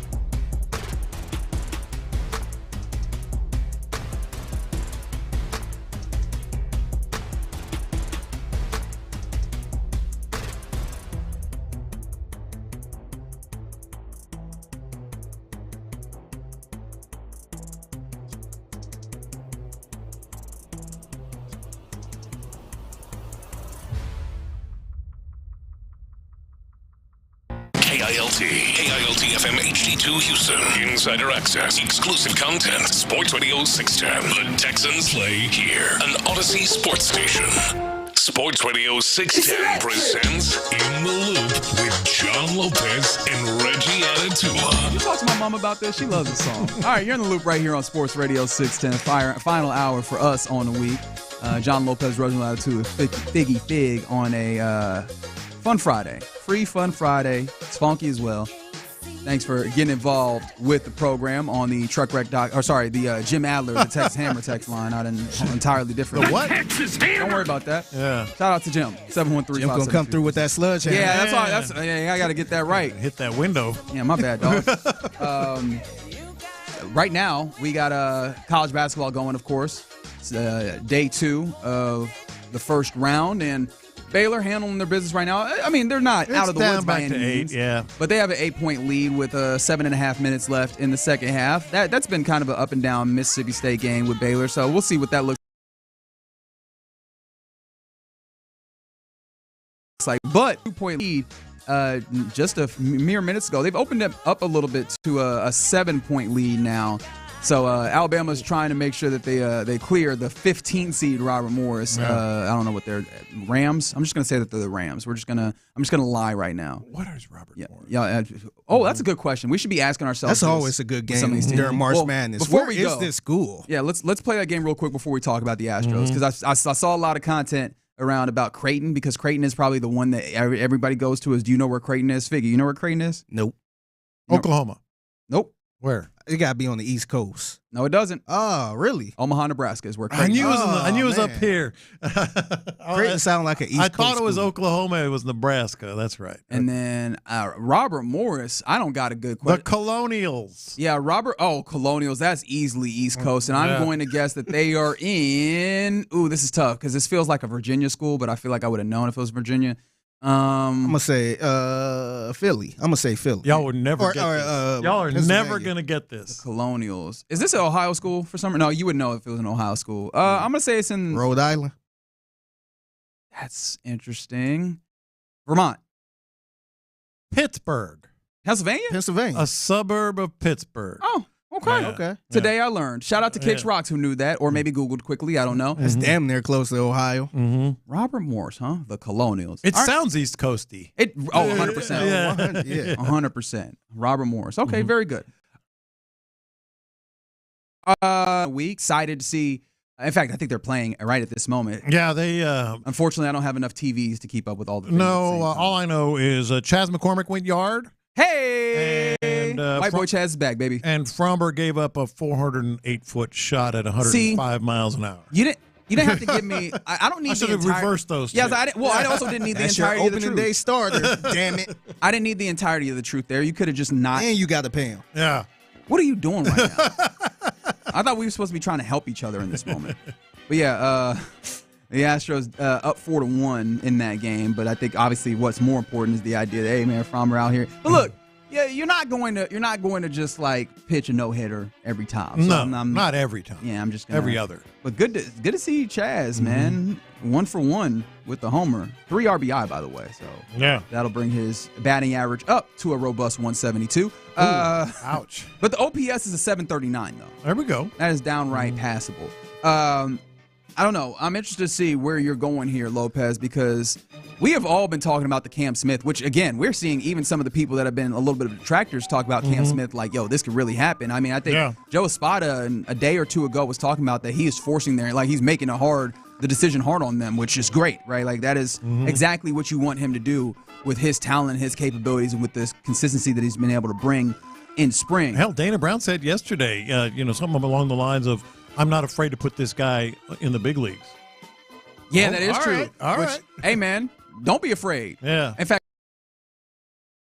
I'm going to keep saying do it. Bet you won't, though. Bet you won't do it.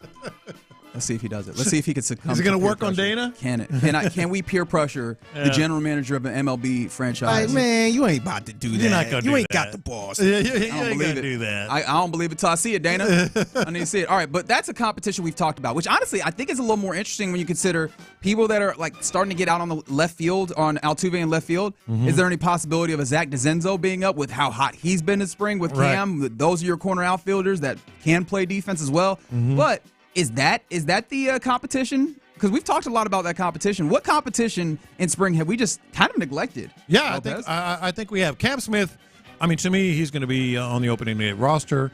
I don't think it's as tough a decision as it was a week ago, 2 weeks ago, whatever.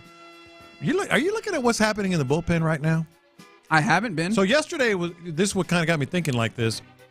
Yesterday was a bullpen game, and they all pitched well. Yeah, Logan Van Wy started it off, and I was like, oh, okay, cool. This is great. They all pitched well. I don't know how many earned runs they even gave up, but it wasn't a lot. So I got to do work. And so it got me thinking about. I mean, this is one of the most. I mean, they went into spring training talking about the bullpen and how important it was going to be. There's going to be some surprises here. There's going to absolutely. We know Hader. We know Brayu. I mean, first of all, Logan Van Wy, I think he got a ball off the foot or something. So he did. But this morning there was a little bit today in some capacity. I'll circle back and make sure that I see exactly what that capacity was. Yeah. But it seemed like the report largely came out to the idea of. But he'll miss a little time, maybe not serious.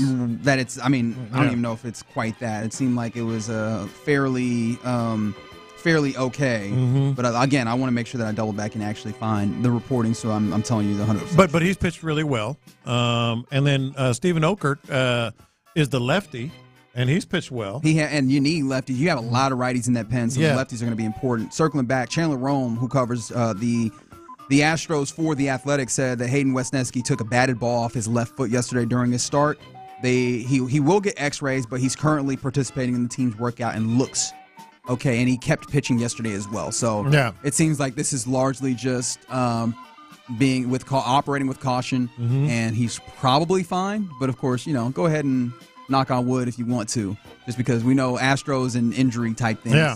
Even when it looks fine, sometimes it cannot be. No kidding. There's been some Luis Garcia news on that as well, but that's a potential starter. Yeah, doesn't look good. So then Forrest Whitley, he's been injured, and there's reports that he might start on the IL to begin the year. So it led to a name that I was like, oh yeah, that guy does play here, and that's Luis Contreras. The interesting thing about Luis Contreras is he's not only pitching well, but he has options. And that's important. Why? That's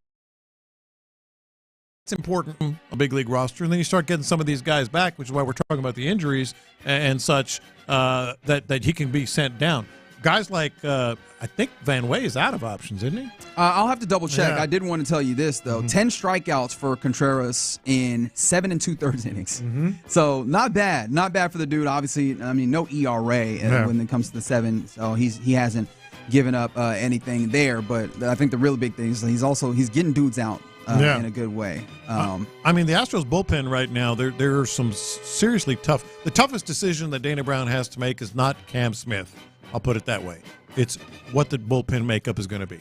Yeah, but I think it's a good decision because it seems like dudes are performing. Yeah. It's better than where it would. I think the possibilities are when you're talking about bullpen decisions, and I think. It's also nice because if people are performing well now, even if they kind of fall off, bullpen is one of those places where even though you don't have a ton of assets to utilize as bartering chips at the trade deadline, that's one of the places where it's easiest to try and add. But, I mean, even someone like, Jalen Beeks that they brought in, the left-hander, I like him as a possible guy in the pen as well. That's a dude who's a vet also. So, yeah, man, I love what's happening with the pen. I think one of the reasons we haven't talked about it is one, you haven't been able to watch as much of these games, which when it comes to pitching, I think matters, right, when you're making evaluations in spring.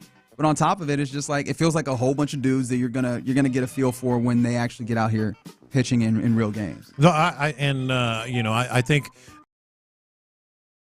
not only is it bullpen, they are deep, at least in spring training, as you just mentioned. But they also have to consider, the financial implications here in terms of some of these players that you're bringing up and taking back, and are they going to be opened up to another team? That's the last thing you want. I want to check this. I'm trying to see options for Logan Van Wy, who I think that you probably have him on the roster regardless, just because how good he has been. And they've talked glowingly, and it feels like, not to say that this organization doesn't talk glowingly about their players, but when they do, it's noticeable. Mm-hmm. And Logan Van Wy has been one of those guys that they've talked about in such a way that makes you think that, oh man, like this is one of those dudes that you absolutely want on this team. He was actually a non-roster invitee. That's right. Van Wy That's right. is what's happening there. So it'll be interesting to see how this comes together. But yeah, man, that's fair, man. It's fair to look at this and go, how does this pen come together? Luis Contreras, who is, you're right, he does still have 3 options. I think that's an interesting place to be. If you're looking at the projections the Fangraphs has together, their pen goes as follows. Obviously, Hader and Abreu are going to be in there. They have Taylor Scott and Brian King. We didn't even mention Taylor Scott in there. Yeah. And then the other ones that they have, Steven Okert, Logan Van Wy, Jalen Beeks, like I mentioned, to have another lefty in there with Okert, and then Luis Contreras. So that's the pen that they have there. But it's nice to have the depth that you do, seeing if the only tough thing about that is like Forrest Whitley being on the outside looking in there. What does that do with Caleb Ort? Maybe those guys end up on IL situation type things there. But then starting pitching, getting healthy, then help push some things down as well, and change the dynamic of the pen further. So yeah, we'll see how that goes. But I think this is a place where I think you can be healthy and reasonably optimistic with what you're seeing. And what do you do with you're watching Lance McCullers, Forrest Whitley? All of a sudden feels eerily similar to and it might not even be. It probably isn't, in fact, reportedly anything serious. But you got those 2 guys to deal with as well. Yeah.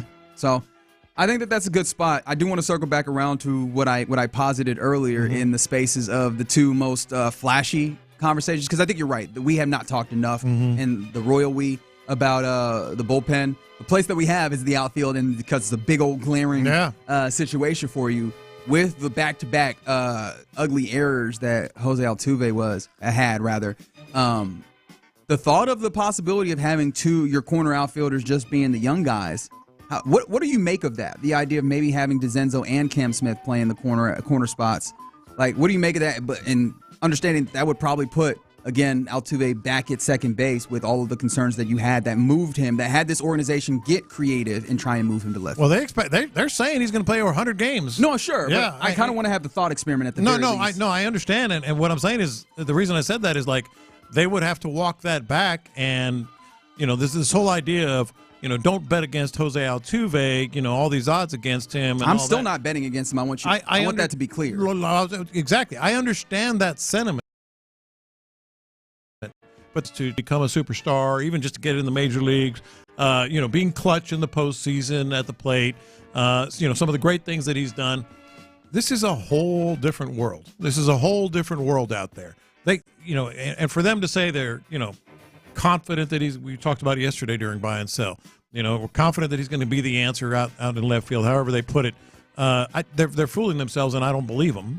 They have to be considering, if it gets worse before it gets better, putting him back at second base. Then you get in the situation that you just talked about. Young guy in left field, young guy in right field. 2 of the hottest bats in the spring. I don't know what that means, but that's.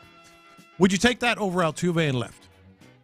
I mean, I think that I really want to see those guys get opportunities.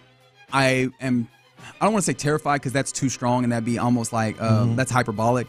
But I am kind of scared about like what further decline at second base defensively looks for Jose Altuve. Like, that's the thing, is we've also been talking about how bad has it been for Jose at second base. That does not stop declining, right? Like, I think that what does further decline look like there, as opposed to, it looks bad for Jose in left field, but there is still reason to believe that it can get better than what it looks like at this moment, right? What does that bar actually look like? I can't fully tell you. But we know what it started to look like at second base. And I don't think that it continues to get there. I don't think there's anything that points to the possibility of getting better there at second, if that makes sense. I think the Astros are telling us that. The fact that, like, this whole, I'll move to left field if Bregman wants to come back. And we've learned that over time. The Astros made the decision for a reason. They didn't think that he was going to be able to get the job done at second base consistently for another year. So they have to still believe that. They have to still believe that. It does stink because you have a good problem here, but it's still a problem is that you have these young guys mashing in now. It's hard to find a spot for them in the immediate, unless you were willing to do something drastic. Yeah.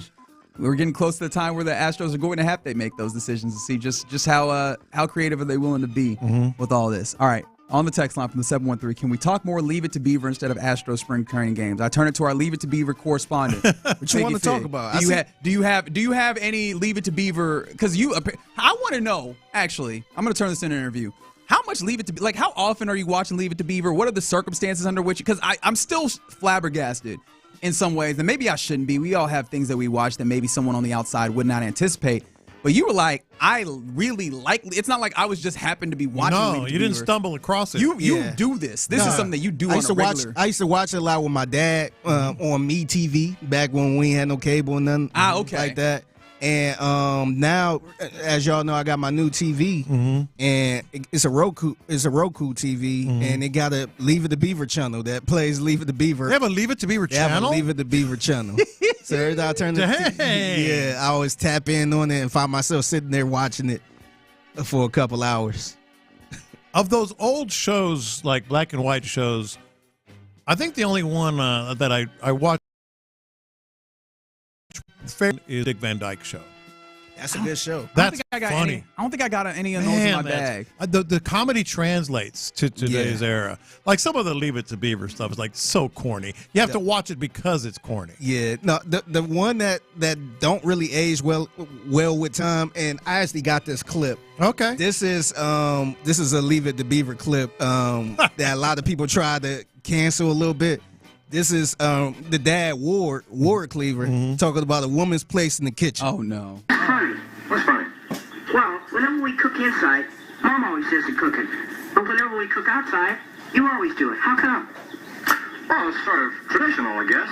They say a woman's place is in the home, and I suppose as long as she's in the home, she might as well be in the kitchen. That's right. As long as you're in the house, you better be in the kitchen. You might as well be in the kitchen. All right, so that played on our airwaves today. Woo. Leave It to Beaver. I mean, if you're going to be in the house, get in the kitchen.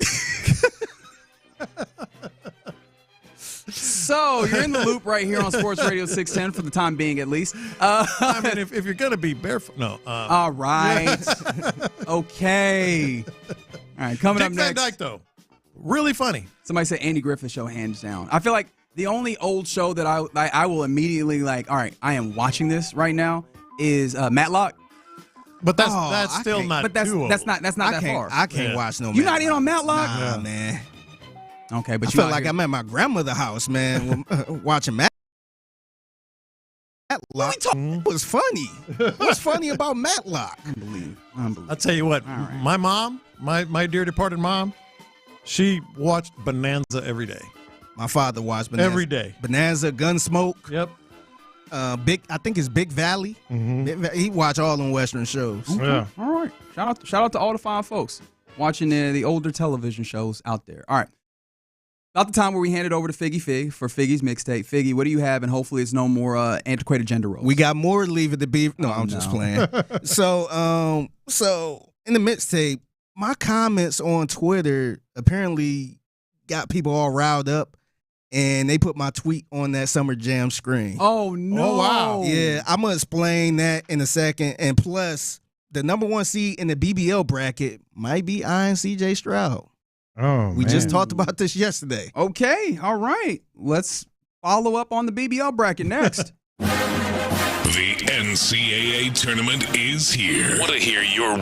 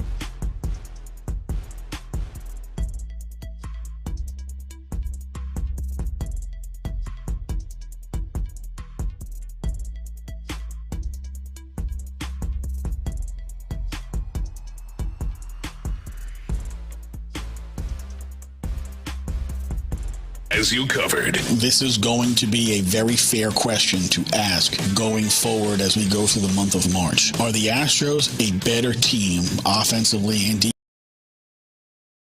defensively? Ladies and second. New episodes every week on the free Odyssey app or wherever you get your podcasts. Houston's sports leader. Sports Radio 610. Pass the aux cord and crank up the volume.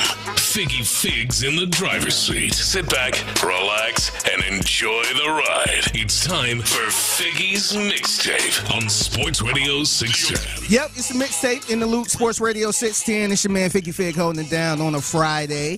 Happy Friday to everyone out there. So, got a lot of March Madness going on. Try to get you some of that coverage in a little bit. But, man, my tweet was on that Summer Jam screen, man. Somebody tried to put me out there, man.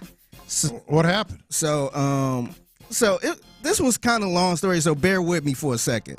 So, I don't know if you guys been following this, but the Breakfast Club, it kind of, the TV show, not the TV show, but the podcast or whatever. The morning show, the radio show, the morning show, the Breakfast Club. They kind of been going through a little issues with their new co-host. So I have a co-host by the name of Just Hilarious. And she's the one that replaced Angela Yee. And Just Hilarious, she was like a internet comedian type thing, right? Yep, she was. She kind of blew up on the internet, being a comedian and I think she might have gotten a couple movies or something, but yeah, she was the internet star.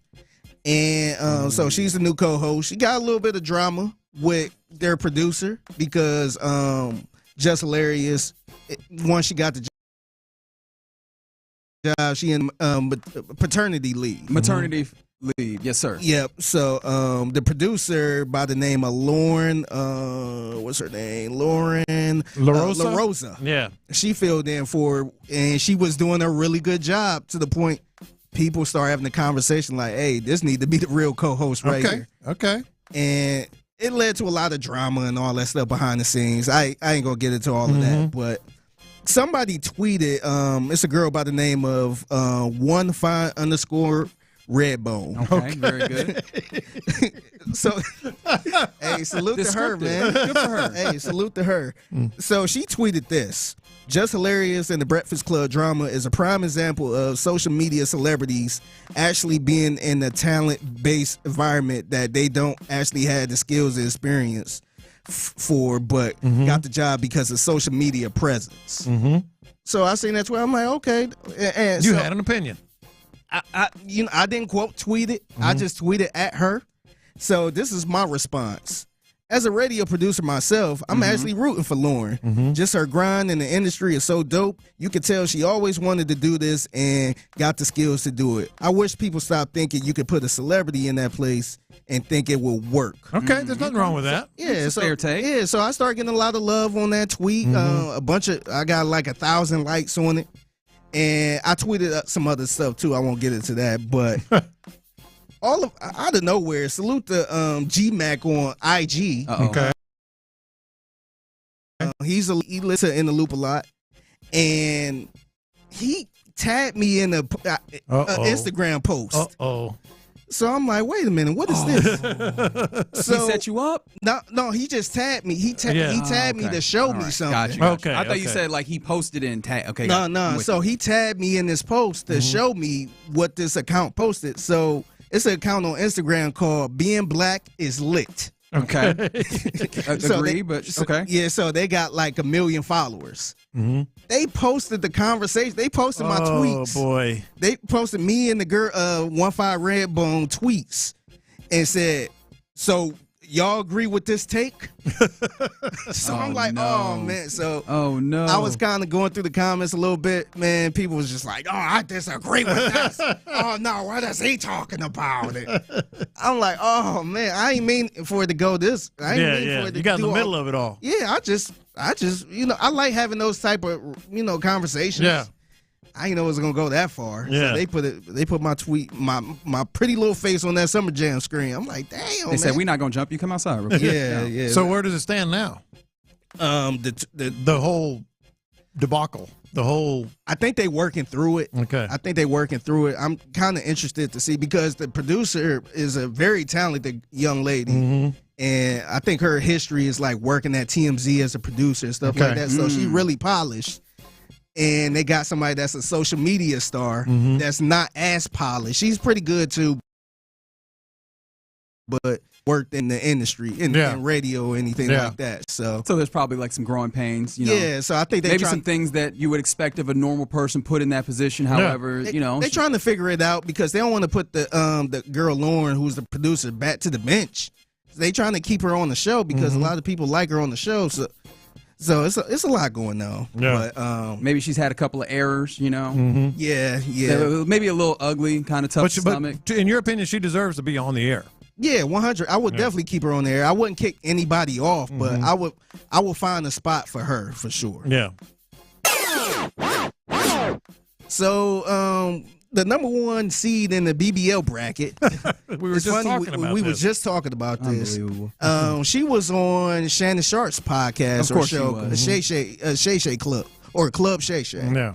And he kind of asked. She was talking about football, how she won a baller and all that stuff. And this is how this conversation ended up going with Shannon Sharp trying to hook her up with a quarterback, and the name CJ Stroud popped up. I like when the ball is in your court. I like the ones that gotta They gotta catch the ball and do something with the ball. Yeah. Okay. So you like wide receivers, running backs? Yeah, maybe a quarterback too. Quarterback? You like the quarterback? Ooh, the quarterback.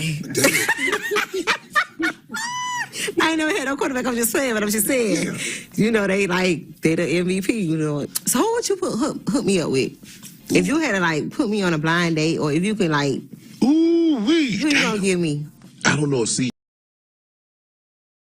Stroud. Why would you go CJ? Damn, you just asked me to hook you up. I'm trying to hook you up. Now you say, why go him? That man is a Christian. You might can change it.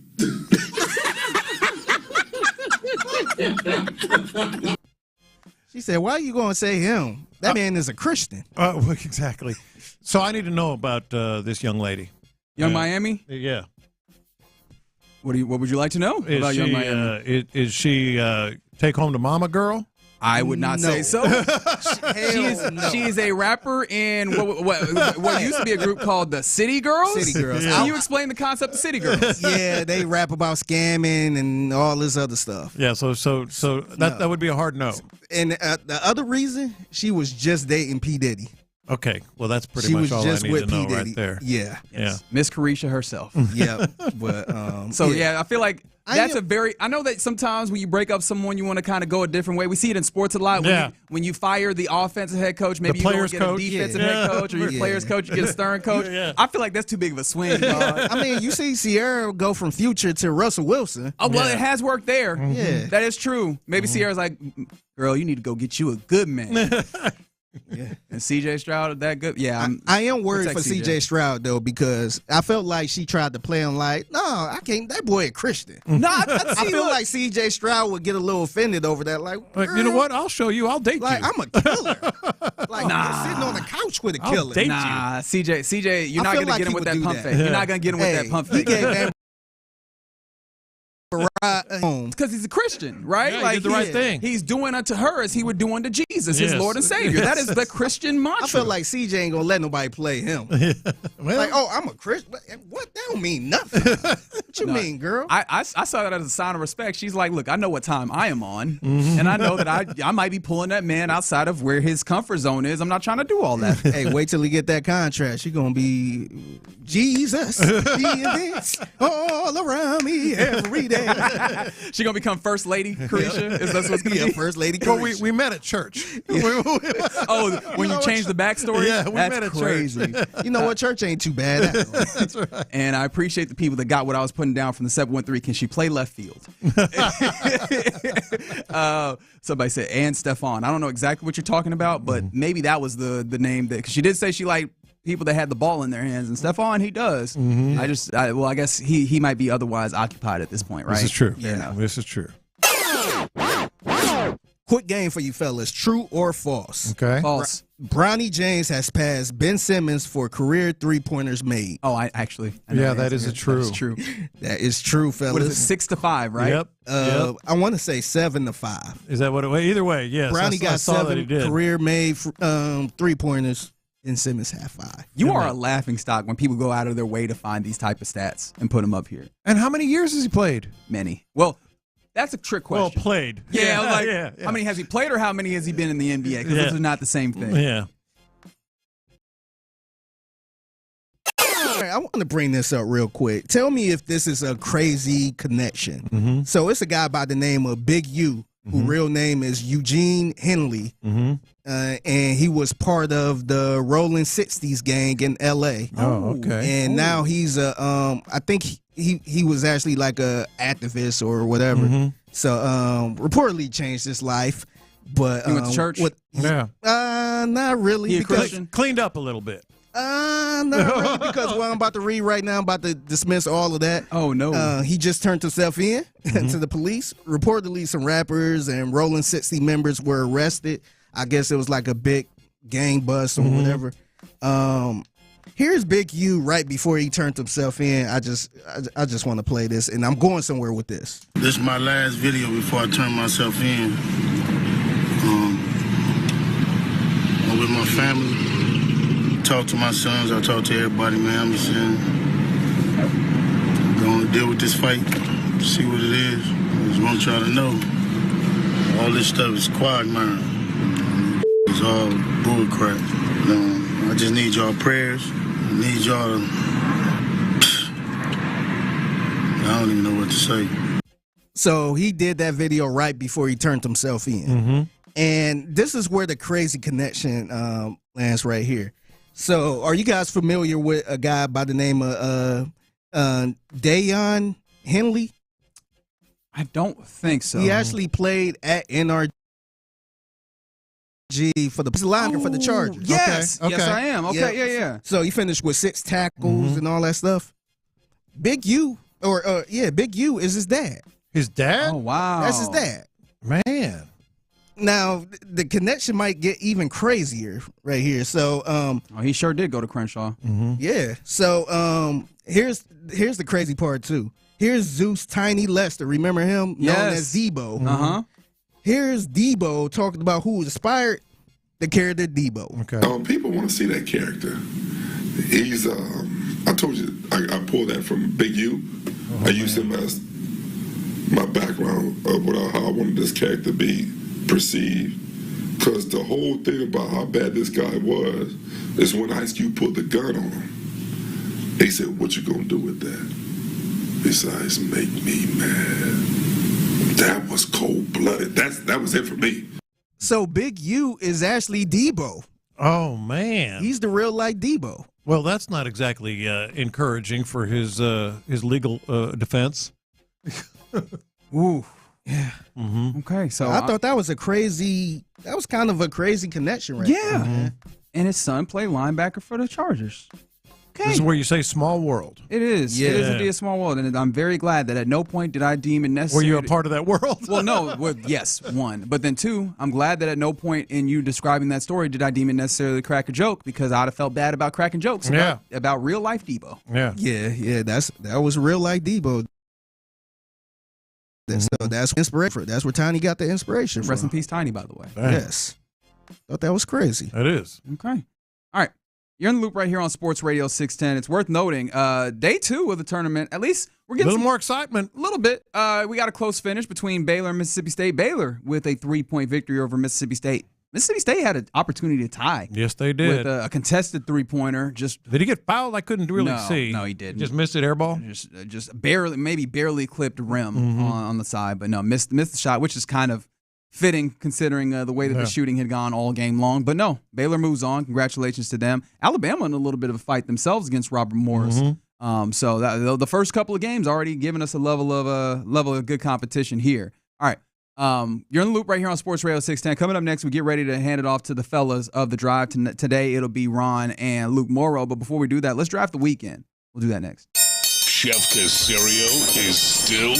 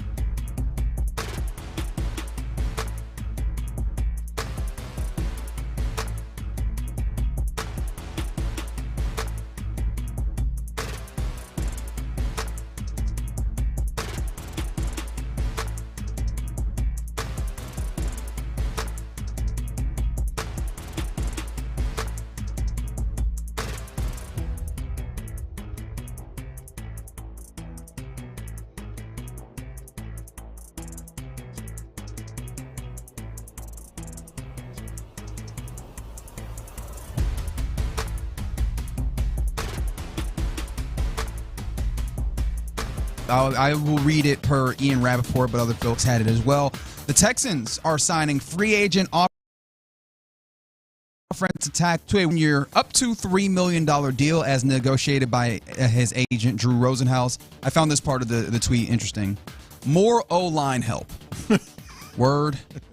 Trent Brown. He's coming out of retirement? No, he's not. He wasn't retired. He played last year, and I played somewhat lightly for the Cincinnati Bengals. 3 games there, and he's 31, but this will be his age 32 season coming up. But yes, just to say it one more time, the Texans are signing free agent offensive tackle Trent Brown. I know you're thinking, well, didn't they just sign Cam Robinson, who is a free agent tackle? They did. Mm-hmm. And I think the way that I immediately read this, my immediate takeaway, because I know you have a different one, my immediate takeaway was, okay, so Tyus Howard's playing guard this year then.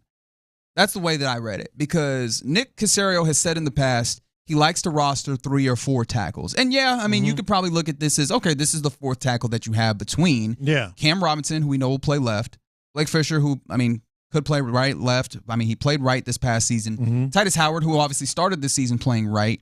And then now Trent Brown. But Trent Brown, I mean, I think also what's there is that we've been asking, maybe does Tyus Howard play guard?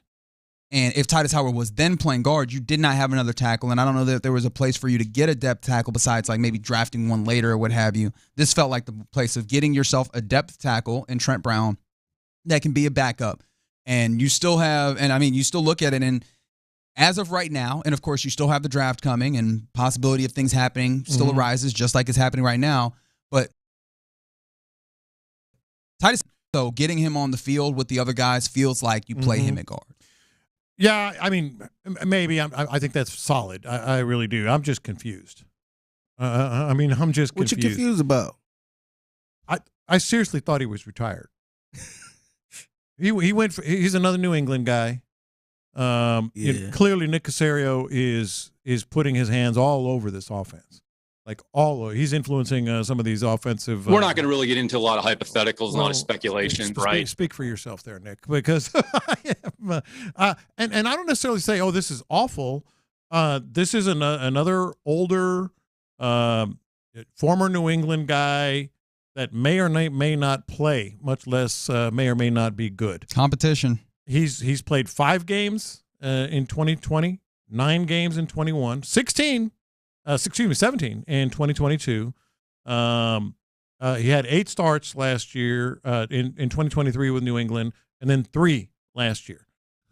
He's the guy that went from New England to Oakland. And what'd you say, Figgy? Yeah, he got paid that big money, and I think I can't remember if he got cut after that or what. But he ended up going back to New England. But I know he got a big contract with the Raiders. I mean, I guess competition.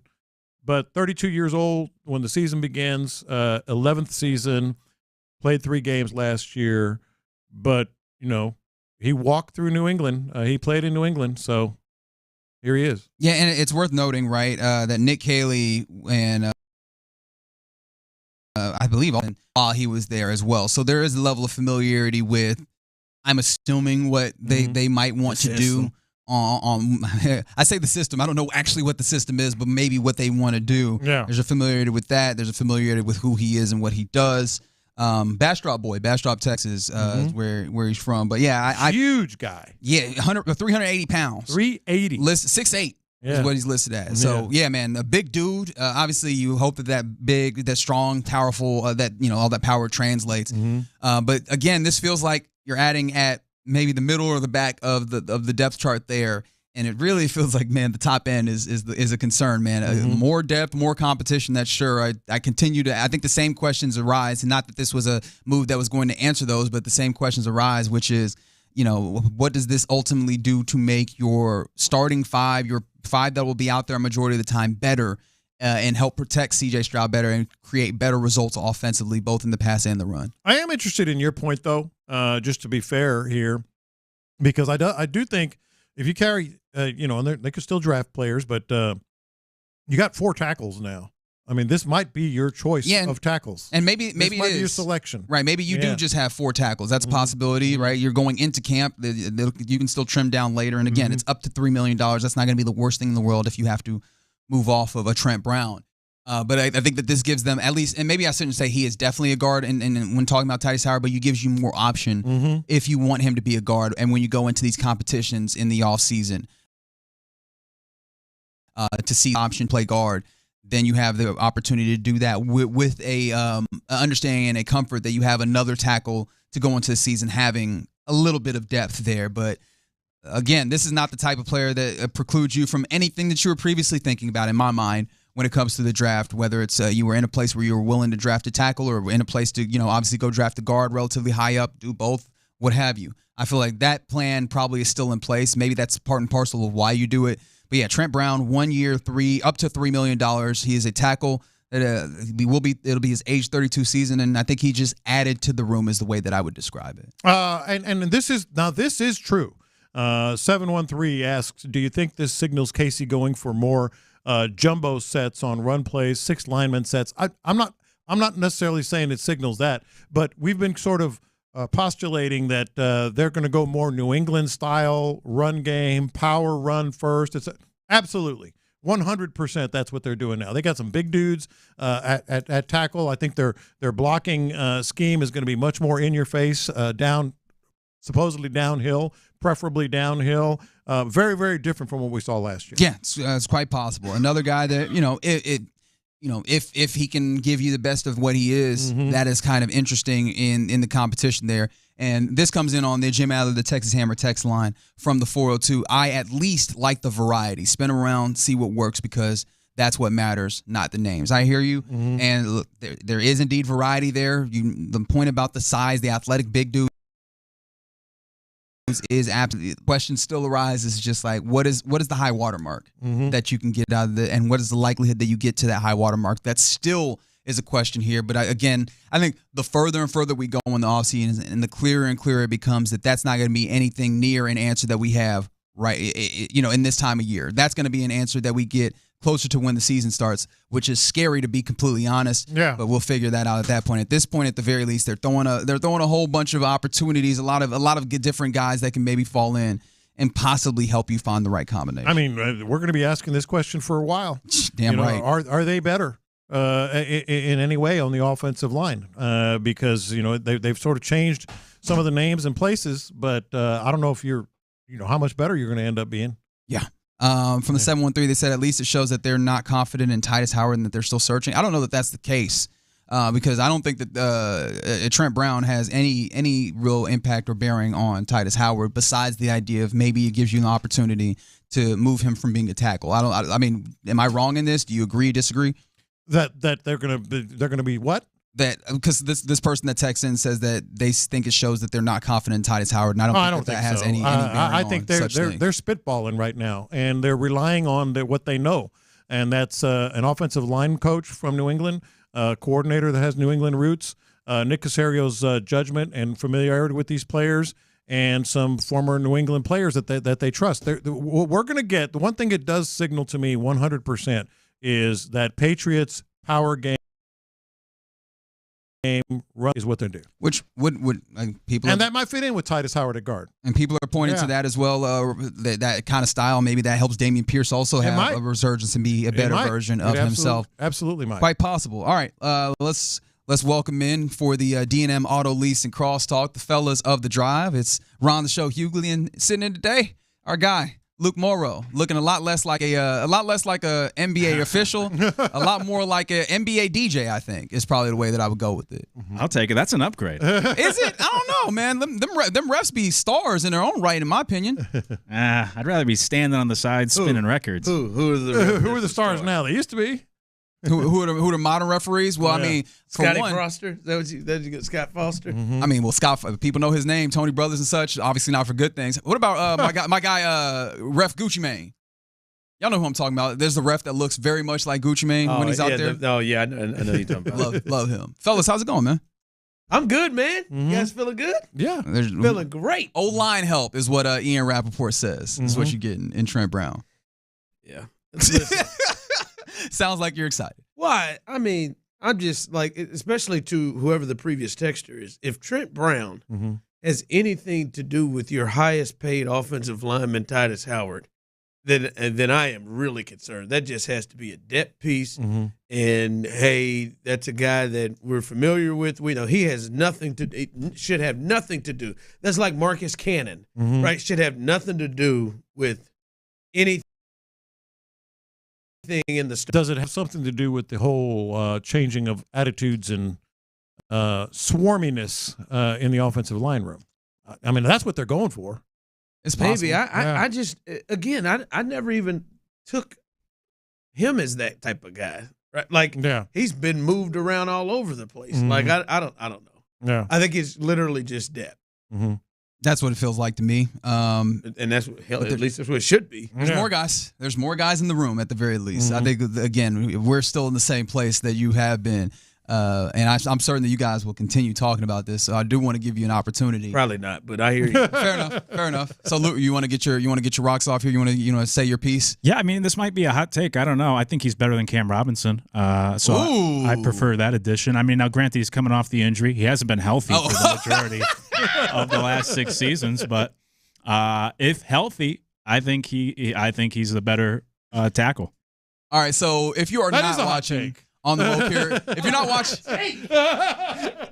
not watching on the Mo Karam Injury Law Firm live stream, Ron Hughley in the midst of Reggie and I might have to do some overtime. You on your own, brother. In the midst of Luke Morrow giving that scorching, scalding take, Ron had to walk. He had to physically get further away from the take. Hold on. I got it. Hold on. He had to physically move further away. Or maybe I don't know who Trent Brown is, right? Let me make sure the Trent Brown I'm talking about is the same one. Patriots, Raiders. No. That's the one. That Trent Brown. That's the one. Yeah. Is there another one? Why you think Trent Brown is better than like? What is it? Because look, I want to hear you out first. I think he's more well-rounded. First off, like size-wise, yeah, he's 380, baby. Like pass and rush, run blocking than Cam Robinson. I think, look, Pro Football Focus, I think, is flawed when it comes to offensive line rankings, but he's graded better on PFF than Cam Robinson. They had him ranked higher when healthy. The injuries are just the big concern for me. I have questions about Cam. I mean, the Jaguars got rid of him for a reason. The rumors were contract year, didn't want to be there. He kind of threw in the towel. You thought the move to Minnesota would re-energize him. And I know Sam Darnold holds the football too long, but, he didn't play very well in Minnesota. He led the league in pressures allowed. He was bottom 15 last year in sacks and penalties for tackles, Cam Robinson was. I think the injury concern's the biggest issue, but I think if healthy, I think he's a better tackle than Cam Robinson. He convinced you. Luke, you can have questions about Cam Robinson. I'm with you on that. That don't mean Cam Robinson is worse than Trent Brown. Trent Brown, 3 starts last year. He's always been injured. That's the big issue. That's the only thing that's been holding him back here. It's a big thing holding him back, yeah. Yeah. If you could guarantee me 17 games for either of them, I think I'd take 17 games of Trent Brown over 17 of Cam Robinson. I watched too much Cam Robinson last year. I hear you. Trying to protect Sam Darnold. I think our work is done here. I think we've set the table nicely here. This is fun. I cannot believe you just said that. Got 3 games to work with. No. I'm not going off last year. Oh, I'm sorry. The 8 games that he started the year before. Prior to last year. Well, Cam Robinson didn't play the full year 2 years ago either. Wow. 101 starts at left tackle. Yeah. Sounds like y'all about to have fun today. I didn't know. Yeah. I bet you, though, the people probably rolling with you, though. They're going to go against your boy, but wow, man. I do love that from the 559, they just wanted you to hear this one more time. 380. Just wanted you to know how big Trent Brown is. And yes, 713. Trent Brown, not Trent Williams. That is exactly. Yeah, that's right. I'm about to say I had to look up the Trent Brown. I thought it was. Well, all right. I love the energy. The vibes are right here on a Friday. Appreciate, fellas. This was a very fun D&M Auto Leasing Crosstalk. We're done for the day. Have a good week. We're actually done for the week. I got to wait 10 minutes. Yeah. I look over there. Yeah, enjoy the weekend. You guys, you're not going to look at them? That's crazy. Well, I mean, this shows, right, Tyler? Luke's dead last in our our March Madness. That ain't right. Pool, our our company bracket here. Luke's dead last. I'm in second, right on Lopez's heels. Yeah, I mean, don't remind him of that. He feels too good. I mention I went 15 All right. yesterday? You're listening to KLT AM, KLT FM, HD2 Houston, and Odyssey Sports Station. I had to stop him from saying that. What was your one? What was the one? Nope. I knew ultimately some kind of Aggies would disappoint me. It was the Utah State Aggies. I had him too, man. And you got their asses kicked. If you can't tell, the drive is live. Yeah, the drive. Hey, boys. Thank you. The drive is live. Clint's out today, but Luke is in here firing. I mean, he is out here hiding behind cars and just firing out shots. That's what the drive does, baby. Barrel fire hot takes. I like it, man. That one. I hadn't heard that one yet. I hadn't heard. Well, he just signed like 30 minutes ago. I had not heard. I had to be first to the market. Is he? Do you think he's better than Titus Howard? Set the tone. You think he's Luke? You are thinking about it. you just went like the Texans are in trouble if you are not definitive that Trent Brown is better than that Titus and Cam aren't better than Trent Brown. I mean, they're in trouble. Yeah, it's more of an indictment. I'm down on Cam Robinson. I get it, but I just presented Trent Brown against Titus Howard, and you have yet to say. You've just said, I'm just I had to think about it first. Give me Titus Howard.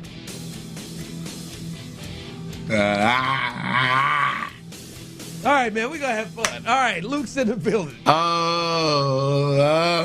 Wow, Luke's in the building. It'll be a good show today. A lot to get to. Shout out to everybody who is taking us in. If you are on YouTube and Twitch, hello. How are you? Good on getting a part of the show. The Jim Adler, the Texas Hammer text line 713-572-4610. We appreciate. Yeah, I know it. Yeah, somebody else is too in here. We appreciate you joining the show as well. Tournament action, we will keep you updated or abreast, however you want to go about it, on what's happening today. I appreciate that. Alabama, who was just flirting with Bobby Moe today, Robert Morris, they finally pull away. They win 90-81.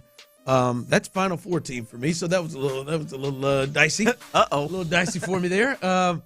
But Iowa State's beating the brakes off of Lipscomb. Boy, I had some party times with some people from Lipscomb. I'll just say that out in Nashville. Really?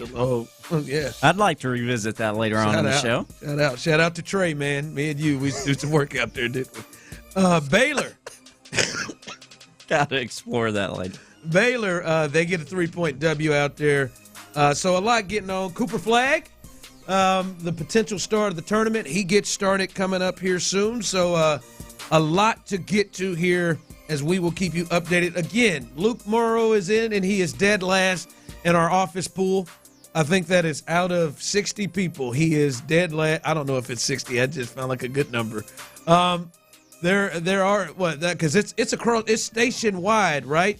It's not just the sports station. Yeah, it's us everybody. At 610. It's at the Bull Mix. It's the Cells. I only missed 2 yesterday, boys. Second place. What would be your argument that that's more impressive? What would be your argument? Just because I was able to pull it off. What were you going upset? He did that. Were you going upset heavy? You had to be. So you had to pick High Point. I did pick High Point. You may have grabbed Montana. No, I wanted to. I didn't. Thank goodness. Well, hell, wow. I guess what stopped you there? I know. Because I had, I think I have an upset in the very next matchup, the next matchup. So I don't want to go both upsets next to each other. Yeah, I did. 2 years ago, look, I've always done terrible in brackets. I've never won a bracket despite the many pools I've been in for over 20 years. I'm terrible, despite watching tons of college basketball. But 2 years ago, I was in like the top 1% on ESPN because I just went straight chalk. And I should have followed that because the last 2 years I've picked a lot of upsets, and we don't really get as many upsets as we used to. I don't know if we ever really got a lot of upsets, but yeah, I went with a handful of upsets, and they haven't panned out so far. Yeah, I had a couple hit me in the face. Boy, that Drake one, I see. To me, I always think it's always going to be a few more. It's it's not as many upsets as many people think. Like that's why I always think. And that the first part of the day, I was with Lopez. That second half of the day just really got away from me. Yeah. It's early though. As long as you keep your Elite Eight, Final Four teams, I'll represent us well. I'm near the top. Well, hey, I got Sweet 16 teams in. I've got all that in, so I'm still in, and I'm in a good place, man. You want to talk about what we need to talk about? Oh, I'm so happy. Someone texted, "Hey, Ron, they tell us about those sorry Jayhawks. It's over. Thank God." Clint's Razorbacks. Listen, it couldn't have been easy. It was like waiting on someone's death. Damn. It's just like how. I'm just saying, how it's like. Like you want them out of their misery. Yeah, and you understand the responsibility that you're having to take on and the stress and everything else, and you just ready to just end it and take that horse out back. And they did what they do and somehow found themselves in a lead at the under 4 timeout, and then promptly went turnover, missed shot, turnover, 3. Yeah. Not a good ending for Dickinson in that second half. So you didn't have to say his name. That's the one. Yeah. In that second half, he did what? He didn't score. Yeah, he didn't score. And he had those 2 turnovers and then missed the 3. And even on another, they had tried to get that lob to him on the pick and roll and couldn't convert that late in the game. I thought Bill Self, I wish. His ass off. Oh, for sure. But I wish he went to the zone even sooner because Arkansas had no idea. I'm so tired of Calipari. The guy doesn't know what he's doing either. And they were clueless against this. They should have played the whole game in zone. Arkansas would have scored 40 points. Well, they scored 17 until the end. Yeah. Until that 15-5 run. Kansas just couldn't do enough offense. I don't want to rub salt in the wound. Rub it. I'm good. I'm in it. This is over. I watched it this morning, the final 10 minutes of the game, and I deleted that season. Delete. It's over. Shout out Matt Hardy. Delete. Yeah. It's over, and I'm happy about it. I feel so much better. I can watch this thing in peace. It's true. The one thing, Luke, that I would like to add to it is many of you have sought out to try to be mean to me, and I get the understanding of what John Cena is talking about. It's uncalled for. It is. I sometimes feel like I am in an abusive relationship with some of you. Some of you who decided to seek me out, and I don't hurt you. I don't understand it. Like I'm a nice face. Cousin Show is there for you, and many of you get so excited about my pain. And that's okay, though. I just don't know why. I don't do that to you. Ron's got some juice to him. I try to stick my arms out and hug you. Unless you really corner me and put me in a corner like a badger and I have to scratch and claw my way out of that corner like Clint did that one day and many of you.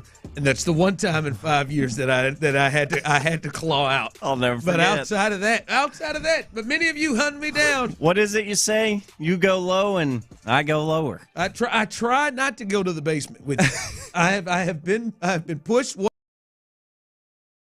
time, but it's over. I'm glad. And I can enjoy this thing. Yes. U of H, beautiful yesterday. Mm-hmm. Ass kicking, enjoyed it. Aggies, A&M, happy for you. Beautiful. Gig 'em, baby. Felt good. Go home, nerds. And I feel like, and I have so many, like one guy texted me. He said, boy, it's been a real rough start to the year for you. Got your asses kicked in the Super Bowl, and then Kansas losing. I'm thinking to myself, I bet this guy would pray to get his ass kicked in the Super Bowl. Bundle of rooski doo. Shoot, an AFC championship. But I didn't say it back. But it's all right.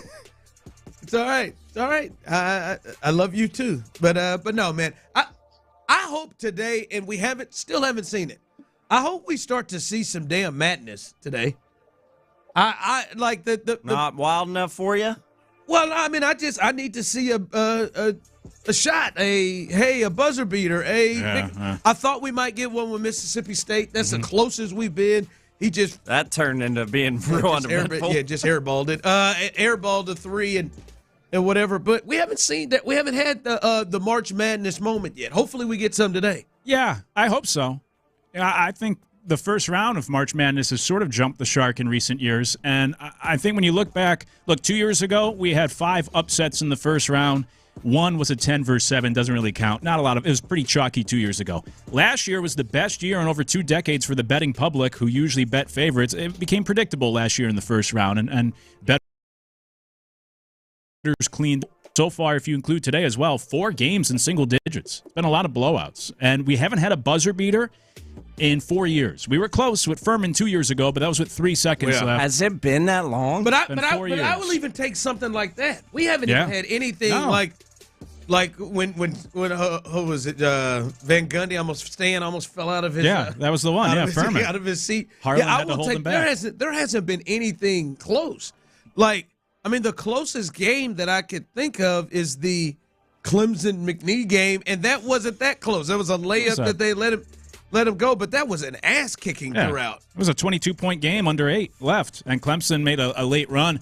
But, you might think, well, buzzer beaters, those aren't all that common. Sportsbooks still priced it at plus 100 this year. There'd be a buzzer beater, which tells you it's a 50-50 thing, and yet we haven't had one in 4 years. So it's almost becoming the men's tournament. Has it been 4 years? Yeah, 2021. That's what Tyler just said.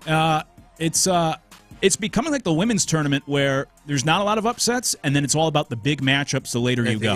Yeah. And in the men's, we're not getting a lot of upsets. Favorites went 12-4 yesterday. But then you look at, now you get Patino and Cal, and you get if UConn wins tonight, you get the 2-time defending champs against Florida in the next round, and you get these better matchups the later you go, which actually is better for the tournament. When you get to the Sweet 16, Elite 8, you want a little bit of a craziness early, but not all the. But not all the name teams, the Blue Bloods. You want a little bit of crazy, but then at the end you want the Duke and right Loyola Chicago or FAU in the Final Four. But I think the opening round of March Madness, which I love, I watched every game yesterday. I'll watch every game today. I think it's almost becoming like a St. Patrick's Day or a New Year's Day where it's becoming more about the title than what it actually is. It's great to call out of work, sit at home, watch games all day yesterday, but then you watch these games, they're all blowouts. It's not very entertaining. It hadn't been close. Hopefully, again, like you said, hopefully it's getting closer.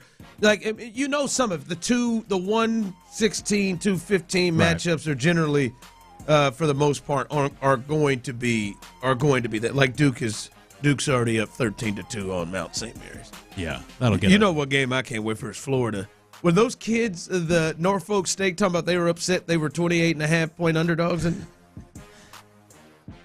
y'all about to get out here and get ran. Get out and get ran and go be upset. Hopefully they keep it under and say, see, lost by 27 today, baby. We're supposed to be underdogs like that. Listen, one thing I am hearing, and let your boy help you out. One thing I am hearing after day one is. And I heard Seth and Sean kind of talk about maybe they got screwed in the seeding here, is with the performance of Gonzaga yesterday and how they just blew away. I think that thing was 23-3 at some point early. How they blew away Georgia, and Georgia never had the game. I think it was 89-68, and it wasn't even that close of a game. And their next opponent is Houston. And could this be an upset spot? If this is this an upset spot? Is this where the first number 1 seed goes down? Beware of Houston, and Houston has to play this Gonzaga team. There's no concern. Ocho, I know you're probably going to hate me saying this, and you are going to be in complete concern that U of H is going to lose. U of H, I have no concerns or worries, 0 in this game. They're going to beat Gonzaga comfortably, and they will be just fine heading to the Sweet 16. I have no concerns whatsoever. U of H, they are going to suffocate Gonzaga. Gonzaga shot 12 for 20. This is not a typical good shooting Gonzaga team. Go see what them and St. Mary's did in the WCC championship game. I think they were a combined 1 for 35 from 3. And yesterday, they were just sitting there getting wide open looks, 12 for 20. I mean, they are not going to be ready for the intensity of Houston's defense. Houston is going to take care of those boys. I have no concern. I will be shocked off my ass if we come in here Monday and Houston's been eliminated. They will not lose to this Gonzaga team. So Coug fans, no need to worry about this one. Maybe a little bit. Tennessee is somebody I get concerned about a little bit down the line later on if you ran into them in the regional final. Many people have concerns after watching what Gonzaga did yesterday, but if you saw what Houston held them boys 8 minutes without scoring yesterday. I know Gonzaga's better, but their defense is for real, and they can score a lot better than they have in the past. I do think Houston wins. I'm not nearly as confident as you are. Now, look, Gonzaga is inflated from that Georgia matchup because Georgia, they benefited from just being in the SEC. It's like being the crappy house in the beautiful neighborhood.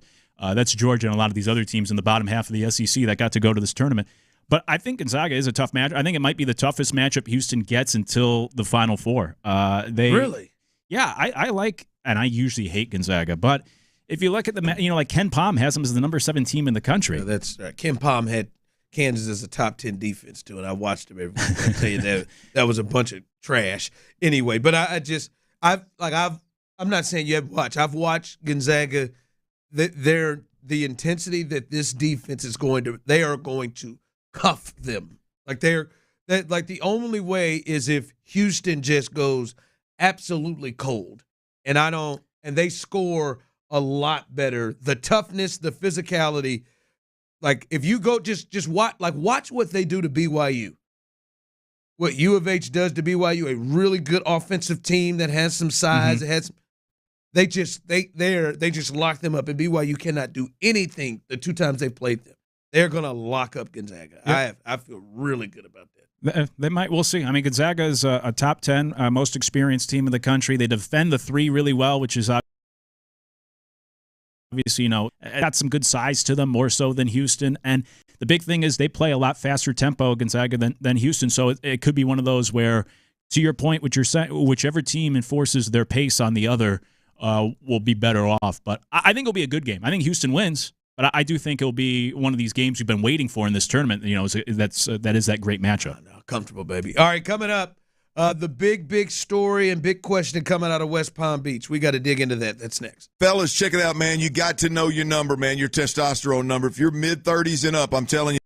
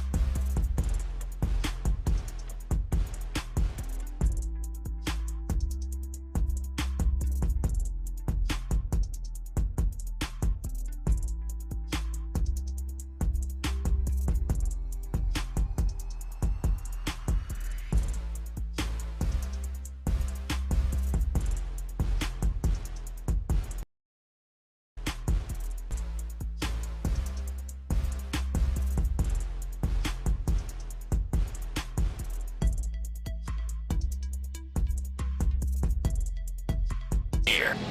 Live from the Mokaram Injury Lawyers Studios, Sports Radio 610 presents The Drive with Stoerner and Hughley.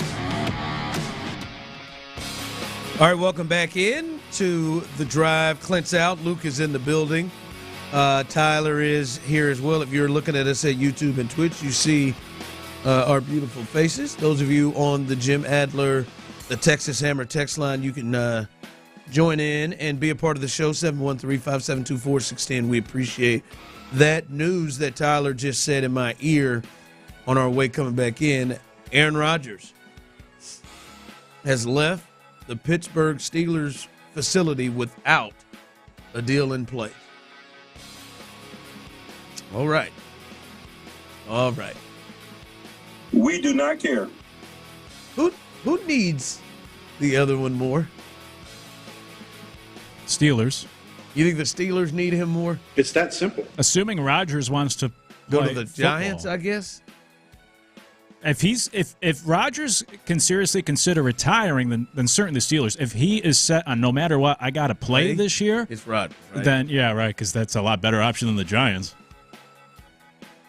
Yeah, interesting. I just I think everybody just assumed that gets done. Like I don't know what the other options are, but right. Yeah, I mean, not that I don't know what the other options are, but it seems like it seems like the Steelers are in the business of trying to win it now, right? It feels like should be going to get DK Metcalf and things of that nature. So it would seem to make sense it'd be Rodgers over whatever else is out there, since they didn't get like Sam Darnold or anything like that. Would think so. Guess keep an eye on that, because that'd be obviously another AFC team that was in the playoffs, and depending on how you view it, would be an improvement over the quarterback that play they had last year. Although Aaron Rodgers, I mean, I would say more times last year, Russell Wilson may have been a better quarterback than Aaron last year and here of late. So that's the latest there with the Steelers and Aaron Rodgers. Many people expect that to happen. All right. As the boys on In the Loop said, yes, the Astros, they are less than a week away from starting this season, starting a quest. I'm so excited! Of trying to win the AL West again and get to the postseason and get back to the ALCS. And the big story is the Altuve situation. And I'd say so. Yes, as yesterday, Tyler said he's in full freak out mode. Yep. Which I think is a little aggressive. I mean, we haven't started the season. Ups, man. He had 2 back-to-back days where he had plays that you would expect some of the kids at your travel team or your elite team to be able to make. But we'll see. I think freak out mode probably starts within the season. You know what I'm just really interested in? Who is the one that pushed this from the jump? Do we have any idea? Do you think I kept it real as a true professional myself. Okay, so you think it's Dana? I mean, I guess it's Dana's show. But he's the one that pushed this, because clearly, it wasn't just a Bregman thing. This was clearly now the plan. And I just wonder who is the main pusher that believes this is the thing that gives us the best chance to win. Because right now, I think there's a huge argument against it. But I just wondered, that was a no-brainer for me. Who felt like this is the best chance? I don't think it's Joe Espada. I don't think it's Jim Crane, is it? It's got to be Dana, right? Is it Dana that is the pusher of this? If not Dana, somebody else that got in his ear from the front office. I think it's a front office decision. I don't think it's Altuve that originated this idea. I don't think it's the owner, manager. Where do you think Altuve better not wants be to play? Bagwell? Where do you think Altuve wants to play? Second base. Yeah, if I was Altuve, I think I'd want to just stay at my position. Because he's really gone in with this. He is. He's created a Hall of Fame career over at that position. That's got to be it. Yeah, I give him props for doing it because, I mean, the easy comp is like Rafael Devers is the other big story of the offseason, a guy who doesn't want to change positions. Most guys wouldn't want to, and he's been all team first all the way and all gung-ho about it. So I give Altuve props in that regard that he didn't seem to put up a fight or anything. I'm not as worried about him in left field. I think he'll be okay. Those dropped fly balls are embarrassing, but I think it's one of those where the surgery was successful, but the patient still died, where he did all the right things. Oh, Jesus. I think he just got a little distracted by the runner tagging up, but, I thought he read the ball well. He had a good jump to the ball. He got behind it. He set himself up and then maybe just took his eyes off. So I think those are things that he'll improve with reps. He had a nice catch in the gap. Was that yesterday, 2 days ago? Yeah. So See, Tyler? I think he'll be fine out there. But to answer your question, I think it's a front office thing. Either someone like in the analytics department or maybe Dana himself. But from that portion of the organization. Do you agree with that? Do y'all agree with that? That this is the thing that gives them the best chance to win? I think long term it gives them the opportunity to field the best starting lineup. Yeah, that might be it. That might be. Because I don't fault them if that's what they sat down and said, all right, this right here, we're doing this and we're going for it because we look at this and we think Jose out there with how the other dominoes will fall gives us the best chance. I am not there yet. I'm not saying that they're dead wrong on it. I'm not convinced of that yet. I'm a bit surprised that that's where they arrived, especially with what is there. Because if Bregman was there, right, in my mind, now I can see, okay, all right, I can understand why you're saying to yourself, or Nolan Arenado or something like if there was somebody else there where you're like, where it's not Dubon that's playing second base, right? Mm-hmm. If there's somebody else that's there where you're like, hey, all right, I can see how this is a lineup that is, a lineup that's, kind of pushing up closer towards the Astros' heyday in this golden era of lineups where it's a guy back to back to back to back to back that'll kill you until you get to Reddick. I can understand that, but I don't get the sense of the feel of that right now, that it completely clearly makes it better. No, I don't think right now, although, the alternative is like Ben Gamble out there or Jordan out there, which they don't want to do. So I think it's almost out of necessity at this point, or maybe a commitment to the bit after the whole Bregman and Arenado thing. And they're just like, we'll just keep them out there. But I think that's why I said long term, because I think once Cam Smith's ready, you just slot him into third and move Paredes over to second, who defensive player at second than any other position in the infield. And then I think that's where you have your best at least 1 through 9 batting lineup. And if Altuve can figure out the outfield, maybe even better from a fielding perspective than where you were to start the year or last year. So that's why long term I think it's the better play. Opening day, it may not be the best roster, the best 1 through 9. We will certainly see. I'm disappointed in Tyler. I just took that, very, very quick shot at Josh Reddick, and he didn't even pick it up. I thought I heard you say Reddick. And I was like, where is this gone? Because I was editing back here. And I took it. I'm sure. I hope Megan's listening. That really pissed her and Linda off. Woo! Those big Josh Reddick fans. Yeah, we have to get into that Josh Reddick story. Hey, he didn't have to have his shirt off for my wife. Yep. Say what now? We'll get to that at some point. All right. That's serious, Luke. Shirtless for my freaking wife. Coming up, the next, and it's already started today, and I'll have to check and see what he's doing. But this could be a huge, huge change in one of the most popular, or hoping to be, again, one of the most popular sports in America. We'll discuss that coming up next. But before we do that,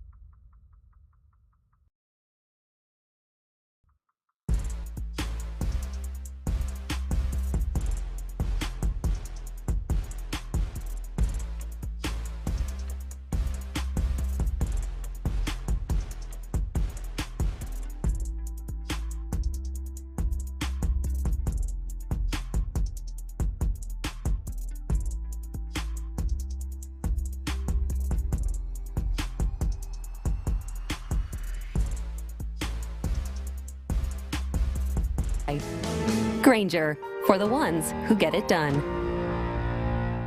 Live from the Mokaram Injury Lawyers Studios, Sports Radio 610 presents The Drive with Stoerner and Hughley.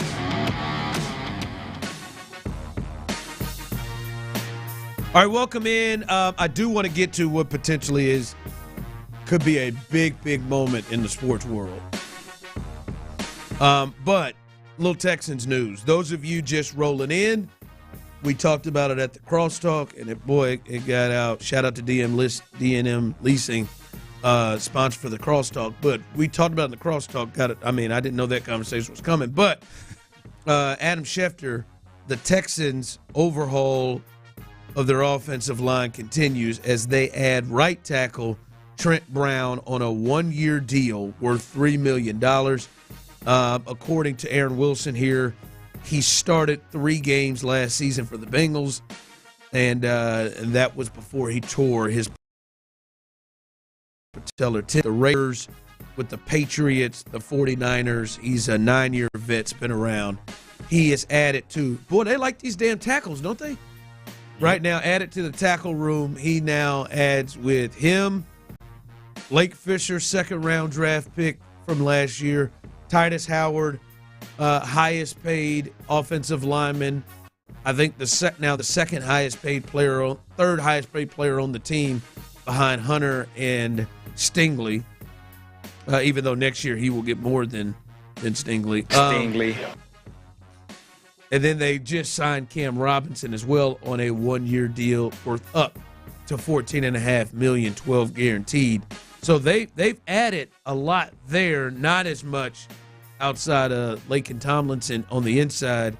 Just for you, Luke, because you're higher on Trent Brown than not just me, but really I think almost anyone in the country. Not kidding, but no, I'm not kidding. Do you think this Trent Brown potentially is more than just depth? Like, do you get the sense of that? No, I think the idea is for depth. Okay. Now, I think over the course, you don't think they're bringing him in like right now. You don't get this to say, no, this is a battle for a starting position here. I don't think so. Yeah. I think over the course of the season, or if given the opportunities, or maybe even in training camp, because I do think he is better than Cam Robinson in particular. Maybe he gets an opportunity, but I think the idea behind the signing right now is, I'll bring him in. All these tackles, I mean, we're still waiting for the final pieces to this offensive line puzzle, but yeah, to your point, you bring in a lot of guys on the exterior of that offensive line, on the edges, the bookends, and not as much in the interior, which I imagine they'll address in the draft. But I'm still curious to see how this offseason and this offensive line puzzle plays out, because there is a bit of a mismatch there in terms of the number of pieces you have at each spot on that line. Yeah. It's an imbalance. Oh, yeah. We'll dive into more of this, but that's the latest there. Trent Brown is added to it. Now in the offseason, they have traded away Laramie Tunsil. By the way, the last time we were here, we had that conversation. Yeah. Do you think both him and Titus Howard would be here? We both agreed that they wouldn't. Excuse me, a little help. We both agreed they wouldn't. Obviously, that did happen as Laramie Tunsil's been traded. But since then, Laramie Tunsil out, Shaq Mason out, Kenyon Green traded, and they've added Tomlinson. They've added Cam Robinson, Trent Brown, Ed Ingram. They added as well. So they have made some changes. They've did some things. I don't know if they've made that real big, sexy change where you're like, hell yeah. I mean, I think Cam would be the closest thing, and I know you have some, I think, fair questions about Cam Robinson. So they've done a lot. We'll see where that finished product is, because I still don't think it is. I still don't think that thing is finished. All right. The tournament, fellas, I think this could be a really big moment for the sport of basketball, and in particular the NBA. I think they need Cooper Flagg in a major way right now to be a huge star of this tournament. The young fella. And the way that I get a chance to see this did you know who Caitlin Clark was before 2 years ago? Like before that, like before the tournament, and I'm not talking about the one that she last played in. She really jumped on the scene that year where I think she was guarding the girl, the girl from Louisville, and threw her hand at her, and she was just putting up crazy numbers. And then that Iowa team that really had no business beating the undefeated South Carolina team in the Final Four, she went off and they won, and then the whole thing with her and Angel Reese and LSU started, and that became the thing that made her a star and has completely changed women's basketball. But is there and I'm legit throwing this out to you, and maybe I'm just off my ass, but is there a chance that Cooper Flagg could have that type of impact? Not quite on the level of, but anywhere close, that he could become a star in this tournament, that to being a star and having a following at the next level. Like that's my thought, is if for the NBA, if Cooper Flagg had just a huge, and by the way, he's already up and going, 11 minutes, 9 points, and 4 rebounds to start against the 16 seed as they lead 44-22. But I really feel like that could be huge for the NBA in particular if Cooper Flagg goes off and becomes the story of the tournament. I'm with you. I think there's a chance for the Caitlin Clark thing. I don't know if that will happen. I think it might be more comparable to like Zion Williamson at Duke a couple years ago and went into the NBA, and everyone was – I mean, Zion, I think, had more buzz going into the tournament. Yeah, he had more buzz. But this could be bigger, though. Like, I feel like the state of the NBA was at least perception-wise in a healthier place that year when Zion became a thing. I would agree. I'm not going to lie, I'm a huge NBA fan. At least the conversation around the sport and some of the things, obviously the numbers and the ratings have had a dip. I do think the Luka to LA thing with LeBron and that stuff has created some more interest. But if Cooper Flagg becomes the story of the next 2 weeks, and you think like what that would mean for him, like Coop, like that, and him, and the following that could push, this could be huge for basketball. For sure. Maybe the better comparison is like Carmelo, who as a freshman led Syracuse. And it's funny because in the NBA, he was a great liked Carmelo, but obviously never won much in the NBA. But I think that victory at Syracuse and doing that at March Madness always propelled and carried him. And he was such a big star and a big name for the really entirety of his career. But I think it's a rite of passage for all these NBA stars that you go back. I mean, John Morant really elevated his platform in that tournament with Murray State. Steph Curry, of course, with Davidson. And then he went back another year and did it again. But a lot of these guys, you go back, you can even make the case Jordan when he hit that jumper, you know, and Bird and Magic when they played each other. Like, that seems to be the rite of passage for the NBA star. Obviously, LeBron, Kobe, they didn't have those opportunities, but it usually starts with a great run in March Madness where a lot more people are watching you than during the regular season. And these guys are able to do that because they're really good, you know, for a reason. And then that carries them to the NBA. They become a household name, and you know them going into that league. And so you hope, if you're the NBA, you hope for a nice long run from Duke, and Cooper Flagg plays well and stays healthy, and then that carries you to his NBA career. Do you put any stock in these rumors that he's going to come back to Duke for another year? No chance. Yeah, I don't think so. No, especially after he hurt his ankle like he did. No chance. That is the part, though, that I wonder about is, can he become, because Caitlin Clark, to a certain she became the best thing. She became polarizing. But to a certain segment, she became very, I would even think more than polarizing, really uplifting, and people loved Caitlin. Mm-hmm. People rooted hard Caitlin and loved Caitlin. Can Cooper pull that off playing for Duke? I was going to say. Is Duke hated too much to a point where you can fall in love with Cooper Flagg? It's a good question. I mean, how many players from Duke in the NBA were like fan favorites? Grant Hill might be the only one. The black guy, oddly enough. Yeah, like Kyrie, I don't think is very well, and he hardly played at Duke, but, you know, Shane Battier. Shane was liked. Was he? Yeah, I feel like he became a little bit of a pest over the course of his career. He was a pest, but they like it. Shane, the president. Shane was liked. Like J.J. Redick obviously was not. Oh, man. Leitner way back. All these guys. Hurley, all of that. Yeah. So I was going to say, I think there's two things working against Cooper Flagg that Caitlin Clark, in that comparison to Caitlin Clark. One is the Duke thing. I think most people can't get over that.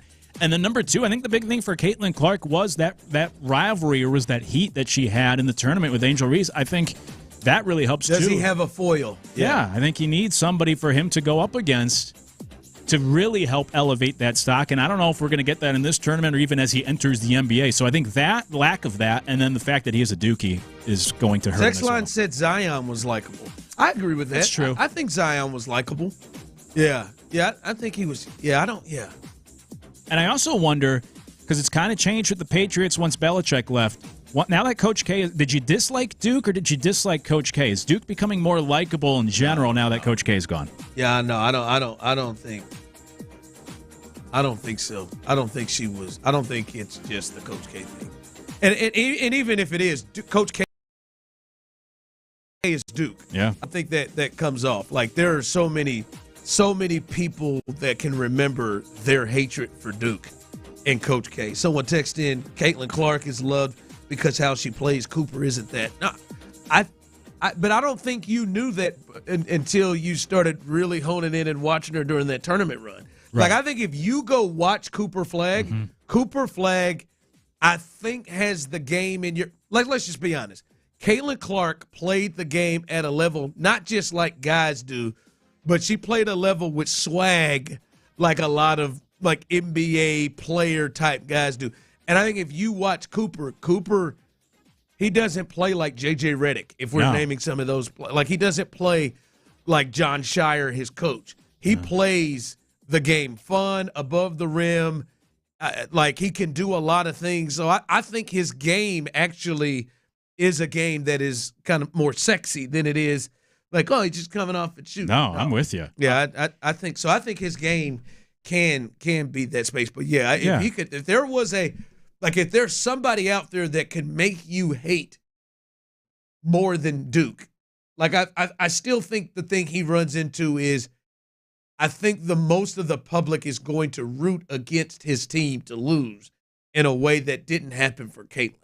And I do think that is a part that jumps up. We'll give you a tournament update coming up, and I got simple questions about the Texans. Simple questions about the Texans that I think we should answer. It's March, baby, and hoops are taking center stage. Now's the time. Now's the time to register for the Dose Million Bracket Challenge. Sign up at TwinPeaksBracketChallenge.com. Then fill out your bracket before the tournament tips off March the 20th. Enter for a chance to win $2 million and much, much more. There's epic prizes, y'all, including a $50 gift card to the top bracket from every lodge. You know I'll be hanging out at the lodge this month, and I need to see you there. Twin Peaks, eats drinks and scenic views. The NCAA tournament.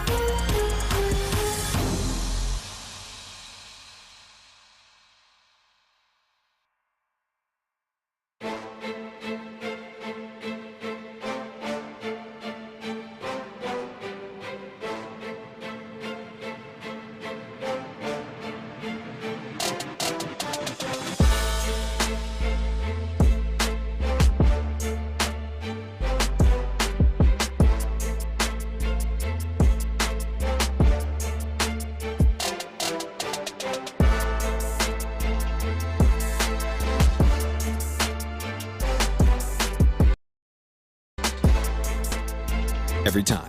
But you already know that. eBay. Things. People. Love. Eligible items only. Exclusions apply. KILT FM HD2 Houston. Insider access, exclusive content. Sports Radio 610. The Texans play here. An Odyssey sports station. Sports Radio 610 presents The Drive with Stoerner and Hughley.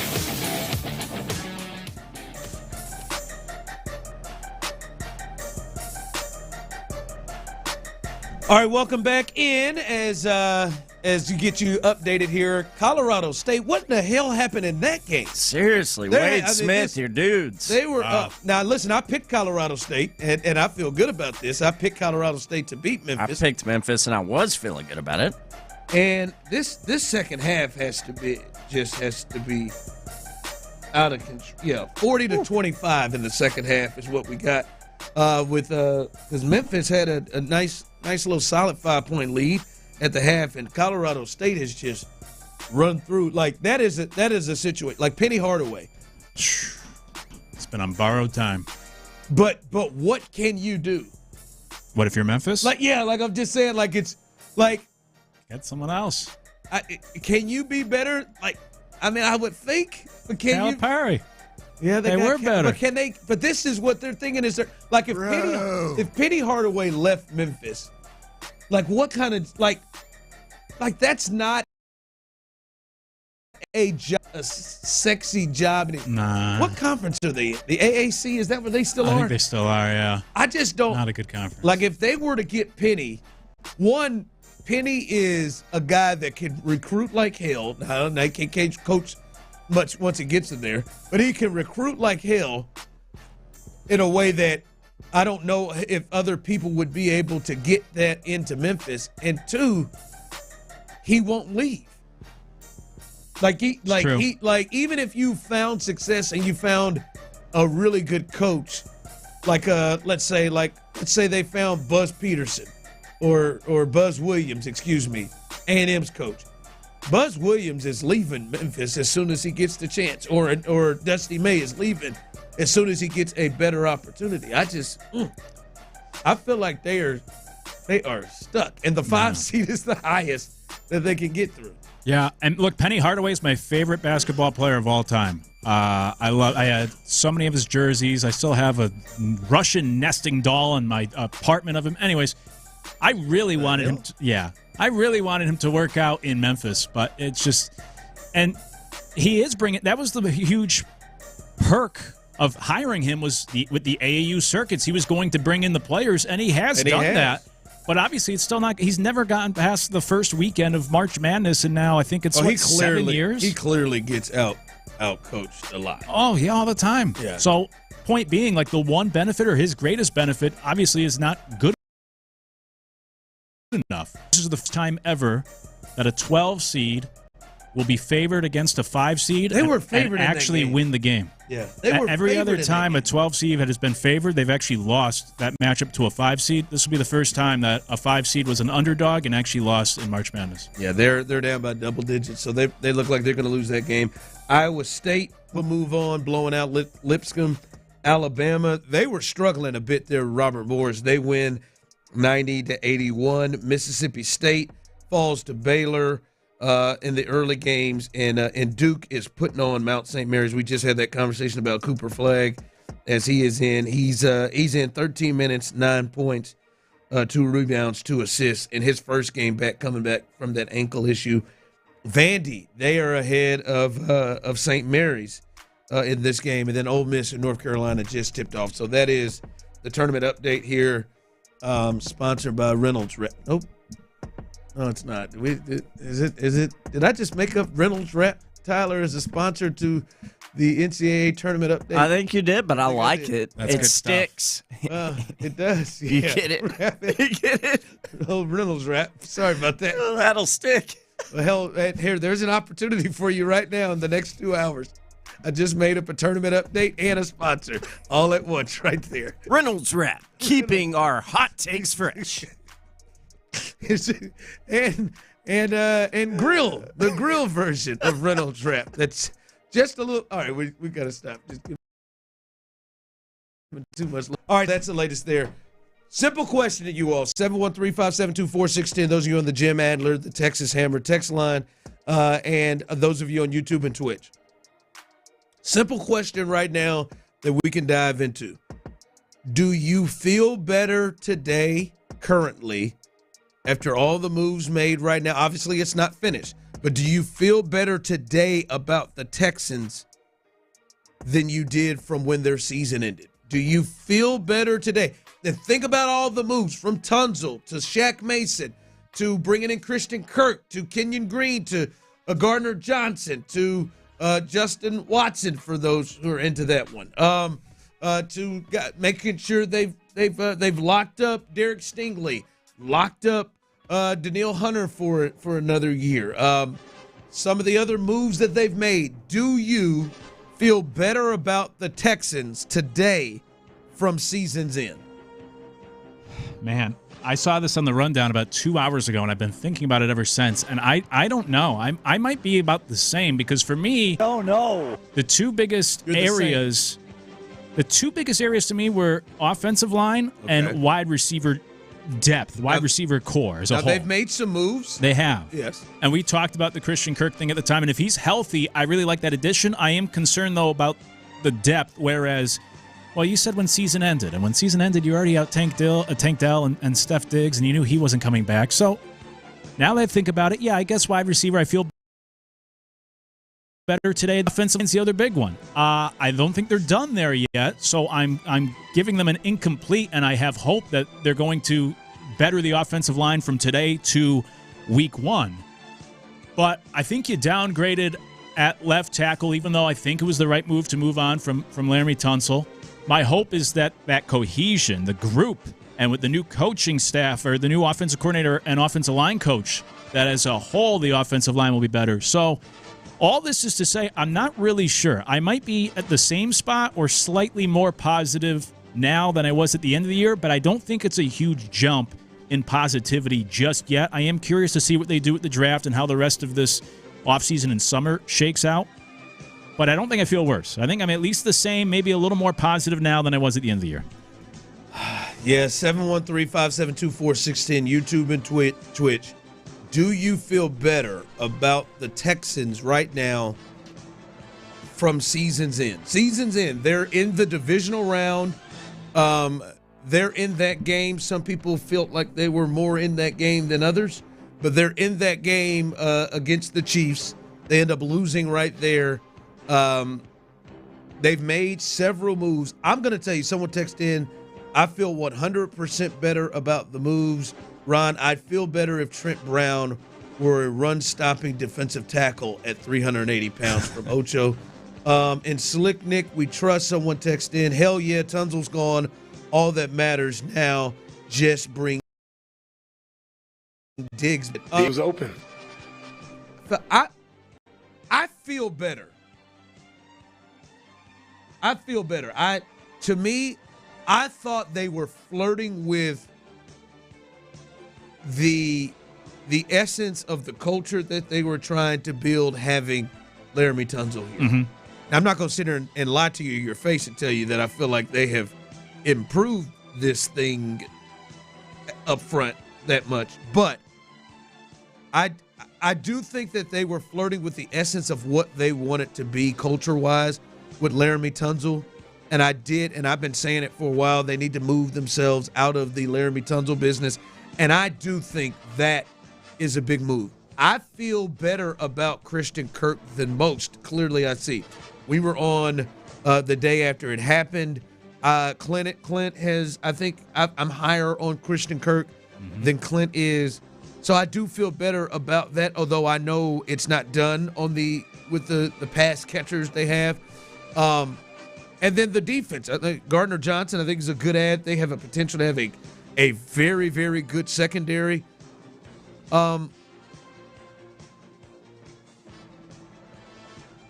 don't know how to feel about the new coordinator, play caller, and the staff. Yeah, I'm with you. But if we just go and think about all those things, right? Because that was a big thing. They fired Bobby Slowick, and again, I think Bobby Slowick was working with a lot of issues. And now we're seeing the Texans agreed with him.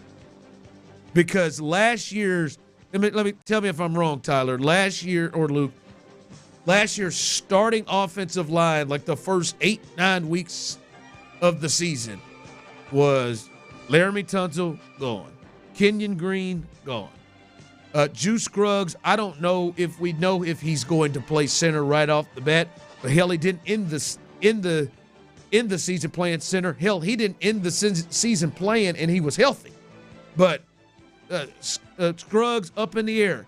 Shaq Mason was the right guard, gone. And now Titus Howard was the right tackle.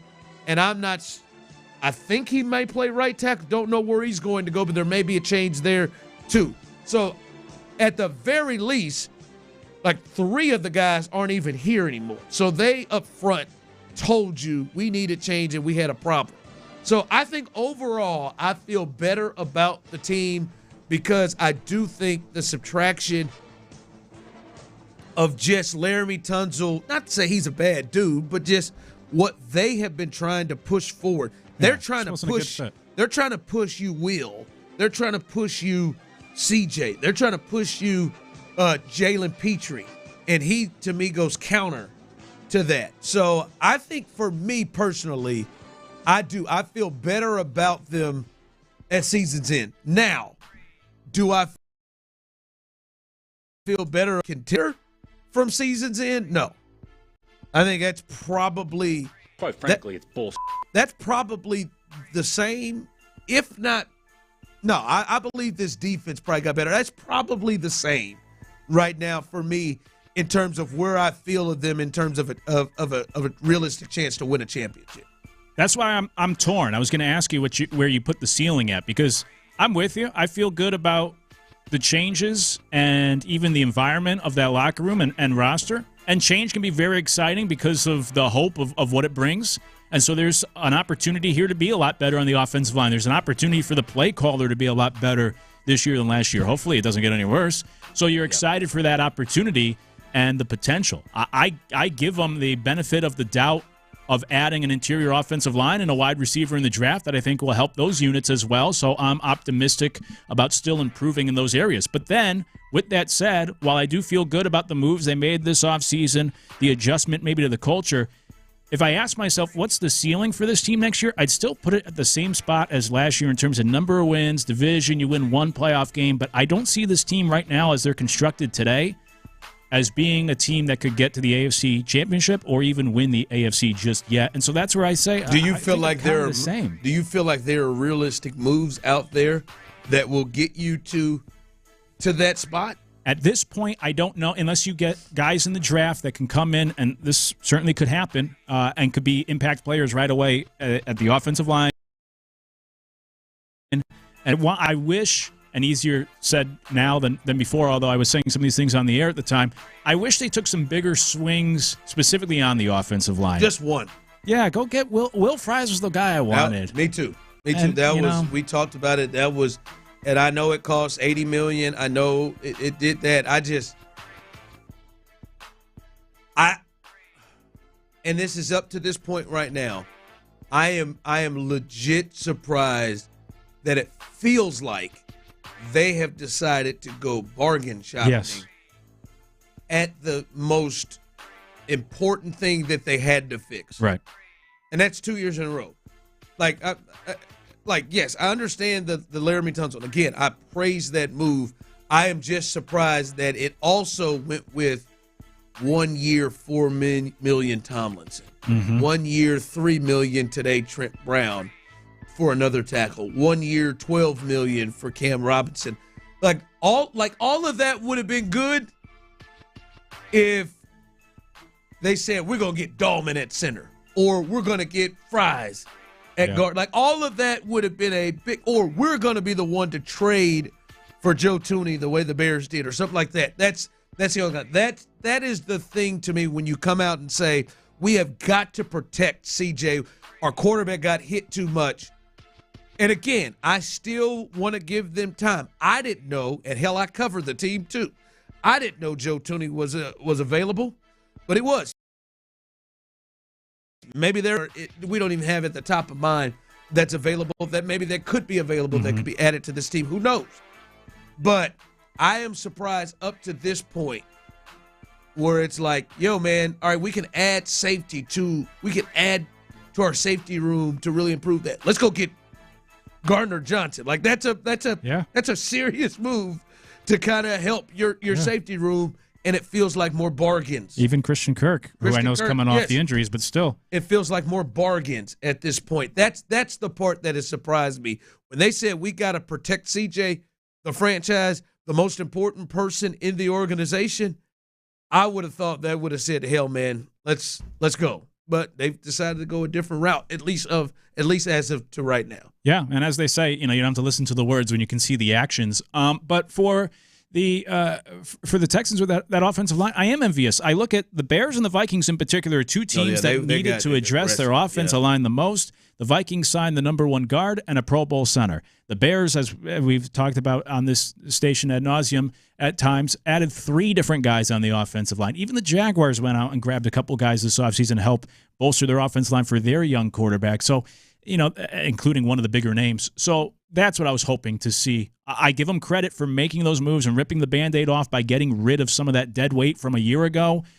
But I want the reinforcements to be a little greater to this point. All right, the drive continues right here live as we're enjoying this great Friday. Before we get back, though, fellas out of one of the many, and many.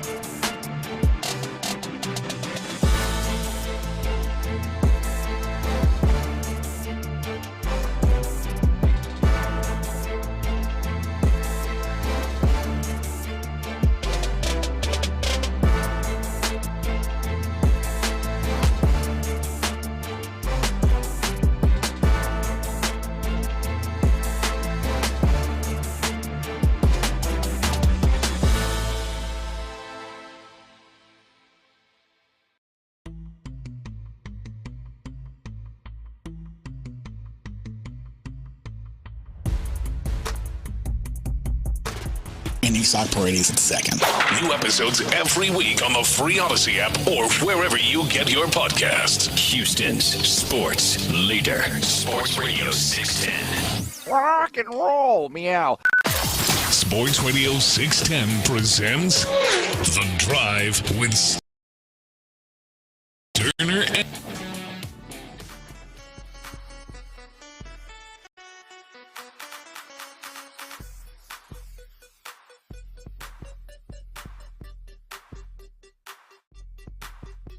Welcome back in to the Drive. You got to stop. My man Cornbread said, as we're talking about it, do you feel better about the Texans since they ended the season in Kansas City? Cornbread said you can't say that until training camp to see if they go further. It's not a finished product till. Nobody said it's not a finished product. I think what we can't say is what it is right now. And we have repeatedly said, I have repeatedly said, now it is still time for them to go make a trade. There may be another trade out there that they're talking to. Who knows? Whatever. There's time. But at this point, unless you disagree, and I don't know how you can, they have elected at this point to go more bargain and I believe we can coach them up and taking more of chances. More of, you remember Kings of Comedy when he talked about that hope creed? The Texans right now up to this point are more in the hope creed. We hope that Tomlinson can play better than he did the last couple of years. We hope that Juice. We hope that Titus Howard can move over to left tackle, or we hope that Titus Howard with a full training camp can play better at left guard.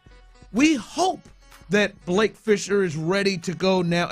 We hope that Cam Robinson can stay healthy and that he is still a player that can give you something, in his 30s or early 30s or 29, wherever he is.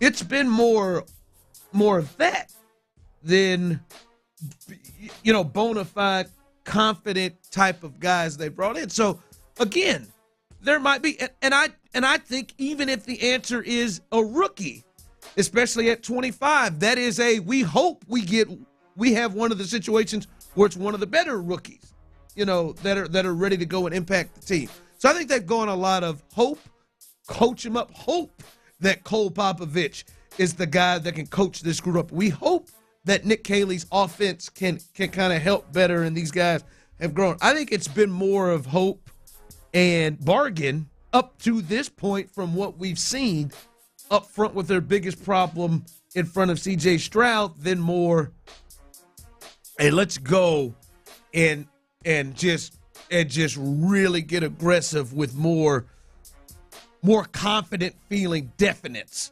Like, man, you go trade and bring in Gardner Johnson in the safety spot. You feel pretty good about what the hell you about to get. But there's a lot of, we got him. That joker going to add to us. That crew, we've improved there. So that's why I think it's just they're more hope, like, instead of more like Chicago. I think they probably there ain't real much hope. I think they probably got a pretty good idea of what they're getting out of Joe Thuney. I think they got a pretty good idea what they're getting out of Dahlman, the center they got. Now I think they're a little hoping with the other guy they got from the Rams, hoping that he can get back to where he was for a couple of years ago. But I mean, it's just real. Like, to me, you're not. Is that how you saw it happening? Or are they going like this? What they gonna do to bring in and help the biggest issue? They're gonna trade Tunzel, and then the position that they're going to bring in the most is tackle, and they're gonna keep Fisher and Titus, and they're gonna bring in Cam Robinson and Trent Brown, and the one piece they bring in the interior, they bring in two pieces of the interior. Just don't trust me. Don't read anything on Ed Ingram. Like, just don't read anything on him. It reads worse than Kenyon Green. I'm just telling you. Don't read anything. And then they bring in Tomlinson. They brought in more tackles than they did changes on the interior. That is a bit surprising of how they went that way.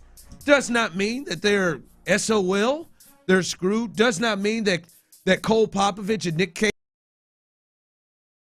with their may not make this thing much better, and we see, oh my God, it was that damn Hal. It was that tyrant, baby Napoleon, waltzing around here that screwed everything up. Like, that is on the table. On the table. But they have gone bargain shopping and hope. It's straight up. Yeah, and, offensive line's the one unit where the group can be better than the individuals, so maybe they're hoping with the right group and the changing and the coaching in that room and the offensive coordinator, things could be different. But I'm with you. And to your point, as a Texans fan, like, you're once bitten, twice shy, but really about 3 times bitten at this point, where you're at the point where you don't want to rely on just that hope or those bargain bin additions and hoping that it gels. You want to be, like you said, like the Bears, where you have a need, you go out, you make some big swings, or even the Vikings to a certain extent, or whatever other team addressed another need. Like when your team has such a pressing need, you want them to be serious in addressing it instead of, like you've been saying, that buzzword, just kind of relying on hope that things are going to work out. And when you haven't seen it work out the last couple of years, you become a little hard-pressed to believe it's going to be different this time around. But and I'm not even in that point. Like, this is, they've got a new OC, they've got a new offensive line coach, and I think a new philosophy. And I think I'm higher on Cam Robinson than you are. I think anybody is. And I think they can be better. Hell, I think they can be better. If you'd have told me, all right, they're going to take one swing this year before the draft. Like, you're going to tell me they got the 25th pick, they're going to take one swing. I would have said, like, objective one based off the things that they were saying is going to be to bring in a stud somewhere on the offensive line. I would have guessed interior. Mm-hmm. And they haven't done that. That's fine. They got their way of doing it. Hell, look, I did not love how they attacked the interior defensive line last year. I was not a fan of that, but hey, it worked well enough. Like that was not what ended up killing them, right? And they're evaluated. They saw some good stuff. Mario Edwards was a bigger player than I thought he would when he was there. The Danico Autry thing worked him on the inside when he was there. Foley Fatukasi was better than maybe one would think. That group worked. So yeah, I'm not saying it won't. I'm just saying, like, coming up at the end of this season, you heard them talking.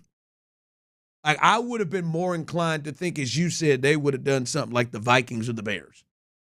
Yeah, like at least one player, at least one move like that. Yeah, and I'd feel a lot different and a lot better right now if you just simply threw in a Will Fries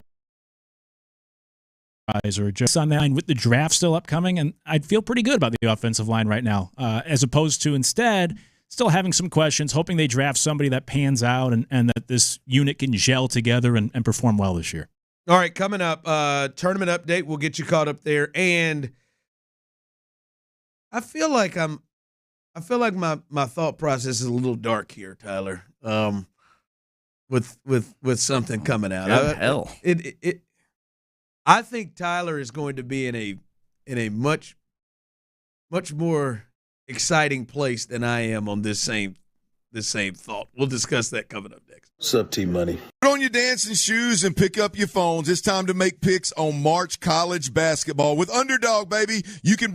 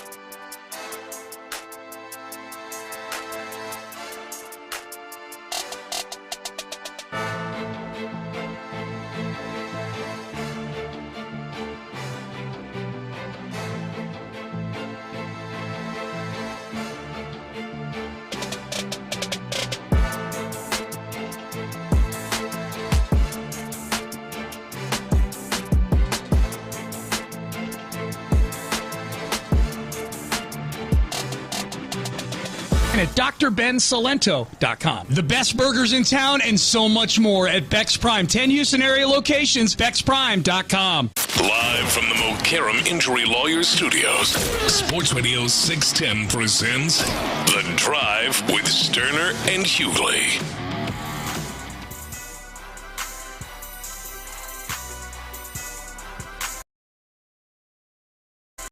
Another one of the fat moments here. Really go for a loaded coney right now. I had a Trill burger for lunch. It was delicious. You did? That was the first time, wasn't it? Yeah, my first ever Trill burger. It did not disappoint. Shout out to Bun B and Company, your first one. So this man DoorDashed Trill burger. Ooh, it's okay though. You see now you can finance your DoorDash over 4 payments, interest free. So I really do. I DoorDash way too much. My DoorDash bills are out of hand.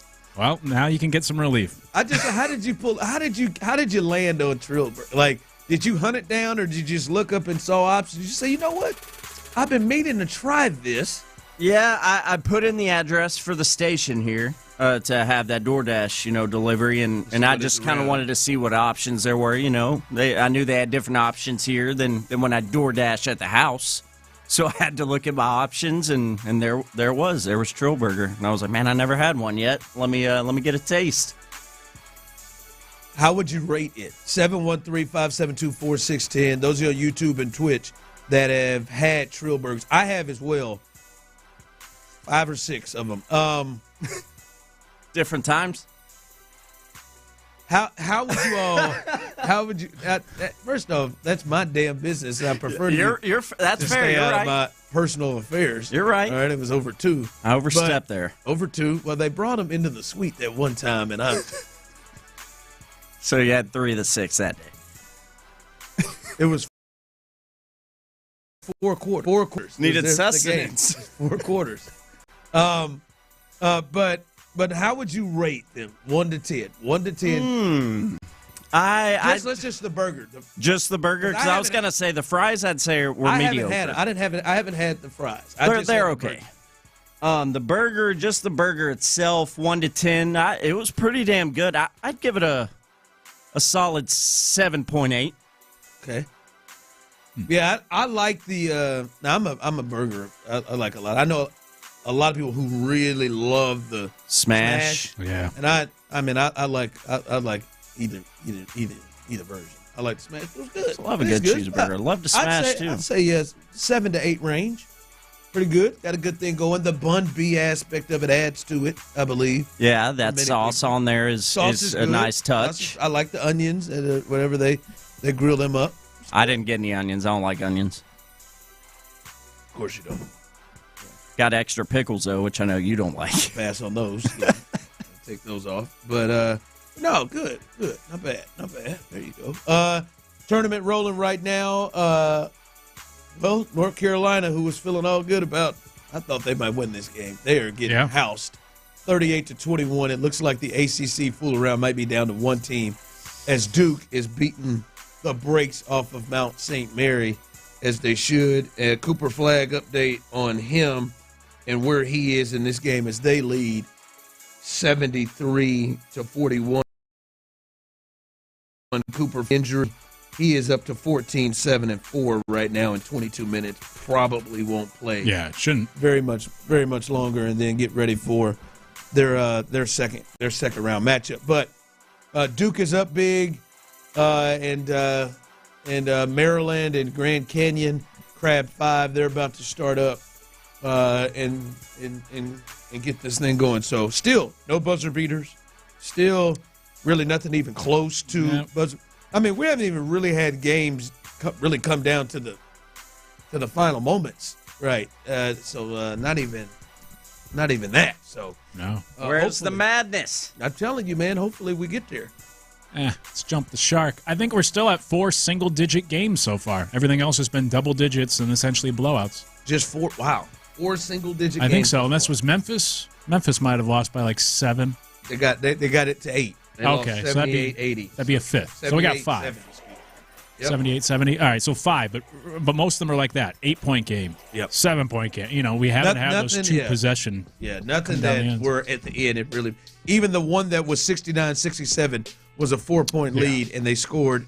They scored so late it was reviewed to see if it actually counted for bettors. By the way, that was that there just landed right in the middle of the total score, the total point score that people were betting on. That McNeese and Clemson game. That final layup. Yeah. Hit. So as we said, man, we'll keep you up. Vanderbilt, they're up 10 on St. Mary's. So hell, even these ones is double digit game right now. All right.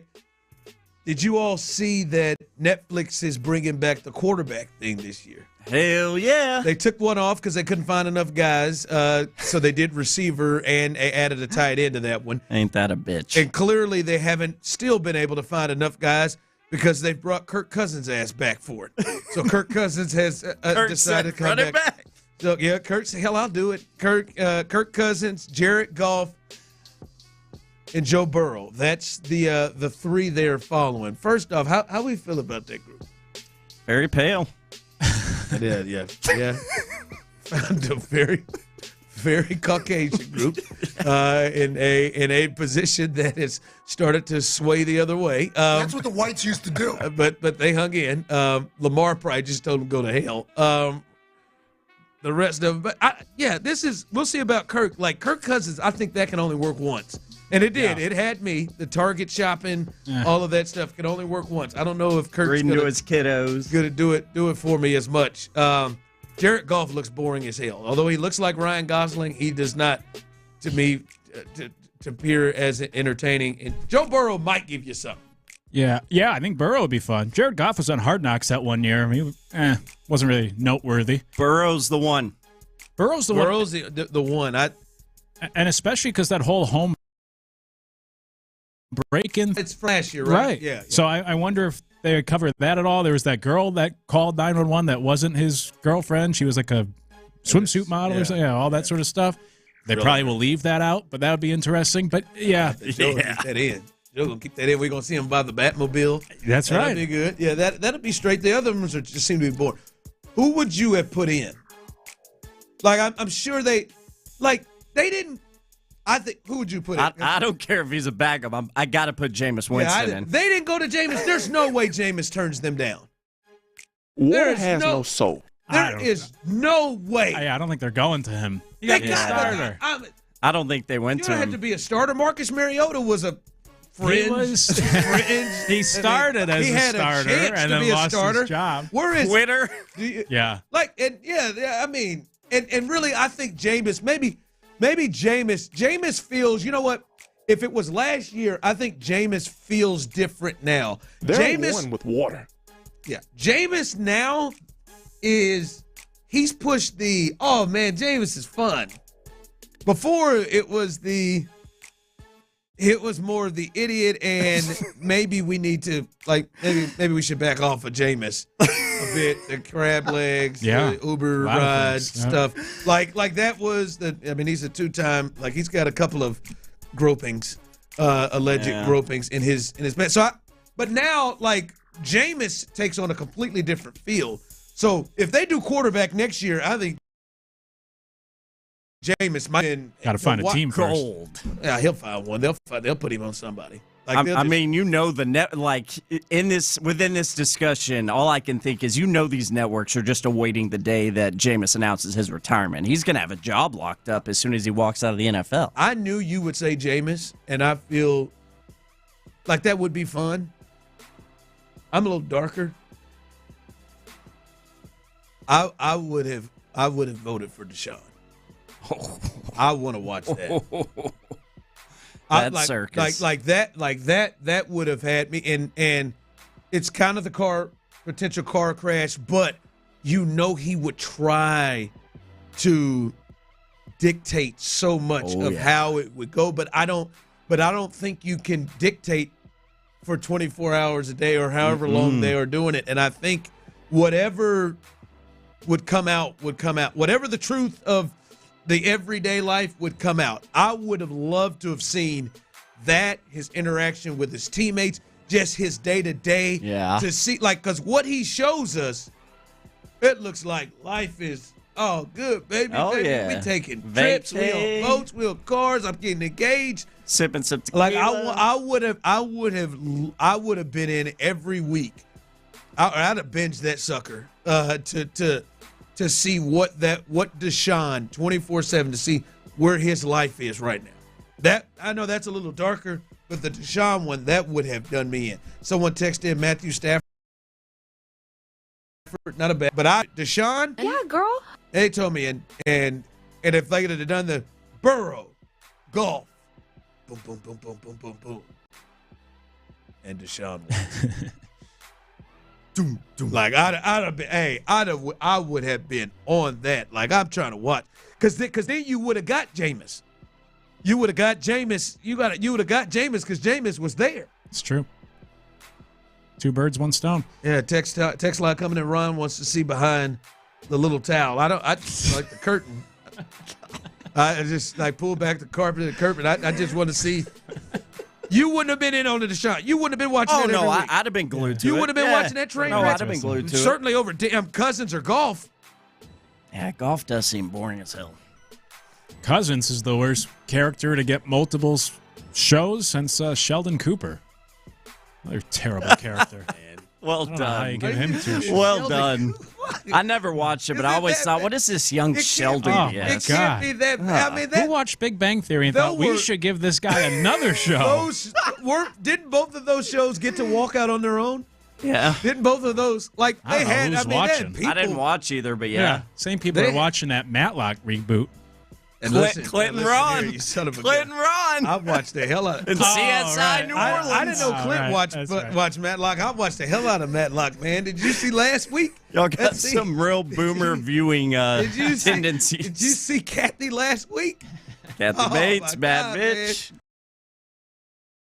Spoiler, Kathy last week, man. Telling you, man, we're gonna catch these people. We're going to catch these people. The sister that came in, oh, man, y'all better get out of here, man. Yeah, man, that Deshaun, but that would have done me in. All right, coming up, Dirty's Daily. We'll hold it down for him. I've got the burning question, I think, for me. Like, I'm skeptical right now about something the Texans are doing. But if I knew the answer, of which I know they already know, but if I knew the answer to this, it would change my entire feeling about the Texans in this situation. We'll discuss that next. Make sure, look, get the smallest little paper bag they got now. I'm telling you, when you're drinking that silver bullet, they're going to try to hand you one of them bigger bags, right? It's going to swallow that silver bullet. Nuh-uh. Get you the smallest one. That can's going to slide down in there nice. That tall boy's going to slide in there nice. And you're going to be ready to rock and roll on this beautiful Friday now. When we're talking about Coors Light, we're talking about the one that's made to chill. We're talking about the world's most refreshing. We're talking about the Silver Bullet. We're talking about the Wolf Killer, the Coors Latte. And dang it, we're talking about that cold beer.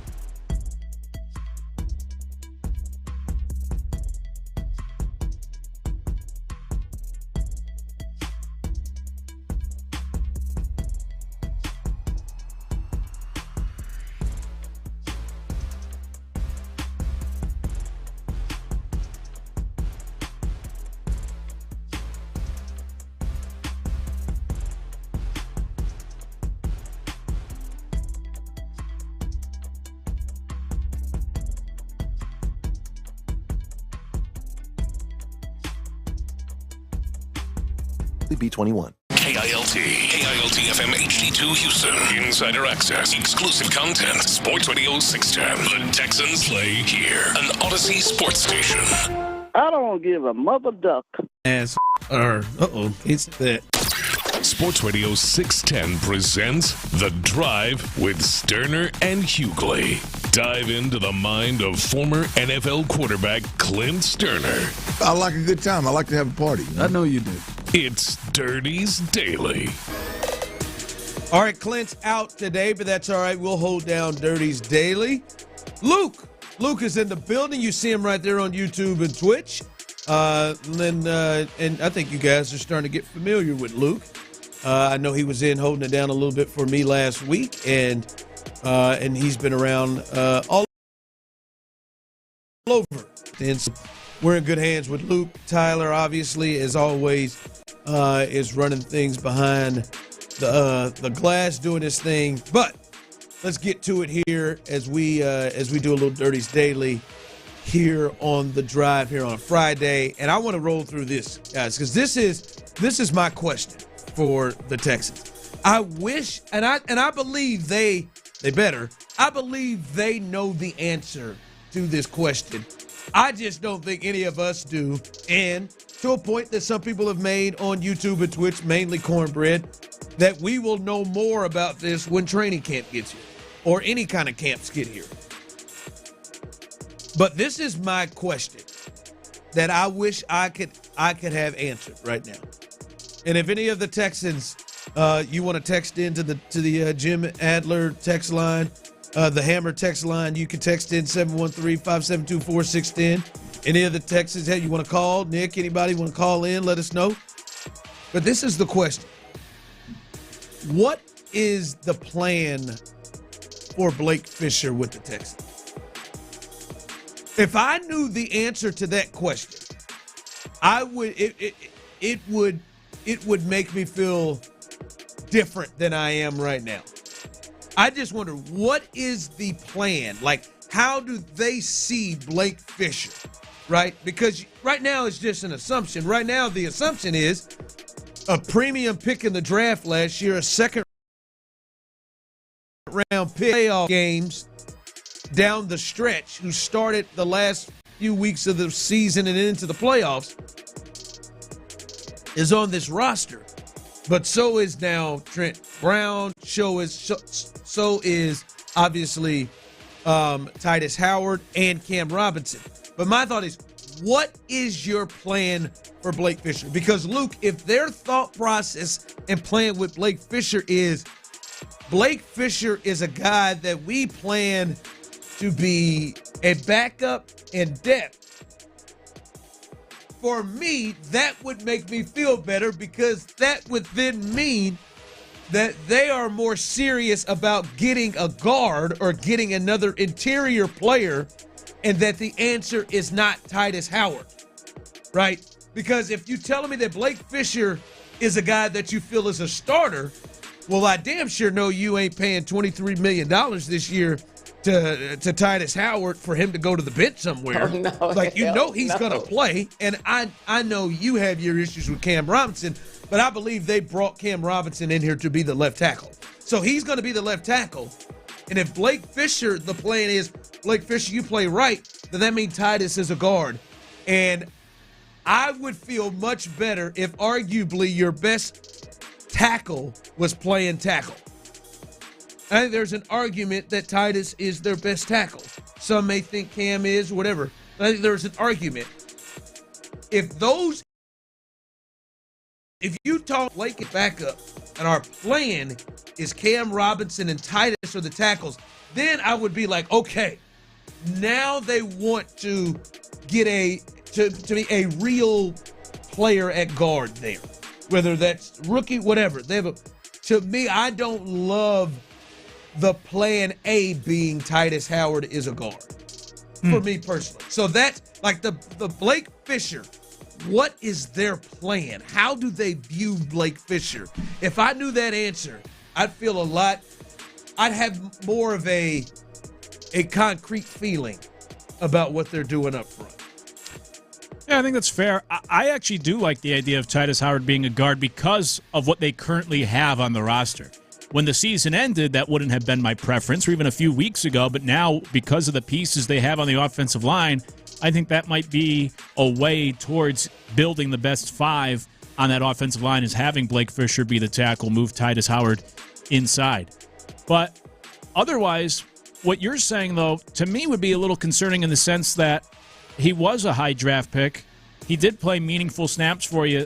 And I think, he wasn't the third day of the draft. He was a second-round pick. I think at this point, with the needs on the offensive line and the turnover, I would like to think that you'd be able to rely on that guy to be a starter and still not be a backup at this point, heading into what would be, year 3, hoping that he develops enough. With those needs that they have, I hope he could take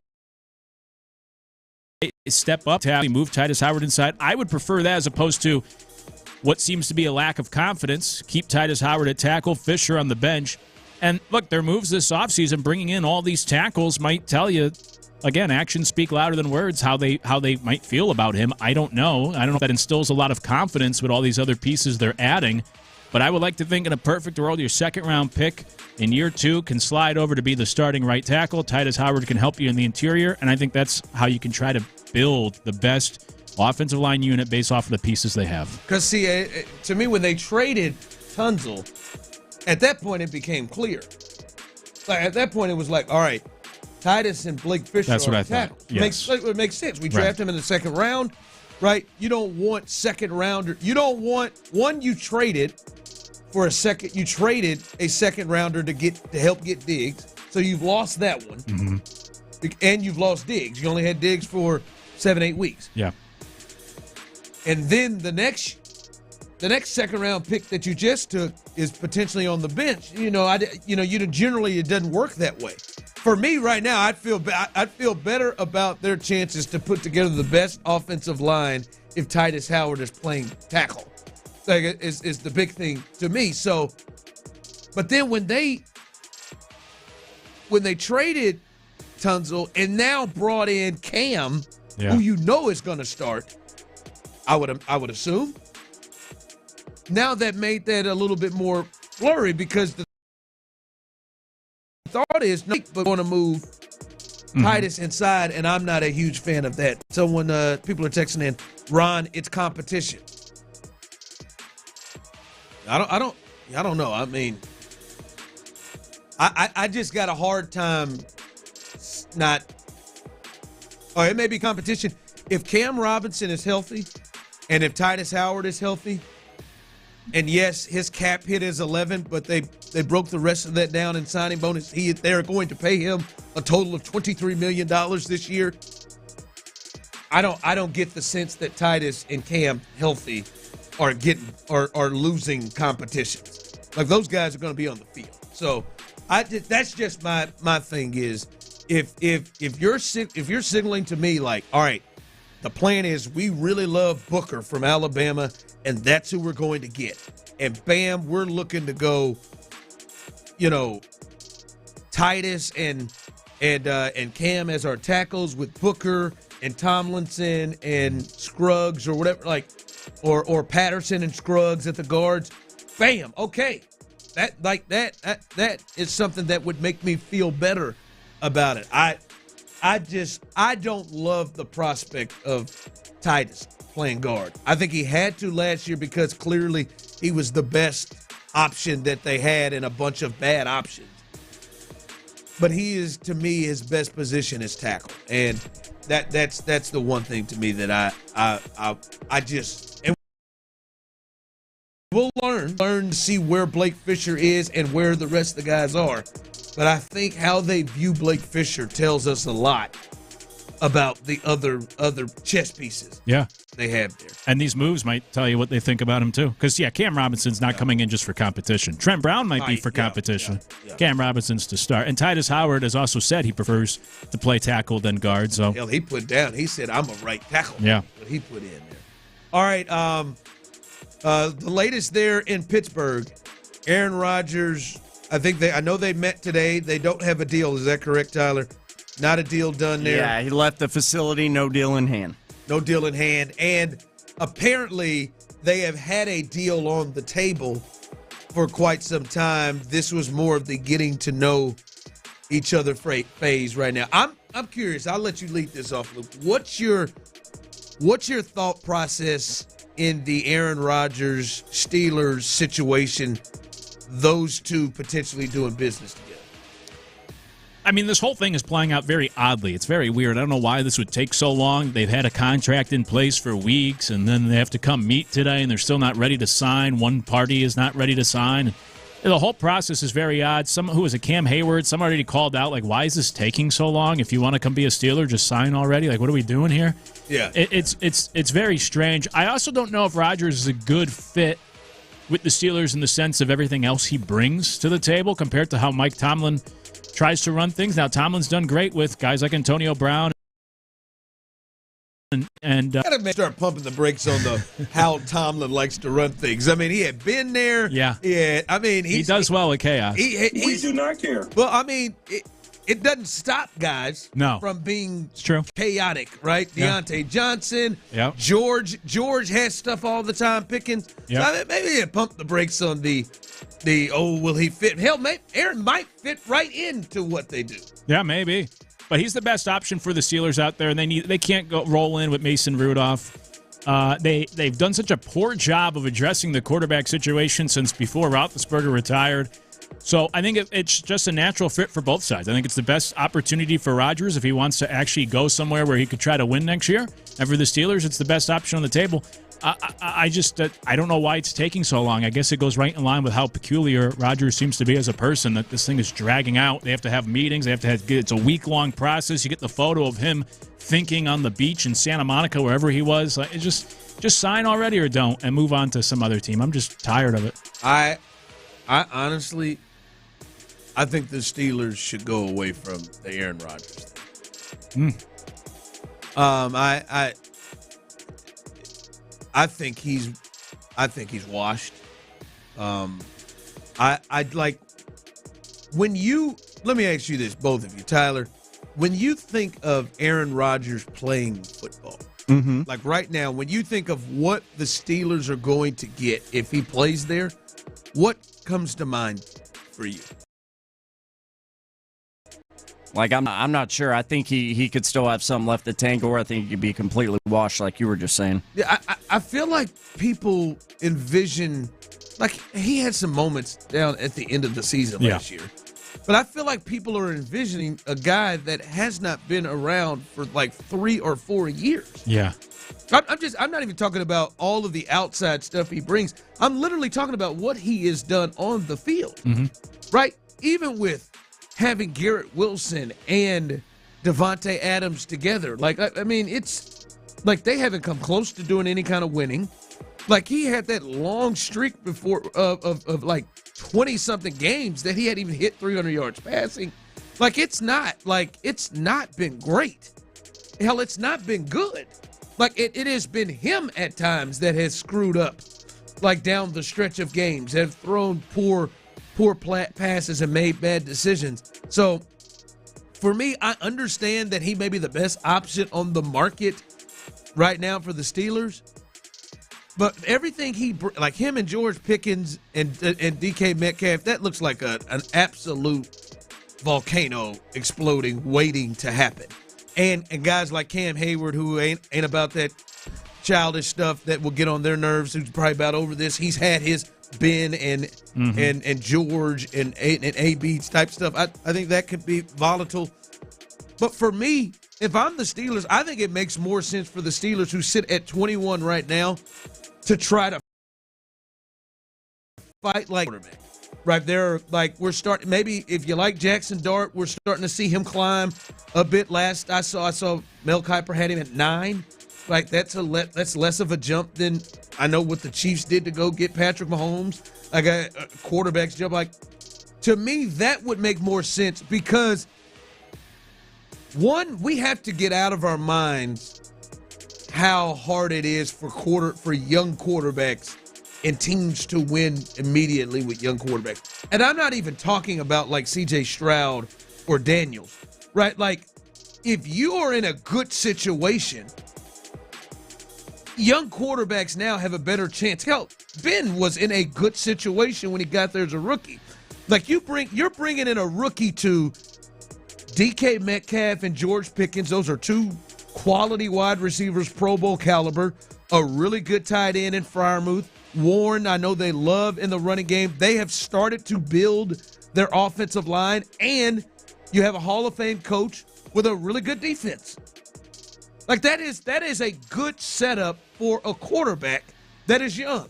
That is a good setup. That to me makes more sense than getting into the volatile up and down business of Aaron Rodgers, who has not been good in the last several years. So for me, that would be the plan to me, to go after one of the younger quarterbacks, to really go after one, not Kenny Pickett, sit there and wait on a kid who plays with gloves, but really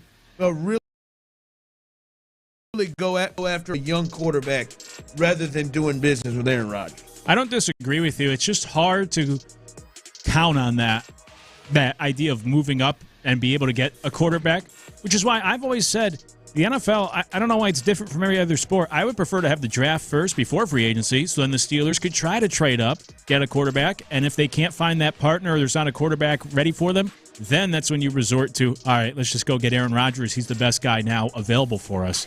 But, I mean, look, it's only them and the Giants. Maybe they can wait till after the draft to sign Rodgers if they miss out. But for sure, the better option for the Steelers would be some sort of franchise quarterback for the future. They need that, to be honest. I don't even know. Like, I think you probably knew pretty early that Pickett wasn't, but I don't even think they gave him a huge, a big runway or a big shot. But to me, like, that is the route to go. They have a perfect setup for a young quarterback to come in and just to try to be solid. They don't need a young quarterback to do what Daniels and C.J. Stroud did. They need a young quarterback that can be solid and can grow with this group. And there are a lot of things in place for that for their team. And they've been stuck in purgatory because they win enough games where they're not drafting a quarterback high, but they're never good enough to actually compete. They haven't won a playoff game in close to a decade. And then, of course, the 1 year they are able to draft a quarterback, like you said, I mean, it's Kenny Pickett in the worst quarterback class we've had in a while. So they've just kind of been stuck here without this franchise quarterback or without the ability to actually get a young guy to be that franchise quarterback. The biggest thing happening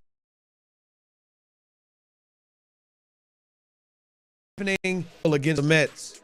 How do we get here? We'll discuss that coming up next. Houston Astros baseball spring training. The NCAA tournament is here. Want to hear your Red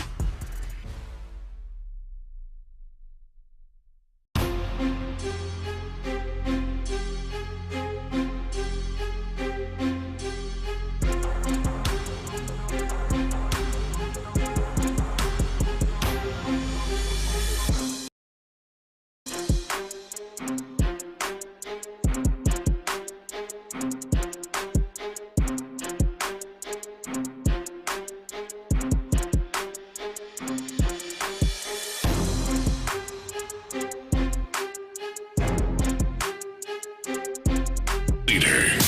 Insider access. Exclusive content. Sports Radio 610. The Texans play here. Big scale. Sports Radio 610 presents The Drive with Stoerner and Hughley. Hey, it looks like we might have our first close one here. St. Mary's Vandy, 53-50. Because Ole Miss is just beating the hell out of Carolina, 50-30.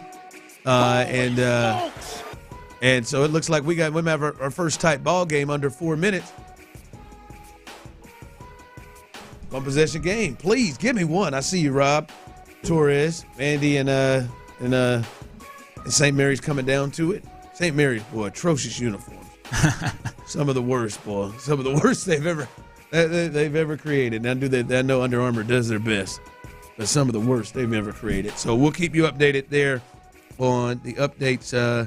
As still, we're really waiting for the madness to start. It has not started at this point. It has not started at this point. All right. Astros, you ready? Ready for it? Astros getting ready. Get the Mets to start this thing. Remember Valdez and Hunter Brown are going to start games 1 and 2 for this thing. And it's pretty clear that Jose Altuve and company, and he is going to start in left field. I think they're playing today, have they? They won, I believe. They won 5-3, and we hadn't heard anything from Jose Altuve, so I'm sure if we heard any kind of a problem. He did go 0 for 3 with 2 Ks. But must not have had any balls hit his way. Or he had no problem. I'm just saying we would have heard of that now. Yeah, I do think that's part of it though with the Altuve thing. I feel bad for him on that part. It's like almost like and this might be a bad example now because things have changed in 2025. But you always hear about the plane crashes, but never the thousands of planes that land safely. So people think flying is so dangerous, where statistically it's safer than being in a car. Yeah, I think it's similar. You never see the highlights. I struggle with that, by the way. Really? Yeah, it's tough. I feel like I'm in more control driving. But go ahead. That's right. That's what I think most people feel, which is fair. But you never see Altuve making the catches or the routine plays. We just see the funny highlights of him dropping fly balls, which has only been 2 or 3, a couple bad plays here or there. So, I think we're focusing on the bad and not focusing on that nice catch he made running into the gap 2 days ago and the other routine stuff he does. Well, that's not as much to me that, yeah, I think that does happen. I think for me is we are going to, and I'm sure I'll be a part of it and have been, or let's give more conversation to his misplays than we will do anybody else. Mm-hmm. Right? Like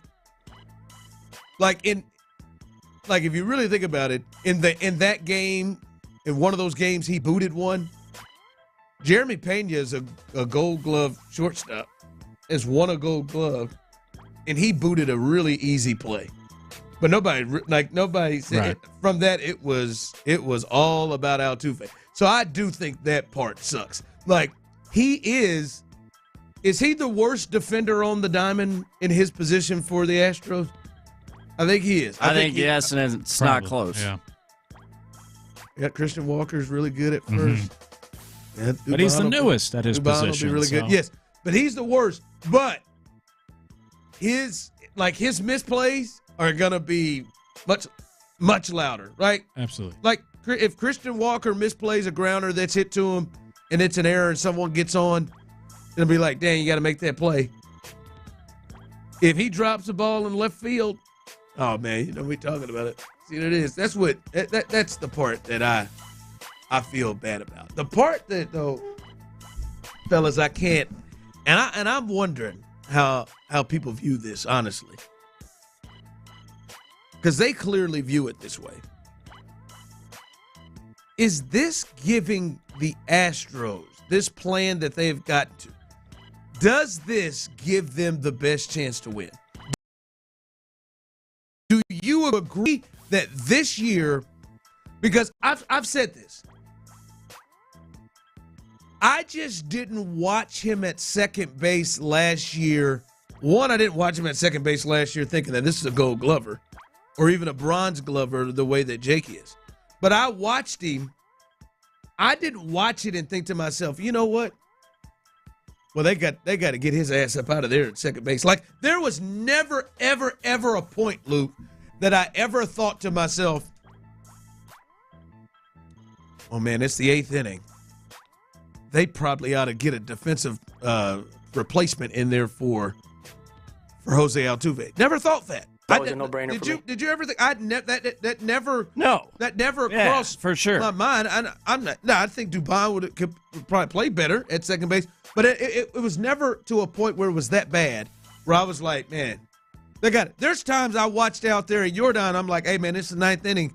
Hey Joe, maybe you should swing a better outfield out there. I'd never thought that with him. But apparently it was that bad that they felt they wanted to move him or had to move him. Do you get the sense that this year this is the best chance? This gives the Astros the best chance to win, having him in left field? Well, as I've been saying throughout all this, I think long-term, yes. So I think it's the simplest way to go about this. Cam Smith is ready. I know there's a lot of talk about, well, maybe he could play the outfield. I want to just keep him at third base, and I want him to be my cornerstone third baseman for the next 10, 15 years, however long he's in Houston. So I think the easiest way is when he's ready, which I anticipate will be sometime this season and might be sooner rather than later at this point, that you just bring him up to third, you move Paredes over to second, and Altuve's already out in left field. So from that perspective, that's why I was always... If that's what the end goal is, if that's what the end plan is that. Yeah, which is why I was always, when they started the rumors about Altuve left field, even with the Bregmans, all that stuff, once Paredes came over, I was like, yes, move him to second, Altuve out there, and then whoever, Arenado, Bregman, eventually Cam Smith, whoever your third baseman is, it'll be easier to just slide them right in. The other pieces are already in place. So long-term, yes.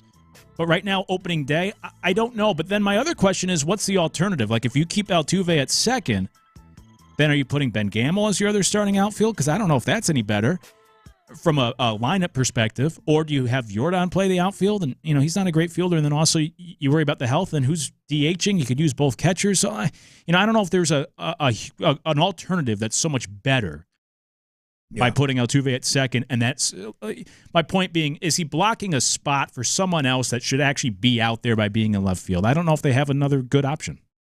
Yeah, it could be a block in the spot, or is the thought of, like, we're trying to win right now, right away. We're trying to win right now, and you have Altuve in left field, and you're going to have Dubon at second base. When I just feel like Altuve would be a much better second baseman than he would be a left fielder, and Altuve obviously is really good at both. Can play both. It's just when you have both of them in the lineup at the same time to start the year, and you have him playing that spot. I get it if you're saying the overall plan is let's keep getting him reps, and Cam Smith's going to go. That's probably the best thing that I have heard in terms of this being the thing that gives him the best chance to win, because ultimately he's got to go out there when Cam Smith is ready to take over. And Cam Smith and his play has jump-started even more, so maybe that is coming faster. That's probably the best I have heard in terms of why it makes the most sense for him to be out there in terms of best chance to win. Because like right now, if we're sitting here throughout the whole year and Dubon is playing second, he's playing the outfield, and there's some issues, that would be strange, because that seems to be an easy swap. Yeah, and when you put it that way, right, Altuve's better at second base than left field, obviously, and I think Dubon's better as your utility guy and Swiss Army knife than being your everyday second baseman. So when you lay it out like that, it is true that they're kind of putting two guys in worse positions, but I just think long-term, once Cam Smith's ready, then things will fall into place, and that might be a month from now for all we know, the way he's been swinging it. Yep. All right, coming up as we continue, we'll keep you updated here on the tournament and that simple question, man. A simple question. Season ended. Do you get a sense now that the Texans are in a better place to win a championship right now than they were when the season ended?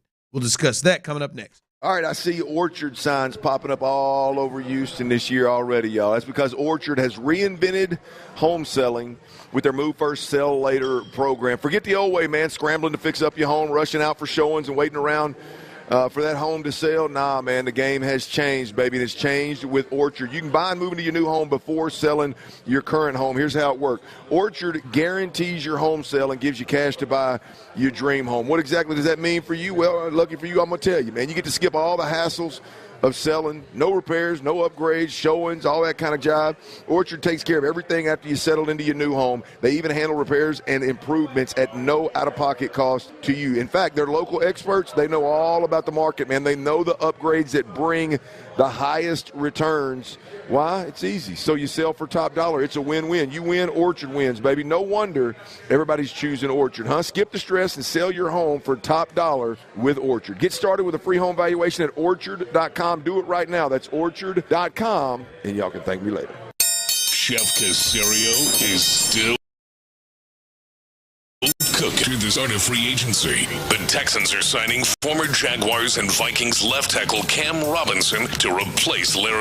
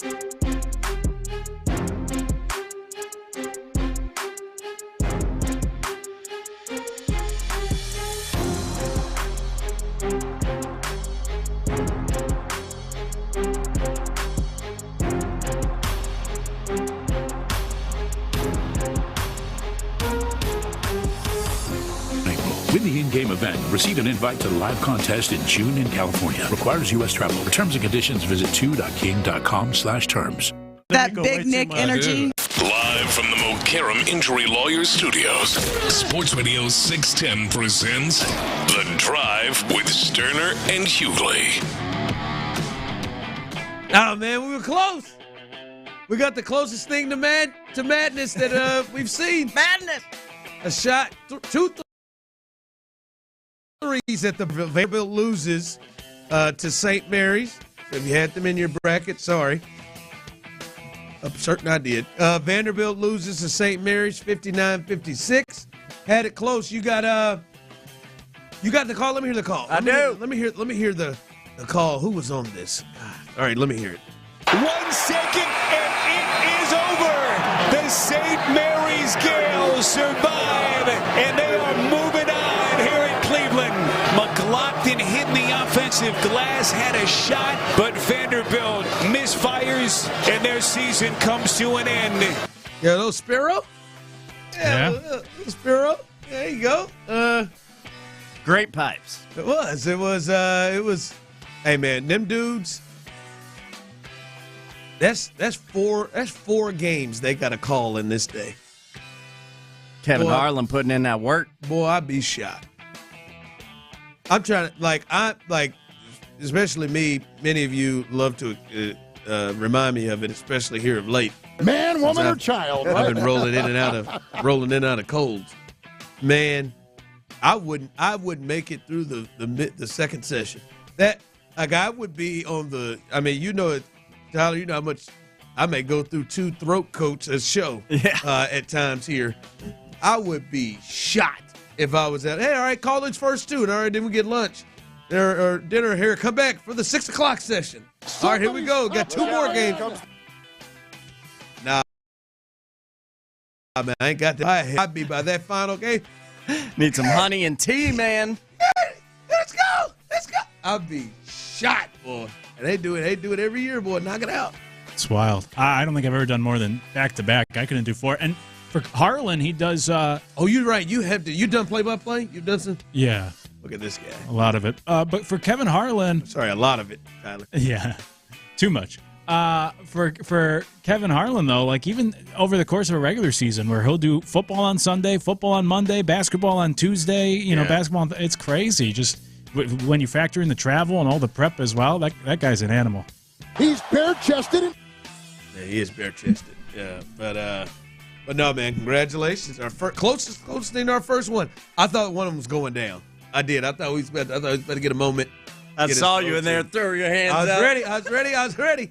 Then I thought to myself, 99 pulling up. That's probably ain't it. That's probably, J.J. Watt pulling up the 3. That probably ain't it right there. Right there. All right. I said this, and I see some people jumping in on here on the text line. Do you, at this point, they've made a lot of moves, some switches, and obviously they're not done, but do you get the sense that the Texans are closer to winning a championship than they were when the season ended in Kansas City? Do you get the sense that they are closer? Ocho said right now, no, because their receivers are ass after Nico. I disagree. I don't think. All right. But whatever. Where are you? Where do you sense? Do you get the sense that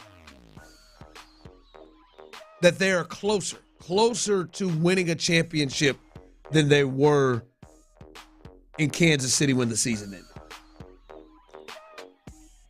To answer that question, I would say no. I put them at the same level. And they say no. In terms of winning a championship, I'd put them at the same ceiling. I could see, really for the 3rd straight year, the same type of season playing out where you win double-digit games, you win the division, you win a playoff game. But that's about it for this roster as I see it right now. I don't see them being a top 2 team in the AFC to get to the championship or to go win the AFC.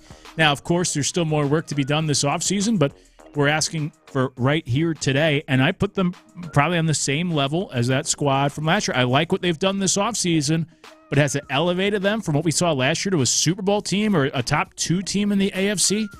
Passing, somebody like the Bills and or the Ravens? I don't think so. I don't see that yet. Not yet. Yeah, they do feel like they're in a range of. I think they're clearly the best team in their division. Mm-hmm. I think they should dominate their division and win their division. Hell, I would sit here and say I don't think anybody in the division up to this point has done anything to even close the gap. Even with all of the movement that has been made, I don't like the Colts or the Jets tightener. They've got the number one pick. I don't think they have done anything Duval. especially with that fella, done anything to close the gap with him. So I don't think that is the case. But I don't necessarily think that they have done anything to close the gap to Kansas City, Baltimore, and Buffalo. I'll be honest with you. I think that maybe the gap between them and the Chargers are tighter. Like, adding, Najee and kind of securing their line and doing some things. I think it's maybe closer, like that. That is closer than getting closer to the top. Now, as you've said, they could have a big draft that could add to that. Maybe there's still another move out there. Maybe there's another receiver out there. Mm-hmm. I don't know. Maybe they look at guys like Diggs or Cooper or something like that. To me, I'd rather love in the draft, but they may have put themselves in a position where they might have to go interior O-line in the draft, and that means maybe another free agent on the outside at receiver. But at this moment, I think there's got to be more work done to get it out of the level of the Chargers, and maybe I think they're above Denver, but out of the that Chargers level to get up to the we can go and then go take on the Ravens, the Chiefs, or the Bills to move on to the next level. I think they still have some things to do to close that gap. Yeah, I'm with you. Yeah. And that's why I would have liked to have seen some of those big swings, at least in the offensive line, to try to close that gap and be able to compete with those other teams. Now, again, look, they should know more than we know, and maybe how they see things on that offensive line of putting this guy here, and having this unit gel and new offensive line coach, new system with the offensive coordinator. Maybe things will work out a lot better this year than the last couple of years, and that could be all the difference. Or the new play caller could be all the difference. We don't know. But it goes back to what you were saying earlier this afternoon about the whole idea of, just kind of hoping things work out instead of having a higher expectation because you're bringing in some sort of big name or some guy with that great proven track record on the offensive line or even the play caller. So I do feel better about this team compared to when the season ended last year. I do like the offseason. I do think they've improved this offseason, but not enough where I'm suddenly putting them on the same level or passing them or having them pass teams like the Bills, Ravens, Chiefs in the AFC, and that's obviously who stands in their way of taking that next step in that conference. Text line coming through. Show is crazy. The defense, who won most of the games, got better. Hold on, so. There is no gap opening. The Chiefs got worse. I mean, that's one's opinion, I guess. Even so, to me, that's always as long as Mahomes, Reed is there. I don't care. I mean, Astros have gotten worse over the years. They're still going to Super Bowls, so the Chiefs' offseason is always kind of irrelevant to me. Well, I mean, they got much better at corner with getting Christian Fulton, and now they can move Trent McDuffie to his natural spot in the slot, which was a big deal for them. They do lose Justin Reed. That's a big deal, but they're better at left tackle right now. They gave up their all-pro guard, but they're better at left tackle, which was their big issue there, and doing some things. They kept a lot of their guys. They kept Trey Smith. They kept Nick Bolton. They kept some guys. I don't think the Texans have closed enough gap. No. And the Texans defense has a chance to be really, really good. I love the addition of Gardner Johnson. I do. But, I mean, if you think they've – all right, let's say they close it with the Chiefs. You think they've closed it with Buffalo? No, Who's added Joey Bosa and added somebody else at receiver. Have they closed it with Baltimore? Have they, like you right now, you sense that they've got it with Baltimore? I don't know. Maybe you do. That's fine. Offensively, as I said, I like Kirk more than most. I like Gardner Johnson. But I don't know that those moves have gotten them closer, especially still. I think there's still some up in the air things in the offensive line, like that has to be determined. So I don't know about that. Rob, did Ron just say like a T? Don't be nasty, friend. There's no reason. Come on, man. Grow up. I mean, yeah, grow up here now. 40 years old, guys. Do you use that regularly, like as voice maintenance throughout the week, or just if you're doing excessive talking? Really, when it gets excessive, it got really bad in certain places. Like I got it in my backpack and I got it in my little area here, so I'm ready to dump one in when I need to have one. But no, just always being so damn nasty. Look right there. Look at Cooper Flagg. Got him a commercial. Look at that boy. Look at Cooper Flagg. Got a commercial. I'm telling you. Attaboy. They need to just go ahead and wrap that American flag around him so he can just be Cooper, the American. By the way, the American. Okay, I got you. The American. Took me a moment. I didn't get that at first. Yeah, I'm with you now. Yeah, Cooper, the American. That's actually not put bad. Put that thing tied around his neck. Telling you, man. It's pretty good, actually. Let's Sounds like go a wrestler. Right there. He come out there, maybe not with Hulk Hogan's music. Maybe that's a little dicey right now, but some other. Actually, you know what, man? You don't have control of. I don't want to be an American. Yeah, Rick Derringer. Yeah, do that. Yeah, it's Dick Derringer. Yeah, come on out, do that. Do your thing, man. Do your thing, man. I'm telling you, right there, Cooper, the American flag. It's not bad. There, man, it's good. 5 o'clock fire. The Rockets, hey, they're back at it tonight, and I'm concerned. I am greatly concerned about tonight's ball game. They do get Amin Thompson back. I'll explain that on the other side. But we'll get you up on March Madness. And the Texans, if you haven't heard, added a new member to that offensive line room. They will not stop until they fix this thing their way. That's all coming up next right here live on The Drive. The great Kevin Harlan joins us. This is drive time, isn't it, back in Houston?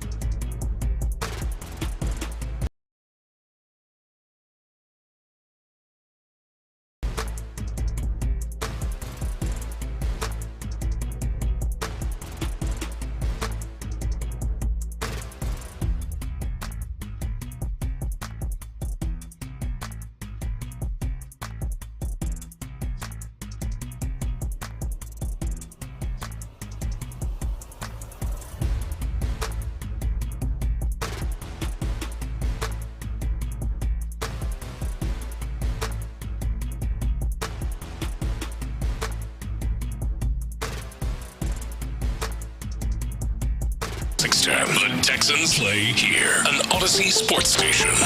I just got the red carpet. We're wanting to get into a controversy. We have a liftoff. Sports Radio 610 presents The Drive with Stoerner and Hughley. It's the 5 o'clock fire.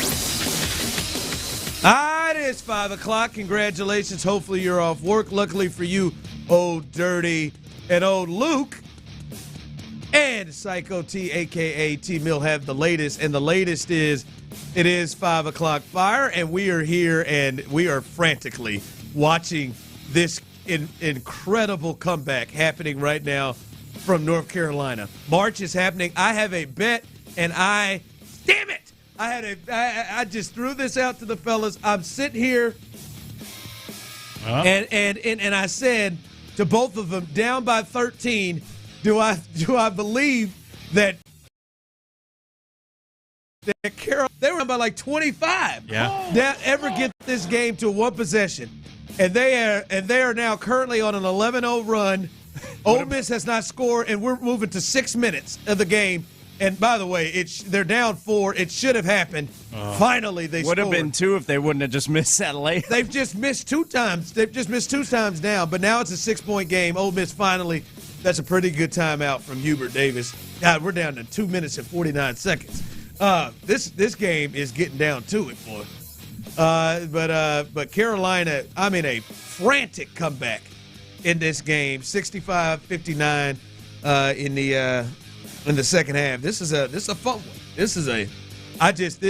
When you just watch the pressure start to self-destruct teams, as it was for Ole Miss, my man just came up here for a pick, and just laid the wood on the fella, and it's just like, come on, man, just set a pick. It's an offensive foul. Now we're going back the other way. So this is a good one going on right now. But it's as you said, it's been much of the same thus far from yesterday in terms of not getting a ton of madness. I think Baylor and Mississippi State were close. That was a 3-point game. Mississippi State had a 3, had a pretty good look at it to maybe tie it, but they didn't. And then this latest one we just watched, Vanderbilt and St. Mary's was at the end, but still, no, there hasn't been a signature moment. The signature moment has probably been McNeese and Drake winning, but it wasn't. Yeah. It's just the winning. It wasn't a moment. Haven't had a lot of madness thus far. No buzzer beater, no last second tie, nothing, no overtime, none of that. No noteworthy elements or games so far. Now, today's been a little bit better. We had only 3 one-possession games all of yesterday. Assuming this one stays in one possession, we'll have 4 today, so that's progress. But just not a lot of games. Vanderbilt was the only one that came down to the final possession so far of the whole first round, if I recall correctly. So, a lot of blowouts, a lot of teams just in control for most of the game, double-digit victories, getting a little better here in this afternoon window, and hopefully it continues. But it's been a pretty lackluster first round, and quite frankly, the last couple of years, the first rounds have been pretty lame in March Madness. And those are the days. Those are the days you come out Thursday and Friday. Someone's texting in, Ron, I haven't heard you talk about your Jayhawks. You're quiet now. No, we talked about it. You just missed it, idiot. I'm just happy. I'm happy it's over. God, man. You can relax. I don't have to watch them. I promise you. I finished off. I rewatched the last. I'll be honest. I rewatched as soon as they went zone is when I started to pick it up, and so I watched about the last 15 minutes of it. And at the end, when I watched them just be stupid, that basketball. When you run yourself into about 5 or 6 turnovers in the final 4 minutes when you have a 3-point lead, you deserve to do this, like you did. They've done it all year. I stopped it, and I deleted that and deleted the whole season. And I'm telling you, it was. Dude said Control Alt Delete. I will never watch. And I'm a rewatcher of games. I will never watch a game from this last 2 seasons. I will I won't take it out of my mind because I'll remember this. Someone just texted in, show this is not a troll job. Do you think Bill Self has lost his fastball from preseason number 1 to out in the first round? Sure seems like it. Well, they were preseason number 1 last year, and they were out in the second round last year, and they got their ass beat so bad by Gonzaga it wasn't even funny. I don't think he's lost his fastball. I just think he has to really adjust and figure out how he wants to handle the transfer portal. Because when you say fastball, he got the number 1 transfer in Hunter Dickinson. He got the number 2 transfer in A.J. Stoer last year and got some other really good transfers as well. So he has been able to get guys. He just hasn't gotten the right guys to fit his program. I think I do think he's got to look more in the way that Kelvin Sampson has done things with transfers. Kelvin Sampson has gotten transfers but really got guys that fit his culture and his program. L.J. Cryer and Uzan really, and Hunter, even if you gave him Hunter Dickinson, he would not touch him because that ain't what Kelvin's about. And so that's the part. I don't think he's lost his fastball. I think he just has to look at the talent and then look at the fit for them. And he acknowledged that afterwards. And look, like free agency has come to college basketball. And so a lot of these guys are almost like GMs for the first time, and it can be tough. I'm a UConn fan. They missed out on Cooper Flagg, but then in the transfer portal, they went for the dude from St. Mary's, Mahaney, and let another guy go to Kentucky who's been much better this year, so they made the wrong call there, and that's had a big impact on their season. So you miss out on one recruit or you make one wrong decision in the transfer portal, and it can doom you for a whole season. It's free agency every year, and these guys are sometimes you just pick the wrong kid or the wrong fit, just like any professional team. By the way, it looks like Carolina is not going to be able to get over the hump. It's still a 5-point game, but it looks like they're not going to be able to get over the hump. They can't. Yeah, it's. Oh, they're going to get that jump ball though. All right, we'll keep you updated on what's happening with the tournament. 5 o'clock fire. All right, the Rockets, the hottest team in the NBA, have an 8-game win streak right now. They had the night off after, I think, a pretty solid W they had against Orlando after a bit of a slow start. They're in Miami. They are expected to get Amen Thompson back, which I feel like him back. He has had a little of that lower leg injury, and now they expect to get him back tonight as they face Tyler Hero. And remember the last time he faced Tyler Hero. Oh, they got a chance to cut it to 3. Turned into a rag doll. There he is. He just got an and one right now and banged it. It is one possession. Yeah. They did it. They just did it. They got a chance to get it to 109 2. left. Yeah, with 109 left. But my concern, you know about that Orlando-Miami trip for NBA players, Luke. You know about, especially when I talked about this a little bit yesterday, especially when you have that day off in between. What kind of fun do you think them boys had last night? I'm telling you, I know Jalen went out there and had him only person I think didn't have a good time was Jeff Green. Jeff Green, I think, probably just chilled at the hotel. But everybody else, I bet they had themselves a ball in South Beach. Did the thing, and I hope they don't have that South Beach flu going into this game tonight against Miami. Because I know Fred went in there and had himself a good time. I know Jalen Green did. I know it. No chance in hell. So hopefully that is my only concern, because this is not the same Miami Heat team, and they should handle this team. And really, it's counting, man. Like the standings are coming together. They with this streak have risen to the 2 seed, and it is still tight between teams like them, teams like the Nuggets, the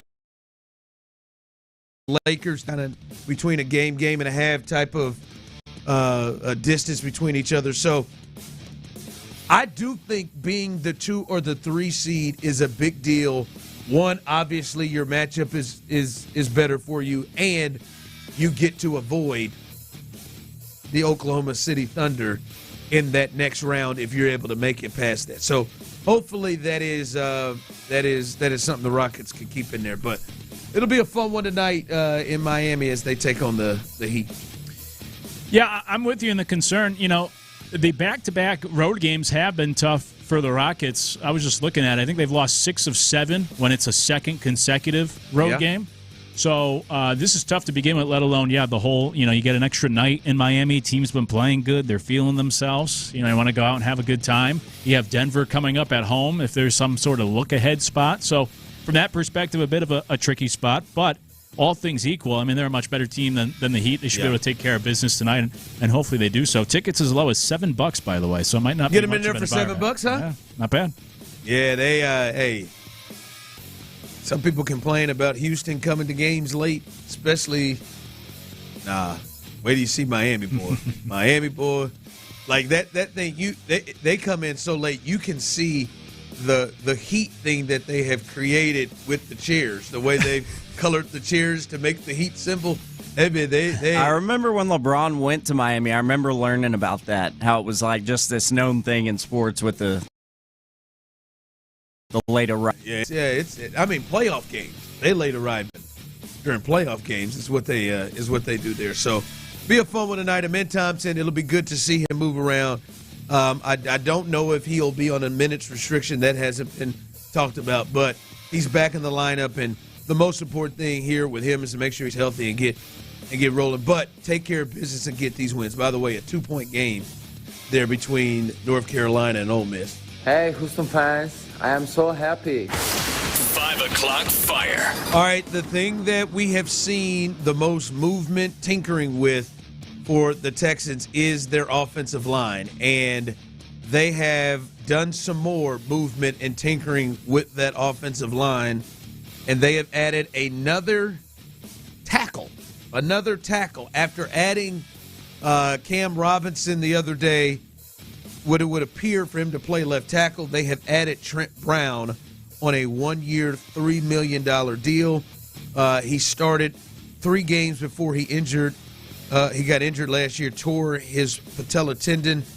He started 3 games with the Bengals, had some time with the Raiders, signed a big deal with them after his time with the Patriots, also with the 49ers as well. So a 9-year vet in Trent Brown. How do you make of this deal? What are you excited about Trent Brown? I will just say, people, I believe Luke said, I don't mean to put words in Luke's mouth. I believe earlier today, Luke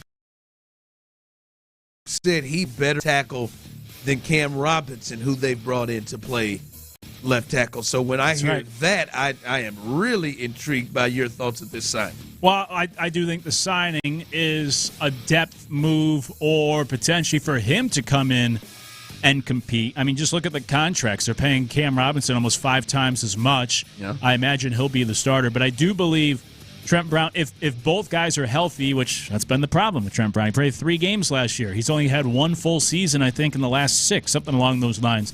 But if both guys are healthy, I do think he is the better tackle.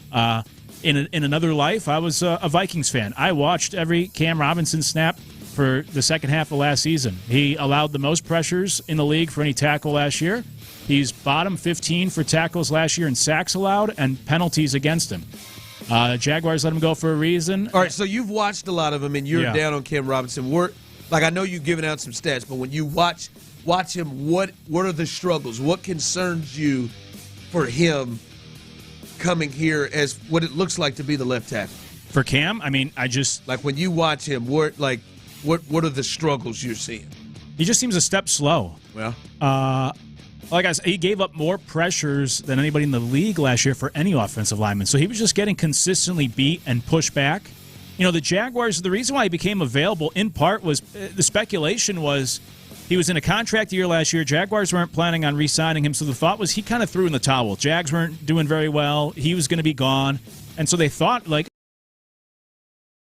send him to him. And he was just as bad, if not worse, in Minnesota. He's just, I would say, not the same guy, I guess. Getting pushed back a lot, getting beat off the jump a lot, allowing too many pressures. And so not impressed with him whatsoever. Trent Brown, on the other hand, look, injuries were the big thing. But I would tell you, 2 years ago when he was with the Patriots, and again, more numbers, more stats, but it's kind of hard to differentiate offensive linemen. He was left alone the most times, based off of a percentage, in the NFL 2 years ago for a tackle, and he allowed the second fewest pressures. When healthy, I think he is the far superior tackle. Far superior? Yes, Cam Robinson. Health is obviously the question. He's only been healthy once about the last 6 years. What's that face, Ron? Like, he didn't just say, man, I like him better. He's the far superior lineman. Listen, I think Trent Brown, we'll see. We'll see. I think Trent Brown, who obviously has a relationship and a history with not just Nick Caserio, but all of the Patriot Nicks, Nick Caley as well, and the offense, Cole Popovich spent some time there as well, so he's got a relationship. I'm judging by him and what he has done over his career and what they're paying him, as you said as well. If this is more than a depth play, I'm surprised. This feels like more of a hey, let's hit in camp.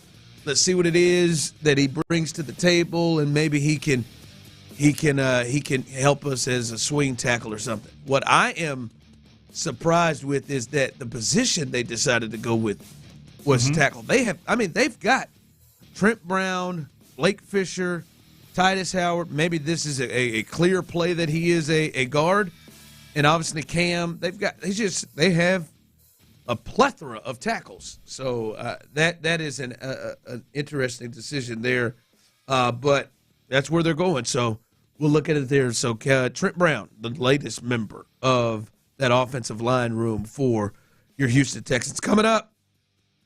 It's already started for this young man. I think this could be the game changer for the NBA if they can get this cat to have a huge next 2 weeks. We'll discuss that next.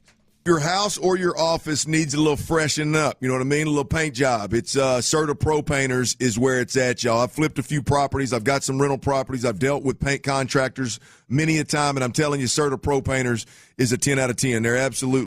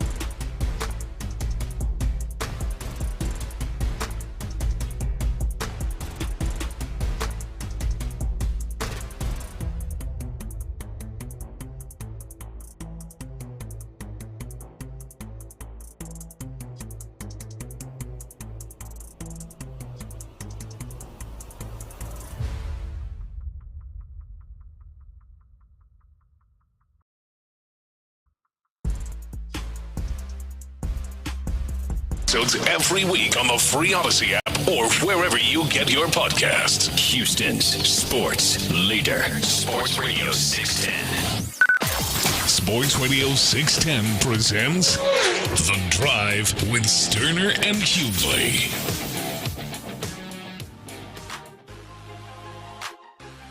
I wonder how many people try to go after that Grand Canyon again like they did last year. I know I didn't. I didn't either. Maryland is I really like Maryland. They are beating the hell out of them, by the way. It's ugly. 64-41 here. Don't think this one is going to be the tight one. And Maryland's just out here playing around. This cat just threw an alley-oop pass, and his coach, who I believe is going to call a timeout to go cuss somebody out, just literally stood there with his hands just out wide. Like, what the hell was that? Just threw one off the side of the backboard. No, it's been a better games day thus far than yesterday, but still not a lot of the madness that one usually looks for. And I think the biggest story of today was Cooper Flagg thus far, to see if he would be able to go, be able to play, how he would look. He had that really bad injury, that ankle injury in championship tournament, which made him miss the last two games, even though Duke was able to go hold on to win. He looked pretty good today as Duke beat the hell out of Mount St. Mary, I believe that's who it was. They beat the hell out of them. Looked good, had a pretty good night, and was in double figures, had a pretty good all-around game in limited action because it was limited for everybody because it just wasn't close. But I think it's a bigger thing for me with him because I think the NBA has a real chance to really gain something if Cooper Flagg, in his 1 year, in his one tournament, over the next 2 weeks, kind of becomes the story of the tournament, becomes the guy that creates maybe some interest in fans, because the NBA has always been a league about stars, right? And yes, in some cities, it's teams, Boston, Celtics, whatever here, Rockets fans, but this is a league about creating stars and interest, and people outside of even their own cities are intrigued to watch some of the bigger stars. And I think a big thing for the NBA is if Cooper Flagg could be the star of this tournament and carry himself and have people create an interest around him as they move on to the draft into next. The same way that Caitlin Clark did a couple of years ago, not last year, but the first year she really bursted onto the scene when they beat South Carolina in the Final Four, and she really became a big thing. I don't know if he can get to that level, because that was just so organic and things that fit together with the scenario of the foil being South Carolina and LSU, and then ultimately Angel Reese made that a really big thing. But my question, Luke, and you followed this, is it impossible for Cooper Flagg to gain that kind of fandom because he plays for Duke? I don't think it's impossible. It hurts. The Duke thing doesn't help.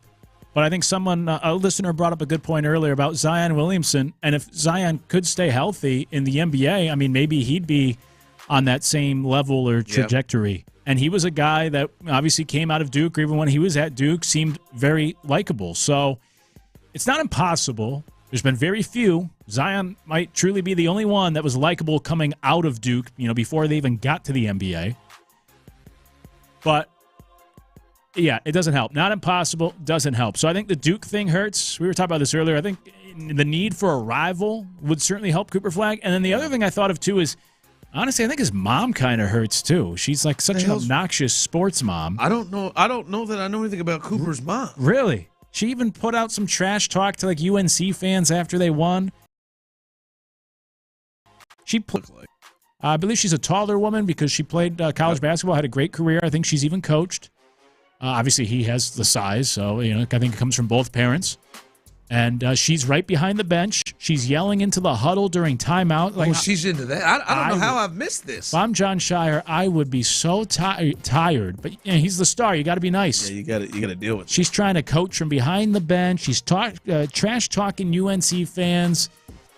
I remember Eli Apple certainly was not the player, Cooper Flag, but his mother was very much of those sports moms. Yep. And I like a saucy mama. Going into the draft, people were talking about that and kind of downgrading it. I don't like that aspect either. So I think that's another thing that might rub people the wrong way. Can you be the type of star that I'm talking about that really gets people to create interest, to follow him? Can you be that type of star? I'm legit. I'm posing it to everybody here. Can you be that type of star as the favorite or the dominant one? Right? Because I think a big thing with Caitlin is, man, South Carolina is, I believe they were the defending champions. They're undefeated. We've known, like, those who watched basketball at that time, I think Leah Boston was there. This was a South Carolina team and Don Staley that had it rolling. They had not lost. And she became the underdog and won, and that was a big thing. And she was the dominant player and then went on and couldn't quite carry her past that very, very talented LSU team, despite all the other stuff. I think a big part of that was she was the underdog, and America loves a good underdog. And you talked about rival. I just don't think there is any manner that Duke or Cooper Flag can ever be viewed as an underdog. And that's what it is like.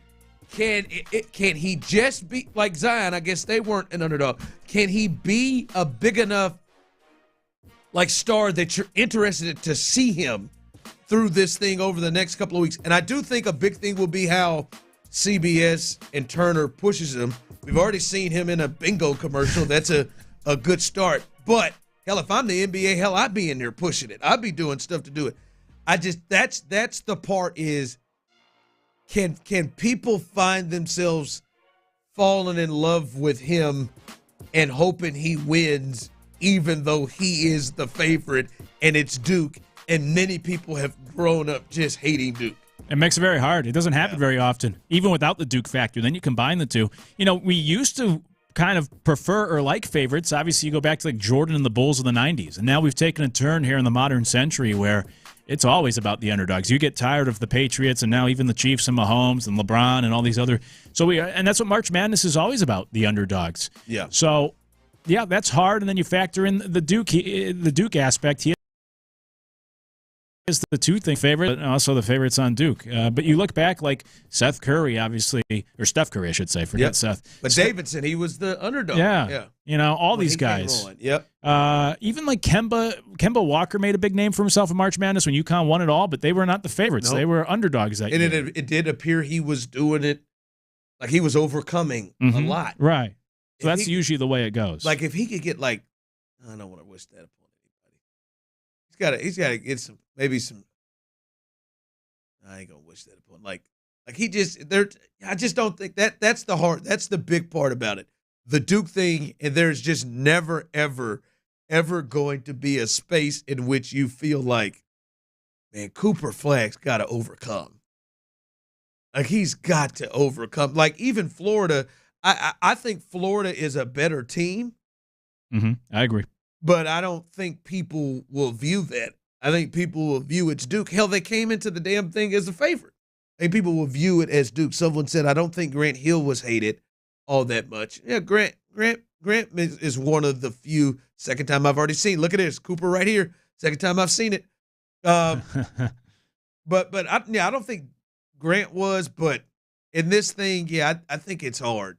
They got to get more stuff like this. They got to run these things out. Get him out here. I wish there was a real a-hole in college basketball that we knew. Send Draymond back. He's Calipari. I was going to say, he's coaching against St. John's this weekend. that man that gets out of that coffin versus the Aho Calipari. No, I don't. I gotta look at that region to see if there is anybody in there. And they got a pretty weak region too. Yeah. All right. Well, we'll give you the latest here on the Rockets. Confirmation on the Amen Thompson situation. He was listed as a game time decision. We'll give you the latest on that. And listen, I'm gonna let you guys. There's some of you maybe a little nervous.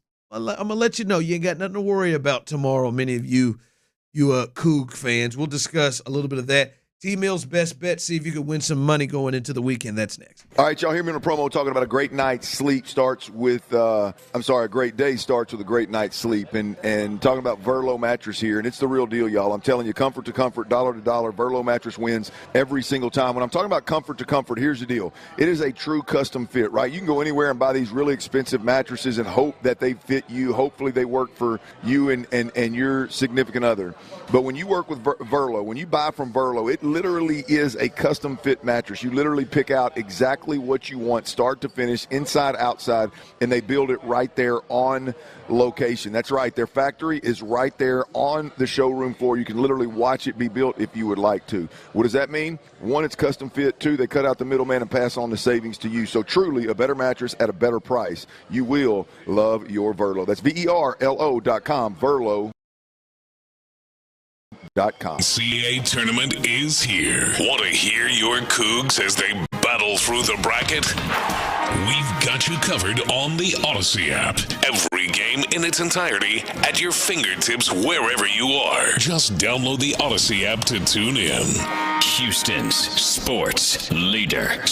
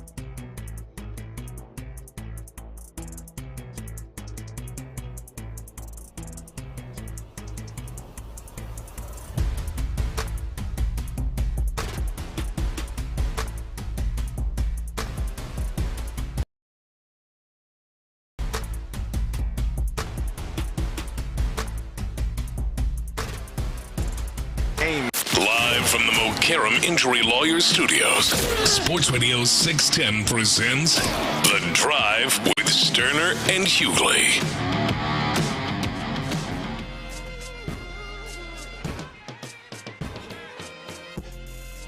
Welcome back into The Drive, a fun Friday. Clint was out today, but Luke has been in the building holding it down, and we've had a good time as usual. You learn a lot of things the more you work with folks, and the thing that I've learned is, Tyler, the disdain for Sheldon Cooper from Luke, and I don't know. I wonder if the hatred also even slides to a Houston icon in Jim Parsons, who played the role of the older Sheldon. But that came out. You brought up. Who gives that guy 2 series? I was with him though. I never liked either one of them they thought they were stupid. They weren't down my. I have not. I don't.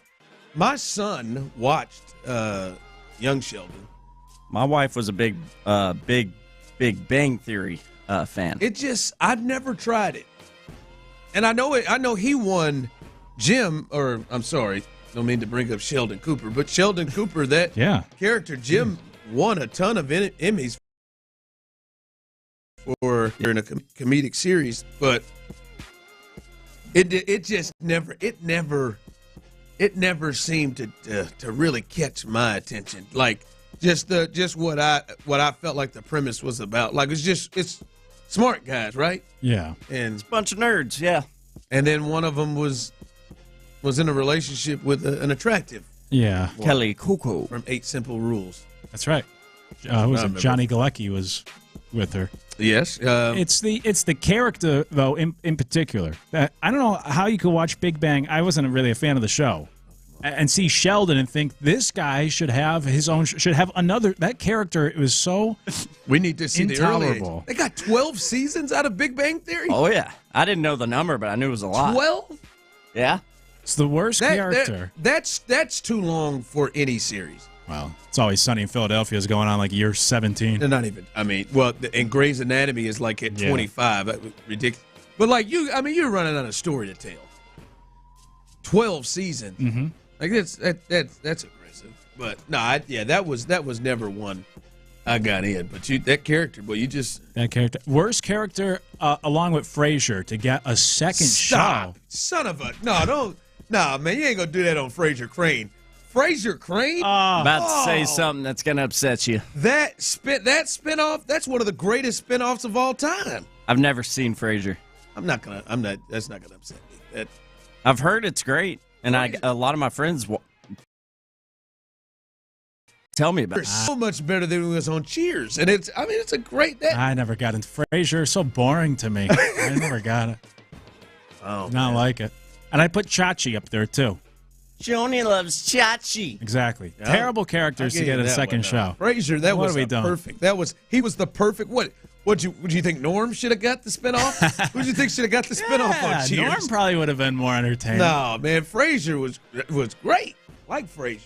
Why didn't it need a spinoff? It goes back to your 12-season idea. Why can't we just let things be? Why do we always need an excess? Well, some of them work. Like some work. Like all the spinoffs of All in the Family. Like they work. Maude, that works. Maude, Them Birth, Good Times, that works. The Jeffersons, the spinoff. I'm into this thing. They work. Joey did not. No, that did not. No, there are some bad ones. And I like Joey, but there's some bad ridiculous character to get a second show. There are some. That one, I agree with you. Of all people, that would not have what I would have leaned. Cleveland from Family Guy. That worked. He needed his own show. I never saw the Cleveland show. Of all the characters. I haven't seen the Paperboy. Yeah, I'd rather he would be more interesting to have a spinoff. Hey, Chris. Yeah, there's some bad ones. Listen, Young Sheldon. By the way, Jim Parsons, Houstonian. You think so? He's not listening to the show. Yeah, glad the producer listens. Did y'all mention it? Yep. Yeah, you never do that. No, I don't. Never. Did it yesterday? I did not. Not true. Not true at all. But, Houstonian, Jim Parsons. He is a Houston legend right there. Cannot believe you just shot him down like that. Good actor. He played the character really well. Are you just picking spinoffs that have been wildly successful and saying that you hate them? Like Better Call Saul. Do you think there was no need for that spinoff? Probably not, but I never watched it. Another one I haven't seen, but a lot of success. I love Odenkirk. God, good Lord. Man. Golden Girls, I would love to continue the story with Branch. Never seen Golden Girls. I'm with you there. With Blanche Devereaux. I would have loved to see where she was going to whore herself through the rest of her 70s. That would have been a good one. Yeah, I'm with you. Old whore. But instead, they did one. They did the Golden Palace. I've never heard of that. When they followed, it was more built around Sophia. Huh. Yeah, it wasn't. I had no idea. It wasn't. Now, if you could tell me another news story, it's cool. Like Frasier, completely different story, great one. Yeah, but it just a story that didn't need to be told. Sure, it did. Coming up behind us, people who can appreciate a good spinoff. The fellas, Texans All Access, Mark Vandermeer, John Harris. If you missed it, yesterday, they had a good conversation with our guy Wade Smith. So if you missed that, you don't want to miss a lot of good things. And then tonight, in honor of March Madness happening, and Grand Canyon is not getting any better. In honor of March Madness happening, they will do some Texans-themed brackets for you guys. So make sure you're listening. Yes, A Different World, another great one off The Cosby Show. Solid one. When they got rid of Marissa Tomei, they really got that thing into the right direction. It's a tough one to get rid of. But when they got rid of her, she was holding that it down. Sentence very often. Well, I mean, they felt like they were trying to force. They had to feel like they had to have a white character in it, and they tried to force Marissa Tomei, and then they finally just said, "Well, let's just do our thing," and it worked. Worked for them. March Madness will continue courtesy of Westwood One. Will follow the fellas on. From Texans All Access. So you got that till 7, and then you can watch or listen to the rest of that coverage moving forward. So that'll be fun tonight. So stay tuned for that. T-Mill's Best Bets coming up here in just a bit. And I want to say this. Tomorrow, many of you Houston Cougar fans, there's some nerves here because Gonzaga, they beat the hell out of Georgia. And that's on Georgia. Georgia just can't. I mean, you can't get down 27-3, whatever that was, they got down. And Gonzaga played their hearts out. I'm telling you right now, in my opinion, Houston is going to suffocate the hell out of them. Go Cougs! U of H, I think Gonzaga is ready for that constant pressure. And now Kelvin Sampson, who probably was in his bed kicking and screaming up and down in excitement. If you don't remember what Isaiah Thomas did in Detroit when he was on the ground kicking his legs in the air after he scored a basket in the playoffs, that's what I think Kelvin Sampson was doing in his bed because everyone's been talking up Gonzaga, and he ain't got too much motivation to have to do. Look what they're saying. They're going to get you. And I think they're going to be a real problem for Houston. Houston, the way they defend and suffocate you, they just don't let you get nothing. And I think they're going to be alerted and motivated to proving a point and shutting them down. So I think you got nothing to worry about, U of H fans.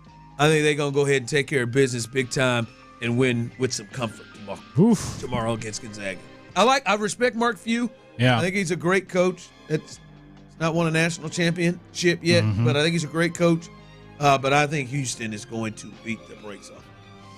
Yeah, this is another area where we disagree. I think Houston will win, but I do think we get a good game tomorrow. And look, you think this thing is in doubt at the under 4 mark? Like under 4 minutes, going to the under 4 timeout, you think this thing's in doubt? It might be a situation where Houston's in control for most of the game, but it'll be close. Like the line is 5.5. I might even take Gonzaga. I think it's right around there. I think it's a couple possession game. I don't think it's Maryland and Grand Canyon, 81-49. But Thanks, Bryce Drew, for bringing your kids in there. But I think this thing is going to get rough. And I usually don't like Gonzaga or that conference. I mean, we saw St. Mary's struggle today and just pull it out. I don't really trust that conference, but the metrics, I'm obviously a big data guy, and the metrics are really high on the Zags this year. And they defend the three-point line really well. They're one of the most experienced teams in the country, which I always prefer this time of year. They got some size to them. So it'll be interesting. And they bring a different pace than